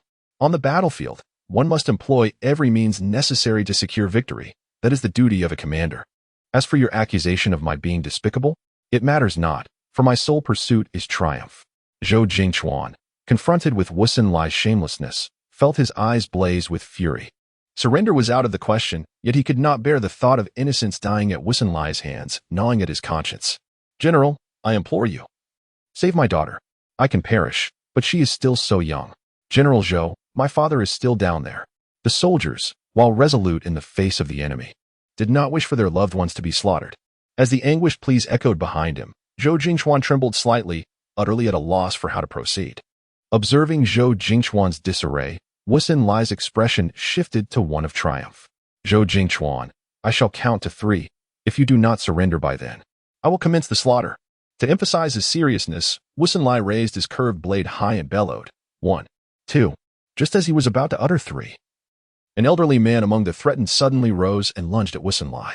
You scoundrel, I shall fight you. Unprepared for such an unexpected assault, Wusunlai was caught off guard as the old man clung tightly to his waist. You seek death. Humiliated, Wusunlai unleashed a powerful blow to the old man's back. The strike, fueled by Wusunlai's wrath, caused the elder to spit blood. Yet, he clung fiercely to Wusunlai, his frail form appearing remarkably valiant in that moment. General Zhou, you must not let our choice to surrender lead to our downfall. Qilan Pass is a crucial bulwark for the Great Xia. Should it fall, countless lives will be at stake. We cannot become traitors to the Great Xia. Better to die than to bring ruin upon it. The old man's voice rang clear in every ear. Upon hearing this, Wusunlai's eyes blazed with fury. If you wish to die, I shall grant you your wish. With a malevolent gleam in his eyes, Wusunlai raised his blade, bringing it down mercilessly upon the old man's back. Die.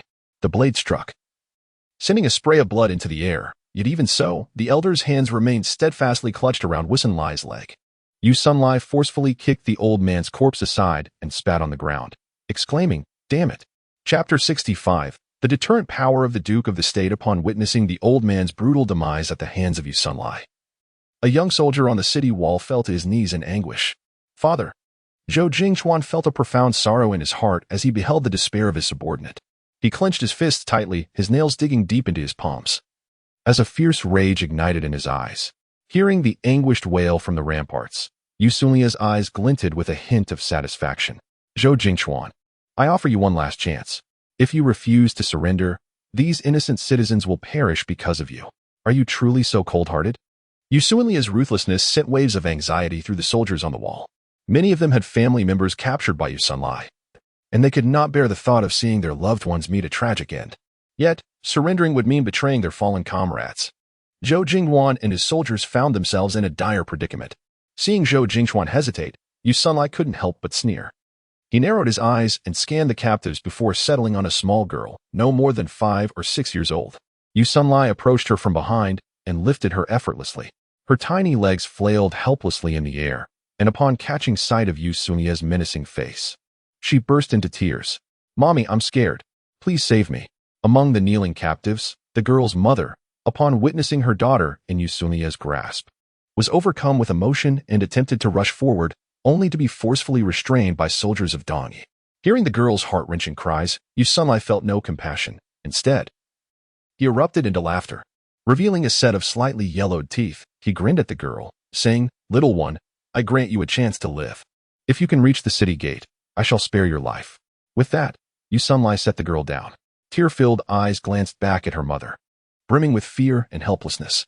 Urged on by Yu Sunlai, the girl began to run towards the city gate, sobbing as she went. On the ramparts, a middle-aged man rushed forward, his heart wrenched in despair. He leaned over the wall, his eyes red as he called out to the girl below. "My dear, my little one." Hearing her father's familiar voice, the girl immediately looked up at the ramparts. "Daddy, I'm so scared." The middle-aged man, upon hearing his daughter's cries, felt an overwhelming urge to leap from the wall. Witnessing such a poignant scene, Yu Sunlai's lips curled into a cold smile. He then drew a long bow from his back and aimed it at the girl. "Zhou Jingchuan, can you truly bear to see this innocent child perish before your eyes? Does your conscience not ache?" As Yu Sunlai was about to strike the young girl, her father, in utter despair, fell to his knees before General Zhou Jinghuan, repeatedly bowing his head in supplication. "General Zhou, please save my daughter. She is my only child. She cannot die." The middle-aged man wept bitterly, acutely aware that his pleas were excessive, even selfish, yet he felt utterly powerless. As a soldier, he had long prepared himself for death at Chilan Pass, which was why he had sent his wife and daughter out of the city, hoping they would survive. However, fate had dealt him a cruel hand, and they had fallen into Yu Sunlai's clutches. He feared not for his own life, but for his daughter, who was still so young and had a long future ahead. General Zhou Jingchuan bit his lip, uncertain of the right course of action. As he hesitated, a glint of ruthlessness flashed in Yu Sunlai's eyes, and he slowly released the bowstring. Zhou Jingchuan's veins bulged as he shouted, "Yu Sunlai, stop. You must cease this at once." Alas, Yu Sunlai paid no heed to him. And as Zhou's voice rang out, the arrow transformed into a streak of cold light, hurtling towards the girl's back. The father cried out in despair, "No." In that critical moment, an arrow suddenly shot forth from a distance, its speed swift, colliding midair with Yu Sunlai's arrow, producing a sharp sound. The tremendous force redirected both arrows, which then landed in the sandy ground a few paces away. Yu Sunlai, astonished, followed the trajectory of the arrow and beheld a cavalry unit charging towards him with all their might. Behind the cavalry, a banner embroidered with the character for Xia fluttered in the wind. Yu Sunlai's pupils constricted in alarm. By the heavens, how could the reinforcements from the Great Xia arrive so swiftly? Initially, Yu Sunlai had no intention of retreating. He had planned to engage the Great Xia reinforcements and gauge their strength. However, upon seeing that the leader of the reinforcements was Duke Mu Yuan, a vivid memory surged within him. 10 years prior, Yu Sunlai was not yet a general, but merely a minor officer of the Dongyi kingdom. During that time, Dongyi had repeatedly invaded the borders of Great Xia, provoking the wrath of the empire, which dispatched Duke Mu Yuan along with 300,000 troops. This campaign saw Duke Mu sweep through the borders of Great Xia into the heart of Dongyi, achieving 7 victories and instilling terror throughout the land. Yu Sunlai had witnessed Duke Mu's massacre of 50,000 Dongyi soldiers, and the brutality of that battle still sent chills down his spine. Eventually, the Dongyi monarch penned a letter of surrender, agreeing to become a vassal state of Great Xia, thus sparing the kingdom from annihilation. Although a decade had passed, the mere sight of Duke Mu Yuan once more made Yu Sunlai's body tremble instinctively. "Dispatch the order, immediately retreat." Yu Sunlai cast a deep glance at the approaching Duke of Dinghua, Mu Yuan, and without hesitation, issued orders to the soldiers beside him. The soldiers were somewhat bewildered. Although reinforcements had arrived from the Great Xia, their numbers were evidently inferior to their own. Why then was the general suddenly retreating? "General, why must we withdraw? We are not afraid of them. Perhaps we could even strike a heavy blow against the newly arrived reinforcements," one young soldier protested. Yu Sunlai shot an irate glare at him. "Who is the general here, you or I?" The Great Xia has dispatched that old wretch, Mu Yuan. If we let our guard down, the consequences could be dire. The inexperienced young soldier, having never witnessed the formidable prowess of Duke Mu Yuan in his prime, dismissed the warning with a scoff. What of Mu Yuan? He is quite old now. Why should we fear him? Yu Sunlai rolled his eyes in exasperation. These youths, having never encountered Duke Mu Yuan in battle, were oblivious to the terror he inspired. Nevertheless, Yu Sunlai harbored a deep-seated apprehension towards Mu Yuan. Enough of this nonsense. Quickly relay the orders. Chapter 66. The brutal battlefield on the city tower. Upon seeing the Great Xia reinforcements arrive, Zhou Jingchuan was nearly overcome with joy. Their arrival was impeccably timed. Otherwise, he would have been at a loss for what to do. Raising his arm, he rallied his comrades, brothers. The time for counterattack has come. During this period, many brave souls had perished at Qilin Pass, and with Yu Sunlai recently resorting to coercing the populace, the garrison had been simmering with pent-up anger. Previously, they had been unable to resist due to the circumstances, but now that reinforcements had arrived, their fury found an outlet. Zhou Jingchuan made a swift decision to open the city gates, intending to join forces with the reinforcements to show the Eastern Army a formidable resistance. Meanwhile, Duke Mu Yuan led a cavalry unit directly into the fray against the Eastern forces. Yu Sunlai, filled with trepidation towards Mu Yuan, ordered the retreat immediately upon seeing him charge forward. The Eastern Army hastily began to withdraw from the battlefield. But Zhou Jingchuan had no intention of letting them escape unscathed. With thoughts of the countless lives lost at Qilin Pass, he felt a burning desire for vengeance. How could he face the fallen brothers if he did not avenge them? Pursue. We cannot allow them to flee. Zhou Jingchuan commanded the garrison, his eyes ablaze with determination. The soldiers, alongside the cavalry led by Duke Mu Yuan, pursued for a while, but then Duke Mu Yuan pulled on the reins and signaled for the troops to halt. Zhou Jingchuan gazed at the retreating Eastern forces, a wave of dissatisfaction swelling within him. Duke, why have we stopped? These beasts deserve to perish. When Yu Sunlai had turned his blade upon the innocent populace, Zhou Jingchuan had ceased to regard him as human. Now, witnessing their escape, he was unwilling to relent. The Duke understood Zhou Jingchuan's feelings, yet he knew that continuing the pursuit was perilous. Do not chase a desperate enemy, the Duke advised, placing a reassuring hand on Zhou Jingchuan's shoulder as he elucidated his rationale for halting the chase. I had long anticipated that the Eastern would strike at Qilin Pass prematurely, and our forces have already been pushed to their limits. If a conflict were to truly erupt, the combat effectiveness would be minimal, only resulting in needless casualties. Observing the profound fatigue etched upon the Duke of Dinghua's face, Zhou Jingchuan understood that merely driving back the Eastern forces today was no small feat, and he could only let out a quiet sigh. It was my impulsiveness, and I hope the Duke will forgive me. The Duke glanced at Zhou Jingchuan's shattered armor, recognizing the hardships he had endured during this period, and thus could not bring himself to blame him. Fear not, the Eastern nation will pay dearly for their actions. I assure you of this. Zhou Jingchuan harbored no doubt regarding the Duke's capability, for he was indeed a legendary general of the Great Xia. Yes, I understand. The Duke gave a slight nod before issuing orders for the army to commence clearing the battlefield. At that moment, a heart-wrenching wail pierced the air. Father, I am so sorry. It is my fault that you have suffered. I swear, even if it costs me my life, I will avenge you. The crowd turned towards the sound, witnessing a man kneeling on the ground, tightly embracing the lifeless body of the elderly man slain by the Wusun. The man's face was streaked with tears, his body trembling violently as he cried. A somber mood descended upon the onlookers. Each war brings forth a myriad of tragedies. Meanwhile, the surviving citizens, having been rescued, were reuniting with their loved ones in heartfelt embraces. Grateful for the timely arrival of the Great Xia reinforcements, they rejoiced in their survival. Among the throng, a little girl was tightly held in her parents' arms. Having just brushed against death, her face still bore the marks of fear, but with her parents' soothing presence, she gradually ceased her weeping. After calming their daughter, her parents promptly brought her before the Duke, kneeling without hesitation. Quickly, dear, bow to the Duke. Remember, your life was saved by him. He is our family's great benefactor. The timid girl lifted her head and prepared to bow to the Duke. The Duke hastily intervened, urging the family to rise. There is no need for thanks. I only lament my late arrival. Otherwise, I could have saved more lives. Although he spoke thus, the family continued to express their profound gratitude to the Duke. Soon, the battlefield outside had been cleared, and the Duke led his army towards Qilin Pass. Upon stepping into Qilin Pass, a chilling sensation coursed up Chu Xiao's spine to his forehead, while he had only glimpsed the harshness of war from the outside. Entering Qilin Pass revealed a scene reminiscent of hell on earth. The thick, acrid scent of blood was nearly tangible, causing Chu Xiao, witnessing the brutality of war for the first time, to nearly retch. The streets and castle walls were strewn with bodies, many of which were mangled and dismembered, stirring within Chu Xiao an indescribable sorrow. "Quick, doctor! Is there a doctor? My brother is in dire straits. Who will come to his aid?" The piercing cries immediately captured Chu Xiao's attention.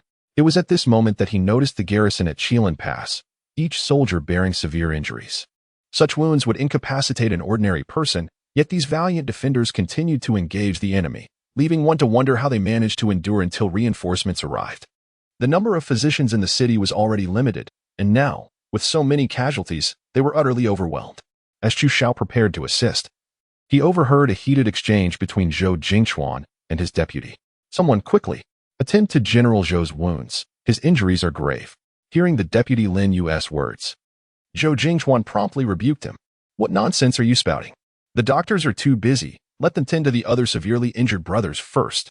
Lin Yu, observing the serious condition of Zhou Jingchuan's wounds, urged urgently, "But General, you are gravely injured as well." "I am well aware of my own condition. I am fine," Zhou Jingchuan asserted, but before he could finish his sentence, darkness suddenly enveloped him, and he staggered backward. Lin Yu, quick on his feet, caught him before he fell. "Doctor! Hurry, General Zhou has fainted. Come quickly." Upon hearing the cries, a physician hurriedly approached, but after a thorough examination, he wiped the cold sweat from his brow and trembled as he spoke. "It's no use. The general's wounds are too deep. The bleeding cannot be stopped." Lin Yu's eyes widened in horror. "What do you mean by that?" The physician, with a tone of despair, replied, "It seems that General Zhou may not survive." No one anticipated Zhou Jingchuan's condition to be so dire. Even the Duke of Dinghua, upon hearing this, could not suppress a sigh. Sensing the collective sorrow, Chu Xiao hesitated before raising his hand. "What if I were to try?" Everyone turned to look at Chu Xiao. The Duke of Dinghua frowned. "Do you believe you can save him?" "I cannot guarantee success, but I am willing to attempt it." Although Chu Xiao had acquired some first-aid knowledge, he refrained from making any definitive claims. The Duke of Dinghua took a deep breath, then proceed. Chu Xiao nodded, approached Zhou Jingwan, assessed his wounds, and then instructed Yu Ting, "Fetch some clean cloth and a jar of strong liquor. Remember, the stronger, the better." The Duke of Dinghua was taken aback, then erupted in anger. "What in the world are you thinking? How can you still be considering alcohol at a time like this? I assure you, the liquor is not for drinking, but for disinfection," Chu Xiao replied, bewildered by the misunderstanding. The Duke eyed him suspiciously, feeling that this young man might be somewhat unreliable. Rolling his eyes, Chu Xiao retorted, "You wouldn't understand even if I explained, so gather a few men to help move General Zhou to a clean room." The Duke, gesturing, called forth several soldiers who cautiously lifted Zhou Jingchuan. "Yu Ting, bring some needles and thread later. I have an important task ahead." Yu Ting nodded in bewilderment. What an odd prince this is, with both strong liquor and sewing needles. It hardly appears to be the actions of someone intent on saving a life. Although he could not fathom the purpose behind the ninth prince's peculiar requests, Yu Ting obediently turned to search for the needed items for Chu Xiao. While Yu Ting was occupied with his quest for liquor and needles, Chu Xiao, alongside the physician, began to remove the heavy, bloodied armor from Zhou Jingchuan. The armor was in a deplorable state, riddled with countless marks from blades and swords, and upon witnessing this, a profound respect stirred within Chu Xiao. Once the armor was removed, Chu Xiao encountered a more daunting challenge. Zhou Jingchuan's undergarments were adhered tightly to his flesh due to the congealed blood, and attempting to remove them would only tear at his wounds. Exchanging a glance with the physician, they cautiously began to peel away the garments from the flesh. During this process, the unconscious Zhou Jingchuan seemed to sense the pain, his face contorting in agony. After a considerable struggle, they finally succeeded in removing the blood-soaked clothing. At that moment, Yu Ting entered, his left hand holding a jar of liquor and his right cradling a bamboo basket. "Your Highness, do these items meet your needs?" Chu Xiao glanced at them and nodded slightly. Meanwhile, Duke Dinghua and the others observed curiously, eager to see how Chu Xiao intended to save the man. Taking the jar from Yu Ting, Chu Xiao opened it, and an intense aroma of liquor instantly permeated the air. In the astonished gaze of those around him, he poured the liquor directly onto Zhou Jingchuan's wounds. The sharp pain jolted Zhou Jingchuan from his stupor, causing him to writhe on the bed. his face contorted in sheer agony. Damn it, this hurts like hell. Seeing that Zhou Jingchuan's violent movements were exacerbating his injuries, Chu Xiao urgently shouted, "Quick, hold him down." Upon hearing this, Yu Ting and Duke Dinghua rushed forward to restrain Zhou Jingchuan's limbs. With the situation under control, Chu Xiao retrieved needles and thread from the side and briefly sterilized them over a candle flame. Without a moment's hesitation, he knelt beside the bed, his gaze fixed on the grievous wound, steadying his mind in preparation to stitch the injury. However, despite being restrained, Zhou Jingchuan continued to thrash about, rendering Chu Xiao's task nearly impossible. "Duke Dinghua, do you have any means to keep him still?" Chu Xiao looked up, his expression fraught with urgency. Duke Dinghua pondered for a moment, then decisively struck Zhou Jingchuan on the head. With a thud, Zhou Jingchuan's head emitted a dull sound, and he promptly fell unconscious. Chu Xiao was left astonished. "You struck him so hard. You won't cause a concussion, will you?" Chu Xiao swiftly dismissed the chaotic thoughts swirling in his mind. At this moment, the stakes were life and death, leaving no room for any lapse in his focus. Seizing the opportunity while Zhou Jingchuan lay unconscious, he immediately commenced the task of suturing his wounds. As the sharp needle pierced through flesh, Chu Xiao's hands trembled slightly, betraying his lack of experience in such matters. For he was no medical student. Suppressing the discomfort rising within him, he concentrated intently on Zhou Jingchuan's injuries, meticulously stitching the torn flesh together. Standing nearby, Duke Dinghua and Yu Ting exchanged glances filled with trepidation. The ninth prince was indeed formidable, treating a living person as if he were merely fabric to be sewn together. Could this method truly succeed?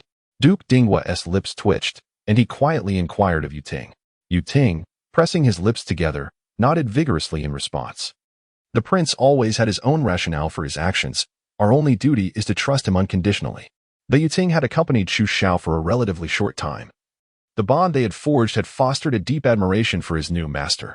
In that moment, Chu Xiao was oblivious to the surrounding sounds. His gaze was solely fixated on the gruesome wounds and the needle in his hand. As seconds turned into minutes, his garments became drenched in sweat. Throughout the procedure, Zhou Jingchuan stirred from his unconsciousness several times due to the pain, yet each time, without needing a prompt from Chu Xiao, Duke Dinghua would firmly strike him to render him unconscious once more. Thus, after an entire hour, Chu Xiao let out a long sigh, halting his actions. He surveyed the haphazardly sewn wound resembling a centipede on Zhou Jingchuan's body and proudly shook his now numb arm. "Doctor, please examine General Zhou once more." With the bleeding halted, does this signify he is no longer in imminent danger? Upon hearing Chu Xiao's request, the doctor promptly approached to conduct a thorough examination of Zhou Jingchuan's condition. Indeed, the bleeding had ceased. With adequate rest, the general's health would not be in jeopardy. A miracle. This is nothing short of miraculous. The doctor's gaze towards Chu Xiao was filled with admiration as he spoke. He had never witnessed such a method of staunching blood flow. It was nothing short of extraordinary. "Your Highness, might this technique of halting blood flow be promoted within the military?" The doctor looked at Chu Xiao with a hint of anxiety, his voice laced with urgency. Soldiers frequently suffered injuries, and many wounds were too severe to stop the bleeding, leaving them to bleed out helplessly. With Chu Xiao's method, though survival was not guaranteed, it would significantly enhance their chances. Without a moment's hesitation, Chu Xiao nodded affirmatively, naturally. "Should you have any uncertainties, do not hesitate to ask me at any time." Seeing Chu Xiao's remarkable generosity in promoting such a unique skill within the military, the physician's gaze towards him was imbued not only with admiration, but also with a deep reverence. Were it not for the physician's advancing years, he would have certainly knelt to beseech Chu Xiao to take him on as a disciple. Since Chu Xiao treated Zhou Jingchuan and introduced the art of suturing in the army, perceptions of this royal prince have significantly transformed. Initially, the soldiers believed that someone of Chu Xiao's stature must be in the military merely for self-aggrandizement. However, as they interacted more with him, they discovered he vastly differed from their preconceived notions of a prince. Despite his noble lineage, Chu Xiao was approachable, actively assisting the town's physicians in treating the wounded and humbly engaging in conversations with the lower-ranking soldiers. His affable demeanor earned him the soldiers' respect in a remarkably short span of time. On this particular day, as was his custom, Chu Xiao accompanied Duke Mu Yuan in surveying Qilin Pass. Following the Duke's assumption of control over the pass, he had begun restructuring defenses, remaining ever vigilant against the potential resurgence of the Dongyi army. However, the cautious Wusun Lai had not made an appearance since his last retreat. The Duke maintained his vigilance, dispatching scouts daily to gather intelligence while simultaneously training new recruits to enhance the pass's defensive capabilities. Suddenly, as Chu Xiao and the Duke stood atop the city tower gazing at the swirling sands beyond Qilan Pass, a scout hurriedly approached them. "General, we have detected the presence of the Xianwei division 50 miles away." Upon hearing this, the Duke's expression grew solemn. "Have we ascertained the number of troops the Xianwei division has mobilized?" The scout, deep in thought, replied, "Approximately 100,000. The Duke furrowed his brow and continued, "Have we discerned their movements?" The scout hesitated, a puzzled expression crossing his face. The Xianwei division remained stationary, showing no signs of mobilization. The Duke contemplated this for a moment, a faint smile emerging at the corners of his mouth. "It appears that the Xianwei division has yet to finalize terms with the Dongyi kingdom." Perplexed by the Duke's assessment, Chu Xiao inquired, "What leads you to that conclusion?" "My lord?" The Duke cast a sidelong glance at Chu Xiao, chuckling softly as he elucidated. "If I were the commander of Dongyi, possessing such a clear numerical advantage, I would seize the opportunity to assault Qilan Pass before the garrison could recover. Even if I could not capture the pass, I would ensure that the defenders within could not rest easy, sending troops to harass them daily, keeping their nerves taut. For if too much time passes and the injured soldiers recover, any subsequent assault would become significantly more challenging. The current delay in the Xianwei division's rendezvous with Dongyi indicates that an agreement has yet to be reached between the two parties." Chu Xiao nodded thoughtfully and then voiced his doubts. "Ding Gugong, you are a renowned general of the Great Xia. While you may consider these possibilities, it is conceivable that the opposing commander has overlooked them." Ding Gugong laughed heartily and shook his head. "You underestimate Wusunlai. He is not a mere sycophant who ascended through flattery. Rather, he has genuinely climbed from the grassroots level. Such an elementary truth would not escape his notice. This is precisely why I am confident that the collaboration between Dongyi Nation and the Xianwei tribe may not be entirely settled." After a moment of silence, Chu Xiao suddenly inquired, "Ding Gugong, how well do you understand the Xianwei tribe?" Ding Gugong nodded, indicating he had some knowledge. The Xianwei tribe is composed of multiple smaller clans, with their highest leader known as China Chanyu. However, while Chanyu governs the entirety of the Xianwei tribe, it is essential to be wary of their left-wing king, Agus. He is valiant in battle and the younger brother of Chanyu, possessing considerable renown within the tribe. Agus has played a pivotal role in the absorption of so many small clans. Yet, due to Agus's high standing, Chanyu has always held reservations about him, leading to a strained relationship between the two brothers. Both Agus and Chanyu were once contenders for the position of Chanyu, and Agus has always believed himself the more suitable candidate. However, the late Chanyu bequeathed the title to Chanyu, a matter that has long troubled Agus. Upon hearing Ding Gugong's explanation, a bold idea ignited within Chu Xiao. "If the Xianwei tribe truly allies with the Dongyi Nation, how confident are you in defeating them?" Ding Gugong regarded Chu Xiao with a knowing glance. "Do you wish to hear the truth or a fabrication?" Chu Xiao smiled slightly. "What if it is a fabrication? Then I would claim I possess 100% certainty in defeating them." Chu Xiao felt embarrassed. "And what if it is the truth?" Ding Gugong's expression grew solemn. "If it is merely a matter of defending Qilan Pass, I am 90% confident. However, if we aim to not only defeat them, but to inflict significant damage, that would require favorable circumstances. My confidence would then dwindle to 60%. 90% assurance to hold the pass, and 60% to shatter the allied forces." It must be said, if anyone else had uttered such words, Chu Xiao would have deemed them boastful. Yet, when Ding Gugong spoke, it instinctively commanded belief. One should not underestimate a 60% chance. After all, should the Dongyi Nation and the Xianwei tribe join forces, their military strength would be twice that of the Great Xia. To maintain a 60% chance under such circumstances is no trivial feat. I have a thought. If successful, the rewards could be substantial.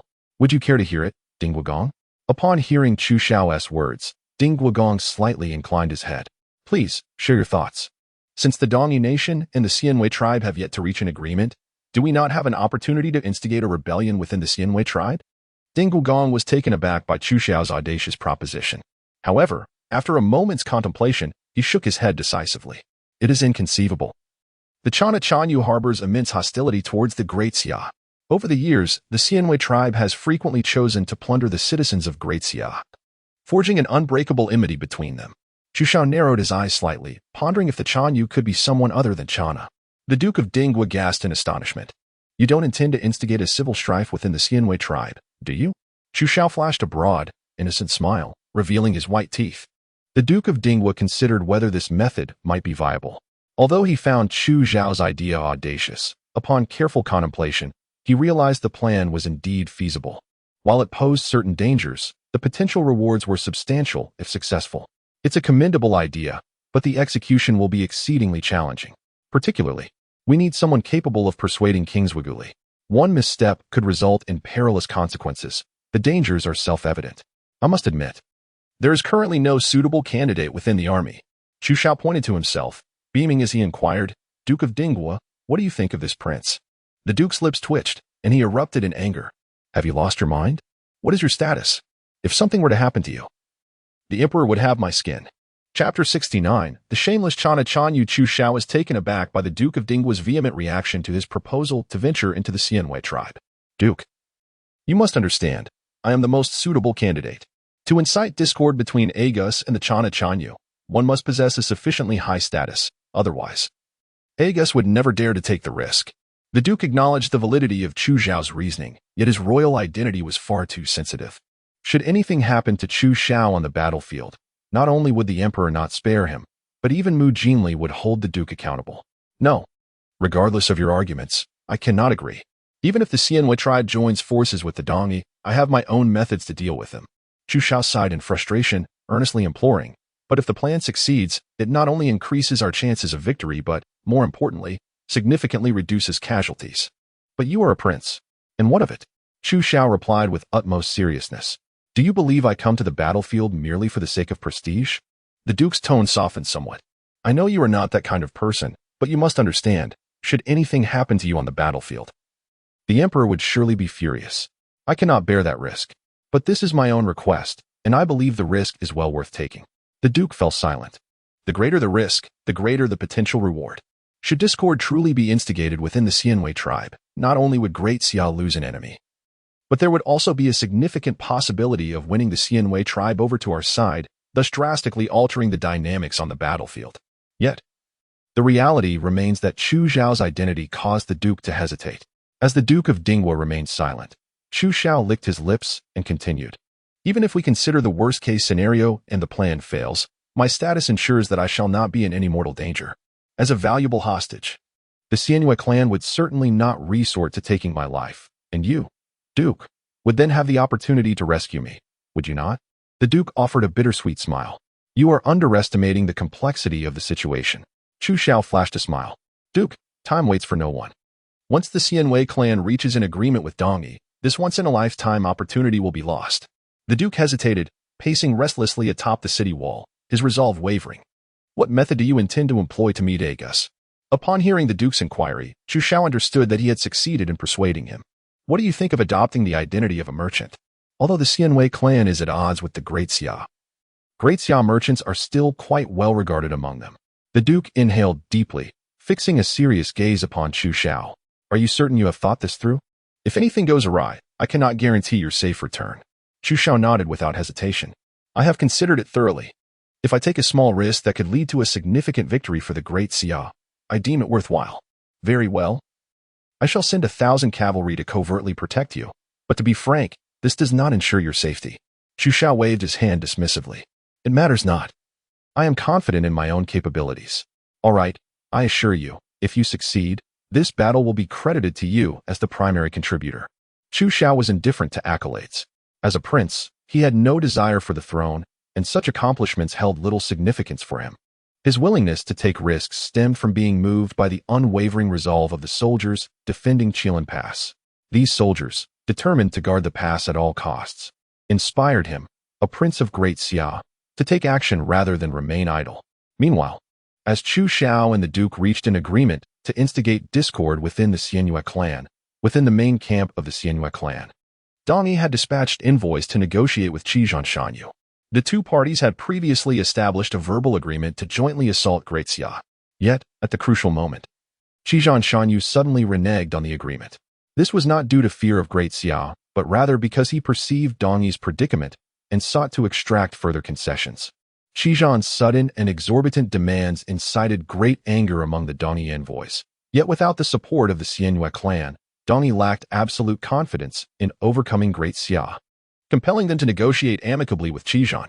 Within the Xianwei clan's tent, as Qi and Shanyu began to overturn their previously negotiated collaboration, the Dongyi delegation trembled with indignation at his audacity. Shanyu, we had already agreed upon terms. Why, at this critical juncture, do you suddenly retract your words? Do you believe Dongyi to be so easily trifled with? Facing the Dongyi envoy's reproach, Qi and Shanyu felt no shame whatsoever. The times have changed, and so must our agreements.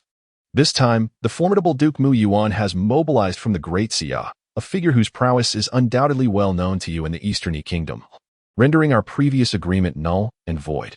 Should you desire the support of my Xianyu faction, you must double the original terms. How audacious! The greed of Qianna, the Khan, has evidently shaken the Eastern envoy to his core. Double? Khan, is this not somewhat excessive? Unperturbed, Qianna raised his goblet and took a sip. Excessive? Then let us forego our collaboration. I am eager to witness whether your Eastern Kingdom possesses the capability to vanquish the Great Xia on its own. At that moment, the Eastern envoy seethed with fury. Yet, Qianna was acutely aware that the Eastern Kingdom dared not sever ties with the Xianyu faction at this juncture, allowing him to act without restraint. It is important to note that, in pursuit of collaboration with the Xianyu faction, the Eastern Kingdom had already promised considerable benefits. Thus, doubling the terms would place the envoy in a position where he could not simply acquiesce. Your demands are exceedingly harsh, Khan. I must confer with my sovereign before I can respond to you. Qianna nodded. Very well. After all, it is you who is in a hurry. I can afford to wait, but I fear you may not. Faced with Qianna's unscrupulousness, the envoy stormed away from the Xianyu camp, his countenance a mask of indignation. After the Eastern delegation departed, Agus hesitated for a moment before approaching Qianna. Khan, is this approach truly wise? If we renege on our word, who will dare to collaborate with the Xianyu faction in the future? Qianna, already wary of his exceptionally capable younger brother, felt a flicker of anger at Agus's audacity to question him. Preposterous. My actions are solely for the benefit of the Xianyu faction. At present, we are the only ones capable of aiding the Eastern Kingdom. Even if our terms are stringent, they will ultimately acquiesce. I am dedicated solely to the Xianyu faction. Qianna continued, and yet you dare to question my intentions? Agus, you possess an extraordinary amount of gall. Chapter 70, I am the 9th Prince of the Great Xia. Faced with such an outrageous accusation from Qianna, Agus's expression darkened considerably. Over the years, he had fought tirelessly for the Xianyu faction, whereas Qianna had merely indulged in pleasures without ever genuinely considering the faction's welfare. Each time spoils were obtained, Qianna would retain the finest for himself, bestowing only meager rewards upon his soldiers. This behavior had long stirred discontent among the warriors of their clan. More importantly, Agus felt he was the one who sacrificed the most for the Xianyu faction, yet consistently received the least in return, fueling his resentment. I toil and risk my life, even narrowly escaping death on several occasions, only for you to reap all the rewards. Do you think me a fool? Agus inhaled deeply. A rift had long formed between him and Qianna, yet how could he confront the Khan directly? Khan, you know I mean no offense. I merely believe that the reputation of the Xianyu faction is paramount. Qianna, the Chanyu, let out a cold snort, exclaiming that reputation held little value, asserting that tangible benefits were the only true priority. Agus furrowed his brow, unable to restrain his rebuttal. Chanyu, your actions will undoubtedly cultivate numerous enemies for the Xianwei tribe. Even if the Dongyi kingdom, under duress, concedes to your demands, will they genuinely be pleased? Once the collaboration concludes, they are likely to devise means to retaliate against the Xianwei tribe. Are you not thus creating an adversary for no reason? Enough. I am the Chanyu. Do not forget your place, Agus. Agus clenched his fists tightly. Qianna consistently employed his authority as Chanyu to suppress him during moments of weakness. In Agus's eyes, Qianna was unworthy of the title, for he believed it was he who truly deserved the position. Even if you are the Chanyu, does that mean your faults cannot be addressed? With a forceful slap upon the table, Qianna retorted, Agus, you possess great audacity. Are you inciting rebellion? Guards, seize this audacious scoundrel. As his command echoed, several soldiers rushed into the tent. However, in that instant, the previously silent military officials collectively knelt before Qianna. Chanyu, Wang Zhuge acted with the best interests of the Xianyu tribe in mind, and it was not his intention to offend you. We beseech your forgiveness. Indeed, Chanyu, Wang Zhuge is forthright in nature. He did not mean to target you. We hope you can show mercy. Qianna's eyes reddened as he glared at those pleading for Agus, his wariness of Agus intensifying. Over the years, despite Chinna's attempts to limit Agus, the latter had proven himself exceptionally capable, voluntarily engaging in perilous battles, thereby elevating his esteem within the army. Chinna felt that Agus's presence was gravely undermining his own status. Very well, so you all believe Agus has erred, thus I am at fault? The kneeling officials felt a chill, detecting the malice in Chinna's words. We dare not. They responded in unison. Chinna scoffed. Ah, such courage. Taking a deep breath, he fixed his gaze upon Agus. Though he yearned to eliminate Agus immediately, he recognized that Agus was no longer someone he could easily manipulate. Lacking absolute certainty, he refrained from pushing Agus too far. With a resounding slap on the table, Chinna gritted his teeth and declared, in light of the many who have interceded on your behalf, I shall spare you this time. All of you withdraw. Agus bowed respectfully to Chinna before swiftly exiting, his countenance dark as he returned to his own tent, reflecting on the murderous intent Chinna had just exhibited towards him. Agus's expression gradually turned frosty. The position of Chanyu should rightfully belong to me. You have usurped what is mine. Though I possess greater capability, I still must bow before Chinna, an indignity that my proud heart cannot endure. More importantly, his relationship with China has become irreparably hostile. If China ever finds the opportunity, he will undoubtedly strike with lethal intent. Under such circumstances, Agus must prepare himself accordingly.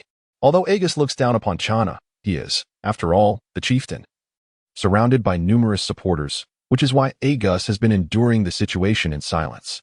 Just as Agus pondered his future course of action, one of his personal guards suddenly entered. Lord Zwaguli, a merchant from the Great Xia, is outside the camp, claiming to have a significant business proposal for you. Agus frowned. A merchant from Great Xia? Quite audacious indeed, given that Great Xia is currently at war with the Eastern Kingdom. How could this merchant dare to venture out? Nevertheless, Agus found himself intrigued by the merchant's mention of a substantial business opportunity. He waved his hand, instructing them to bring the merchant in. Soon, Chu Xiao and Yu Ting entered Agus's tent, guided by Agus's personal guards. Agus scrutinized Chu Xiao, noting his opulent attire and distinguished demeanor, which piqued his interest further. I understand you have a significant business proposition for me. Please elaborate on the nature of this deal. Chu Xiao clasped his hands in a gesture of respect. Might I request that your men step outside, Lord Zwaguli? Agus hesitated for a moment before signaling for his guards to withdraw from the tent. He harbored no fears regarding any potential harm from Chu Xiao and Yu Ting. He was confident in his own strength, believing that two individuals could not possibly threaten him. Moreover, this was the camp of the Xianhui tribe, and he doubted anyone would dare to attack him here. Once the tent was devoid of anyone but Agus, Chu Xiao straightened his posture, his expression growing solemn. Lord Zwaguli, allow me to reintroduce myself. I am Chu Xiao, the 9th Prince of Great Xia. Agus's brow furrowed, and a look of astonishment crossed his face. A Prince of Great Xia? How intriguing. The fact that a royal from Great Xia would disguise his identity to meet me only deepens my curiosity about your intentions. Chu Xiao smiled slightly. As I mentioned earlier, I have come to engage in a significant business transaction with you, Lord Zwaguli. What kind of transaction warrants the personal presence of a prince from Great Xia? Is it related to the position of chieftain within the Xianhui tribe? Would such a deal pique your interest, Lord Zwaguli? Agus's eyes sharpened, and he fixed his gaze on Chu Xiao, articulating each word with precision. What do you imply by that? In response to Agus's inquiry, Chu Xiao maintained a gentle smile. Lord Zwaguli, you are undeniably capable and have risked your life for the Xianhui tribe, yet you remain subservient to China. Can you truly accept this? Chapter 71. This prince will ensure the Eastern Kingdom's demise. Chu Xiao's words struck a chord with Agus, causing his pupils to dilate as turmoil brewed within him. Yet he outwardly displayed a facade of fury. Impudent. Are you attempting to sow discord between me and the chieftain? Everyone knows I, Agus, am the chieftain's sworn brother, and I have always been loyal to him. Upon hearing Agus's fervent declarations, Chu Xiao nearly succumbed to laughter. Loyal? Is it the kind of loyalty that wishes for the other's immediate demise? As Agus's frantic voice echoed, the guards stationed outside the tent rushed in, encircling Chu Xiao and Yu Ting. Concerned for Chu Xiao's safety, Yu Ting hurriedly shielded him behind himself. Is this how you welcome guests, King Zwaguli? Facing the pack of guards, fierce as wolves, Chu Xiao showed no signs of trepidation. Rather, he chuckled with an air of calm. Agus, noticing Chu Xiao's remarkable composure, found himself pondering the true purpose of his visit.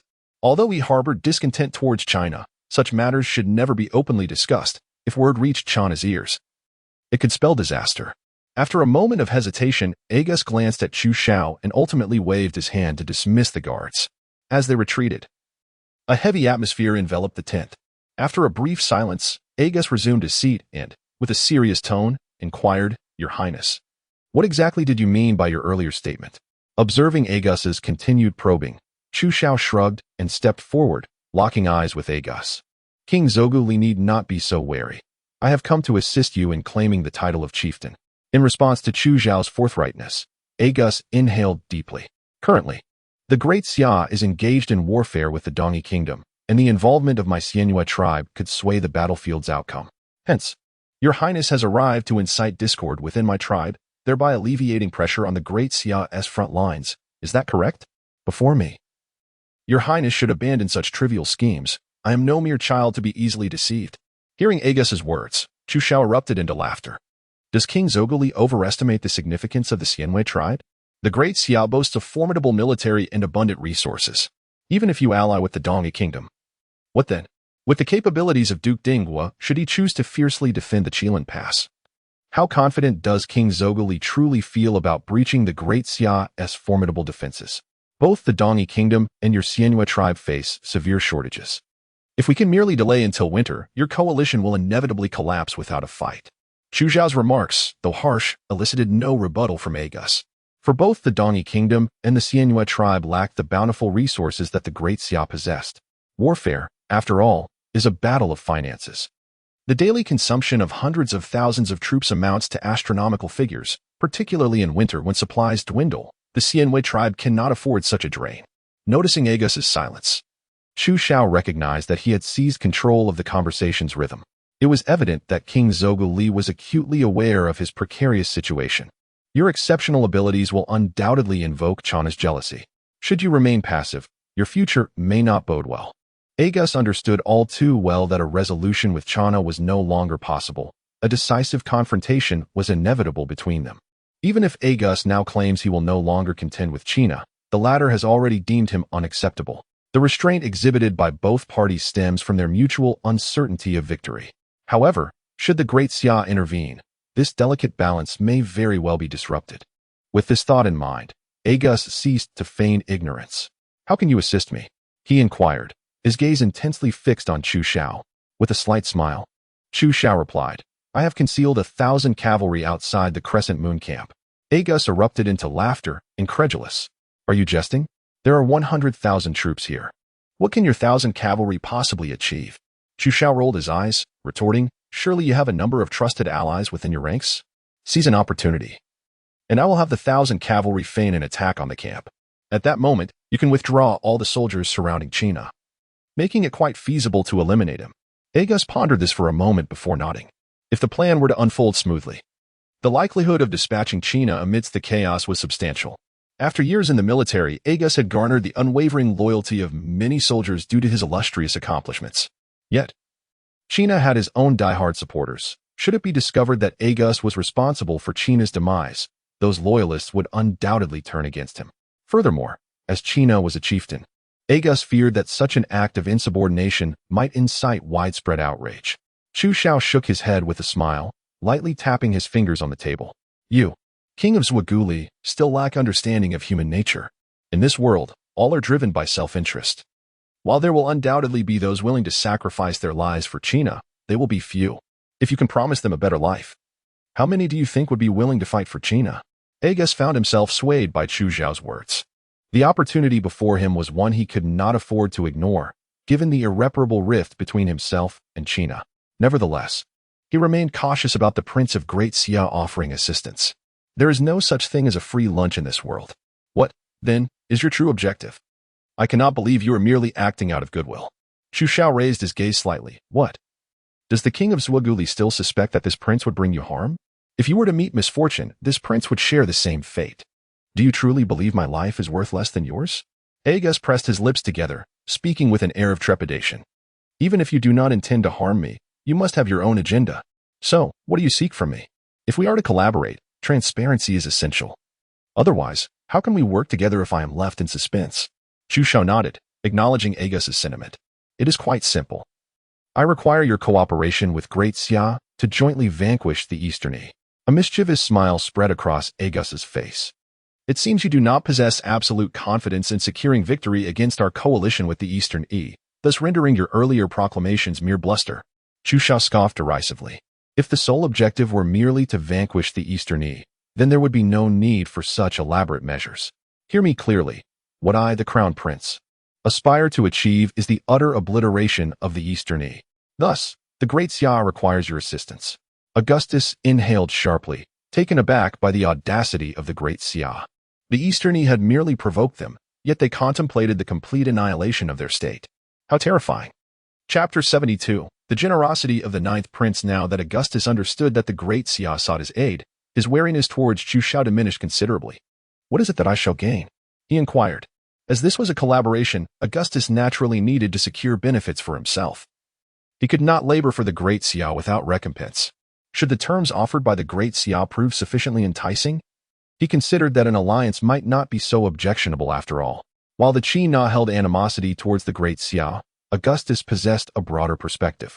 In this world, there are no eternal enemies. With enough incentives, even foes can transform into allies. The Great Xia has never been ungrateful to its own. If our collaboration progresses smoothly, once we conquer the Eastern E, you shall be entitled to select 1/5 of the territory, which will henceforth belong to your Crescent Moon faction. With this land, your Crescent Moon faction can settle down, no longer wandering aimlessly. 1/5 of the Eastern E's territory? Augustus was astounded by Chu Xiao's generosity. Was the Great Xia truly this magnanimous? In contrast, the Eastern E seemed rather miserly. Their alliance with the Crescent Moon faction had yielded only some gold, silver, jewels, and a few slaves. At that moment, Augustus regarded Chu Xiao with a much softer gaze. The sincerity of the Great Xia had instilled within him a sense of respect. Very well, given your generosity, I find it difficult to decline your proposal. Seeing Augustus's interest piqued, Chu Xiao hastily waved his hand. Do not rejoice too soon. I have a few more points to address. Augustus's heart sank. He knew that such considerable benefits could not be easily attained. Speak. What further demands do you have? Observing Augustus's serious demeanor, Chu Xiao chuckled and patted his shoulder reassuringly. Do not be alarmed. These are mere trifles. Firstly, while the land of the Eastern E can be granted to you, the populace shall belong to the Great Xia. Although cities hold significance, I place greater value on the population. In the current climate, a nation's strength is fundamentally rooted in its populace. Upon hearing this, Augustus did not hesitate. He nodded in agreement. The Crescent Moon faction had always looked down upon outsiders, and even if those Eastern citizens were handed over to him, they would merely be treated as slaves. Augustus would not bear the burden of their upkeep. Since the Great Xia sought a populace, Augustus was more than willing to grant them a favor. No problem. Do you have any other requests? Chu Xiao nodded. Indeed, there is one more, from this point forward. Your Crescent Moon faction shall become a vassal of the Great Xia, adhering to its directives. Augustus stood frozen in disbelief, thinking he must have misheard. Did you just say you desire my Crescent Moon faction to submit to you? It is not a matter of submitting to me, but rather yielding to the Great Xia. Are they not synonymous? Anger flickered across Agus's face. I have toiled and struggled to attain the title of Chanyu. Do you expect me to become a mere dog for the Great Xia? If that is your perspective, then I see no reason for us to collaborate. Agus would never willingly submit to another. He is a man of ambition. If becoming Chanyu merely entails becoming a subordinate to others, why would he resist Chinna? He could simply choose to lay down and accept defeat. I understand your urgency, but please, do not rush. Once the Xianwei tribe submits to the Great Xia, they will send people to teach you agriculture, assist in constructing homes, and provide ample grain so that you need not worry about survival. Consider this. After all your efforts to become Chanyu, do you truly wish to continue living a life of constant struggle? With the aid of the Great Xia, you could lead your people to a life of comfort. What you would offer in return is merely a nominal submission to the Great Xia. Does this not seem like a favorable bargain? Agus felt a stir of temptation. The Xianwei tribe, being nomadic, has always relied on herding and plundering for survival. However, such a life is precarious. In the face of calamity, many would perish from hunger. The conditions offered by the Great Xia are indeed generous: land, agricultural training, housing assistance, and financial support. Agus thought that to refuse such an offer would be to display a lack of gratitude. More importantly, the Great Xia is undeniably powerful. Although the Xianwei tribe frequently raided border towns of the Great Xia, they were well aware of its might. Should the Great Xia truly decide to confront the Xianwei tribe, it could summon hundreds of thousands of troops, leaving them with no option but to flee. Even if I agree, my people may not necessarily concur, Aga said, a troubled expression on his face as he looked at Chu Xiao, voicing his concerns. Chu Xiao reassured him that this would not be an issue. Even if they were initially reluctant, once they experienced a better life, I assure you they would be immensely grateful to you. Taking a deep breath, Agus gritted his teeth and declared, very well, as long as I can become Chanyu, I am willing to represent the Xianwei tribe in submitting to the Great Xia. However, let me be clear, do not expect the Xianwei tribe to follow your every command. My willingness to submit is merely nominal. I have no intention of becoming a dog for the Great Xia. Chu Xiao nodded, acknowledging this was acceptable. After all, with land and grain being offered, there must be some semblance of legitimacy to the arrangement. Seeing this, Agus felt no further hesitation and extended his hand to seal the agreement with a clap alongside Chu Xiao. Yu Ting, who accompanied Chu Xiao, believed the conditions proposed by the ninth prince were exceedingly generous. He contemplated intervening several times, but, out of trust in Chu Xiao, chose to remain silent. He was convinced that the ninth prince was not one to be overly generous without reason. The significant benefits promised to the Xianwei tribe surely implied that the costs to be borne in the future would be substantial. Having settled the terms, the next course of action was, naturally, to devise a plan to eliminate China, thus enabling Agus to ascend as the new Khan. After a thorough discussion of the details, Chu Xiao temporarily remained in Agus's tent, while Aga summoned his most trusted confidants to inform them of the impending actions. As night fell, a sudden clamor of hooves echoed outside the camp of the Crescent Moon tribe. The patrolling soldiers, drawn by the sound, raised their torches and peered into the darkness, only to witness a troop of cavalry charging directly towards them. Upon seeing this sight, the expressions of the patrolling soldiers shifted dramatically. Enemy attack! The terrified cries pierced the stillness of the night. In an instant, the soldiers who had just settled into slumber were jolted awake, some unable to don their garments properly as they hastily seized their weapons and rushed out of their tents. This cavalry was, of course, a deliberate ploy orchestrated by Chu Xiao, aimed solely at diverting the attention of the soldiers within the camp. Soon, warriors from the Crescent Moon tribe surged in from all directions. At this moment, Chino was also roused by the commotion outside. Wrapping himself in a heavy cloak, he stepped out of his tent, his countenance reflecting displeasure as he called out, "What is happening?" Outside the tent, Agus's anxious voice rang out, "My Khan, it is an enemy attack." Chinna instantly sprang to attention, perplexed at how an assault could be launched against the Crescent Moon tribe's camp. Without further thought, he hurriedly stepped barefoot from his tent. Upon seeing Agus, Chinna furrowed his brow and reprimanded, "If it is indeed an enemy attack, why do you, the king of the Left Valley, remain here? Why have you not gone to repel the invaders?" Agus wore a look of feigned innocence. "My Khan, the enemy comprises the cavalry of the Great Xia. I fear they may have reinforcements. I implore you to order the entire army to stand ready." Upon hearing this, Chinna's face darkened with fury. "Damn it! How dare the Great Xia encroach upon my domain?" He commanded, "Bring forth my guards." At his command, 2 loyal soldiers swiftly entered the tent. Chinna fixed them with a serious gaze and instructed, "Relay my orders to the entire army, instructing all to stand at the ready. We must not allow the Great Xia to seize the opportunity to breach our camp." Chapter 73, Can you handle this? As Chinna's orders were disseminated, the soldiers of the Crescent Moon tribe quickly assembled within the camp. The torches illuminated the area as brightly as day, while the 1,000 cavalrymen of the Great Xia remained steadfast, engaged in a tug-of-war with the forces of the Crescent Moon tribe. Agus stood at the rear of his troops, seemingly focused on directing the soldiers, yet his peripheral vision continually scanned the surroundings. Observing that all the soldiers were engrossed in the feigned assault from the cavalry outside, he felt a surge of excitement and grasped the hilt of his sword at his waist. With the plan unfolding so seamlessly, Agus signaled to his most trusted subordinates, who crouched low and, shrouded by the cloak of night, stealthily made their way toward Chinna's tent. Meanwhile, within the confines of the tent, Chinna's mood was far from pleasant. The sudden night raid instilled a sense of unease within him, as if something had slipped beyond his grasp. Channa, the chieftain, commanded that a jug of wine be brought forth and drank alone. The fiery liquid coursed down his throat, leaving his eyes slightly glazed. As Channa anxiously awaited news of the battle outside, he discerned faint footsteps approaching his tent. Frowning slightly, he admonished, "Who goes there?" Yet, no response came. Only the howling wind filled the silence. With a fierce glare, Chana swiftly drew his treasured blade from a nearby rack, maintaining a vigilant watch at the entrance of the tent. Outside, Agus took a deep breath, endeavoring to compose himself before parting the curtain and striding in. Upon seeing Agus, Chana did not entirely relax. He leveled his sword at Agus, demanding, "Agus, should you not be commanding the army at this hour? Why are you here?" Agus gazed at Chana, a hint of madness flickering in his eyes. With a menacing grin that revealed his gleaming white teeth, he unsheathed the long sword from his waist.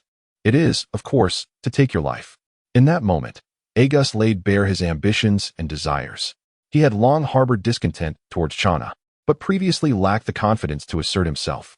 Now resolved to eliminate Chana, Agus showed no inclination to mask his disdain. Upon sensing Agus's unabashed murderous intent, Chana's complexion turned ashen. "Someone, quickly, come!" He shouted in fear, but no one answered from outside. "Save your breath. My men surround this tent," Agus retorted. An unsettling weight settling in Chana's heart. "So the night raid was orchestrated by you?"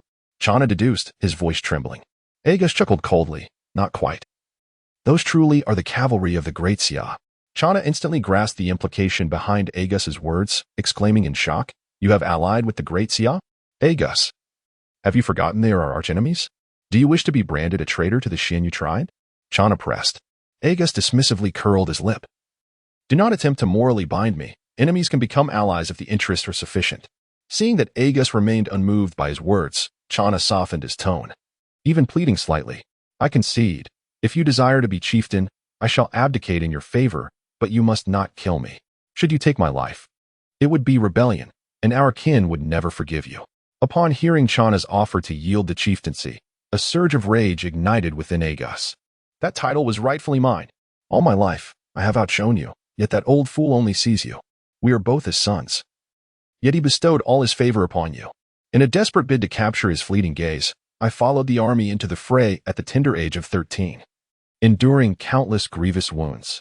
Yet, that old wretch offered not a single word of concern. After decades of suppressed grievances, I erupted with uncontainable fury, leaving Agus unable to cease his outburst. Chitna, the chieftain, dared not meet Agus's fiery gaze, for at that moment, Agus resembled a ferocious beast poised to strike. Chitna feared that a single misstep in his words would prompt Agus to unsheath his blade without hesitation. Witnessing Chitna's cowardice only fueled Agus's ire further. "With such a pitiful demeanor, how could you possibly claim the title of chieftain of the Crescent Moon tribe? For years, your insatiable greed has deprived your kin of a single day of happiness." Chitna, unwilling to retaliate for the sake of his own survival, could only nod in agreement, muttering, Yes, I am in the wrong. I am unworthy of the chieftaincy. Spare me, and the title shall be yours." Agus scoffed at the notion. Did he truly require such permission? Had Chitna forgotten the transgressions he had inflicted upon him over the years? Each time Agus achieved great feats, Chitna sought every means to undermine him. Had he not possessed a modicum of renown in the army, Chitna would have undoubtedly struck him down long ago. Chitna, feeling the weight of guilt, averted his gaze and weakly protested, "How could that be? We are brothers. I would never wish for your demise." Agus, gripping his sword, advanced step by step towards Chitna, forcing him to retreat. At that moment, a youthful figure entered the tent.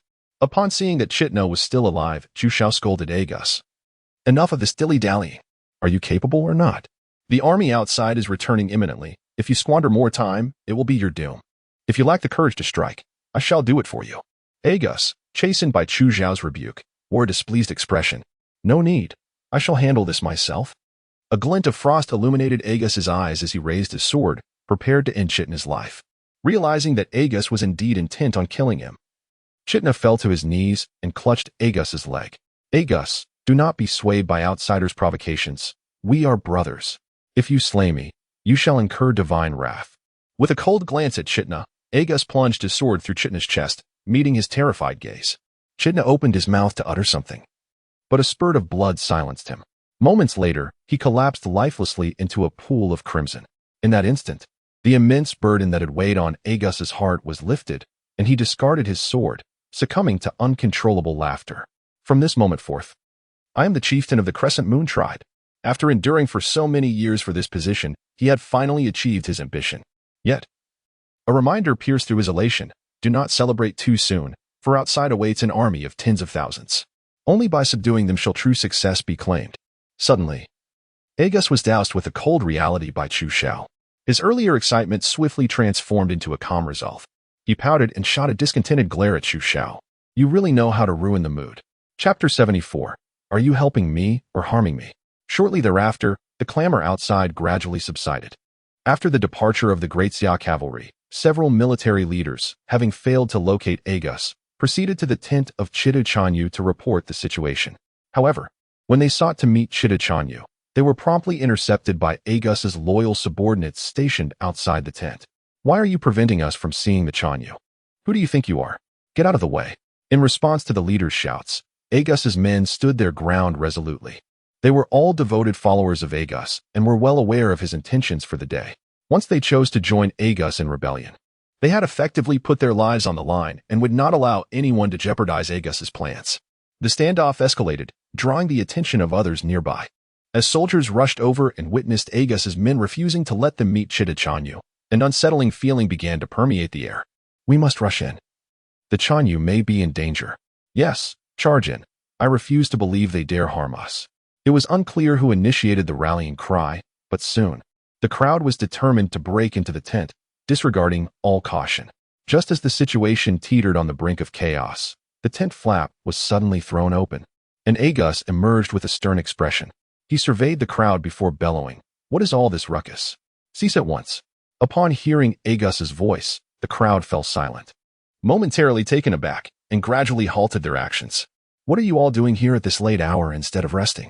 Agus's cold, indifferent tone sent chills through the onlookers, leaving them exchanging uncertain glances, none daring to speak. Initially, Agus believed he had successfully intimidated them, but to his surprise, a burly man stepped forward, gritting his teeth. Zhuge Wang, I demand to see ChuXiao. Agus's heart sank. He did not wish for news of Chidu's demise to spread so soon. The longer he delayed, the more advantageous it would be for him. The Xiao has already retired for the night. Any matters can be discussed tomorrow. Although Agus's words were resolute, the burly man remained unconvinced. Impossible. There was an attack on the camp just moments ago. How could the Xiao have gone to bed so early? We implore Zhuge Wang to grant us entry. Once we ascertain the Xiao's safety, we shall depart. Hearing the man's insistence, Agus shot him a fierce glare. Muller, what do you mean by that? Are you questioning my words? The leader known as Muller gazed back at Agus fearlessly, his tone unwavering. Zhuge Wang, I am a high-ranking general under the Xiao. You have no right to bar my way. Step aside, or do not blame me for my rudeness. Agus's expression grew increasingly sinister. Muller was obstinate. If he were allowed entry, Agus's act of murdering Chidu would no longer remain a secret. How audacious you are, Muller. How dare you speak to me in such a manner? Who do you think you are? Just as Agus was fervently attempting to prevent the outsiders from meeting with Qinan, the entrance to the tent was once again flung open. As they beheld a young man, one they had never encountered before, emerge from the tent, curiosity enveloped the onlookers. Who is this person? Why have they never seen him before? How is he coming from the Xiao's tent? Agus turned to see Chu Xiao stepping out, and with a hint of displeasure, he inquired, What brings you out here? Chu Xiao smiled faintly, stating, I have observed you from outside for quite some time. I have come to lend you a hand. Agus was still pondering how Chu Xiao intended to assist him when, in the next moment, he heard Chu Xiao declare directly to the soldiers of the Xianyu tribe, Your Xianyu is dead. Henceforth, Agus shall be your new Xianyu. Agus was left astounded. Is this what you call helping me? Are you certain this isn't an attempt to bring about my demise? Caught off guard by Chu Xiao's revelation, Agus felt a chill run down his spine. Following Chu Xiao's announcement, a profound silence enveloped the scene. Yet, after 3 seconds, the soldiers erupted in uproar. Agus, you have killed the Xianyu. Damn it. Agus has gone mad. How dare he lay a hand on the Xianyu? Kill him, avenge the Xianyu. Agus shot a fierce glare at Chu Xiao, feeling as though Chu Xiao was deliberately betraying him. With no time for further contemplation, Agus unsheathed his sword, preparing to confront the impending threat. Fortunately, Agus had a considerable number of loyal followers, and as he made his move, many soldiers quickly rallied behind him. Agus, you traitor. Today shall mark your end. Muller, his eyes ablaze with fury, was the first to charge at Agus. Refusing to back down, Agus stepped forward, engaging Muller in fierce combat. In an instant, the clash of weapons resonated throughout the air. Agus's forces were already at a disadvantage, and with his actions inciting widespread ire, even some previously neutral soldiers chose to join the ranks against Agus. As Agus began to falter under the pressure, Chu Xiao's gaze sharpened, swiftly intervening to halt the chaos. He was now inextricably linked to Agus. Should Agus perish, his own survival would be in jeopardy. Moreover, his purpose in instigating discord within the Xianwei tribe was not merely for chaos. He intended to harness their strength against the Dongyu nation. Thus, Agus was crucial and must not come to harm. With this thought, Chu Xiao inhaled deeply and shouted, "Enough! Cease at once." His thunderous voice echoed across the camp, bringing both factions to a halt. Chu Xiao's solemn gaze swept across the gathered crowd before he continued, "What benefit do you gain from killing Agus? Does Qin have the power to resurrect? Furthermore, what advantage does it bring you for Qin to be your Chanyu? In recent years, the expansion of the Crescent Moon Department has been exceedingly vigorous, largely due to your unwavering dedication and sacrifices. Yet, what have you gained in return? The Crimson Moon revels in a life of opulence and excess, surrounded by numerous wives and concubines. And what about you? What benefits have you reaped? Given the nature of the Crimson Moon, even if you accomplish great deeds, the rewards you receive will be nothing more than meager tokens. Is such a chieftain truly worthy of your loyalty?" Chu Xiao's words struck a chord with the soldiers present. The avarice of Qin was insatiable, and he was notoriously harsh towards his subordinates, leading to widespread discontent among them. At that moment, a bolder commander cast a glance at Chu Xiao and inquired loudly, "Are you suggesting we support Agus, a known traitor? If supporting Agus could lead you to a better life, what objection could there be to endorsing his ascension as chieftain?" Chu Xiao retorted with a smile. The commander's expression shifted to one of contemplation. "Why should I trust your words? Simply because I am the 9th prince of the Great Xia, and my words carry the weight of my empire." The crowd, which had only just settled, erupted again upon hearing Chu Xiao's revelation. By the heavens, this man is a prince of Great Xia. Agus, initially thought to be merely a rebel, was now seen as colluding with the archenemy of the Crescent Moon Department. We cannot let them escape. The Great Xia is our mortal enemy. Let us avenge Chieftain Qin. Agus glanced at Chu Xiao with a look of deep confusion, uncertain whether Chu Xiao was an ally or an adversary. As the soldiers of the Crescent Moon Department surged forward, Chu Xiao suddenly shouted, "What does it matter if the Great Xia is your sworn enemy?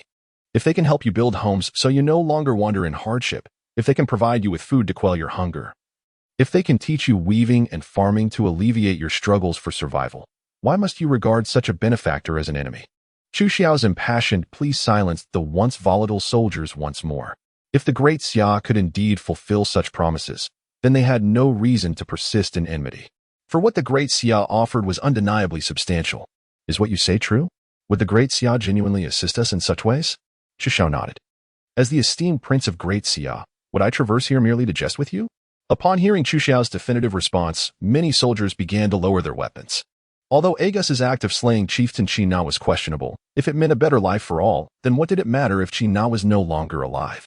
The Crescent Moon Department had grown powerful by absorbing smaller tribes, and many harbored little loyalty to Qin. Their submission had been dictated by his might. Now that Qin was gone, the prospect of serving another leader seemed increasingly acceptable. Moreover, the mere thought of no longer having to worry about their livelihood instilled in them a sense of hope for the future. When Chu Xiao presented sufficient benefits, the soldiers who had previously clamored for vengeance against the Chanyu suddenly found their fervor dissipating. Vengeance? What folly is this? Witnessing the sudden cessation of hostilities, Mueller, with reddened eyes, bellowed, "Do not heed this man's nonsensical ramblings. He is of the Great Xia, and we must not place our trust in him." Seeing Mueller's animated protests, Chu Xiao exchanged a knowing glance with Yu Ting, who, having accompanied Chu Xiao for an extended period, understood the unspoken communication perfectly. Without hesitation, he lunged forward and struck Mueller, who was still in mid-complaint, with a swift blade. Mueller, caught completely off guard, felt a surge of agony erupt from his back and turned in disbelief to gaze at Yu Ting before collapsing heavily to the ground. The sight of Mueller's demise incited immediate outrage among the diehard supporters of Qin. They hastily armed themselves, determined to continue the fight. Chu Xiao cast a disapproving glance at the still-stunned Agus and chided, "Why do you stand there foolishly? These individuals are loyal to Qin. Allowing them to remain will only hinder your future endeavors." Upon hearing Chu Xiao's admonition, Agus clenched his jaw and commanded his subordinates, "Eliminate them." The neutral soldiers quickly aligned with Agus, and the loyalists of Qin were destined to make no significant impact. Soon, the entrance to the tent was awash with blood, as every single one of Mueller's loyalists met their end.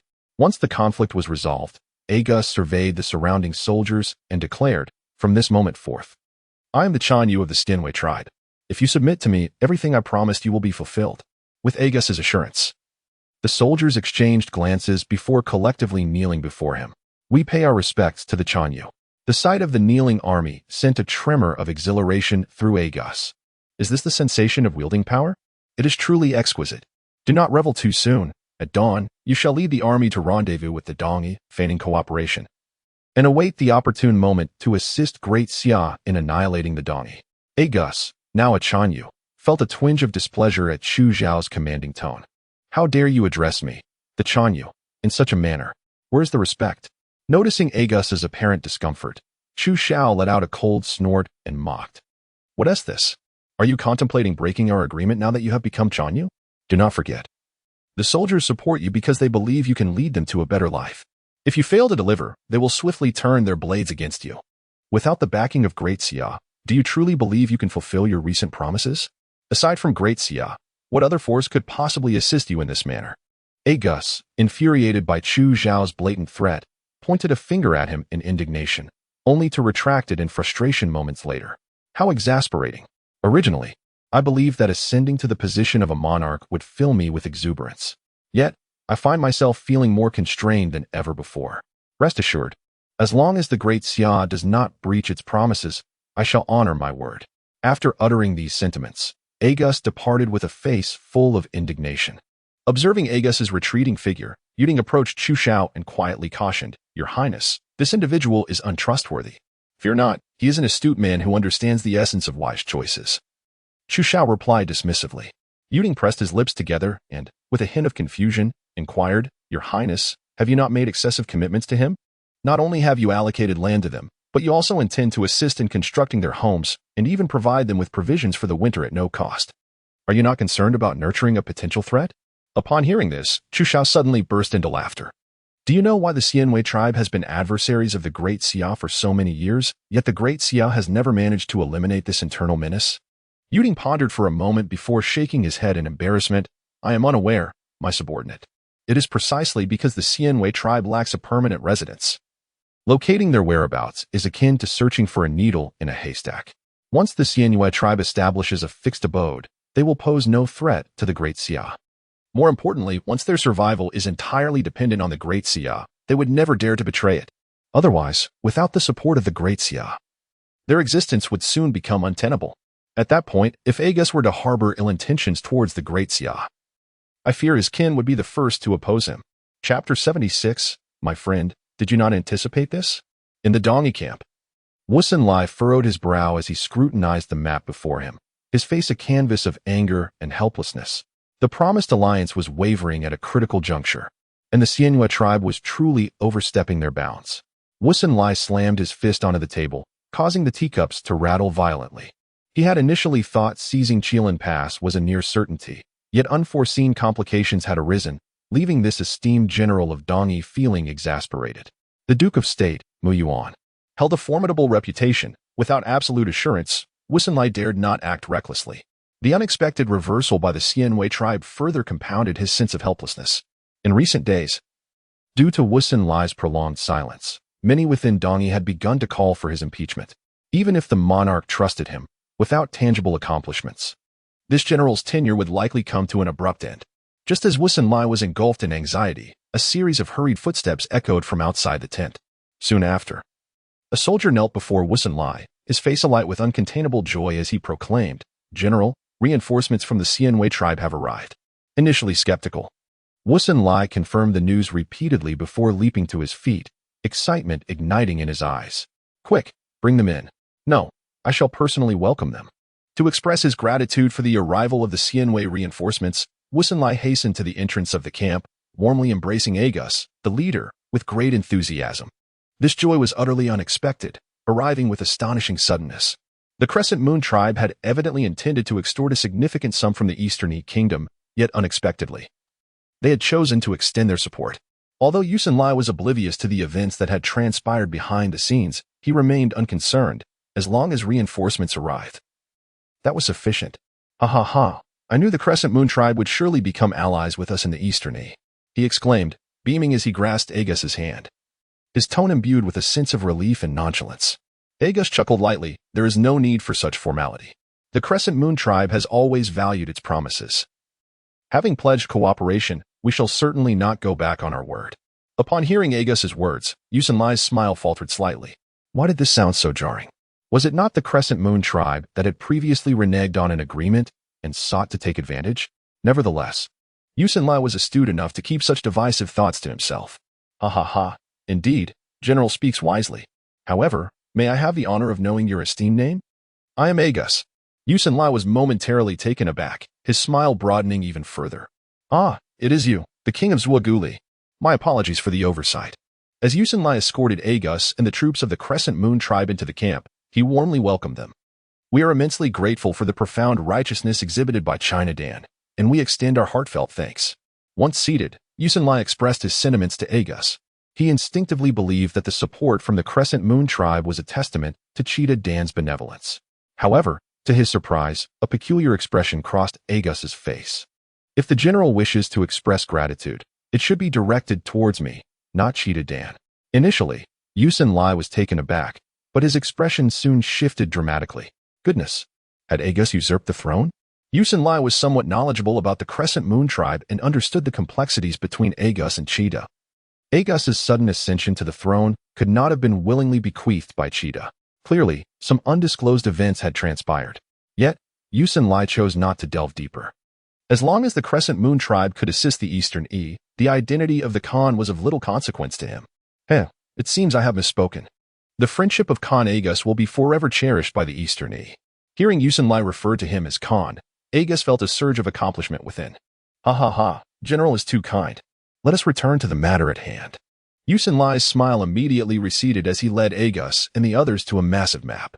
You should be somewhat aware of the current situation. Qilin Pass is a formidable stronghold, and with Duke Muyuan stationed there, it poses quite a challenge for me. However, our forces are double that of Qilin Pass, so we need not fear them. You are all welcome to express your thoughts on how we shall breach Qilin Pass. As Yusinlai concluded his remarks, Chu Xiao, standing behind Agus, suddenly spoke up. What is there to discuss? Since we possess an absolute advantage in numbers, we merely need to launch a vigorous assault on Qilin Pass. Wu Suanlia's eyes twitched as he cast a glance at the masked Chu Xiao. Who is this person? Why is he so mysterious? We are currently deliberating on our military formation, not engaging in childish brawls. Is this how your Crescent Moon faction operates? Who is this? Wu Sunlight turned his gaze towards Agus, his eyes filled with skepticism. Agus cleared his throat, introducing, this is our military strategist from the Crescent Moon faction. Indeed, a strategist. A flock of crows seemed to fly across Wu Suanlia's forehead. A strategist? This very person has just proposed a forceful attack on Qilin Pass.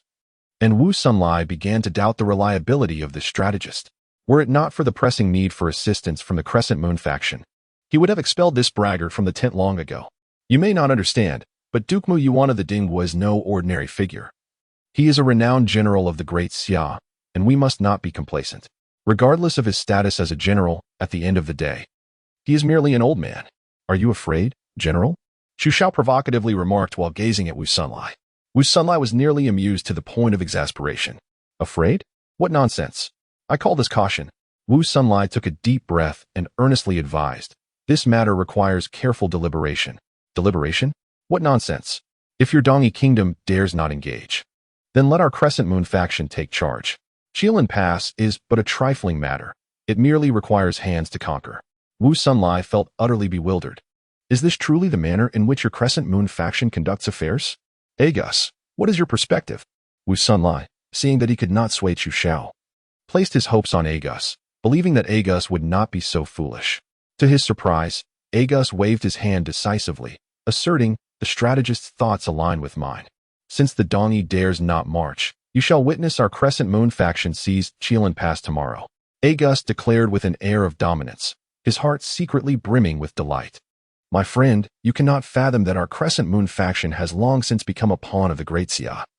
Our assault on Qilin Pass is merely a performance for you, devoid of any real peril. Chapter 77. Only defeat is permissible, victory is not. Wu Sunlai, seeing Agus's obstinacy, consented to the plan for an assault on Qilin Pass after several unsuccessful attempts at persuasion.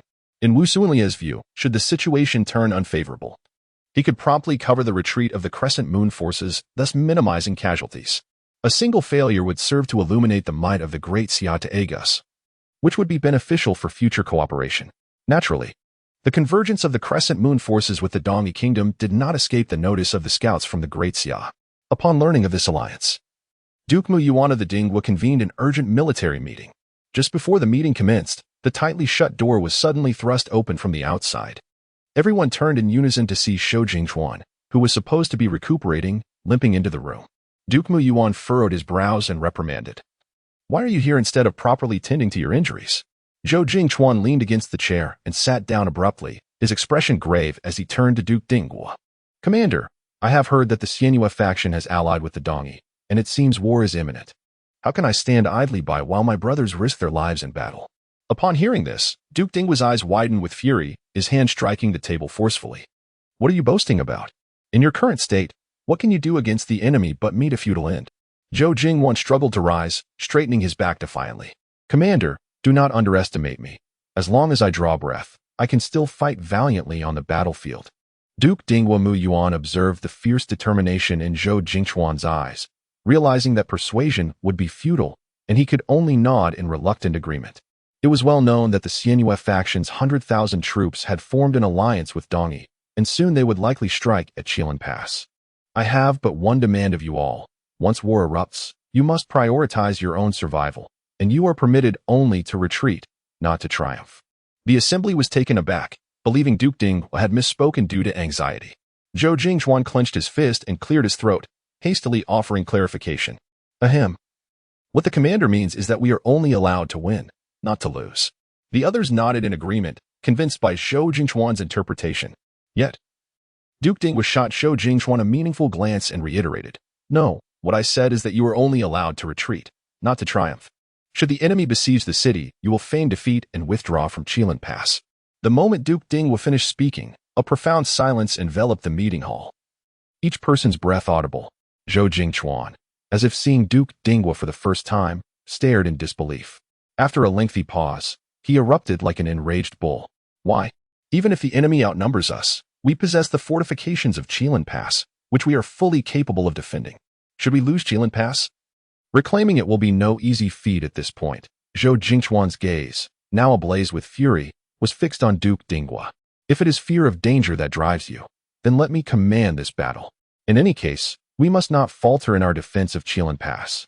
Seeing Zhou Jingchuan's mocking accusation of cowardice, Duke Dingwa merely chuckled, stroking his beard with amusement. After years of campaigning across the south and north, having faced countless battles, "Do you think I would abandon Qilin Pass out of fear?" Realization dawned on Zhou Jingwan. The man before him was none other than the legendary military god of the Great Xia. Such a hero could not possibly be driven by cowardice. A wave of embarrassment washed over Zhou Jingchuan as he lowered his head. "Commander, I simply do not understand why we would relinquish Qilin Pass without a fight." Duke Dingwa took a deep breath, his gaze turning serious as it swept over the assembled company. "By rights, for the sake of confidentiality, I should not disclose this matter to you. However, the old man fears that if he does not voice his thoughts, the others may cause unforeseen complications." The Duke of Dingwa rose and began to elucidate while pointing at the nearby sand table. "I intend to completely annihilate the 100,000 troops of the Eastern E.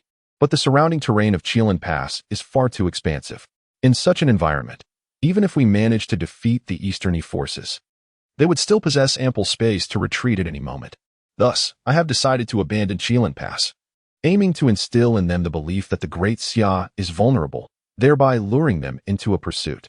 After finishing, the Duke pointed at a specific location on the sand table and continued, "This is Fengyin Valley, flanked by mountains on both sides. Once we entice the Eastern E into this area, they will have no avenue for escape. This will be the burial ground I have chosen for the Eastern E army." Upon hearing the Duke's audacious ambition to swallow the entire 100,000 troops of the Eastern E in one fell swoop, everyone present could not suppress their astonishment. To defeat the Eastern E is one thing, but to aim for their total annihilation is undeniably the spirit of the Great Xia's divine military. At that moment, Zhou Jingchuan felt a shiver run down his spine, acutely aware of the chasm that separated him from the Duke. While they contemplated how to repel the enemy, the Duke had already devised a strategy for the complete eradication of the adversary, a disparity that was anything but trivial. Zhou Jingchuan felt a surge of fervor within him, yearning to charge into battle against the Eastern E at that very instant. However, A significant concern soon arose in his mind. Duke, with the assistance of the Xianwei tribe. The Eastern Yi now boasts an army of 200,000, and we are at a disadvantage in terms of numbers. Since you are so confident, do you already possess a plan? The Duke of Dinghua, Mu Yuan, reclined back into his chair, placing his hands upon the table, and with an enigmatic tone inquired, "Do you know where the ninth prince has gone?" Upon hearing this question, a heavy silence enveloped the room. Even Zhou Jingchuan furrowed his brow in contemplation. Aside from the Duke, no one was aware of Chu Xiao's dealings with the Xianwei tribe. Thus, when the ninth prince suddenly vanished, rumors began to circulate within the army, suggesting that he had fled back to the capital out of fear.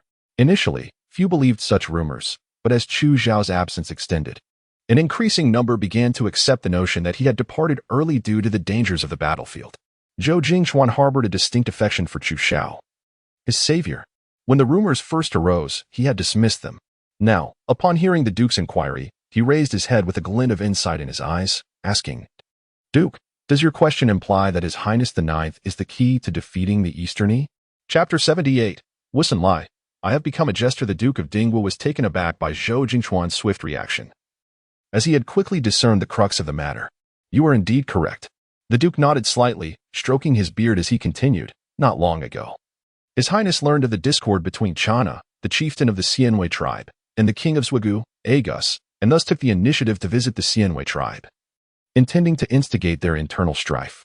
The assembled soldiers were taken aback, their mouths agape in astonishment. How remarkably valiant the ninth prince was. Given the ongoing tensions between the Xianyu tribe and the Great Xia, his daring move to venture into their territory could easily lead to his demise. At that moment, those who had previously harbored doubts about the ninth prince's courage, suspecting he fled out of fear of the battlefield, hung their heads in shame. They wished fervently to slap themselves for ever doubting him. It was truly unforgivable. Upon hearing the Duke of Dinghua's remarks, Zhou Jingchuan immediately furrowed his brows and expressed his concern, stating, "This is far too perilous. The ninth prince holds a noble status, and you, Duke, should not allow him to take such risks." The Xianyu tribe was akin to a den of tigers and dragons, and the ninth prince, Chu Xiao, was a benefactor to Zhou Jingchuan. Learning of his benefactor's perilous choice only served to amplify Zhou Jingchuan's frustration towards the Duke. The Duke of Dinghua smiled wryly, acknowledging, "Naturally, I would not wish for such a fate. However, the ninth prince believes that if this plan succeeds, it would significantly reduce the casualties among our soldiers, which is why he is willing to take this risk." The knowledge that the ninth prince was risking himself for the sake of the soldiers weighed heavily on everyone's hearts, causing a profound discomfort. Taking a few deep breaths to suppress his concerns for Chu Xiao, Zhou Jingchuan lifted his gaze and inquired of the Duke, "Commander, has the plan succeeded?" The Duke nodded in affirmation.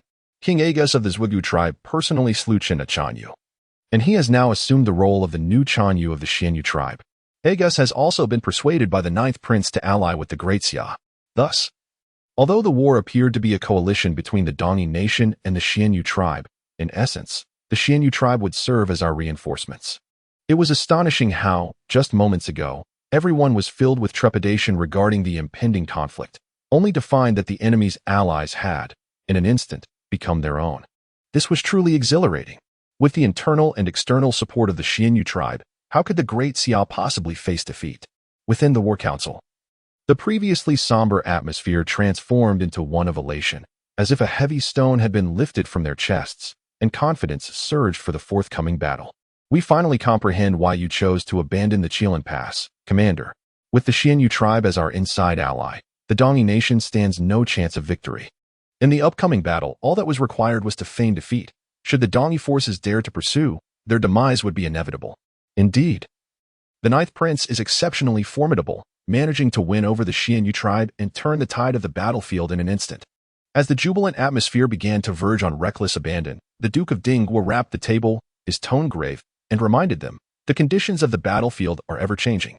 Even though we currently hold the advantage, we must remain vigilant. Especially during our feigned retreat, we cannot afford to let the Dongyi catch on. Otherwise, all of the ninth prince's efforts will be in vain."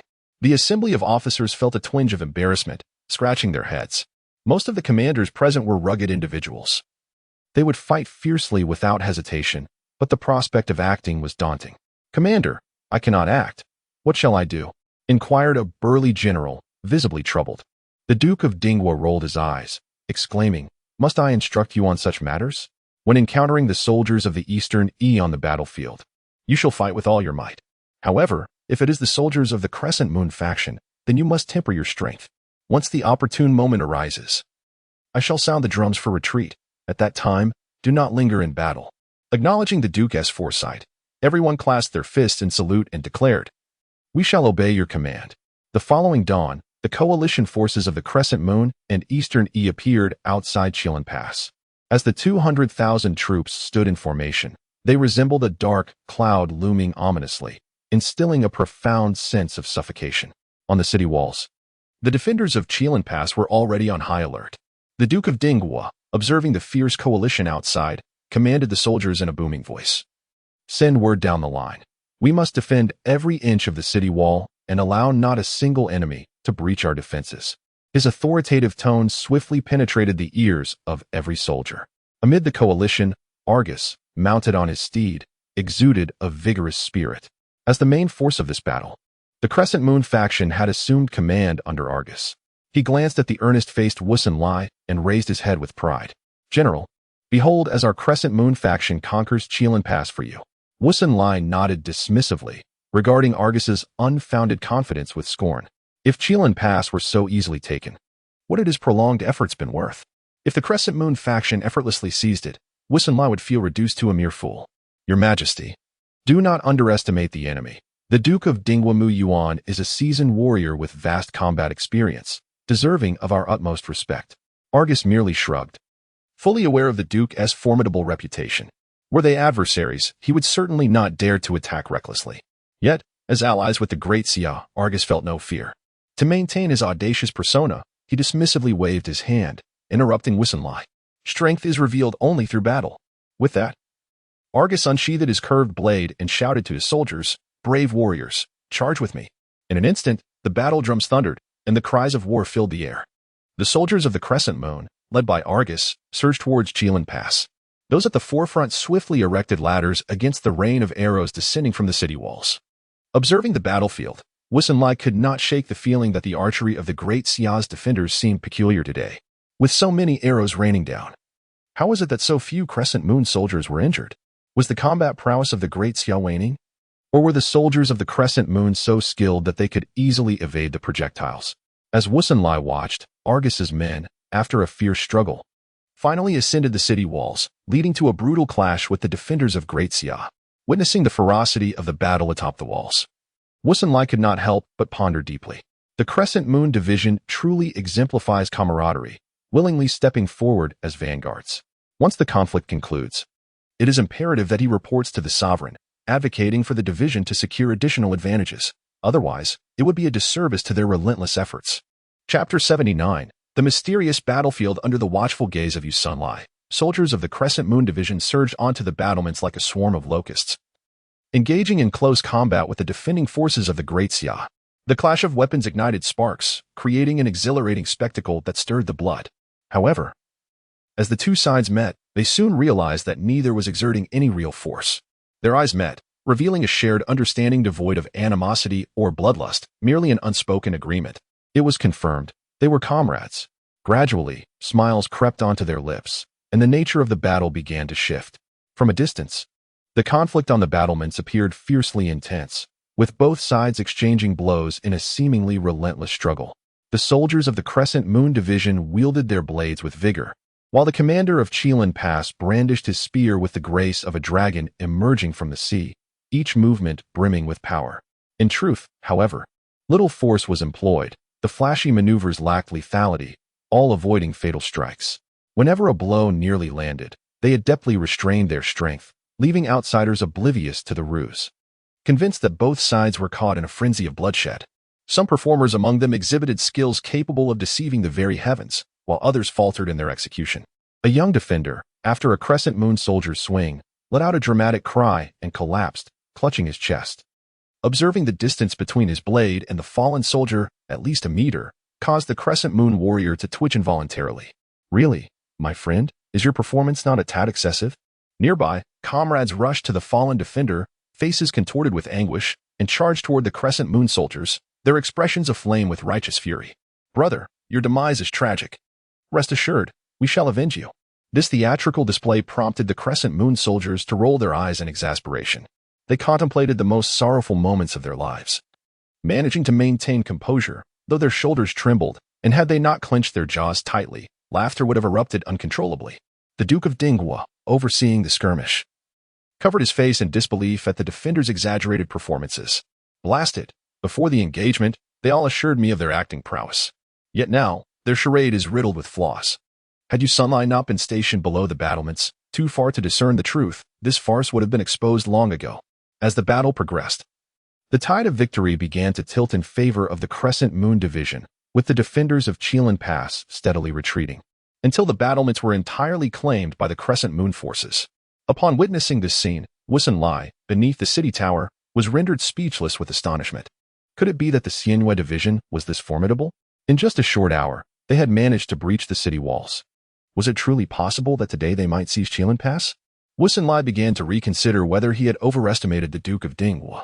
Although the Duke had once been a force to be reckoned with, he was now merely an elderly man. It was unreasonable for Wusunlai to still harbor such fear of him.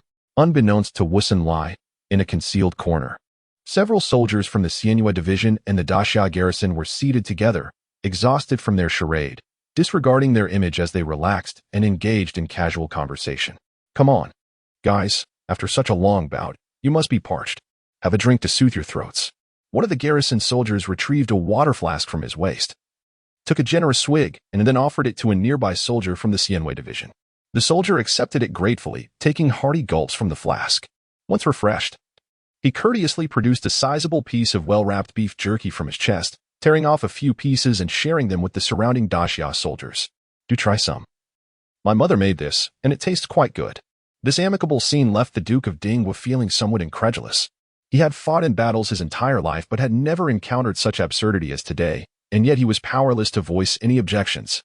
After a considerable passage of time, the Duke decided it was nearly time to retreat and cast a stern glance at the lounging soldiers. "Stand up. It is time to withdraw." Upon hearing this command, the resting soldiers swiftly rose, grasped their weapons, and waved towards the soldiers of the Xianyue division. "You scoundrels! We will fight." With a fierce battle cry, the garrison soldiers launched a counterattack against the Xianyue division, yet ultimately, they found themselves outmatched and were forced to retreat in disarray. "Run! Hurry! The Xianyue division is too powerful. We are no match for them." Feigning defeat, the garrison soldiers scattered, retreating from Qilin Pass in a state of panic. Unaware observers might mistakenly believe their morale had truly faltered. Meanwhile, the soldiers of the Xianyue division adeptly coordinated their actions, pretending to pursue their fleeing adversaries, shouting slogans and brandishing their weapons, all while maintaining a safe distance from the retreating garrison. In this moment, Aga seized the opportunity to open the gates of Qilin Pass. Wusunlai, standing outside, was now in a state of shock and disbelief. Good heavens, I have held him in such high regard for so long, only to discover that the Duke of Dinghua is utterly inept. Had I known that Qilin Pass was so easily taken, I would not have fretted at all. As the gates swung open, Wusunlai wasted no time and led the Dongyi army into the heart of Qilin Pass, preparing to join forces with the Xianyue division to deliver a decisive blow to their beleaguered foes. Within the confines of Qilin Pass, apart from the retreating Daxia soldiers, there was no one else present, for the Duke of Dinghua had long since relocated the citizens to safety in anticipation of today's performance. As the forces of the Great Xia were on the verge of disintegration, Agus approached General Wusunlai. "General Wusun, shall we continue the pursuit?" Wusunlai furrowed his brow, hesitating for a moment before slapping his thigh in determination. "Pursue. Such a splendid opportunity must not be squandered. Leave a portion of our troops to guard the Qilin Pass. The rest shall follow me in relentless chase." Observing Wusunlai's eagerness to continue the pursuit, Agus discreetly smirked, realizing that the general had indeed fallen into his trap. Meanwhile, the Duke of Zhenghua, accompanied by his beleaguered soldiers, began a hasty retreat from Qilin Pass. Upon seeing Wusunlai's army hot on their heels, the Duke nearly let out a triumphant shout of joy. After all the preparations he had made, it would have been catastrophic if Wusunlai, out of excessive caution, chose to abandon the chase. Fortunately, Wusunlai's admiration for the Duke had shattered. He was solely focused on expanding his own victories. Capturing the Duke would undoubtedly solidify Wusunlai's name throughout the realm. Chapter 80. It is you who cannot perceive the situation as the Duke of Zhenghua fled with his army. He had to be cautious not to run too swiftly, lest Wusunlai fail to keep pace. Striking the right balance was no easy feat to avoid raising Wusunlai's suspicions. The Duke engaged in several brief skirmishes during his escape, all of which ended in overwhelming defeat for him. These victories allowed Wusunlai to lower his guard completely. Convinced that the Duke, Mu Yuan, had aged and was no longer the fierce warrior of yore, thus intensifying his pursuit.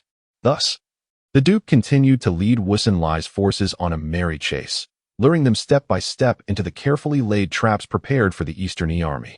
Had Wusunlai been more astute, he would have noticed that while the earlier battles had resulted in Great Xia's defeats, the casualties on their side had been minimal. If only Wusunlai had not been blinded by his desire for victory, he might have sensed the underlying deception. Regrettably, his ambition to vanquish the Duke, coupled with the incessant brainwashing from Agus and Chu Xiao, caused him to become increasingly lost in the illusion of success, oblivious to any lurking dangers. After pursuing the Duke for over half a month, the coalition of the Eastern Yi finally cornered him in the Fengyin Valley. With the Duke seemingly trapped with no escape, Wusunlai erupted into hearty laughter. Ha ha ha, Mu Yuan, your defeat is now certain. You would do well to surrender early, I assure you. Should you pledge allegiance to my Eastern Yi, the monarch shall not treat you poorly. Capturing the Duke, who had once nearly obliterated the Eastern Yi, would be a deeply satisfying victory for the nation. Wusunlai was convinced that seizing the Duke would guarantee his status as a national hero upon his return. In response to Wusunlai's overtures, the Duke's face contorted with disdain. A mere trifling state like Eastern Yi dares to expect my loyalty? How utterly laughable. Upon hearing the Duke's merciless mockery, Wusunlai's countenance darkened immediately. Mu Yuan, do you still fail to comprehend the gravity of the situation? What pride can you possibly harbor at this juncture? If you do not surrender, this day next year will mark your demise. The Duke of Ding was sat astride his steed, a bemused expression upon his face as he regarded Wusunlai. The situation? Pray, enlighten me as to how you perceive the present circumstances. Wusunlai, infuriated by the Duke's aloof demeanor, retorted with disdain. Humph, you can only indulge in verbal bravado now. Our Eastern Yi forces, along with the Xianwei faction, number 200,000, while your remnants of the Great Xia barely count a mere few thousand. Do you truly believe you can turn the tide? The Duke of Dinghua erupted into laughter. It is you who fails to grasp the circumstances. Despite my modest forces, the advantage lies with me. Wusunlai considered the Duke's words absurd, his face darkening as he waved his hand. Since you seek your own demise, do not blame me for my lack of mercy. With his command relayed, the army of Eastern Yi surged forth towards Great Xia. Yet Wusunlai found it peculiar that Agus and his troops remained eerily still, as if they had not heard a word. Agus, why do you linger? In response to Wusunlai's inquiry, Agus remained silent, instead casting his gaze toward the masked figure clad in black robes, Chu Xiao. It seems you remain oblivious. The one truly ensnared in a desperate plight is you. As Chu Xiao spoke, he removed his mask, revealing a countenance that exuded a certain charm. His appearance clearly distinguished him from the members of the Xianwei faction, as there were noticeable differences between the Great Xia and Xianwei peoples.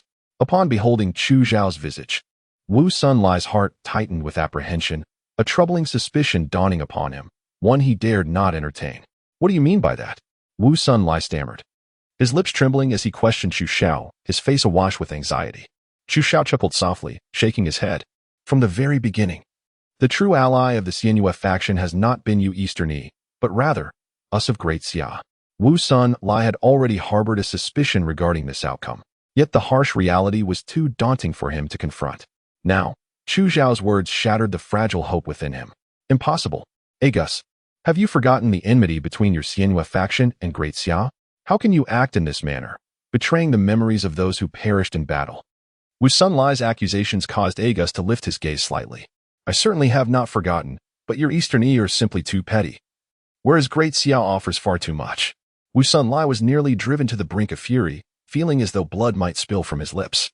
Forsooth, your Xianwei faction exhibits a shocking lack of principles, abandoning all moral restraint. Agus, if you join me in vanquishing the Great Xia forces now, I assure you that Eastern Yi will fulfill all your demands. It is too late. I, Agus, am not like Qinha. I will not engage in duplicity. Agus coldly rejected. At that moment, Wusunlai regarded the battlefield with a grave expression. Before him stood the formidable army of the Duke of Dinghua.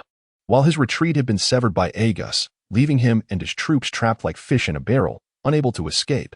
This waning moon faction was indeed a source of great frustration. Just moments ago, Wusunlai had been filled with bravado. Now, despair engulfed his heart. Why? Why had it come to this? In anguish, Wusunlai pounded his chest, then abruptly turned his gaze towards the Duke of Dinghua. Mu Yuan, such deep scheming. This is all you're doing, isn't it? The Duke shrugged, feigning innocence. You have misjudged me. I am but the executor in this battle, not its architect. He gestured towards Chu Xiao, who stood beside Agus. It is he who has defeated you. Wusunlai glared at Chu Xiao, fury igniting in his eyes. Who are you? Exactly? Despite being cornered, Wusunlai yearned to know the identity of his conqueror. I am Chu Xiao. Wusunlai was taken aback, disbelief etched across his face. Chu Xiao? The ninth prince of the Great Xia? The realization struck him, and he felt a pang of humiliation. Had he been defeated by Mu Yuan, he might have accepted it more readily, as Mu Yuan was a revered war god of the Great Xia. However, to lose to an unheralded young prince felt particularly shameful. Wusunlai, I recognize your talents. Now that your defeat is assured, you would do well to surrender. I assure you, if you pledge allegiance to the Great Xia, my father will not treat you unjustly. A large question mark appeared on Wusunlai's face.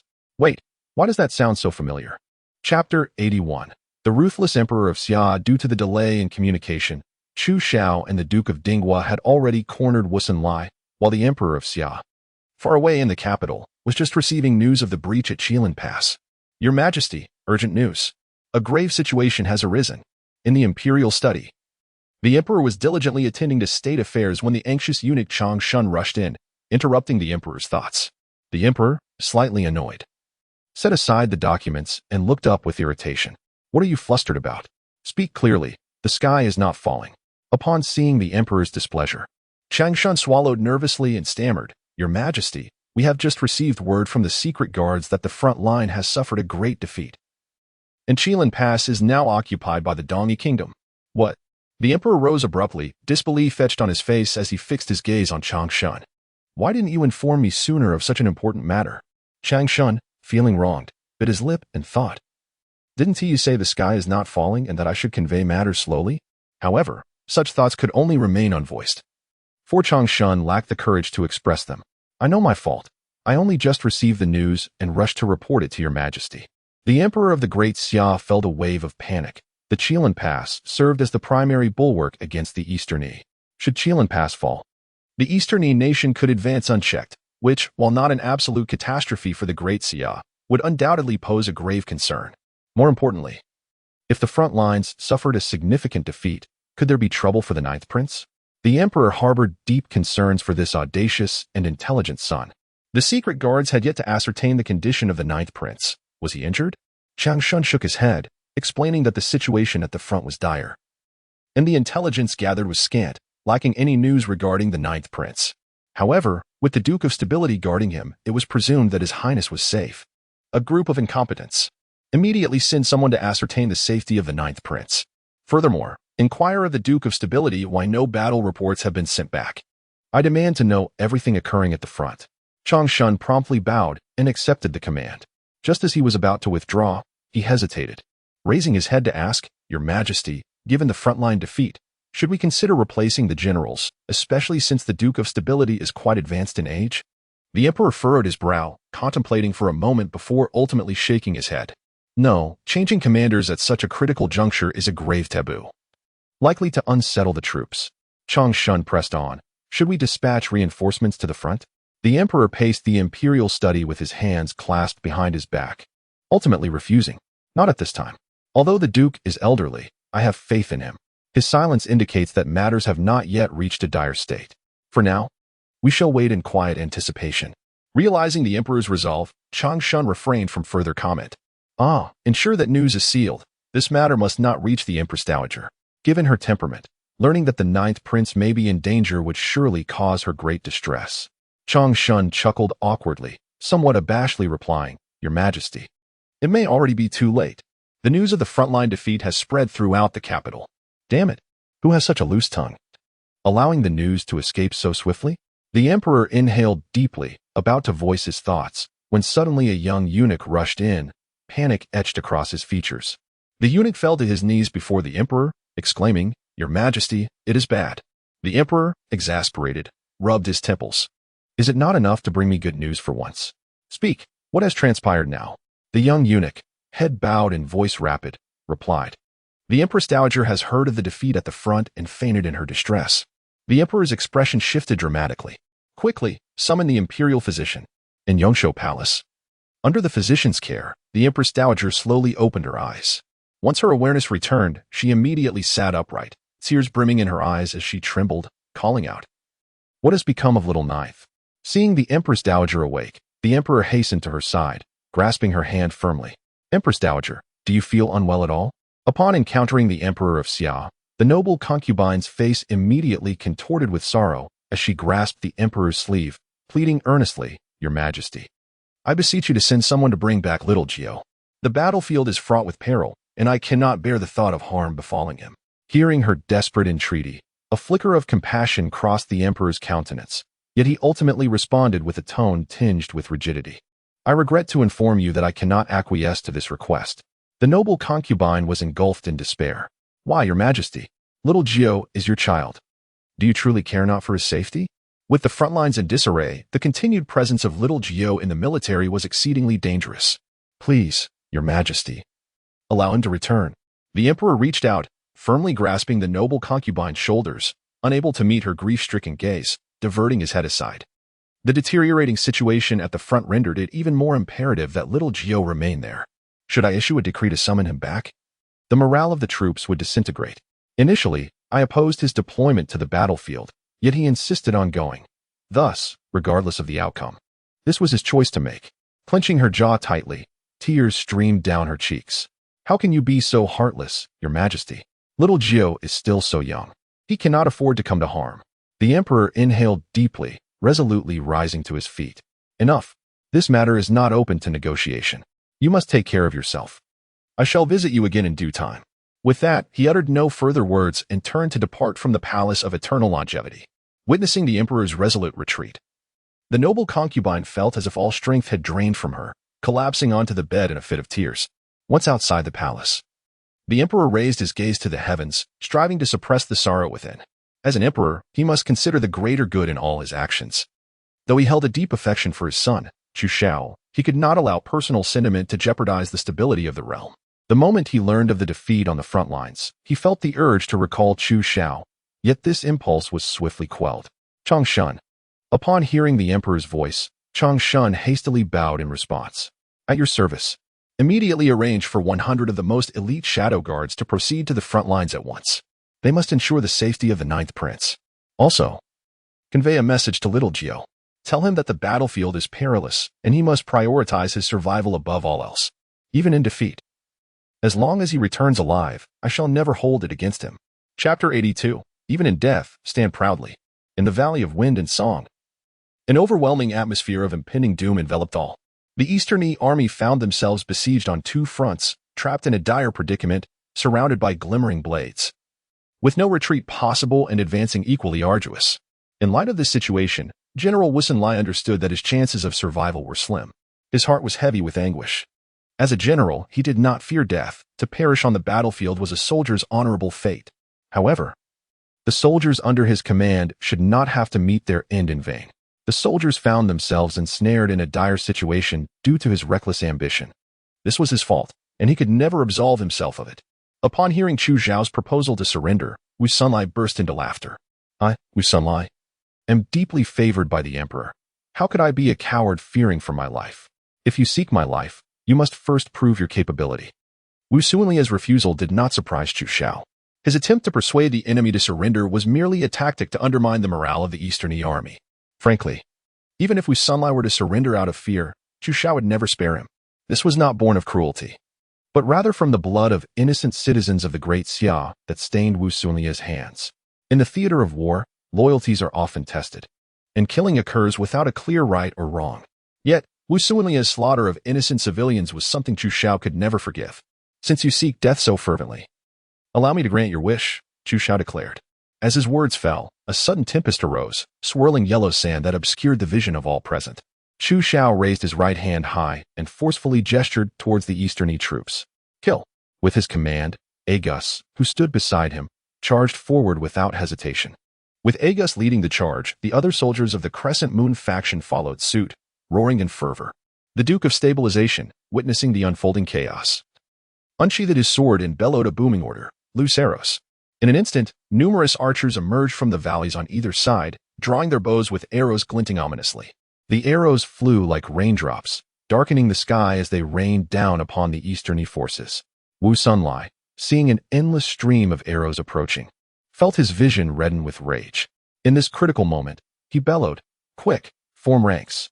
As the command echoed, the Eastern E army sprang into action. The shield-bearers reacted swiftly, stepping forward in unison, raising their shields high to protect their comrades. The shields interlocked tightly, creating a formidable barrier in an instant. Soon, a relentless shower of arrows struck the shields, producing a cacophony of clanging sounds. As the arrows collided with the shields, sparks flew. All shield-bearers gritted their teeth, unwilling to show any sign of weakness.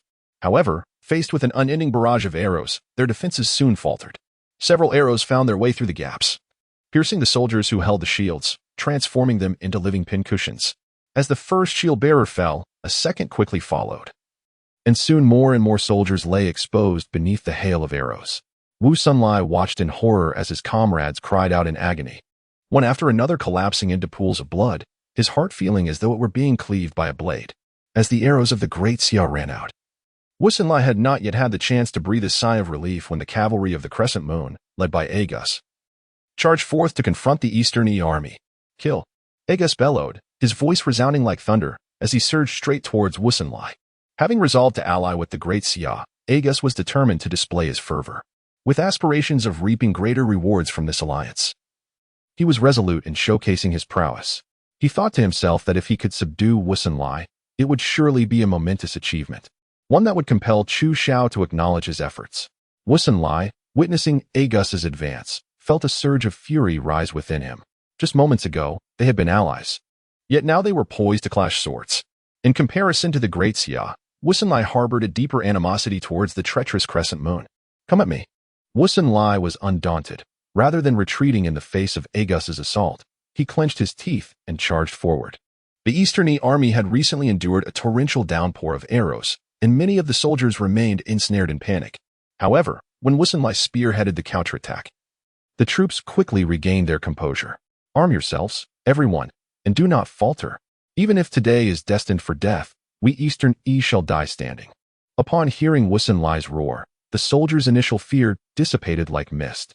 With their general fighting fiercely, they had no reason to hesitate. Moreover, there was no route for retreat. And surrender meant certain death. Perhaps fighting back could yield a miraculous turn of events. Reinvigorated, the Eastern E soldiers gritted their teeth and formed a defensive formation.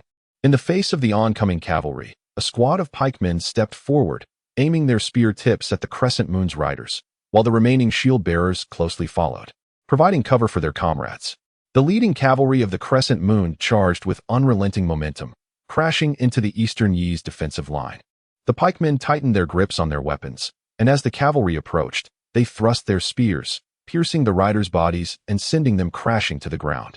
Yet, buoyed by the force of their steeds, the Eastern E army found their newly established line shattered by the relentless onslaught of the Crescent Moon's cavalry. Meanwhile, Duke Muyuan of the Great Xia refused to stand idly by. With the soldiers of the Crescent Moon fighting valiantly, how could the Great Xia lag behind? With a sweeping gesture, he commanded his troops, who surged forth like unleashed beasts, charging fiercely into the ranks of the Eastern E. The Crescent Moon's cavalry alone was enough to give the Eastern E a severe challenge, and now the Great Xia had joined the fray. The Eastern E army, besieged from all sides, was swiftly driven back, their anguished cries echoing throughout the valley. This was no longer a battle, it had devolved into a massacre. Chapter 83. Here lies the head of this general. As Wu Sunlai beheld his soldiers falling one after another, he let out a howl to the heavens, his eyes bloodshot, as crimson as if they might bleed. He believed that the current plight of the Eastern E army was solely his responsibility. As the Grand General, had he not been blinded by the illusion of victory, they would not have found themselves cornered in the wind-whispering valley. Racked with self-reproach, Wu Sunlai harbored no thought of returning alive. His singular thought was to take as many enemies with him as he could while he still drew breath, thus atoning for his failures. When he saw Agus leading the cavalry charging towards him, a fierce glint ignited in Wu Sunlai's eyes. The primary reason for this catastrophic defeat lay in his own inadequate leadership. However, Agus's betrayal of their alliance was also a significant factor leading to the downfall of the Eastern Yi army. As the saying goes, enemies meet with heightened animosity. Gripping his longsword tightly, Wusunlai let out a low growl and surged towards Agus. At that moment, Wusunlai's visage was smeared with blood, his disheveled hair clinging to his face, obscuring the murderous intent in his eyes. Agus, if you do not perish today, I shall find no peace even in the depths of the earth. His roar resonated above the battlefield. Hearing Wusunlai's provocation, Agus scoffed, swinging his curved blade with force. If Wusunlai sought his life, he too yearned to claim Wusunlai's as a testament of his own prowess. You dare speak so boldly at death's door? Let this chieftain test your mettle. With that, Agus spurred his steed, which charged like a bolt of black lightning towards Wusunlai. Unfazed, Wusunlai struck his horse, and as they collided, both warriors swung their weapons simultaneously. Clang! Sparks flew as the curved blade met the long sword with a resounding clash, the immense force causing both horses to instinctively recoil a few steps. What tremendous strength Agus possesses! Wusunlai shook his wrist, feeling the numbness from the impact. Noticing the unnatural expression on Wusunlai's face, Agus erupted into triumphant laughter. Wusunlai, your defeat is inevitable. It would be wise to surrender now. And perhaps I might spare your life. Wusunlai scoffed, save your breath. I am a man, not accustomed to serving as a dog. Agus's expression darkened at these words. The audacious Wusunlai's insult was a clear jab at his allegiance to the Great Xia. Though Agus had indeed allied himself with Xia, the harshness of Wusunlai's words ignited a furious blaze within him. Damn it, today I shall slay you. Agus tightened his grip on the curved blade, his battle spirit soaring. Come forth. Today it is either your death or mine. Wusunlai retorted, unyielding. The two warriors engaged in a fierce exchange, neither yielding an inch. Their blades glinting ominously as they fought, instilling fear in anyone within a few paces. Both Argus and Wusunlai were formidable generals on the battlefield, and subduing one another was no simple task. However, while Argus could devote his full attention to the combat, Wusunlai was burdened with the dual task of directing his soldiers who were valiantly resisting. Consequently, as time passed, Wusunlai found himself at a disadvantage. Seizing the opportunity while Wusunlai was momentarily distracted, Argus launched a powerful strike with his curved blade, aimed directly at Wusunlai's chest. Although Wusunlai reacted swiftly, he ultimately could not evade the blow. The blade cleaved through his armor, and a torrent of blood splattered across Argus's face. The force of Argus's strike was so great that it sent Wusunlai tumbling from his steed to the ground. Struggling, Wusunlai rolled several times before managing to rise to his feet, clutching his chest, sensing the strength rapidly fading from his body. A flicker of unwillingness ignited in his eyes. He was not prepared to meet his end so soon. He had yet to slay more foes, and dying at the hands of Argus would leave him feeling deeply aggrieved. As Wusunlai staggered to regain his composure, he suddenly spoke up as Argus approached menacingly. Argus, you pitiful coward, are not worthy of taking my life. After uttering these words, Wusunlai cast his gaze toward Chu Xiao in the distance. This defeat rests solely upon my shoulders. Even in death, I cannot atone for my sins. As he spoke, he made his way toward Chu Xiao. Observing this, Argus furrowed his brow but did not strike, remaining silently at a distance. He understood that Wusunlai was already doomed. His tenacity was merely a final breath of defiance. When Wusunlai, dragging his longsword, finally reached Chu Xiao, he lifted his bloodied face and inquired, "Did you orchestrate the internal strife within the Crescent Moon tribe, inciting their betrayal?" Chu Xiao nodded slightly. Indeed, it was all my design. Though the Duke of Xinghua had previously indicated that it was Chu Xiao who had driven Wusunlai to this dire state, Wusunlai had always found it hard to believe, given Chu Xiao's youth. Now, hearing the admission firsthand, Wusunlai could not help but feel a sense of bitter irony. How unjust fate is. I once assumed that with Mu Yuan's decline, the Great Xia would resemble a toothless tiger. Yet, who would have thought that the Emperor of Xia would still possess such an exceptional prince as you? How splendid it would have been if you were born among the Dongyi. Upon learning that all of this was orchestrated by Chu Xiao, Wusunlai harbored no resentment in his heart. In the arena of war, where victors and vanquishers are determined, he realized that he had been thoroughly ensnared in Chu Xiao's scheme from the outset. Every step he took was part of Chu Xiao's plan, and his defeat was entirely justified. To fall before you, General, is something I accept with grace. My illustrious head is yours to claim. Hearing Wusunlai's words, Chu Xiao fell into a profound silence, recognizing that Wusunlai was deliberately bequeathing the glory of vanquishing an enemy general into his hands. Wusunlai, a man of immense pride, held in contempt the treacherous Agusi, whom he deemed a coward, since it was Chu Xiao who had relentlessly driven him into a corner. Wusunlai would rather meet his demise at the hands of this worthy adversary, one he admired and respected. In response to Wusunlai's request, Chu Xiao dismounted, his expression a complex tapestry of emotions as he approached. With a deliberate motion, he drew the sword from his waist.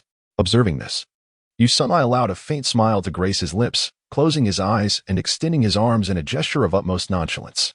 Chu Xiao raised his arm, and in an instant, the blade swept across Wusunlai's neck, leaving a deep crimson mark. General, slay him, avenge the general. Upon Wusunlai's death, the soldiers of Dongyi erupted in chaos, each one fervently seeking to avenge their fallen leader. Yet, with the presence of the Xianwei troops and the soldiers of Daxia, they could not breach the barrier around Chu Xiao. At that moment, Agusi rode up beside Chu Xiao, gazing down at the lifeless form of Wusunlai. Unable to suppress a sigh, Chu Xiao glanced at Agusi, wiping the blood from his sword, and remarked, "It was you who inflicted the mortal wound upon him. Yet he perished at my hand. Do you not harbor any resentment?" Agusi met Chu Xiao's indifferent gaze, his heart quaking. "I do not. It was Wusunlai's own choice. To die by your hand, your highness, is indeed a stroke of fortune for him." Chapter 84. Military orders must be respected regardless of whether Agusi's words were sincere or not. The Xianwei troops had indeed rendered significant assistance to Daxia, and thus, Chu Xiao was determined not to dishearten Agusi. "Rest assured, as long as you lead the Xianwei troops in earnest service to Daxia, you shall never be treated unjustly. After this battle, I shall faithfully relay your contributions to my father, and the rewards he bestows upon you will undoubtedly satisfy. To ensure a horse runs, it must first be well fed." The Xianwei troops' willingness to submit to Daxia stemmed, in part, from Daxia's formidable strength, compelling Agusi to refrain from further conflict.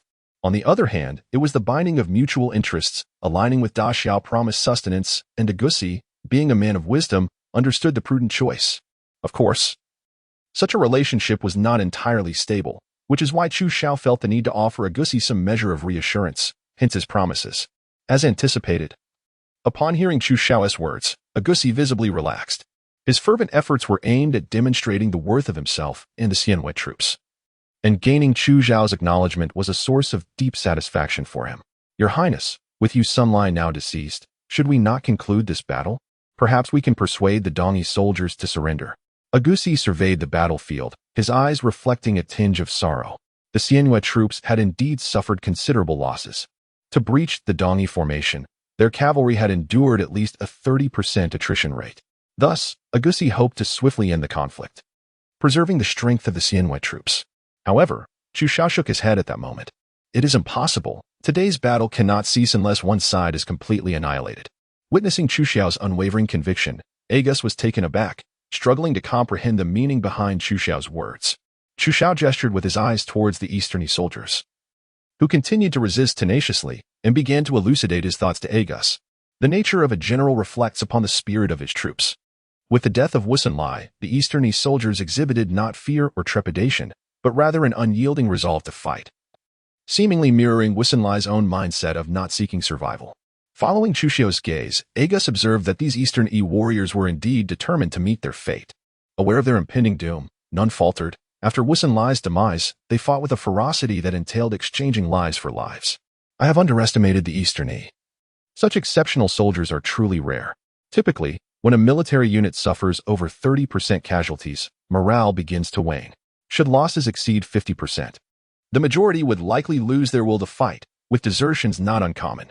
Once casualties surpass 80%, the spirit of resistance is nearly extinguished. Yet, this Eastern army, after the death of their commander and suffering over 30% losses, demonstrated not the slightest decline in morale. Instead, they grew ever more valiant, truly deserving of the title of elite soldiers." Chu Xiao tilted his head and patted Agus on the shoulder, encouraging him to press on. For this battle would endure for a considerable duration, its brutality exceeding his imagination. Agus nodded silently, then remounted his steed, charging once more into the fray. Faced with the encirclement by the Great Xia and the Xianwei coalition, the Eastern soldiers exhibited formidable combat spirit.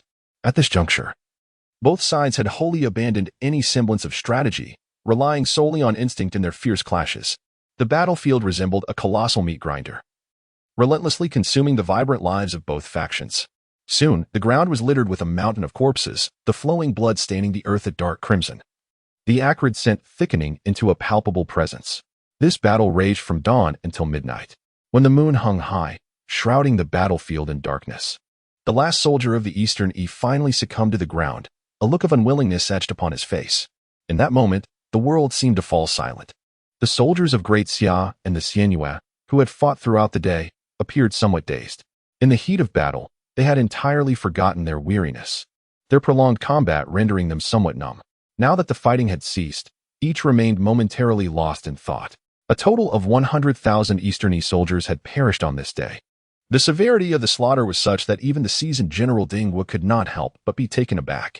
From a distance, General Dingwa nodded toward Chu Xiao. The victory in this battle was largely attributed to him, had it not been for Chu Xiao's audacious persuasion of Vegas. Overcoming the Eastern E army would have been far more arduous, let alone achieving their complete annihilation. Conventionally, at this point, General Dingwa, as the commander of the entire army, should have stepped forward to declare the end of the conflict. Yet, he remained silent, instead casting a glance towards Chu Xiao. In an instant, Chu Xiao realized that Duke Dingwa intended to help him establish his prestige. Although he felt it unnecessary, he did not decline. He raised his right hand high and, summoning all his strength, shouted loudly, "We have triumphed." As Chu Xiao's voice echoed through the valley, the dazed soldiers gradually regained their senses. Some, gazing at their already dulled weapons, discarded them to the ground and, filled with excitement, roared, "We won. We have emerged victorious." The surviving soldiers embraced their comrades tightly, overwhelmed by the ferocity of the day's battle, which had exceeded everyone's expectations. Even Chu Xiao, the mastermind behind the campaign, had not anticipated the soldiers of Dongyi to be so tenacious. Despite holding an undeniable advantage, both the Xianyu faction and the Great Xia had paid a considerable price to annihilate the Dongyi forces. Fortunately, the outcome remained unchanged. Victory still belonged to them. The moonlight, like a gentle stream, bathed the land that had just endured the baptism of war. Duke Dingwa rode up to Chu Xiao, a look of satisfaction on his face as he patted him on the shoulder. "This victory is largely due to you. Without your efforts, it would have been far more challenging to defeat the Dongyi." Chu Xiao humbly shook his head, asserting that the true gratitude belonged to the soldiers who fought valiantly, while his contributions paled in comparison. Upon hearing this, Duke Dingwa erupted into hearty laughter. "You are commendable in every aspect, but overly modest. You shall be credited with the primary achievement in this battle.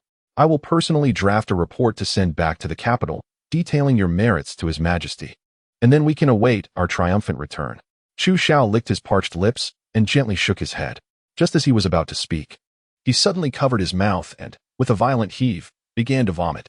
Duke Dingwa, witnessing Chu Xiao's condition, understood that he was feeling unwell due to the gruesome sights of the battlefield. It was indeed a challenge for Chu Xiao, a prince who had scarcely encountered death, to witness such a scene of dismembered corpses spread across the mountains.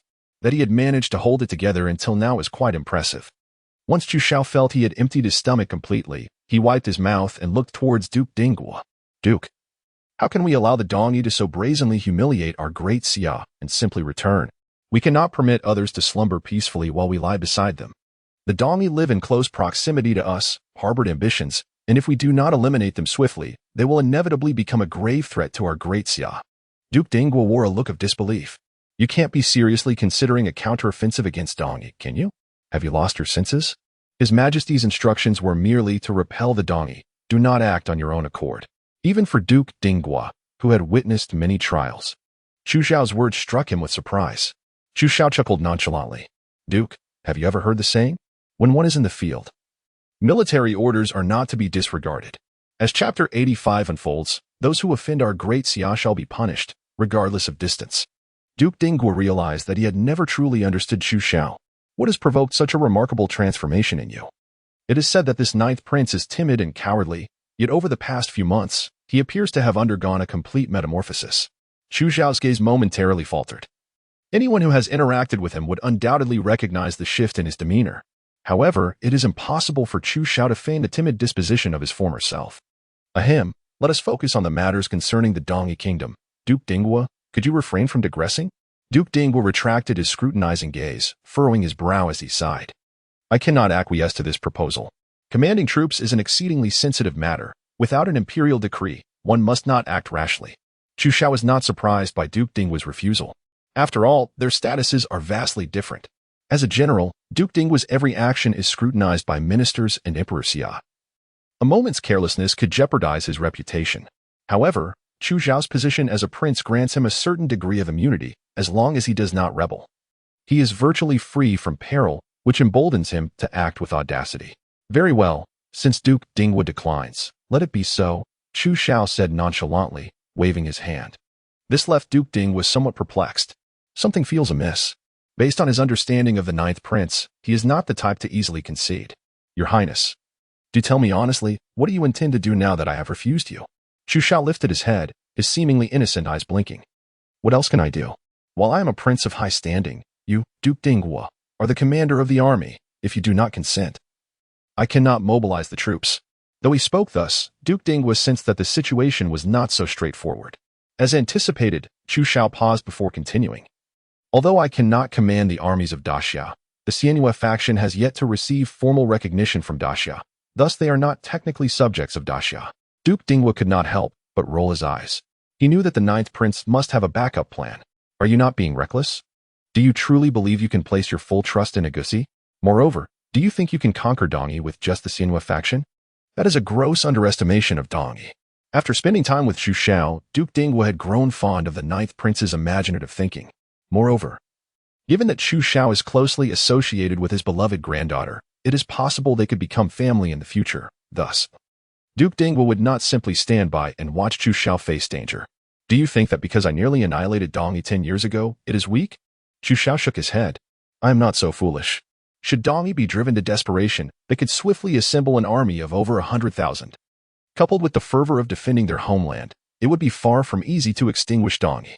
Seeing that Chu Xiao was well aware of the stakes, Duke Dingwa quietly breathed a sigh of relief.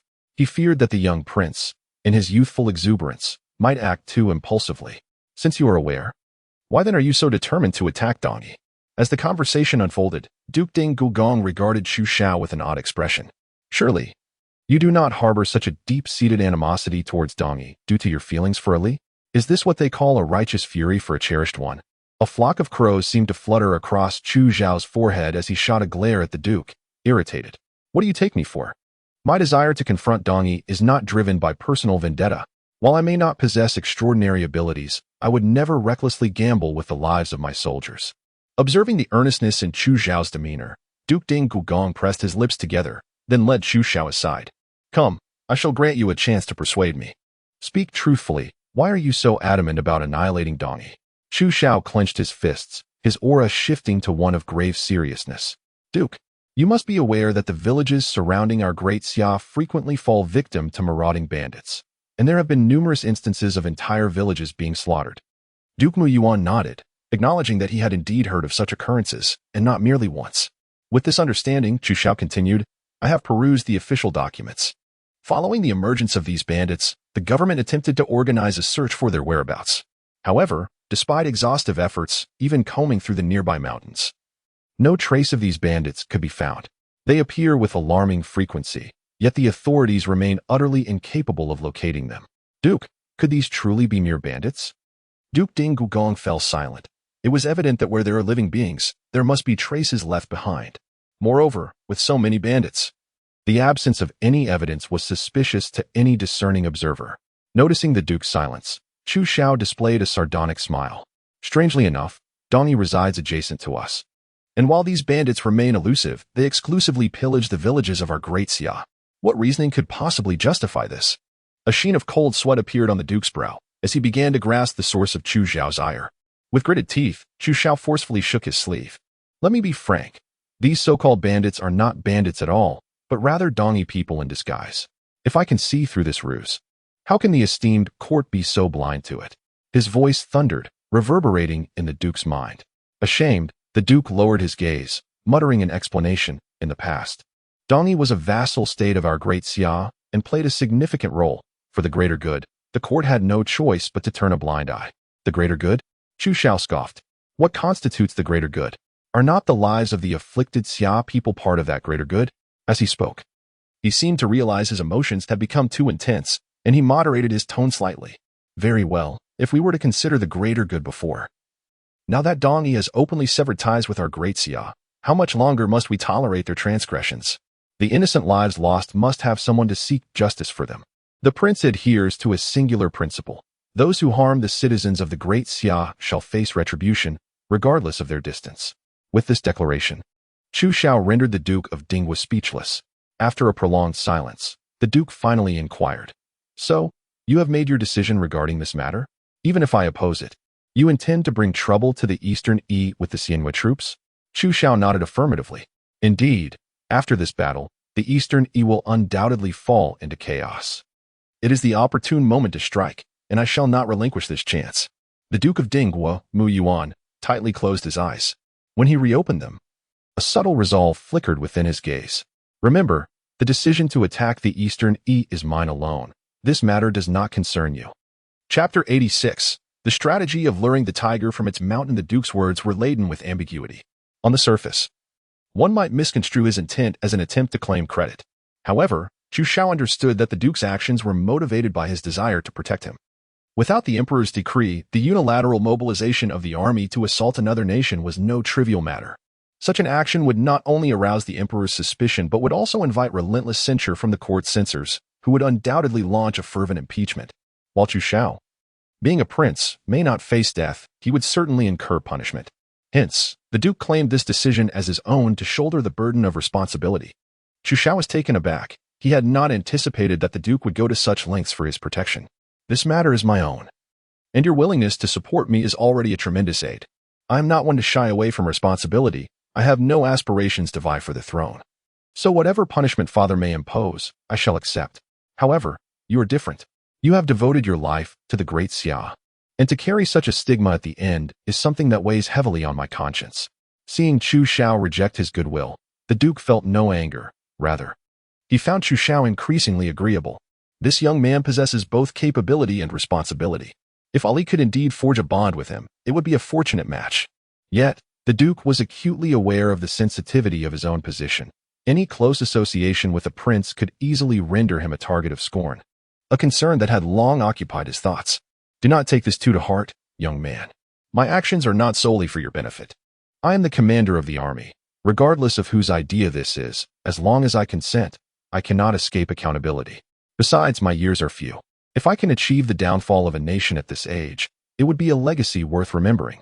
Though the Duke spoke nonchalantly, Chu Xiao recognized that he was merely providing himself with solace. Just as Chu Xiao was about to respond, the Duke waved his hand dismissively. Enough, this matter is settled. Should anyone inquire, simply state that this is my idea. Now, let us discuss your plan. Surely you do not intend to launch a direct assault on the Eastern Yi. For if that is the case, I cannot accompany you on such a reckless venture. Chu Xiao paused momentarily before elucidating his strategy. The Eastern Yi have just suffered the loss of 100,000 troops, and upon hearing this news, they will undoubtedly be thrown into disarray. However, engaging them directly would not be prudent. The Eastern Yi possess a formidable heritage, and a forced assault would inevitably lead to a protracted conflict, regardless of the outcome. Our offensive against the Eastern Yi lacks the Emperor's decree. Thus, if we find ourselves in a stalemate, the Emperor, succumbing to court pressures, will surely command us to withdraw. Therefore, we must demonstrate the potential for annihilating the Eastern Yi in the shortest time possible, so that the Emperor will stifle opposing voices within the court. Observing Chu Xiao's meticulous analysis, Duke Dinghua began to entertain the notion of testing him. He stroked his snow-white beard and revealed a gratifying smile. Indeed, continue, he encouraged. With the Duke's affirmation, Chu Xiao felt an increase in confidence regarding his strategy. I believe our approach to attacking the Eastern Yi must be one of cunning rather than brute force. My plan is to draw the tiger from its mountain lair. I require you, Duke Dinghua, to attract the Eastern Yi's attention directly when you present yourself as poised for a decisive battle. They will undoubtedly dispatch their forces to impede you. Meanwhile, I shall lead another contingent across the White Stone Mountains, thus eluding the Eastern Yi's gaze. Once their main forces are lured by you, I will seize the opportunity to march swiftly and strike directly at their capital, Yin City.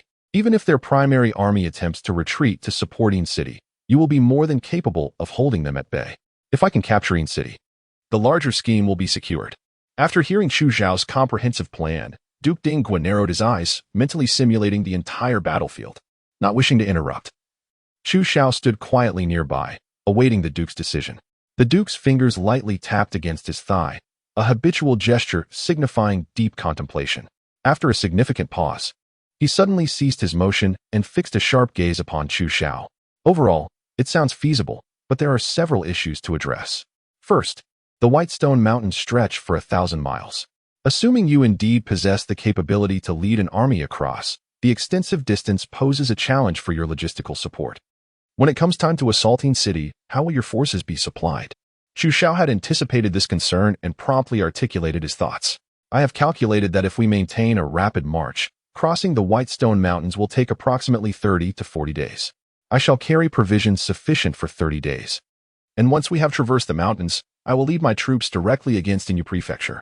This stronghold contains the Eastern Yi's largest granary. Securing it will resolve our supply issues. Inu Prefecture is in close proximity to Yin City and is not heavily fortified, making it ripe for a surprise attack.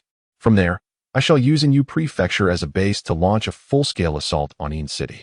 As long as you can hold the Eastern Yi's main forces, our chances of breaching Yin City will be significant. Duke Dinggua inhaled sharply. If this plan proceeds smoothly, it indeed holds great promise. Yet, any misstep could lead to total disaster. One cannot help but remark that Chu Xiao's plan is exceedingly audacious and perilous. If I am to hold the main force of Dongyi at bay, the remaining troops must be substantial. Otherwise, their efforts will be futile. How many soldiers do you believe are necessary for a surprise assault on Yin City? Chu Xiao responded without hesitation, 100,000. Even if the main force of Dongyi is lost, Yin City is the capital of Dongyi, and its defensive capabilities will undoubtedly be formidable. To capture Yin City with utmost swiftness, at least 100,000 troops are required. Thus, my strategy is as follows, Duke Dinggua. You shall lead the Great Xia army to directly confront the main force of Dongyi, while I shall take the Crescent Moon Division to launch a surprise attack on Yin City. Upon hearing this, Duke Dinggua could not restrain a twitch at the corner of his mouth. You are utterly insane.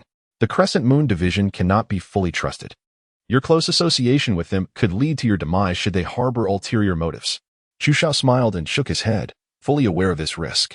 Nevertheless, I maintain my stance. While I do not trust Agus's loyalty, I do trust his intellect. He will undoubtedly recognize that aligning with Great Xia offers greater rewards, making betrayal unlikely. Duke Dinggua placed his hands on his hips and paced back and forth. Very well, we shall proceed as you suggest. But I will appoint another commander to oversee the surprise assault on Yin City. Chapter 87. The counterattack of Dongyi. While the plan is commendable, its inherent dangers are considerable. Moreover, despite Chu Xiao's cleverness, he has never commanded troops, and Duke Dinggua hesitated to allow him to take such risks. Chu Xiao understood Duke Dinggua's apprehensions but disagreed with his decision. Are you worried that I may be in danger? Duke Dinggua nodded, affirming, yes, after all, you are a prince and do not need to take such personal risks. There are many capable individuals in the army, and this task is not solely dependent on you. You are mistaken.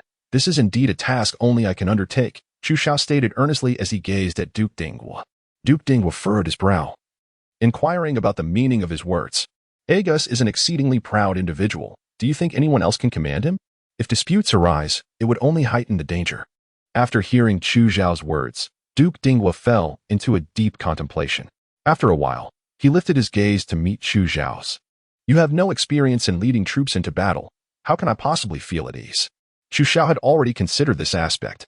While I lack experience, Agus excels in this regard. On the battlefield, I will not issue reckless commands. I will oversee the overarching strategy, while the specifics of the battle will be entrusted to Agus. Duke Dinggua inhaled deeply, staring at Chu Xiao in silence for an extended period. Finally, after a lengthy pause, he sighed deeply. You have successfully persuaded me. I agree to this course of action. As the saying goes, time is of the essence in warfare. Duke Dinggua was never a procrastinator and understood that opportunities on the battlefield are fleeting. Consequently, after allowing the troops a brief period of rest, he commenced the offensive against Dongyi's cities with the Great Xia army. Meanwhile, Chu Xiao prepared to lead the Crescent Moon Division over the Baisha mountain range. Before Chu Xiao set out, Duke Dinggua specifically sought out Agus. I entrust the safety of the 9th Prince to you and offer you a word of advice.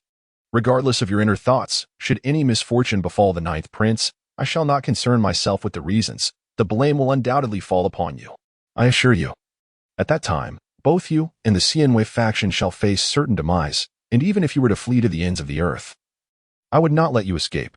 Do not doubt my resolve, for I am Mu Yuan.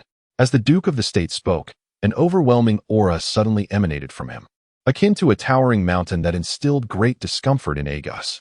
At that moment, Agus felt as though he were gazing upon a sea of corpses and blood in Mu Yuan, causing beads of cold sweat to appear on his brow. Agus typically regarded few with respect, yet in the presence of the military god of the Great Xia, this living legend, he humbly lowered his head. Rest assured, Duke.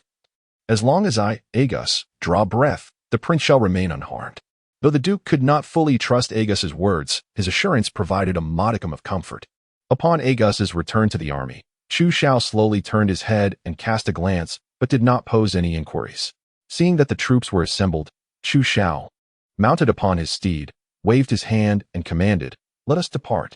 As Chu Xiao led the Xianwei faction to traverse the Baisha mountain range, Duke Mu Yuan exerted all his efforts to swiftly draw the main forces of the Dongyi kingdom by launching an all-out assault on their cities. In a mere 3 days, the taken-aback Dongyi lost the city. When news of this reached Yin City, the officials of Dongyi were left in stunned silence. Speak up. Were they not quite vocal in their usual discourse? Why have they all turned mute now? The Dongyi monarch, Tuoba Jin, sat upon the dragon throne. Observing the increasingly silent ministers below him, his temper akin to a powder keg, prompting him to pound the table in fury. Amidst the king's outburst, Prime Minister Yuan Jing, bearing immense pressure, stepped forth from the crowd. Your Majesty, the dire situation is a result of General Wusenlai's poor command, which has led to the annihilation of our Dongyi forces. I propose we impose severe punishment upon Wusenlai's family and publicly announce this matter to appease our people. Tuoba Jin cast a disdainful glance at his Prime Minister. What I seek are solutions. Will holding the general accountable compel the Great Xia to withdraw their troops? 10 years ago, Mu Yuan besieged Yin City, a disgrace to all of Dongyi. Is it to be that a decade later, we are still to be humiliated by that old rogue Mu Yuan? Tuoba Jin's words filled the ministers with shame. Prime Minister Yuan Jing hesitated momentarily before tentatively speaking. Your Majesty, Dongyi is no longer the same as it was a decade ago. Even if Mu Yuan leads the troops once more, we are certainly not without the means to retaliate. The current imperative is to gather all of Dongyi's strength to halt the advance of the Great Xia. We must not allow them to continue taking our cities. Tuoba Jin rubbed his brow, a hint of fatigue evident in his tone. Prime Minister, how much military strength can we muster in Dongyi at this moment? Yuan Jing pondered for a moment before responding. The garrison forces from various regions, combined with those temporarily recruited, can assemble at least 150,000 troops in a short span. Tuoba Jin narrowed his eyes, contemplating deeply, murmuring, 150,000 is still somewhat insufficient. With the addition of the black armored army guarding Yin City, we shall total 200,000. This time, I shall not permit the Great Xia to continue trampling upon the dignity of Dongyi. Upon hearing this, Yuan Jing's expression changed dramatically. Your Majesty, the duty of the black armored army is to defend Yin City. If we are to lose them, only 8,000 Imperial Guards will remain to ensure your safety. Tuoba Jin waved his hand decisively, asserting, if we cannot repel Mu Yuan, Yin City will still be in peril. My mind is made up, and you need not persuade me further. Thus, the sovereign of Dongyi, Tuoba Jin, directly commanded the mobilization of all available combat forces, summoning a total of 200,000 troops to swiftly support the front lines in defense against the incursion of Great Xia. At this moment, Chu Xiao was traversing the Baisha mountain range with the Xianwei troops. Rarely frequented by travelers, the mountain paths were rugged and treacherous. The dense thickets were rife with thorns, and with each step, Chu Xiao and his men had to wield swords to clear the surrounding brambles to facilitate the march of the army. In their efforts to surmount the Baisha mountain range swiftly, Chu Xiao's group rested a mere 2 hours each day, dedicating the remainder of their time to relentless advance. Occasionally, when exhaustion became unbearable, they could only pause briefly to hydrate before resuming their rapid trek.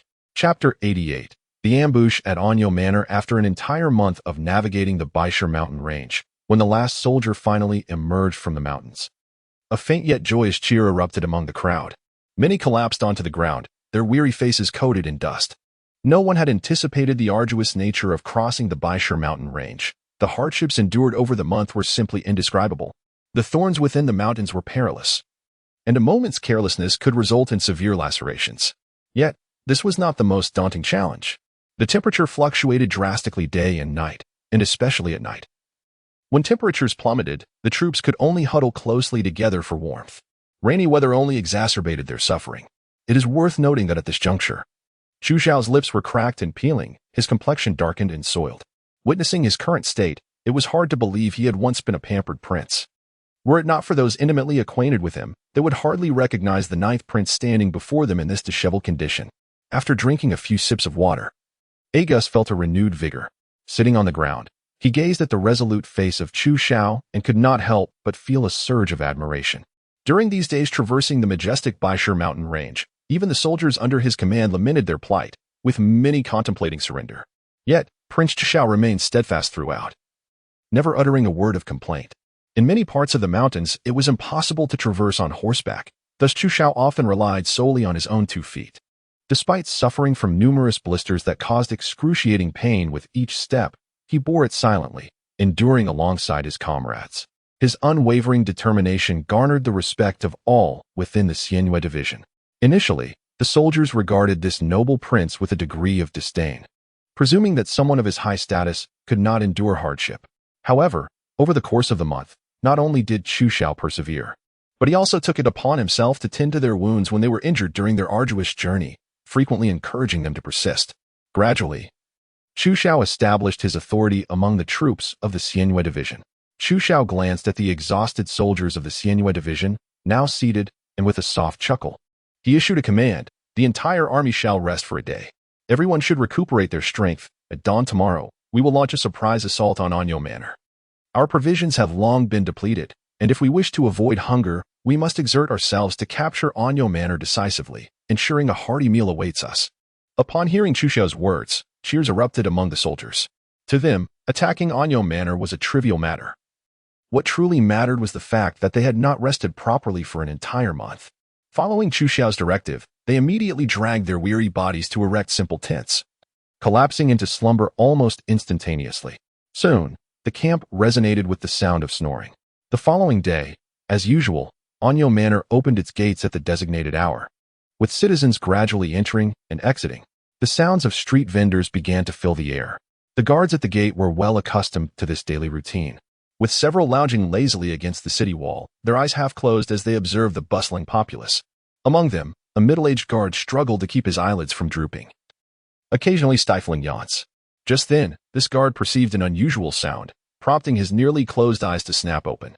Curiously, he inquired of his companions, "Is it just me? Or do you hear the sound of cavalry approaching?" As soon as he finished speaking, he was met with derisive laughter from his comrades. "Have you lost your mind? Where would any cavalry come from at Anyo Manor? Have you been lingering at the Yihong Pavilion again? Aren't you worried about your wife's temper?" Embarrassed by the banter, the middle-aged guard's face turned crimson. "Stop joking.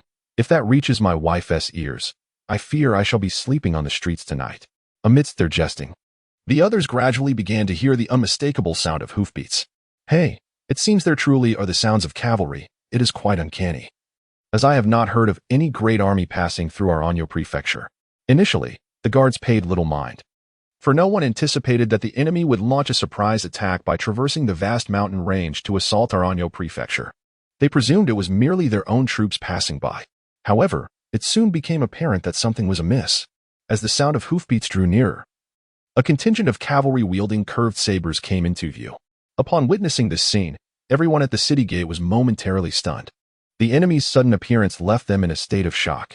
Yet, mere seconds later, screams and cries erupted. Even the dimmest among them could discern that this squadron of cavalry was far from friendly. Their attire clearly indicated they were not soldiers of the Eastern Yi. Moreover, the fierce countenances of the riders suggested hostility rather than camaraderie. "Quick, retreat into the city." The citizens at the gate scrambled to enter, and the guards, having no time to deliberate, joined the throng in rushing inside. One guard shouted, "Don't just stand there. For heaven's sake, close the gate." His words jolted his companions into action, and they hastily began to push the gate, aiming to secure it before the cavalry arrived. Yet, in their moment of hesitation, they had already missed the optimal opportunity. Just as the gate was nearly shut, a resounding crash echoed from its exterior. The guards preparing to close it felt a tremendous force as someone outside struck the gate, sending a jolt through their arms. The partially closed gate was then thrust open by Agus and his men, and the cavalry of the Crescent Moon Division surged into Anyo Prefecture, brandishing their sabers. Given that Anyo Prefecture lacked sufficient military strength and considering the unparalleled mobility of the cavalry, Chu Xiao had initially resolved to catch Anyo Prefecture off guard with Agus leading 3,000 riders. Chu Xiao's strategy was remarkably straightforward, and Agus executed it with precision. Once Agus and his cavalry stormed into Anyo Prefecture, despite the valiant resistance of the guards, the disparity in combat prowess was too great, and the defenders quickly began to falter. The citizens within the city fled in all directions, while the guards continued to fall beneath the iron steeds of the Crescent Moon Division. From the moment the cavalry breached the city gates, the fate of Anyo Prefecture was sealed. In less than an hour, the entire prefecture fell under Chu Xiao's control. Once Agus had fully secured Anyo Prefecture, Chu Xiao leisurely entered with the remainder of his forces. Chapter 89. Winning the hearts of the people. As Chu Xiao stepped into the city, he was enveloped by an atmosphere of eerie silence and palpable fear that permeated the entirety of Anyo Prefecture. Along the streets, a crowd of helpless citizens stood, their eyes filled with trepidation and unease. Those with children clutched them tightly, vigilantly watching the advancing troops, as if these soldiers were monstrous beings ready to devour them. Merely approaching evoked shivers of dread. As for the group of surrendered guards who had laid down their weapons, they stood trembling at the side, uncertain of their impending fate, their faces etched with despair and resentment. Riding forth on his steed, Chu Xiao surveyed the gathered citizens and soldiers, his gaze devoid of victorious arrogance. Instead, it reflected a profound disdain for war. Indeed, Chu Xiao had never been fond of conflict. Yet he understood that war, though regrettable, was an unavoidable means on the path to peace and strength. This time, it was he who led the Crescent Moon Division to conquer the city of the Eastern E. Had it been another, they would undoubtedly revel in their martial triumph. However, within Chu Xiao's heart resided an unusual tranquility, as if he had merely accomplished a trivial task. I am the 9th prince of the Great Xia, and in the name of our dynasty, I assure you that as long as you refrain from taking up arms, you shall not come to harm. Chu Xiao's voice echoed through the silent streets, resonating clearly in the ears of all present. Upon hearing his words, the citizens, who had previously harbored fear, visibly relaxed. They began to converse softly amongst themselves, relieved that the conquerors were not vicious marauders. Otherwise, their fate as defenseless civilians could have been dire. In these times, the slaughter of cities was all too common, and the populace was acutely aware of the potential horrors that awaited them should their city fall. However, with Chu Xiao's assurance, their anxieties began to dissipate. At that moment, his voice rose once more. Though I guarantee that I will not harm you lightly, let it be known that should any among you harbor ill intentions, do not blame me for my ruthlessness. I urge you to act wisely. While a gentle smile graced Chu Xiao's face, his words sent a chill down the spines of all who heard them. The citizens promptly lowered their heads in submission, expressing their willingness to comply with the army, provided they would not be harmed. Their desires were simple: to survive. Some of the guards, fearing a misunderstanding, hastily kicked their discarded weapons away and raised their hands high to demonstrate their harmlessness. Observing this, Chu Xiao nodded in satisfaction. Very well. You may all return to your homes. From this moment forth, the Anyo Manor shall be under my jurisdiction. Continue with your daily lives as before. Your routines will remain undisturbed. The citizens gazed at Chu Xiao with eyes filled with gratitude. To encounter such a reasonable individual felt like divine providence to them. As the crowd began to disperse, Chu Xiao rode over to Agus. Have you gathered information regarding the location of the granary at Anyo Manor? Agus eagerly nodded, confirming that he had indeed learned its whereabouts and had dispatched personnel to safeguard the provisions, lest someone resort to desperate measures and ruin the supplies. Chu Xiao placed a reassuring hand on Agus's shoulder. Although he had not issued such an order, Agus's proactive actions demonstrated his allegiance to Chu Xiao. Excellent. You have once again accomplished a great feat. Once this matter concludes, I shall recommend to His Majesty that you be bestowed a title, one that is hereditary and unchangeable. As long as the Great Xia endures, your descendants will forever be the leaders of the Crescent Moon clan. In the art of making promises, Chu Xiao has already reached a level of mastery. He recognizes that Argus is a man who craves power, and with such a promise, Argus's eyes sparkled with anticipation. Yes, I shall ensure that your highness is not disappointed. Remarkably, with just the promise of a title, Argus shamelessly referred to himself as a subordinate. After all, Chu Xiao had offered too much. This was a noble title, and even those of the Great Xia had difficulty attaining such a rank, let alone an outsider like him. Moreover, this was a hereditary title, As long as the Great Xia remains, Argus's descendants would forever be the legitimate heirs of the Crescent Moon clan. Just this assurance was enough to leave Argus elated for an extended period. Your Highness, allow me to escort you to the granary. If all goes as expected, the granary of the Anyo Manor will suffice for our conquest of Yin City. With that, Argus obsequiously gestured for Chu Xiao to proceed, leading the way toward the granary. However, they had not walked far when Chu Xiao suddenly heard a woman's cries for help emanating from the side of the street. Furrowing his brow, he halted and gazed in the direction of the sound. Upon witnessing the scene, Argus's expression shifted dramatically. He was well acquainted with such cries, and even more familiar with the behavior of his subordinates. He immediately surmised that someone had disobeyed Chu Xiao's orders to refrain from harming the innocent. Realizing this, Argus's first instinct was to protect his men, so he attempted to deter Chu Xiao. Your Highness, the granary is just ahead. Let us hasten our pace. However, Argus's ulterior motives were instantly transparent to Chu Xiao. He shot Argus a glare, then pushed past him, striding swiftly toward the source of the commotion. Upon arriving at the entrance of a modest dwelling, he heard the sounds of a woman weeping and a man laughing boisterously. Frowning, Chu Xiao clenched his fists and raised his leg to deliver a forceful kick to the door. Inside the house, a soldier of the Crescent Moon clan was leering menacingly at a woman, cornering her. The sudden crash of the door startled the soldier, and as he realized that his misdeed was being interrupted, he immediately bellowed in displeasure. Damn, who the hell is so blind? It is I, the prince, Chu Xiao shouted, his face contorted with fury. Prior to the assault on Anyo Manor, he had repeatedly emphasized that no harm should come to innocent civilians. This was not merely a matter of mercy. He understood that once the Eastern Yi were vanquished, these people would become subjects of the Great Xia, and it was essential to win their hearts in advance. Moreover, there was a more critical reason behind his stance. He was acutely aware of the significance of public sentiment. Should he act with undue cruelty towards the Eastern Yi, they would unite in solidarity against him when the time came to attack Yin City. In such a scenario, the citizens would undoubtedly resist fiercely to protect their lives. It would be counterproductive to complicate his endeavors unnecessarily. Chapter 90. The Order of the Seven kills the soldiers of the Xianwei department, engaged in nefarious deeds, turned to see that it was Chu Xiao approaching, their faces immediately reflecting a flicker of panic. During the time spent alongside the ninth prince of the Great Xia, they had come to understand him to a certain degree. Although he appeared affable on ordinary days, once his boundaries were crossed, he would show no mercy. The soldier cast a pleading glance towards Agus, hoping he might intercede on his behalf. Agus, somewhat irritated, shot a glare at his subordinate. Now that they had decided to follow the Great Xia, they could no longer act with reckless abandon as they once did.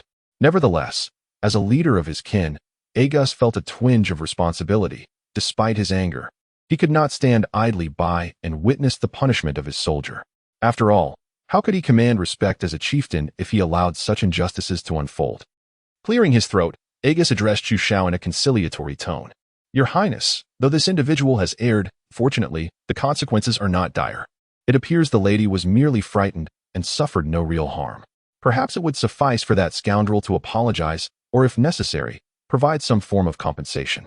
Chu Xiao's eyes narrowed as he glanced at the innocent woman in the corner, clutching her clothing. Taking a deep breath, he confronted Agus. I ask you, did I not emphasize the importance of military discipline before our expedition? Agus chuckled awkwardly, acknowledging the truth in Chu Xiao's statement. He reasoned that the soldier's actions stemmed from the hardships endured while traversing the Baishar Mountains, leading him to seek an outlet for his frustrations. Your Highness, considering that he has endured hardships, shall we not let this matter rest?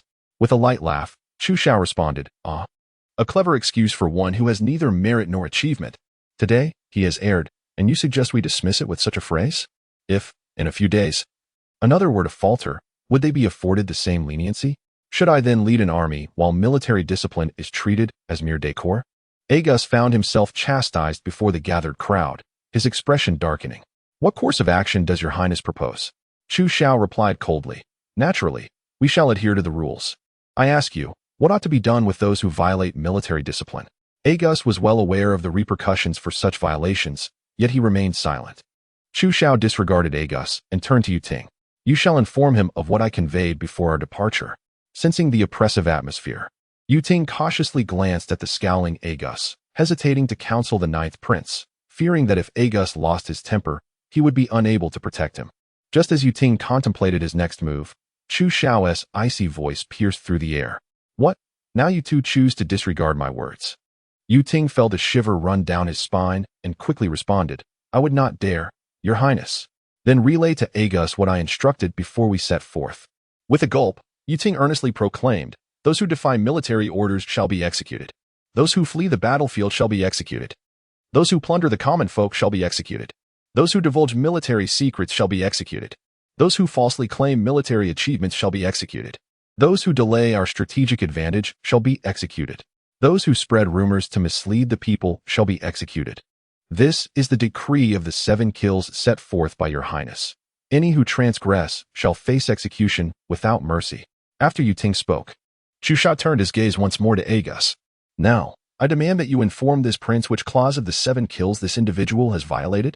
Faced with Chu Xiao's relentless questioning, Agus licked his lips and weakly replied, he has committed the crime of plundering the common people.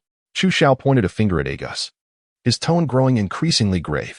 Since you are aware, let us now enforce military law. At this, Agus became somewhat anxious. He understood Chu Xiao as strict military discipline. Yet to execute one of his soldiers for the sake of an ordinary woman from the Eastern barbarians seemed excessively unyielding.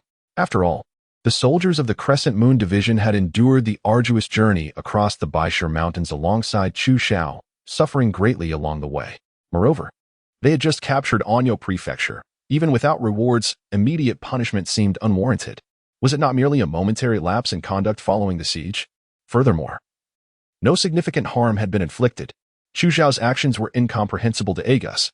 Your Highness, I acknowledge the importance of military discipline. Yet this man also contributed during the siege of Anyo Prefecture. Might we not consider a balance of merits and faults? Upon hearing Agus's words, the soldier, who had committed the misdeed, hastily pleaded for mercy. Your Highness, I recognize my errors and vow never to repeat them. I implore you, consider my modest contributions and grant me another chance. At this moment, even Yu Ting could not refrain from leaning towards Chu Xiao's ear. Your Highness, perhaps we should let this matter rest. Pressing too hard may breed discontent among them. Chu Xiao shot Yu Ting a significant glare, then shook his head before all present.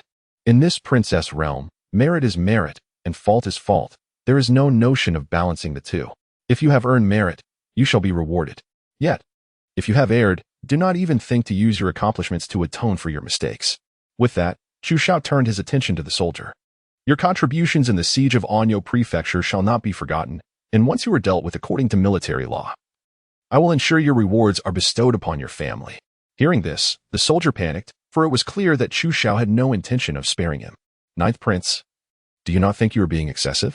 We have risked our lives for the Great Xia, and now you would sacrifice one of us for an outsider? Do you hold the people of the Crescent Moon Division in lesser regard than the commoners of the Eastern barbarians? I cannot accept this. Chu Xiao curled his lips in disdain. Accept it, or harbor your grievances in silence. Agus, since you are reluctant to enforce military law, allow this prince to take action. With that declaration, Chu Xiao swiftly drew the sword from Yu Ting's waist and, in a motion as swift as lightning, plunged it into the soldier's chest.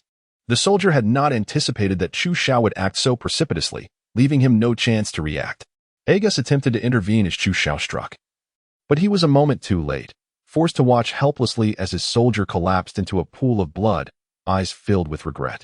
In this moment, Agus could no longer contain his grievances towards Chu Xiao, although he was willing to submit to the Great Xia. It did not imply that he was obliged to heed all of Chu Xiao's commands. Chu Xiao showed him no mercy. He spoke of executing those who had wronged him without a hint of consideration for Agus's feelings. Agus felt that if he did not express any resistance, how could he ever maintain his authority as the chieftain of the Xianwei tribe in the future? My lord, we, the Xianwei tribe, hold you in esteem, which is why we are willing to assist you. Yet, do you not think your actions are excessively ruthless? Agus's expression darkened, resembling a storm cloud, and his demeanor towards Chu Xiao had become exceedingly hostile. In response to Agus's inquiry, Chu Xiao not only refrained from offering an explanation but instead fixed a piercing gaze upon Agus. Do you have the audacity to question me? Do you believe you are without fault? Agus was incredulously angered. Am I at fault as well? Chu Xiao's countenance was as cold and unyielding as ancient ice. His voice low yet imbued with an undeniable authority. As a commander, your failure to maintain discipline among your subordinates is a grave offense. Knowing full well that your subordinate has erred, you not only refuse to reflect on it but also seek to shield and condone him. This is another transgression. Now that I am the leader, you dare to question my decisions. undermining my authority. This is yet another crime. Upon hearing Chu Xiao enumerate his faults, Agus's face twitched, and he gritted his teeth, demanding, "Then how does His Highness intend to punish me?" Agus perceived that Chu Xiao was attempting to assert his dominance. Yet he held a firm belief that Chu Xiao would not dare to harm him. After all, the only support Chu Xiao currently had was the Xianwei tribe. He would never risk alienating them. Agus was confident in his judgment, but he was gravely mistaken, severely underestimating Chu Xiao's resolve. Mistakes must be punished, otherwise, how can order be maintained? Chu Xiao declared, drawing a whip from behind his waist. In the incredulous gaze of Agus, he struck down with the whip. With a sharp crack, Chu Xiao deliberately avoided Agus's armor, aiming for the unprotected flesh of his arm, clearly intending to etch this lesson into Agus's memory. The blow left a crimson mark across Agus's arm, causing him to instinctively suck in a breath of pain. However, at that moment, his focus shifted entirely to Chu Xiao, his right hand gripping the hilt of his knife. Observing his movement, Yuting felt a chill run down his spine, instinctively placing himself protectively behind Chu Xiao. Inwardly, he lamented, "Oh, Ninth Prince, must you truly be so impulsive? Surrounded by members of the Xianwei tribe, should Agus turn against us, no amount of strength on my part could shield you." Agus's eyes glinted with fury, as if he could consume Chu Xiao whole. Yet it was evident that he was making a concerted effort to restrain his rage. Ultimately, after a prolonged struggle, he slowly released his grip on the knife's hilt. Chu Xiao, witnessing this, gently patted Yuting's shoulder, signaling him to step aside. In the next moment, Chu Xiao once again brought the whip down upon Agus, a sight that made Yuting's scalp prickle with dread. Alas, the Ninth Prince is truly formidable. Just as Agus had barely managed to suppress his anger, the Ninth Prince dares to strike him again. Yuting clenched his teeth, fully prepared to sacrifice himself in battle to protect Chu Xiao. Upon witnessing Chu Xiao's audacity to strike him, Agus felt his previously subdued fury surge to the heavens in an instant. Yet, Chu Xiao showed no signs of relenting, once more wielding the whip to lash at Agus's form. This time, Agus could no longer contain himself. With a furious roar, he unsheathed his curved blade, evidently ready to take action against Chu Xiao. In the face of Agus's threat, Chu Xiao exhibited not an ounce of fear. Instead, he coldly fixed his gaze upon Agus. "What, do you dare to lay hands upon this prince? You must consider this carefully. Should anything happen to me, the Great Xia shall not rest until the Xianwei tribe faces annihilation. Even if you manage to escape with your kin to the depths of the desert, life will undoubtedly become unbearable for you. Your actions have plunged your people into misery, and as a chieftain who seized power through rebellion, I wonder how long you can maintain your position." Chu Xiao's words fell upon Agus like a bucket of cold water, extinguishing the flames of his anger. Though he was now the chieftain of the Xianwei tribe, many still harbored doubts about his authority. If he failed to provide a prosperous life for his people, those currently biding their time would surely conspire to overthrow him. It was this understanding that granted Chu Xiao the confidence to confront Agus. After regaining his composure, Agus sheathed his blade with a grunt, seething with frustration. "The punishment has been administered. I trust you are satisfied, Your Highness?" Chu Xiao inclined his head slightly. 3 lashes serve as a lesson. Should you err again, the consequences will be far more severe." Noticing Agus's submission, Chu Xiao's gaze swept across the soldiers surrounding them. He could distinctly sense a shift in their demeanor towards him. There was a mixture of reverence and a hint of alienation. It seemed his stringent military discipline had unsettled them. To command effectively, one cannot solely rely on severity. Chu Xiao was well aware of this principle. Having conquered the Anyo residents today, all of you shall be credited for your contributions. I cannot promise anything else, but the upcoming rewards will surely satisfy you all. The army shall rest for 3 days in Anyo. During this time, eat well and recuperate. After 3 days, we shall assault the city. I assure you, those who lead the charge, slay generals, capture flags, and breach formations shall be ennobled. Those who achieve military merit will be rewarded with high positions and ample riches, including gold and jewels. Upon hearing Chu Xiao's proclamation, the soldiers present felt a surge of enthusiasm. While bountiful rewards were indeed enticing, the prospect of nobility far outweighed them in significance. The soldiers of the Xianwei tribe understood well the esteemed nature of titles within the Great Xia. Once they attained nobility, they could indulge in a life of unparalleled luxury. Faced with such temptation, expressions of eager anticipation adorned the faces of all present. As for the recent unpleasantness with Chu Xiao, they had long since cast it aside. Observing Chu Xiao effortlessly suppress the soldiers' grievances, Agus felt a whirlwind of conflicting emotions. At that moment, Yuting suddenly scratched his head and, with an air of embarrassment, addressed Chu Xiao. Your Highness, there is a matter I do not comprehend. Chu Xiao nodded gently, inviting him to speak. Though I am not well versed in military affairs, I am aware of the principle that speed is of the essence in warfare. Why do we not seize the opportunity to launch a surprise attack on Yin City while they remain unprepared? If we wait 3 days to assault Yin City, will we not afford them time to respond? Chu Xiao regarded Yu Ting with a hint of amusement. Not bad. You're beginning to think critically. However, launching a direct assault on Yin City poses certain challenges.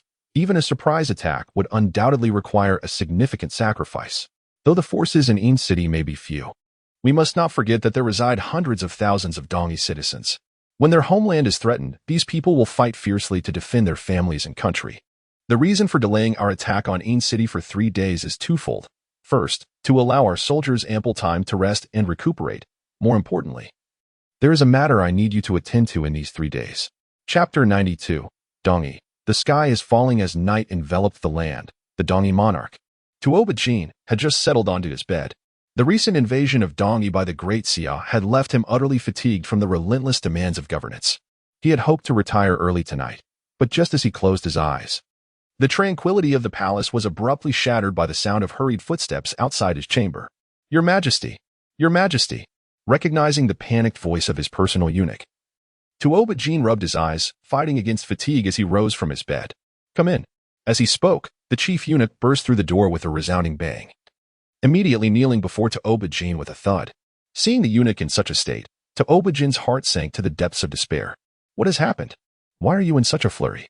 The chief eunuch trembled slightly, his voice tinged with a sob as he spoke. Your Majesty, the Anyo residence has been breached by the Great Xia. Upon hearing this, Tuoba Jin felt as though he had been struck dumb. A chilling sensation coursed from his feet to the crown of his head. The Anyo residence was merely 20 miles from Yin City. Had not the Great Xia forces only recently reached the Dongyi border? How could they have advanced so rapidly to the heart of the Dongyi capital? What was more alarming was that Tuoba Jin had received no prior warning. Could it be that the Great Xia's army were akin to phantoms, capable of vanishing from sight? How had the Anyo residence fallen without his knowledge? Was the power of Great Xia truly that formidable? If so, what chance did he have of resisting? Tuoba Jin found the news almost too surreal to comprehend. He leapt from his bed and seized the chief eunuch by the collar. Repeat that. The old scoundrel Mu Yuan should still be on the eastern border. Why has he appeared in Anyo Prefecture? Witnessing the sovereign's fury, the grand eunuch turned pale with fear. Your Majesty, it is not Mu Yuan, but the 9th Prince of Great Xia, Chu Xiao, who has led the Xianwei division to seize Anyo Prefecture. Tuoba Jin felt a wave of dizziness wash over him, nearly losing his balance. How could this be possible? Why had he received no word prior? Could it be that this Chu Xiao possessed sorcery capable of eluding everyone's gaze? The grand eunuch swallowed hard, trembling as he replied. The Xianwei division's appearance was exceedingly sudden. Anyo Prefecture was caught completely unprepared, lacking any time for defense. Such a large army emerged without a trace, likely having infiltrated through the Whitestone Mountains. Tuoba Jin gasped in dismay. The Whitestone Mountains were desolate and stretched for thousands of miles. Crossing them was an arduous endeavor. Was this Chu Xiao a madman to dare such a feat? Though Tuoba Jin was reluctant to accept it, the fact remained that Anyo Prefecture had fallen. The enemy had stealthily encroached beneath his very nose, and Tuoba Jin felt as though a sword hung over his head, instilling profound unease. Quickly, convey my decree. Assemble the civil and military officials in the palace at once. The grand eunuch hastily accepted the command and scurried away. Tuoba Jin, with the assistance of the palace maids, donned his dragon robe in haste and hurried to the grand hall. Shortly thereafter, the palace bells tolled with a somber clang. The bells rang 9 times, signifying a calamity had befallen the East. All ministers who heard the tolling sprung from their beds, none daring to delay, rushing to the palace. Chancellor Yuan Jing, residing closest to the palace, was the first to arrive. Upon entering the hall, he beheld Tuoba Jin's face dark as a pot's bottom. His heart sank to the depths. Even in times of trouble, the emperor rarely displayed such a countenance. If memory served correctly, the last time he had witnessed the emperor in such a state was a decade ago when Mu Yuan besieged Yin City. Yuan Jing stood silently with a furrowed brow. And soon the other ministers arrived in succession. As they entered, they scrutinized Tuoba Jin's expression, whispering amongst themselves, speculating on the night's events, their faces etched with worry and anxiety. Once the majority had gathered, Tuoba Jin gently tapped the table. The previously bustling hall fell silent at once, observing the minister's varied expressions. He took a deep breath, striving to quell his inner turmoil, and spoke. Esteemed ministers, I have summoned you urgently today due to a grave matter. Not long ago, I received news that the 9th Prince of Great Xia, Chu Xiao, has led the Xianhua division to capture Anyo Prefecture. Now the enemy is already at our doorstep. Do you have any strategies to repel them? Upon hearing Tuobajin's words, all the ministers were momentarily taken aback. What nonsense is this? In just a few days. How could the enemy be so close? After a brief silence, the court erupted into a cacophony of voices. How is this possible? Shouldn't the enemy be at the borders? How did they arrive at Anyo Prefecture? What are we to do? Anyo Prefecture is the granary of our eastern E. If it falls into the hands of the Great Xia, it won't be long before Ain City faces starvation. At such a critical moment, you still think of food? The Great Xia is almost at our gates. By the time Ain City runs out of supplies, it might already have been breached. Alas, I have long warned that the Black Armor Army must not be mobilized lightly. Now, the enemy has arrived, and our entire Ain City has only 8,000 Imperial Guards. How can we possibly resist? The ministers exchanged heated remarks, and Tuobajin felt a headache coming on. Enough. I am asking if you have any strategies to repel the enemy, not to listen to your complaints. Time is of the essence. Perhaps by dawn, the enemy will be pressing upon the city, yet you still occupy yourselves with bickering. Realizing Tuobajin's anger, everyone fell silent. He surveyed the room, finally resting his gaze upon Prime Minister Yuanjing. Prime Minister, with the enemy so close, what do you believe we should do? Yuanjing's mouth twitched, and countless curses sprang to his mind. He is the Prime Minister, not a military general. Why ask him, a civilian, for strategies to repel the enemy? He knows nothing of such matters. However, since the sovereign has inquired, he felt compelled to respond. In my humble opinion, the immediate priority is to strengthen the defenses of Ain City. Tuobajin rolled his eyes in exasperation. What Yuanjing said was utter nonsense. It was as if he had said nothing at all. Did he not realize that strengthening defenses was already a given?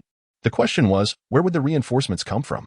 Currently, there are only 8,000 Imperial Guards in the city, while intelligence suggests the Xianhua forces number in the tens of thousands. Tuobajin is no deity. He cannot conjure an army out of thin air. Chapter 93.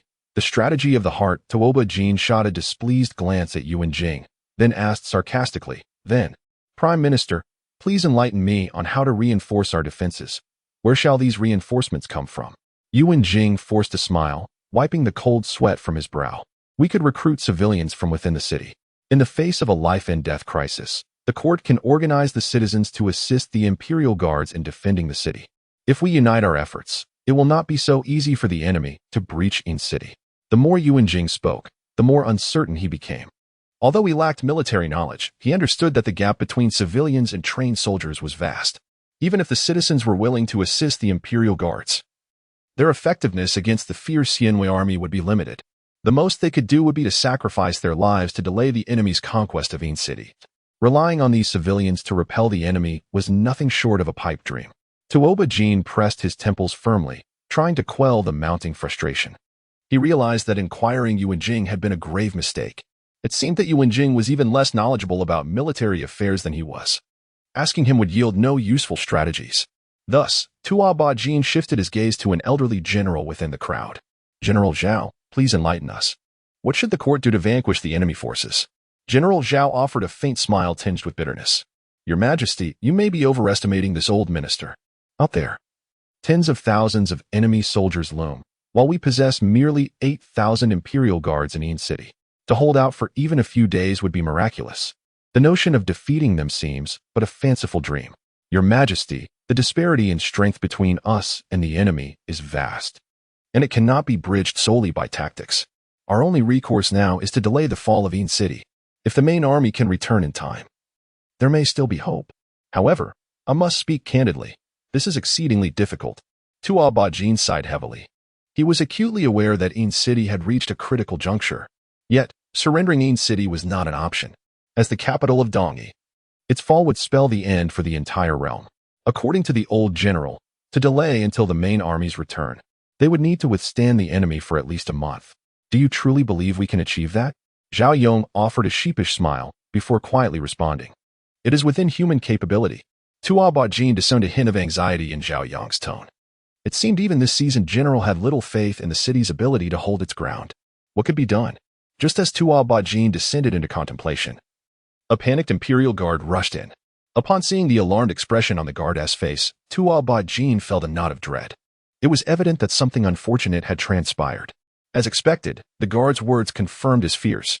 "Your Majesty, trouble has arisen.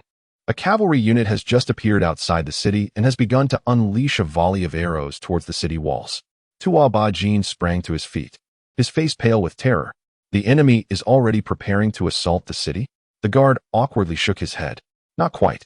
After their chaotic shooting, they simply retreated, showing no intent to besiege." "How frightful." Tuo Bajin patted his chest and sat back down.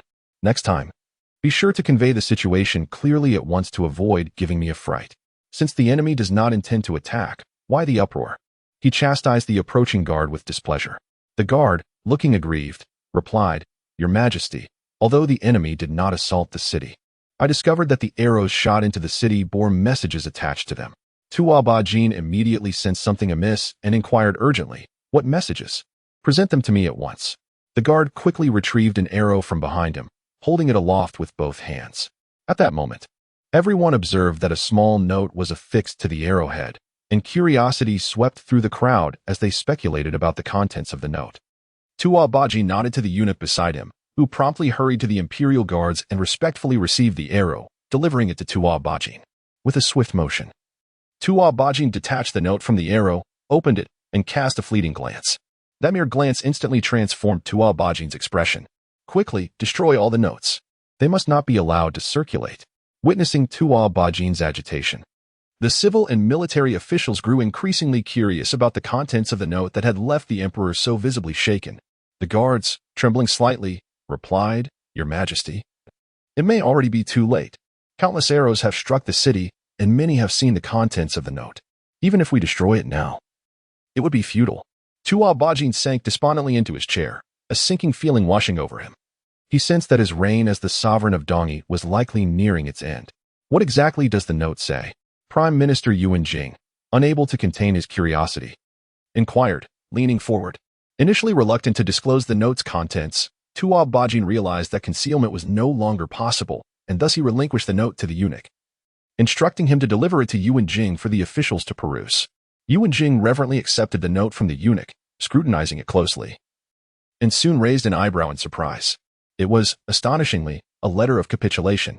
The Prince of Daxia was rather naive, was he? The note stated that those who surrendered would not be harmed, while those who resisted would face annihilation. Such audacity. Did he truly believe that the Dongyi were so easily intimidated? After speaking, Yuan Jing handed the note to General Zhao Yang beside him. Zhao Yang glanced at it and remarked, "Chu Xiao possesses remarkable cunning. After conquering Anyo Mansion, he actually spared the civilians. No wonder your Majesty sought to prevent this information from spreading.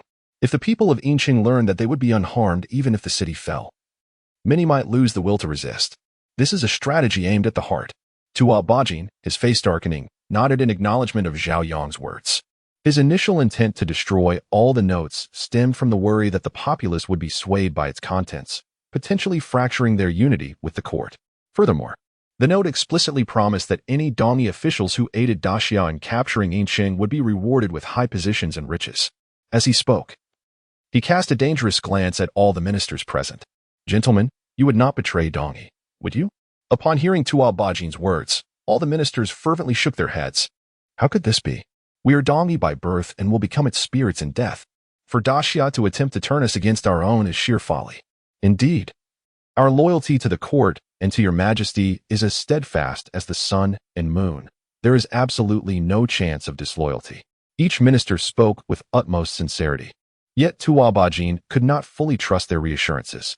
Meanwhile, as Chu Xiao had successfully captured Anyo Mansion, the emperor in the distant capital remained preoccupied with the unfolding events at the front lines.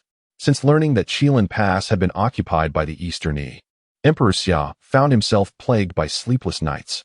His concerns were twofold: whether Duke Dinghua could withstand the might of the Eastern Yi army, and whether the ninth prince, Chu Xiao, remained safe on the battlefield.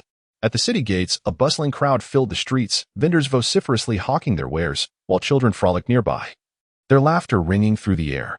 Suddenly, the rapid thud of hooves approached from a distance. All eyes turned toward the sound, revealing a messenger riding forth, one hand gripping the reins while the other held aloft a dispatch. Make way. Clear the path. Upon recognizing the messenger from the front lines, the crowd parted hastily, their expressions betraying their anxiety over the ongoing conflict. News of the defeat at Chilan Pass had already spread throughout the capital, and the urgency of the messenger led many to speculate whether more grim tidings had arrived from the front. Good news. Good news. The messenger proclaimed. Duke Dinghua, alongside the Xianwei faction, has vanquished 100,000 Eastern Yi troops in the Battle of Fengying Valley. Initially, upon hearing the term good news, the citizens exhaled in relief. But when the full extent of the Eastern Yi's defeat was revealed, a moment of stunned silence enveloped the crowd, soon erupting into thunderous cheers. Long live the emperor! Long live! It was unclear who initiated the jubilant cries, but soon, a multitude joined in, celebrating fervently. The Eastern Yi, who dared to challenge the Great Xia, had suffered a catastrophic defeat, instilling a profound sense of pride within the hearts of its people. At that moment, within the imperial court, Emperor Xia was engaged in discussions of state affairs with his ministers when he was suddenly struck by the sounds of raucous celebration emanating from outside the palace. Frowning, he pondered why the citizens were so exuberant on a day devoid of festivities. Before he could inquire further, the court eunuch, Changshun, hurriedly burst into the chamber. Your Majesty, a dispatch from Duke Dinghua has arrived. Our Great Xia has achieved a resounding victory. Congratulations, Your Majesty. Upon hearing this joyous news, the emperor sprang to his feet, the weight that had burdened him finally lifted. Excellent. I knew Duke Dinghua would not disappoint me. Where is the messenger? Summon him to the court. Soon, the messenger was ushered into the grand hall by Changshun. Your humble servant, Chu Xiao, pays his respects to Your Majesty. Long live the emperor. With a radiant smile illuminating his face, Emperor Xia gestured gently. Rise, please. Present the dispatch from Duke Dinghua. The messenger, Chu Xiao, reverently raised the dispatch above his head, and Changshun promptly stepped forward to receive it, delivering it into the emperor's hands. Unable to contain his anticipation, the emperor unfurled the document, and upon reading its contents, he erupted into hearty laughter. Ah, how delightful. It appears we have all been deceived by that mischievous rascal Chu Xiao. Within the Golden Hall, several ministers exchanged bewildered glances, perplexed by the emperor's words. Noticing their confusion, the emperor chuckled and elucidated. That rascal ventured alone to the Xianwei faction, instigating internal strife and inciting King Agus of Zhuge to slay China's chieftain. Subsequently, he performed a play with the Duke of Dinghua, intentionally allowing the Chilan Pass to be lost, all to deliver a devastating blow to the Eastern Yi and Wind Whisper Valley. In the battle at Wind Whisper Valley, due to the sudden betrayal of the Xianwei faction, the 100,000-strong Eastern Yi army was completely annihilated, resulting in a resounding victory for our Great Xia. Upon hearing this, the ministers all widened their eyes in astonishment. Is this news truly credible? While it is not surprising that Great Xia triumphed over the Eastern Yi, the complete destruction of their 100,000 troops left everyone utterly stunned. It is essential to recognize that this was an army of 100,000, not merely a swarm of ants. Such a monumental victory is nearly unprecedented in the annals of Great Xia's history. Congratulations, Your Majesty, on this grand triumph. It is indeed a fortuitous event for our Great Xia and a blessing for the populace. Indeed, heaven has favored our Great Xia. With this, the Eastern Yi shall no longer pose a threat for the next decade. Upon hearing the minister's congratulations, the Emperor of Xia suddenly changed his expression, feigning great anger. Humph. While this battle was a resounding success, that rogue ninth prince actually ventured forth alone. Such audacity is truly outrageous. More importantly, he has caused me needless worry for so long. He deserves punishment. The civil and military officials in the hall twitched at the emperor's words. Your Majesty, is this statement sincere? You are clearly praising the ninth prince while pretending to be angry. Who are you trying to deceive? Please, do keep your lips from curling upwards so dramatically. Everyone silently mocked, yet some astute individuals had already discerned the emperor's true thoughts. Though he appeared to be reprimanding the ninth prince, he was, in fact, showcasing his son's prowess. Your Majesty, the ninth prince has enhanced our nation's prestige. He is truly a paragon among princes. Indeed, the ninth prince has dared to venture into the dragon's lair and tiger's den. Such valor is reminiscent of Your Majesty's own spirit. Precisely, that is the essence of it. As the praise for his son continued, the Emperor of Xia could no longer maintain his facade and burst into hearty laughter. Enough, enough. Do not flatter him excessively, at last. This rascal has not disappointed my teachings, which brings me great solace. If at that moment Chu Xiao had heard the emperor's words, he would have likely erupted in indignation. This old scoundrel is utterly shameless. The great achievements I have accomplished have no connection to your so-called teachings. It is a miracle if the emperor does not hinder me. Truly, he knows how to embellish his own image. Due to the resounding victory at the front lines, the atmosphere in the grand hall transformed into one of exuberance. The emperor flipped through the battle reports in his hand, only to discover another sheet of paper beneath them. Curiously, he unfolded the additional paper, glancing at it casually. Yet his smile abruptly faltered. The officials, who had just been congratulating the emperor, were taken aback by his sudden change of demeanor. Fearing that something had gone awry at the front lines, and thus fell silent. The previously joyous atmosphere vanished without a trace. The crown prince, Chu Xiao, noticing that no one dared to approach, mustered his courage and stepped forward. Your Majesty, could it be that something significant has transpired at the front? Emperor Xia slowly set down the battle report in his hand, then gritted his teeth and spoke each word with deliberate weight. Duke Dinghua, after annihilating 100,000 Eastern troops, has launched a counteroffensive against them. What? The court officials erupted in astonishment upon hearing this news. How audacious of Duke Dingwa to take it upon himself to assault the Eastern E. Was he not aware that this could escalate the conflict? It was utterly unwise. Indeed, Your Majesty had merely commanded him to repel the Eastern E, and now, having achieved a great victory, he ought to return to court. Instead, Duke Dingwa has disregarded the imperial edict and attacked the Eastern E, a move akin to rebellion. The ministers expressed their agreement, voicing concerns that this conflict could spiral out of control, leading to astronomical consumption of resources and immense pressure on the national treasury. Your Majesty, I believe such misconduct must be met with severe punishment. I implore you to order Duke Dingwa to return to court immediately to avoid further complications. Chapter 95. Dispatching troops to Yin City. Upon hearing the calls for stringent punishment against Duke Dingwa's actions, Emperor Xia could not suppress a sigh. He understood Duke Dingwa better than anyone else. Although the battle report claimed the initiative to attack the Eastern E was his, the emperor suspected that the true mastermind behind this decision was none other than Chu Xiao. Given Duke Dingwa's prudent nature, it was utterly improbable that he would launch a counteroffensive without the emperor's explicit consent. The only one audacious enough to act so recklessly could only be his reckless son. Just moments ago, Emperor Xia had felt a sense of pride in Chu Xiao, but now he was beginning to resent his son's flagrant disregard for authority. Upon first reading the report, he contemplated issuing an order for Duke Dingwa to return. However, with Chu Xiao already leading the Xianwei army in a surprise attack on Yin City, if he were to recall Duke Dingwa now, it would leave Chu Xiao isolated and vulnerable. Furthermore, if this plan were to succeed, the Eastern E would become a matter of history. As an ambitious emperor, Xia harbored aspirations of expanding the territory of the Great Xia during his reign. After weighing the pros and cons, Emperor Xia gently raised his hand, signaling for silence among the officials. While Duke Dingwa's actions were indeed flawed, the Eastern E had repeatedly provoked the Great Xia. If the Great Xia failed to respond, what would become of its dignity? This matter would be set aside for now. Once the war against the Eastern E concluded, I shall render my judgment. Seeing that Emperor Xia did not intend to hold Duke Dingwa accountable, some officials began to sense that there might be deeper implications behind this incident. Otherwise, it was inconceivable that the emperor, no matter how much he trusted Duke Dingwa, would remain entirely unresponsive. Many ministers wished to offer counsel, as Duke Dingwa had indeed set a troubling precedent. If other commanders in the field followed his example, it could plunge the Great Xia into chaos. Unfortunately, before these officials could voice their concerns, Emperor Xia stood and departed, offering them no opportunity to persuade him. Watching the emperor's retreating figure, the ministers could only stamp their feet in frustration, secretly vowing that when Duke Dingwa returned, they would continue to impeach him, ensuring that Emperor Xia would not so easily dismiss this issue. At Duke Dingwa's residence, since the Duke of Dingwa and Chu Xiao embarked on their expedition, a modest Buddhist hall has been established within the Duke's residence.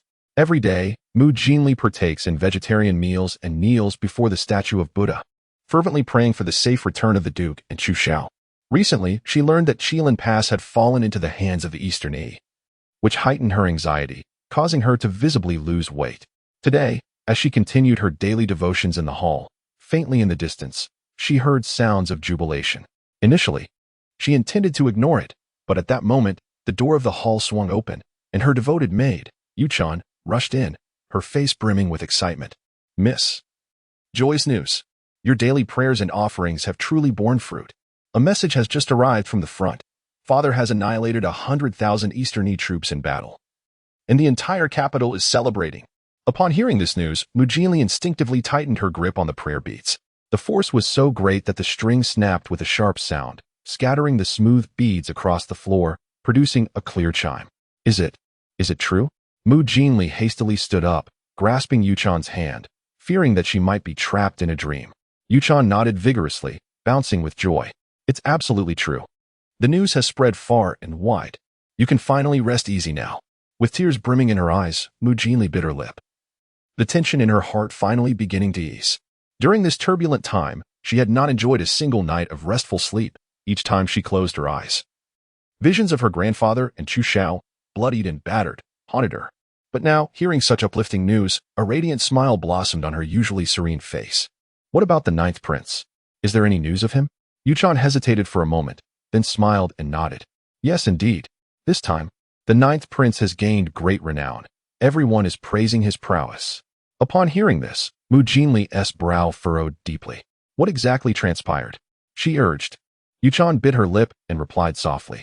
It is said that Father's victory over the Eastern E was largely due to the 9th prince infiltrating the Xianhua tribe and persuading the Left Valley king of the tribe to defect, leaving the Eastern E unable to retaliate.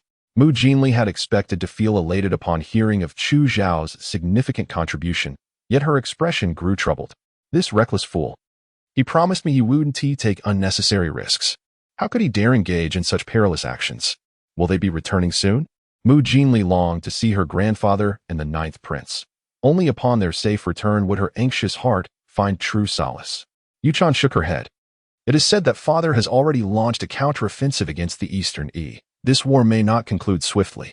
With her hands tightly gripping the hem of her clothes, Mujinli fell silent, turning back to kneel before the statue of Buddha once more, closing her eyes to resume her silent prayers. 3 days swiftly passed. On that fateful morning, Chu Xiao led the army of the Xianhua tribe directly to the gates of Yiqing. Upon hearing that Chu Xiao was advancing, the sovereign of Dongyi, Tuoba Jin personally ascended the city tower, accompanied by civil and military officials, to oversee the defense. From a distance, Tuoba Jin caught sight of Chu Xiao's exceedingly youthful visage, which stirred a pang of sorrow within him. The emperor of the Xia Dynasty possesses a remarkable son. In comparison to Chu Xiao, Tuoba Jin felt that his own sons were utterly inept. At the same age, his sons were preoccupied with vying for power and indulging in frivolous pursuits, while the 9th prince of the Xia had already mustered troops to besiege their capital. Indeed, the disparities between individuals can sometimes be more pronounced than those between humans and dogs. Below the city tower, Chu Xiao observed the imperial guards of Yin City standing ready for battle. He did not immediately command an assault, but instead raised his voice to offer terms of surrender. Tuoba Jin, the heavenly army of the Xia has arrived. Why do you not surrender at once? I, the prince, can assure you that if you open the city gates, I shall not harm a single one of you. However, should you refuse to capitulate, when my forces breach the city, rivers of blood shall flow. Tuoba Jin, do you truly wish to sacrifice the lives of countless souls in Yin City for your own selfish desires? Hearing Chu Xiao's proclamation, Tuoba Jin's face flushed with indignation. He sought to retract his earlier admiration for Chu Xiao, as this audacious young man demonstrated a blatant disregard for decorum. Although they were adversaries, he was still the sovereign of Dongyi, and that insolent brat dared to call him by name. Such impudence. Preposterous. Chu Xiao, if you wish to fight, then let us engage. But refrain from attempting to sway the hearts of the people. In Dongyi, there is not a coward among us. Today, I shall witness your defeat. Dare to try me. Chapter 96. Those who surrender shall not be killed. Chu Xiao understood that he could not rely solely on words to persuade Tuoba Jin to surrender. He had approached the matter with a tentative spirit, but it seemed inevitable that a battle would ensue. Argus, before sunset today, I desire to hold a grand victory banquet in the palace of Dongyi. Can you make this happen? Argus gazed at the officials atop the city tower, licking his lips and revealing a menacing grin. The warriors of my Crescent Moon division shall not disappoint your highness. Excellent. Chu Xiao applauded vigorously, then drew his sword, pointing it towards Yin City as he commanded, soldiers, heed my call, attack. As Chu Xiao's command echoed, Argus led the warriors of the Crescent Moon division, roaring towards the gates of Yin City. At that moment, Tuoba Jin's countenance was etched with gravity. He understood the pivotal nature of the impending clash. If they could withstand the enemy's initial assault, it would bolster the confidence of the citizens within the city, potentially buying time for reinforcements to arrive. He possessed the self-awareness not to direct the battle recklessly, entrusting the command to the seasoned general, Zhao Yong. General Zhao, this battle relies entirely on you. Zhao Yong fully comprehended the weight of his responsibility. He clasped his hands in a gesture of respect, and then struck his chest with conviction. Your Majesty, rest assured, this old servant shall spare no effort in defending Yin City. Tua Bajin forcefully patted Zhao Yong's shoulder, offering him an encouraging glance before pivoting to the side to accept a war drum from a nearby soldier. Ladies and gentlemen, today's battle concerns the very survival of our Eastern Yi people. Should we falter today, our families shall descend into slavery. We, the sons of Eastern Yi, are invincible in battle and relentless in our assaults. Today, we shall fight to the last breath. With resolute conviction, he struck the drum with vigor. The thunderous beats reverberated across the battlefield, igniting a surge of fervor among the surrounding troops. The king himself rallied the forces, significantly bolstering their morale. To safeguard Yin City, Tua Bajin also urged the citizens to stand alongside the elite guards in defense. The young and vigorous were temporarily integrated into the elite ranks, while the older generation assisted in transporting supplies from the rear. In this critical engagement, Tua Bajin mobilized nearly all the inhabitants of Yin City, truly making it a fight for survival. As the battle commenced, Zhao Yong observed the enemy troops drawing closer to the archers' range. With a commanding shout, he ordered the archers to draw their bows with all their might, unleashing a torrential rain of arrows upon the advancing Xianwei forces. Leading the charge, Agus brandished a shield in his left hand and a curved blade in his right. As countless arrows cascaded down like rain, Agus swiftly raised his shield to protect himself, advancing through the deluge of projectiles. The soldiers behind him similarly utilized their shields to shield against the onslaught. However, such a dense barrage inevitably resulted in casualties. Soon, anguished cries echoed from the ranks of the Xianwei forces, with many soldiers and steeds falling lifelessly beneath the gates of Yin City, pierced like hedgehogs by arrows. Yet, this did not instill fear in the warriors of Xianwei. Rather, it ignited their innate ferocity. As Agus led his troops through the hail of arrows, he quickly directed them to erect ladders. Observing this, Zhao Yong remained composed, commanding his men to push down boulders and heavy timber from the city walls to crush the enemy below. Although this inflicted considerable losses on Xianwei, their resolve only grew stronger as they relentlessly climbed the ladders. Pour the oil. Zhao Yong, keenly assessing the enemy's movements, ordered the pre-prepared oil to be poured down just as the Xianwei soldiers were about to scale the battlements. The soldiers climbing the ladders suddenly caught a whiff of the acrid, oily scent, momentarily confused before realizing its implications. It was fire oil. Before they could react, Zhao Yong's voice thundered, "Ignite." Flaming arrows flew towards the Xianwei soldiers, and in an instant, flames erupted skyward, engulfing the ladders and the men upon them. The heat forced Agus, who was ready to ascend, to take several steps back. Those splashed by the fire oil emitted piercing cries as they were enveloped in flames, writhing in agony on the ground in a futile effort to extinguish the inferno consuming them. Many soldiers of the Crescent Moon Division perished in agonizing screams, engulfed by flames, while the air became saturated with a nauseating scent of charred flesh. The sudden surge of fire disrupted the formation of the advancing Crescent Moon troops, transforming their once orderly assault into a chaotic scramble. Augustus witnessed the relentless fall of his soldiers, his gaze gradually hardening with severity. "Everyone, follow me. We shall charge forth." Augustus gritted his teeth and ascended the ladder once more. Seeing their commander's valor, the morale of the Crescent Moon soldiers surged. They rallied behind Augustus, spurred by the promises of rewards made by Chu Xiao, momentarily casting aside their fear of death. Zhao Yong, employing every tactic at his disposal, felt a twinge of helplessness as the Crescent Moon soldiers remained undeterred. "From here on, we must fight with all our might," he declared, gripping his spear tightly before viciously thrusting it toward the approaching Crescent Moon soldiers near the city wall.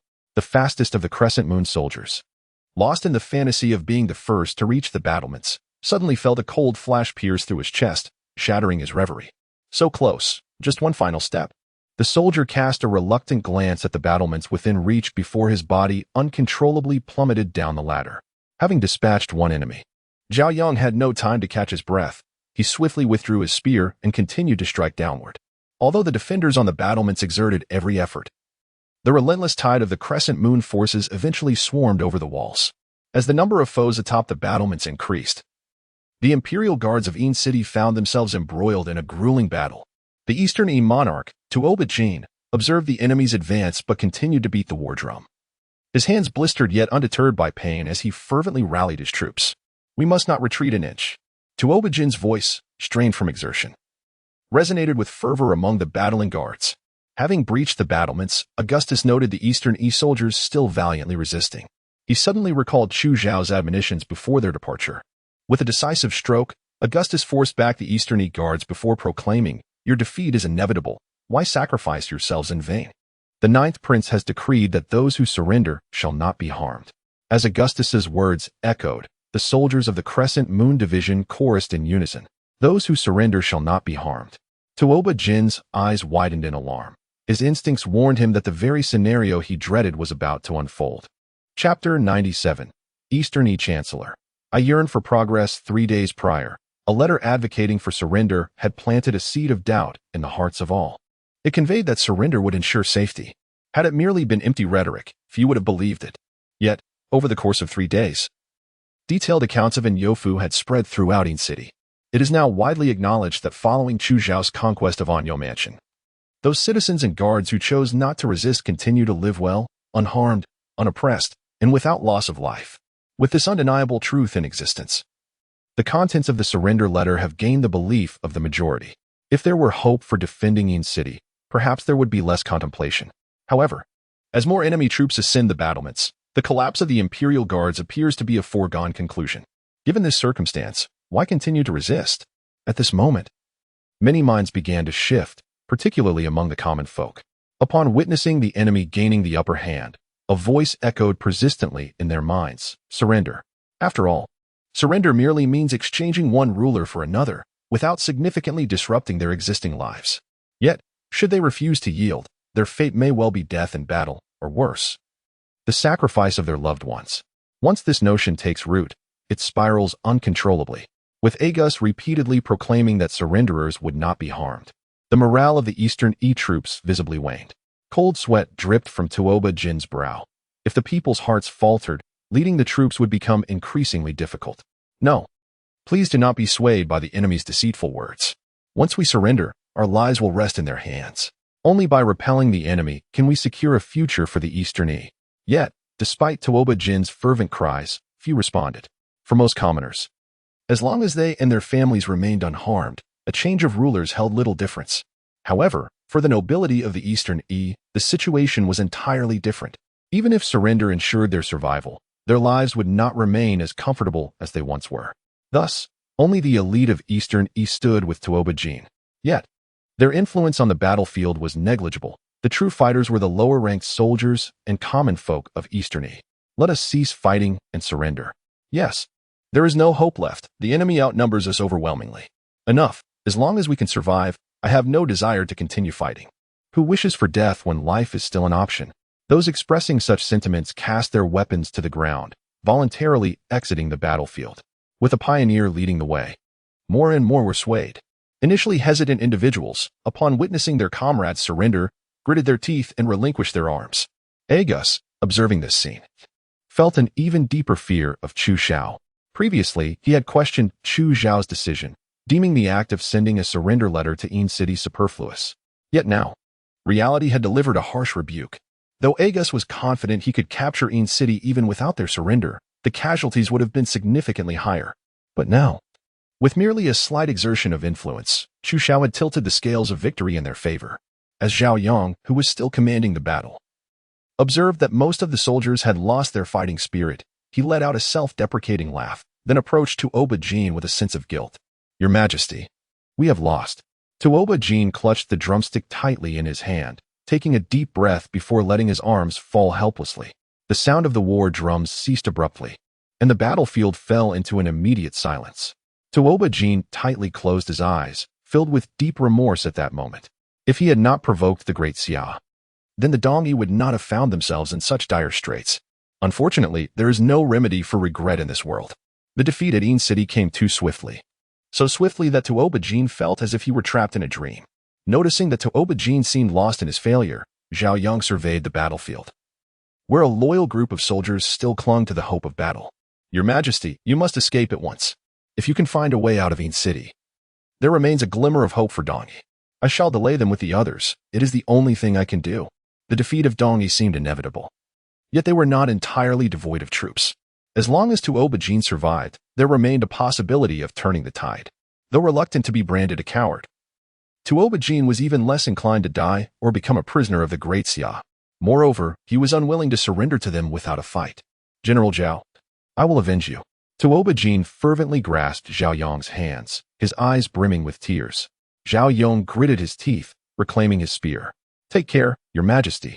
With that, he turned and rejoined the fray, leading the few remaining spirited soldiers to fiercely obstruct the advancing soldiers of the Xianyue division. Tuoba dared not hesitate.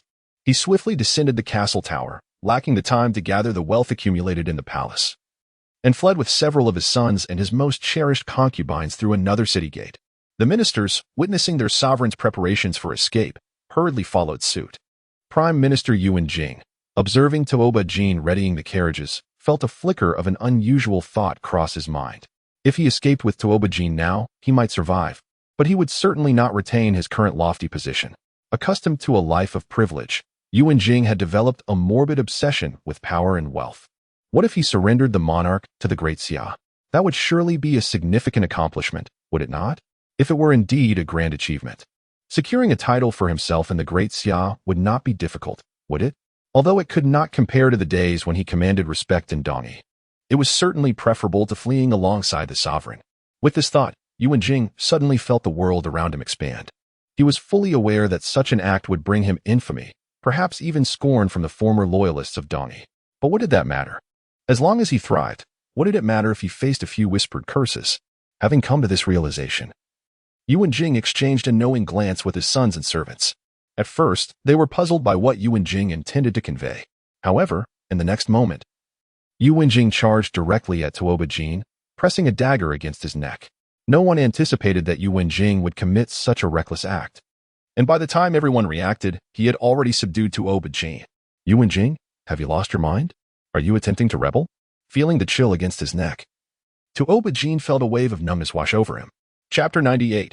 You truly are my loyal subjects, Your Majesty. Do not blame me. The Eastern Yi is on the brink of annihilation, and I must consider my own interests. Tuoba face flushed with anger. So your self-preservation comes at the cost of betraying me? Have you even considered whether I would consent to such a fate? Who says the Eastern Yi is doomed? If I can escape, I can rally the troops once more. I assure you, if you release me now, I shall hold no grudges. Furthermore, after repelling the Great Xia, you will still be the Chancellor of the Eastern Yi, standing above all others. Hearing Tuoba grand promises, Yuan Jing shook his head derisively. Your Majesty, cease your daydreaming. Even if you manage to escape, what difference would it make? Once Xin City falls, the entire Eastern Yi will be engulfed in panic. Even if you could gather troops again, the strength of the Great Xia already surpasses that of the Eastern Yi. Especially with the Xianyue tribe now serving as pawns for the Great Xia, the Eastern Yi has lost all hope. I have served you faithfully for most of my life. Your sacrifice would fulfill my selfish desires. The surrounding officials of the Eastern Yi were infuriated by Yuan Jing's actions, each striking their thighs in frustration. How could your mind be so quick? You don't even include us in such favorable schemes. With the Eastern Yi's prospects dimming, everyone was looking out for themselves, yet only Yuan Jing acted swiftly. Should he offer Tuoba to the Great Xia, he would undoubtedly claim the foremost merit. Among these officials, many regretted their indecision, wishing they could replace Yuan Jing. Chancellor Yuan, I have always followed your lead. If you choose to defect to the Great Xia, do not forget to take me with you. Indeed, I have always admired you, Chancellor. I too am willing to follow you in surrendering to the Great Xia. Tuoba, witnessing the treachery of his own officials, felt his heart sink. You truly are my loyal subjects. With you around, how could the Eastern Yi possibly survive? Hearing Tuoba scorn, Yuan Jing felt no shame. Instead, he replied with righteous indignation, the plight of the Eastern Yi today is a direct consequence of your obstinacy, Your Majesty. I warned you before. The Great Xia is a fierce tiger. It is best to foster goodwill rather than hostility. Your ambition has led to the decline of the Eastern Yi. As soon as Yuan Jing finished speaking, a multitude of officials echoed his sentiments. Indeed, the Great Xia is a celestial power, immensely strong. That we have become a vassal state is already a blessing from heaven. Your Majesty, your disrespect towards the Great Xia makes you the true sinner of the Eastern Yi. Indeed, had it not been for your desperate pleas, the Eastern Yi would have perished 10 years ago. It is the benevolence of the Great Xia that has allowed the Eastern Yi to endure. Yet you repay kindness with enmity. We are ashamed to be associated with you. Tuoba Jin's face twitched incessantly, and he erupted in a fit of rage. You are speaking nonsense. It was you who incited me, claiming that the Great Xia is nothing but a paper tiger. It was your words that led me to contemplate betraying the Great Xia. Now you wish to shift all the blame onto me, hoping to make me the scapegoat? You are deluding yourselves. Yu Wenjing exchanged nervous glances with several officials before vehemently retorting, impossible. Absolutely impossible. I have always held the Great Xia in high regard. How could I have ever uttered such words? His statement garnered unanimous agreement from the gathered ministers. Indeed, who does not know that although I am of the Dongi people, I have long aspired to be a citizen of the Great Xia? How could I encourage His Majesty to stand against the Great Xia? Tuoba Jin was taken aback by the shamelessness displayed by these individuals. Good heavens, it was you who belittled the Great Xia at every turn. And it was that very derision that gave me the confidence to oppose them. Now you deny it all. Is that it? Very well, I acknowledge your cunning. At that moment, Tuoba Jin resigned himself to his fate. Alas, I find myself in this predicament. It is a consequence of my poor judgment in discerning character, and I cannot blame others. With that, Tuoba Jin's posture slumped, as if he had aged several years in an instant.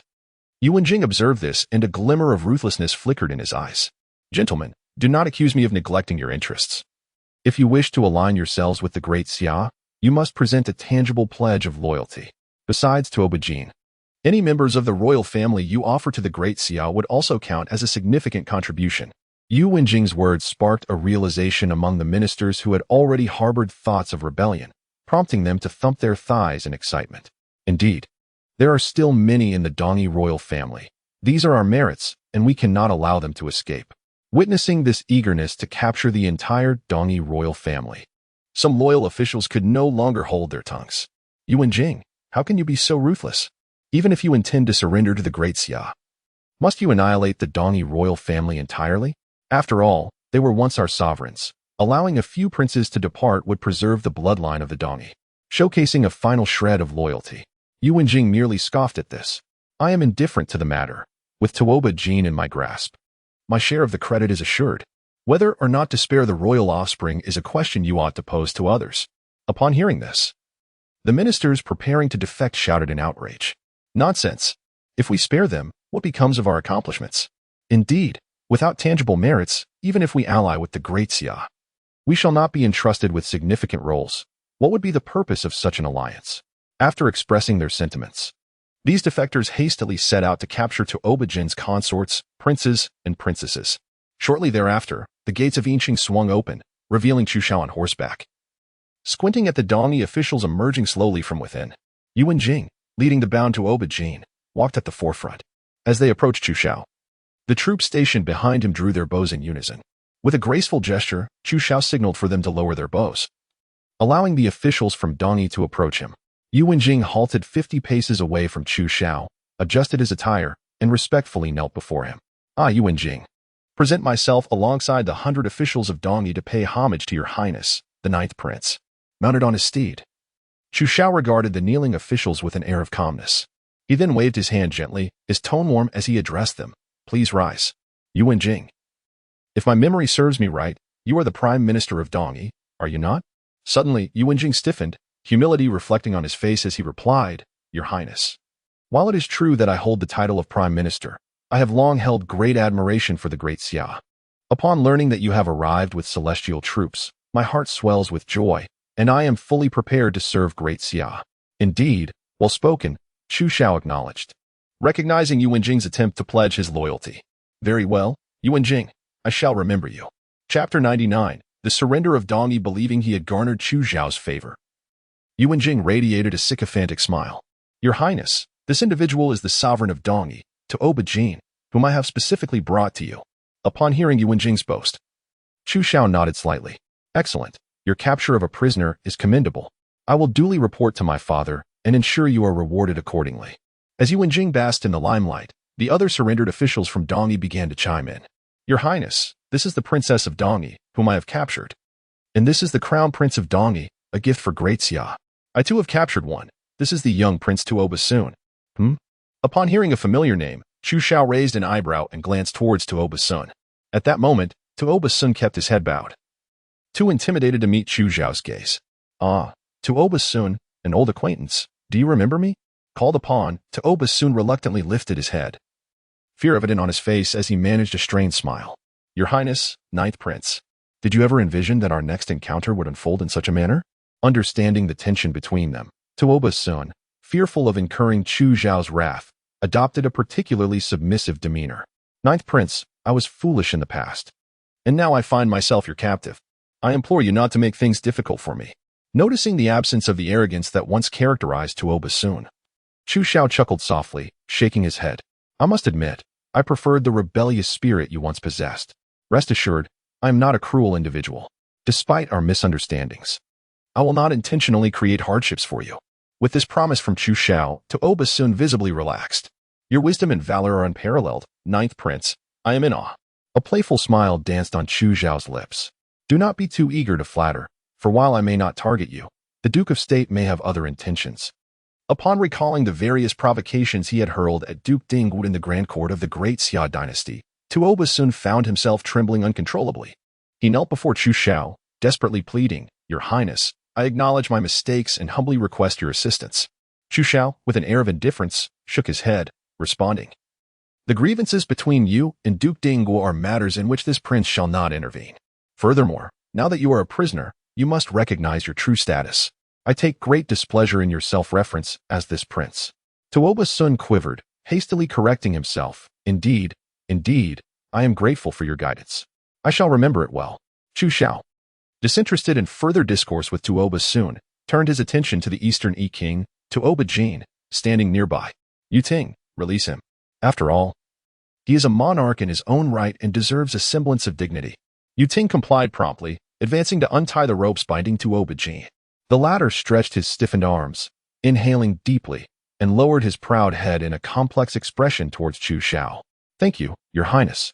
Your Majesty is too courteous. I have a matter upon which I seek your assistance, Chu Xiao stated. Taoba Jin, understanding his precarious position, recognized that the request was merely a fade to preserve his dignity. He replied with perceptive acumen, Please, Your Highness, do not hesitate. Now that I am your captive, I have no right to refuse your wishes. Noticing Taoba Jin's cooperation, Chu Xiao's gaze softened. This is not a difficult task. I hope that your Majesty can personally draft a declaration of surrender for the world to witness, thus expediting the conclusion of this war. Surely, you are aware that prolonging this conflict serves no purpose and only exacerbates casualties. A wave of desolation washed over Taoba Jin. He had penned such a surrender a decade prior, but then he had merely been a vassal of the Great Xia. Now, should he draft this new declaration, the Eastern Yi would cease to exist. Taoba Jin never envisioned himself as the last sovereign of the Eastern Yi. In this moment, he felt a deep self-reproach. Had he not allowed his ambition to cloud his judgment, he would never have dared to provoke the Great Xia. Reflecting on his actions now filled him with regret. Had he refrained from such provocations, although being a vassal may have seemed humiliating, he would still hold the title of king, unlike now, where he stood as a prisoner, uncertain of his fate. Reluctantly, Taoba Jin acknowledged his lack of any refusal. I understand. I shall draft the declaration, however. I hope your Highness will show kindness to the people of Eastern Yi. All the blame lies with me, the ruler. The innocent populace should not suffer for my errors. Chu Xiao nodded earnestly. Rest assured, from this moment forth, there shall be no more Eastern Yi subjects. There will only be subjects of the Great Xia. And we shall treat them all equally, so there is no need for your Majesty to worry. Taoba Jin cast a silent gaze of gratitude towards Chu Xiao. And then, in the presence of witnesses, he personally penned a letter of surrender, affixing his grand seal to it. Chu Xiao received the letter, glanced at it, and subsequently handed it to a soldier nearby, instructing him to deliver the missive to the front lines. The soldier promptly bowed, accepted the letter, and departed on his mission. With this, the fate of the situation was sealed. Chu Xiao mounted his steed and, accompanied by his followers, rode into Yin City. At the city gates, a multitude of Eastern Yi citizens had gathered. As they witnessed their sovereign's capitulation, a complex array of emotions washed over them: grief, frustration at their ruler's impotence, fear, and a profound uncertainty regarding the future. None could ascertain whether the Great Xia would treat them with kindness. Should they choose to betray them now, no one could intervene. Agus, you shall oversee the defense of Yin City and ensure that all captives are securely detained. All treasures seized from the Eastern Yi Palace must be reported accurately. No one is permitted to hoard any for themselves. What is rightfully yours shall be generously granted by this prince. But woe betide anyone who dares to lay claim to what does not belong to them, for I shall not hesitate to turn against them. This time, I trust you need no further reminders on how to restrain your subordinates. Agus managed a wry smile, having learned from past lessons, even without his utterance. None of the soldiers dared to defy Chu Xiao's commands, for Chu Xiao was a man who would indeed take lives. Agus's respect for Chu Xiao had only deepened, and he had become accustomed to conversing with him in the manner befitting a superior. Initially, their relationship had resembled that of mere collaborators. Although there was a hierarchy, it had not been overtly apparent. However, after spending time working under Chu Xiao, Agus found himself increasingly in awe of, and wary of, the young ninth prince. The ease with which the Great Xia had dismantled the Eastern Yi was a testament to Chu Xiao's prowess. His formidable strategies had manipulated the entirety of Eastern Yi with deft precision, incurring minimal cost while securing a resounding victory for the Great Xia. Such a person must not be trifled with, especially as the Xianwei tribe still relied on the support of the Great Xia. Thus, Agus adopted an appropriately humble stance, treating Chu Xiao as a true subordinate. Rest assured, Your Highness, there shall be no missteps for me this time. As Chapter 100 unfolds, your Eastern Yi messengers are truly slow. Chu Xiao arrived at the Eastern Yi palace to find soldiers busily transporting chests filled with exquisite treasures to an open area. Tuo Ba Jin, stooped and forlorn, stood to the side, watching as the soldiers pillaged the palace of its valuables, his eyes reflecting anguish and regret. These treasures, once the cherished heirlooms of his ancestors, were items he had never dared to touch, and yet now they were to be surrendered to the Great Xia. Chu Xiao ordered the inventory of these treasures to be recorded meticulously before taking command of the premises. As night fell, the Eastern Yi palace transformed into a lively hub of activity. In the royal palace, Chu Xiao hosted a grand celebratory feast, the jubilant cheers and laughter of the soldiers causing immense discomfort to the East Yi monarchs, who found themselves as mere prisoners, witnessing their enemies reveling within their own palace. A profound sense of desolation enveloped their hearts. Esteemed guests, our gathering here in celebration today is entirely due to your contributions. However, as our troops are unable to indulge in wine, I shall raise a cup of tea in honor of you all, proclaimed the prince. The commanders of the Xianyue faction rose respectfully, responding, Your Highness is too kind. Without your astute strategies, how could we have achieved such an effortless victory? It is we who should toast to you. The East Yi royal palace was undeniably lively that day, though regrettably, this festivity did not belong to the East Yi rulers. It is said that the joys and sorrows of people are seldom aligned. On the 5th day following Chu Xiao's conquest of Yinqing, due to the lag in communication, news of the city's fall had yet to reach the borders. At that moment, the Duke of Ding would continue to entangle the main forces of East Yi. His strategy relied solely on delay, employing a rather cunning approach. He never confronted the East Yi forces head-on. Instead, whenever they prepared to attack, he would promptly retreat with his army, and just as the East Yi forces began to withdraw, he would advance to harass them. This tactic left the commander, Wei Qi exceedingly vexed. Another day passed, and the Duke of Dinghua, having received news about Yinqing earlier than expected, deviated from his usual tactics and directly approached Wei Qi with his army. This unexpected move left Wei Qi somewhat perplexed. Was the Duke of Dinghua truly intending to engage in a direct confrontation?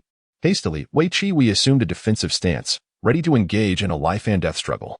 Yet, just as both armies were on edge, the armored Duke of Dinghua suddenly emerged from his ranks, riding forth alone. As he approached the center of the two armies, Wei Qi regarded him with caution, uncertain of the Duke's intentions. A sense of strangeness permeated the Duke's actions that day. Just as Wei Qi wrestled with his thoughts, the Duke called out, Wei Qi, I have not come here to wage war with you today. Do you dare to approach me? Upon hearing the Duke's words, the soldiers surrounding Wei Qi urged him against stepping forward, cautioning, Commander, you must not. This could be a trap set by the enemy. Wei Qi narrowed his eyes, contemplating for a moment, then raised his hand to silence the others. If I do not dare to advance, I will surely be ridiculed as a coward among the men of East Yi. Moreover, at this distance, even if the Great Xia intends to launch a surprise attack, I would have ample time to retreat. While the Duke of Dinghua held a formidable reputation, he was ultimately an old man. Could he truly intimidate Wei Qi? With that thought, Wei Qi mounted his horse and rode forth to face the Duke. Duke of Dinghua, amidst this impending battle, you invite me here. Are you perhaps considering surrender? Wei Qi was well aware that the Duke would never capitulate. His words were merely intended to provoke the Duke. Yet, the Duke of the State, far from displaying any semblance of anger upon hearing these words, chuckled amiably as he stroked his beard. You have misinterpreted my intentions, in truth. I summoned you here to counsel you to relinquish your feudal resistance and to surrender to the Great Xia. At this, Wei Chi Hui's face contorted with indignation. Humph. If this is your aim, Duke, then I advise you to cease your daydreaming. We, the Eastern Yi, are not to be trifled with. Should you wish to engage us in battle, we shall not yield, and surrender is out of the question. Observing Wei Chi Hui's unwavering resolve, the Duke shook his head in disappointment. It seems you remain oblivious to the current state of affairs. Yin City is now under the control of the Great Xia, and your monarch has been reduced to a prisoner. What purpose does your continued struggle serve? A heavy dread settled in Wei Chi Hui's heart, and he bared his teeth in a furious roar. Nonsense. How can this be true? The Duke could not suppress his laughter at Wei Chi Hui's reaction. It appears you have indeed received no news. I had presumed you were aware of Yin City's assault and feared you might return to offer aid. Clearly, I overestimated your intelligence. One must admit, the speed of information transmission among the Eastern Yi leaves much to be desired. Have you not pondered why the Crescent Moon Brigade has yet to make an appearance? Wei Chi Hui's expression darkened considerably. I have considered it. I always believed you had concealed the Crescent Moon Brigade to launch a surprise attack on me. The Duke doubled over with laughter. If the Crescent Moon Brigade were present, would I allow you to prance about so freely? Now that I have enlightened you to the truth, I see some potential in you. It would be wise to align yourself with the Great Xia. Perhaps I might even speak favorably on your behalf before His Majesty, and who knows? You may yet have the opportunity to lead troops in the future. Wei Chi Hui shot the Duke a glare before shaking his head. Huh? Do you think I would fall for your deceit? You speak thus to distract me. The Duke paused, suddenly realizing he had overestimated Wei Chi Hui's intellect.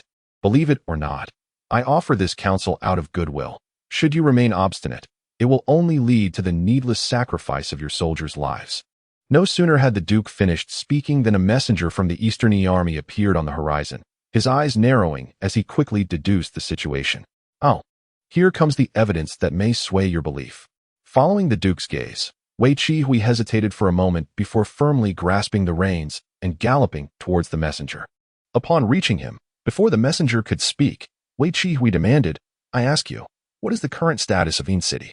The messenger's face fell at the inquiry. My lord, Yin City has fallen. A thunderclap seemed to strike Wei Chi Hui as he was taken aback by the revelation that the Duke's words bore truth. He had been fighting valiantly on the front lines, and to think that, in a mere instant, his stronghold had been breached by the enemy. Where could he seek redress for this? You did not deceive me. The messenger looked up with a woeful expression, producing a letter penned by Tuoba Jin, declaring his surrender. How could a mere wretch dare to utter such a falsehood? This is entrusted to the esteemed general by your majesty. General, please review it personally. Without hesitation, Wei Chi Hui took the letter and unfurled it. As he swiftly absorbed the contents of the parchment, an overwhelming sense of weakness enveloped him in that fleeting moment.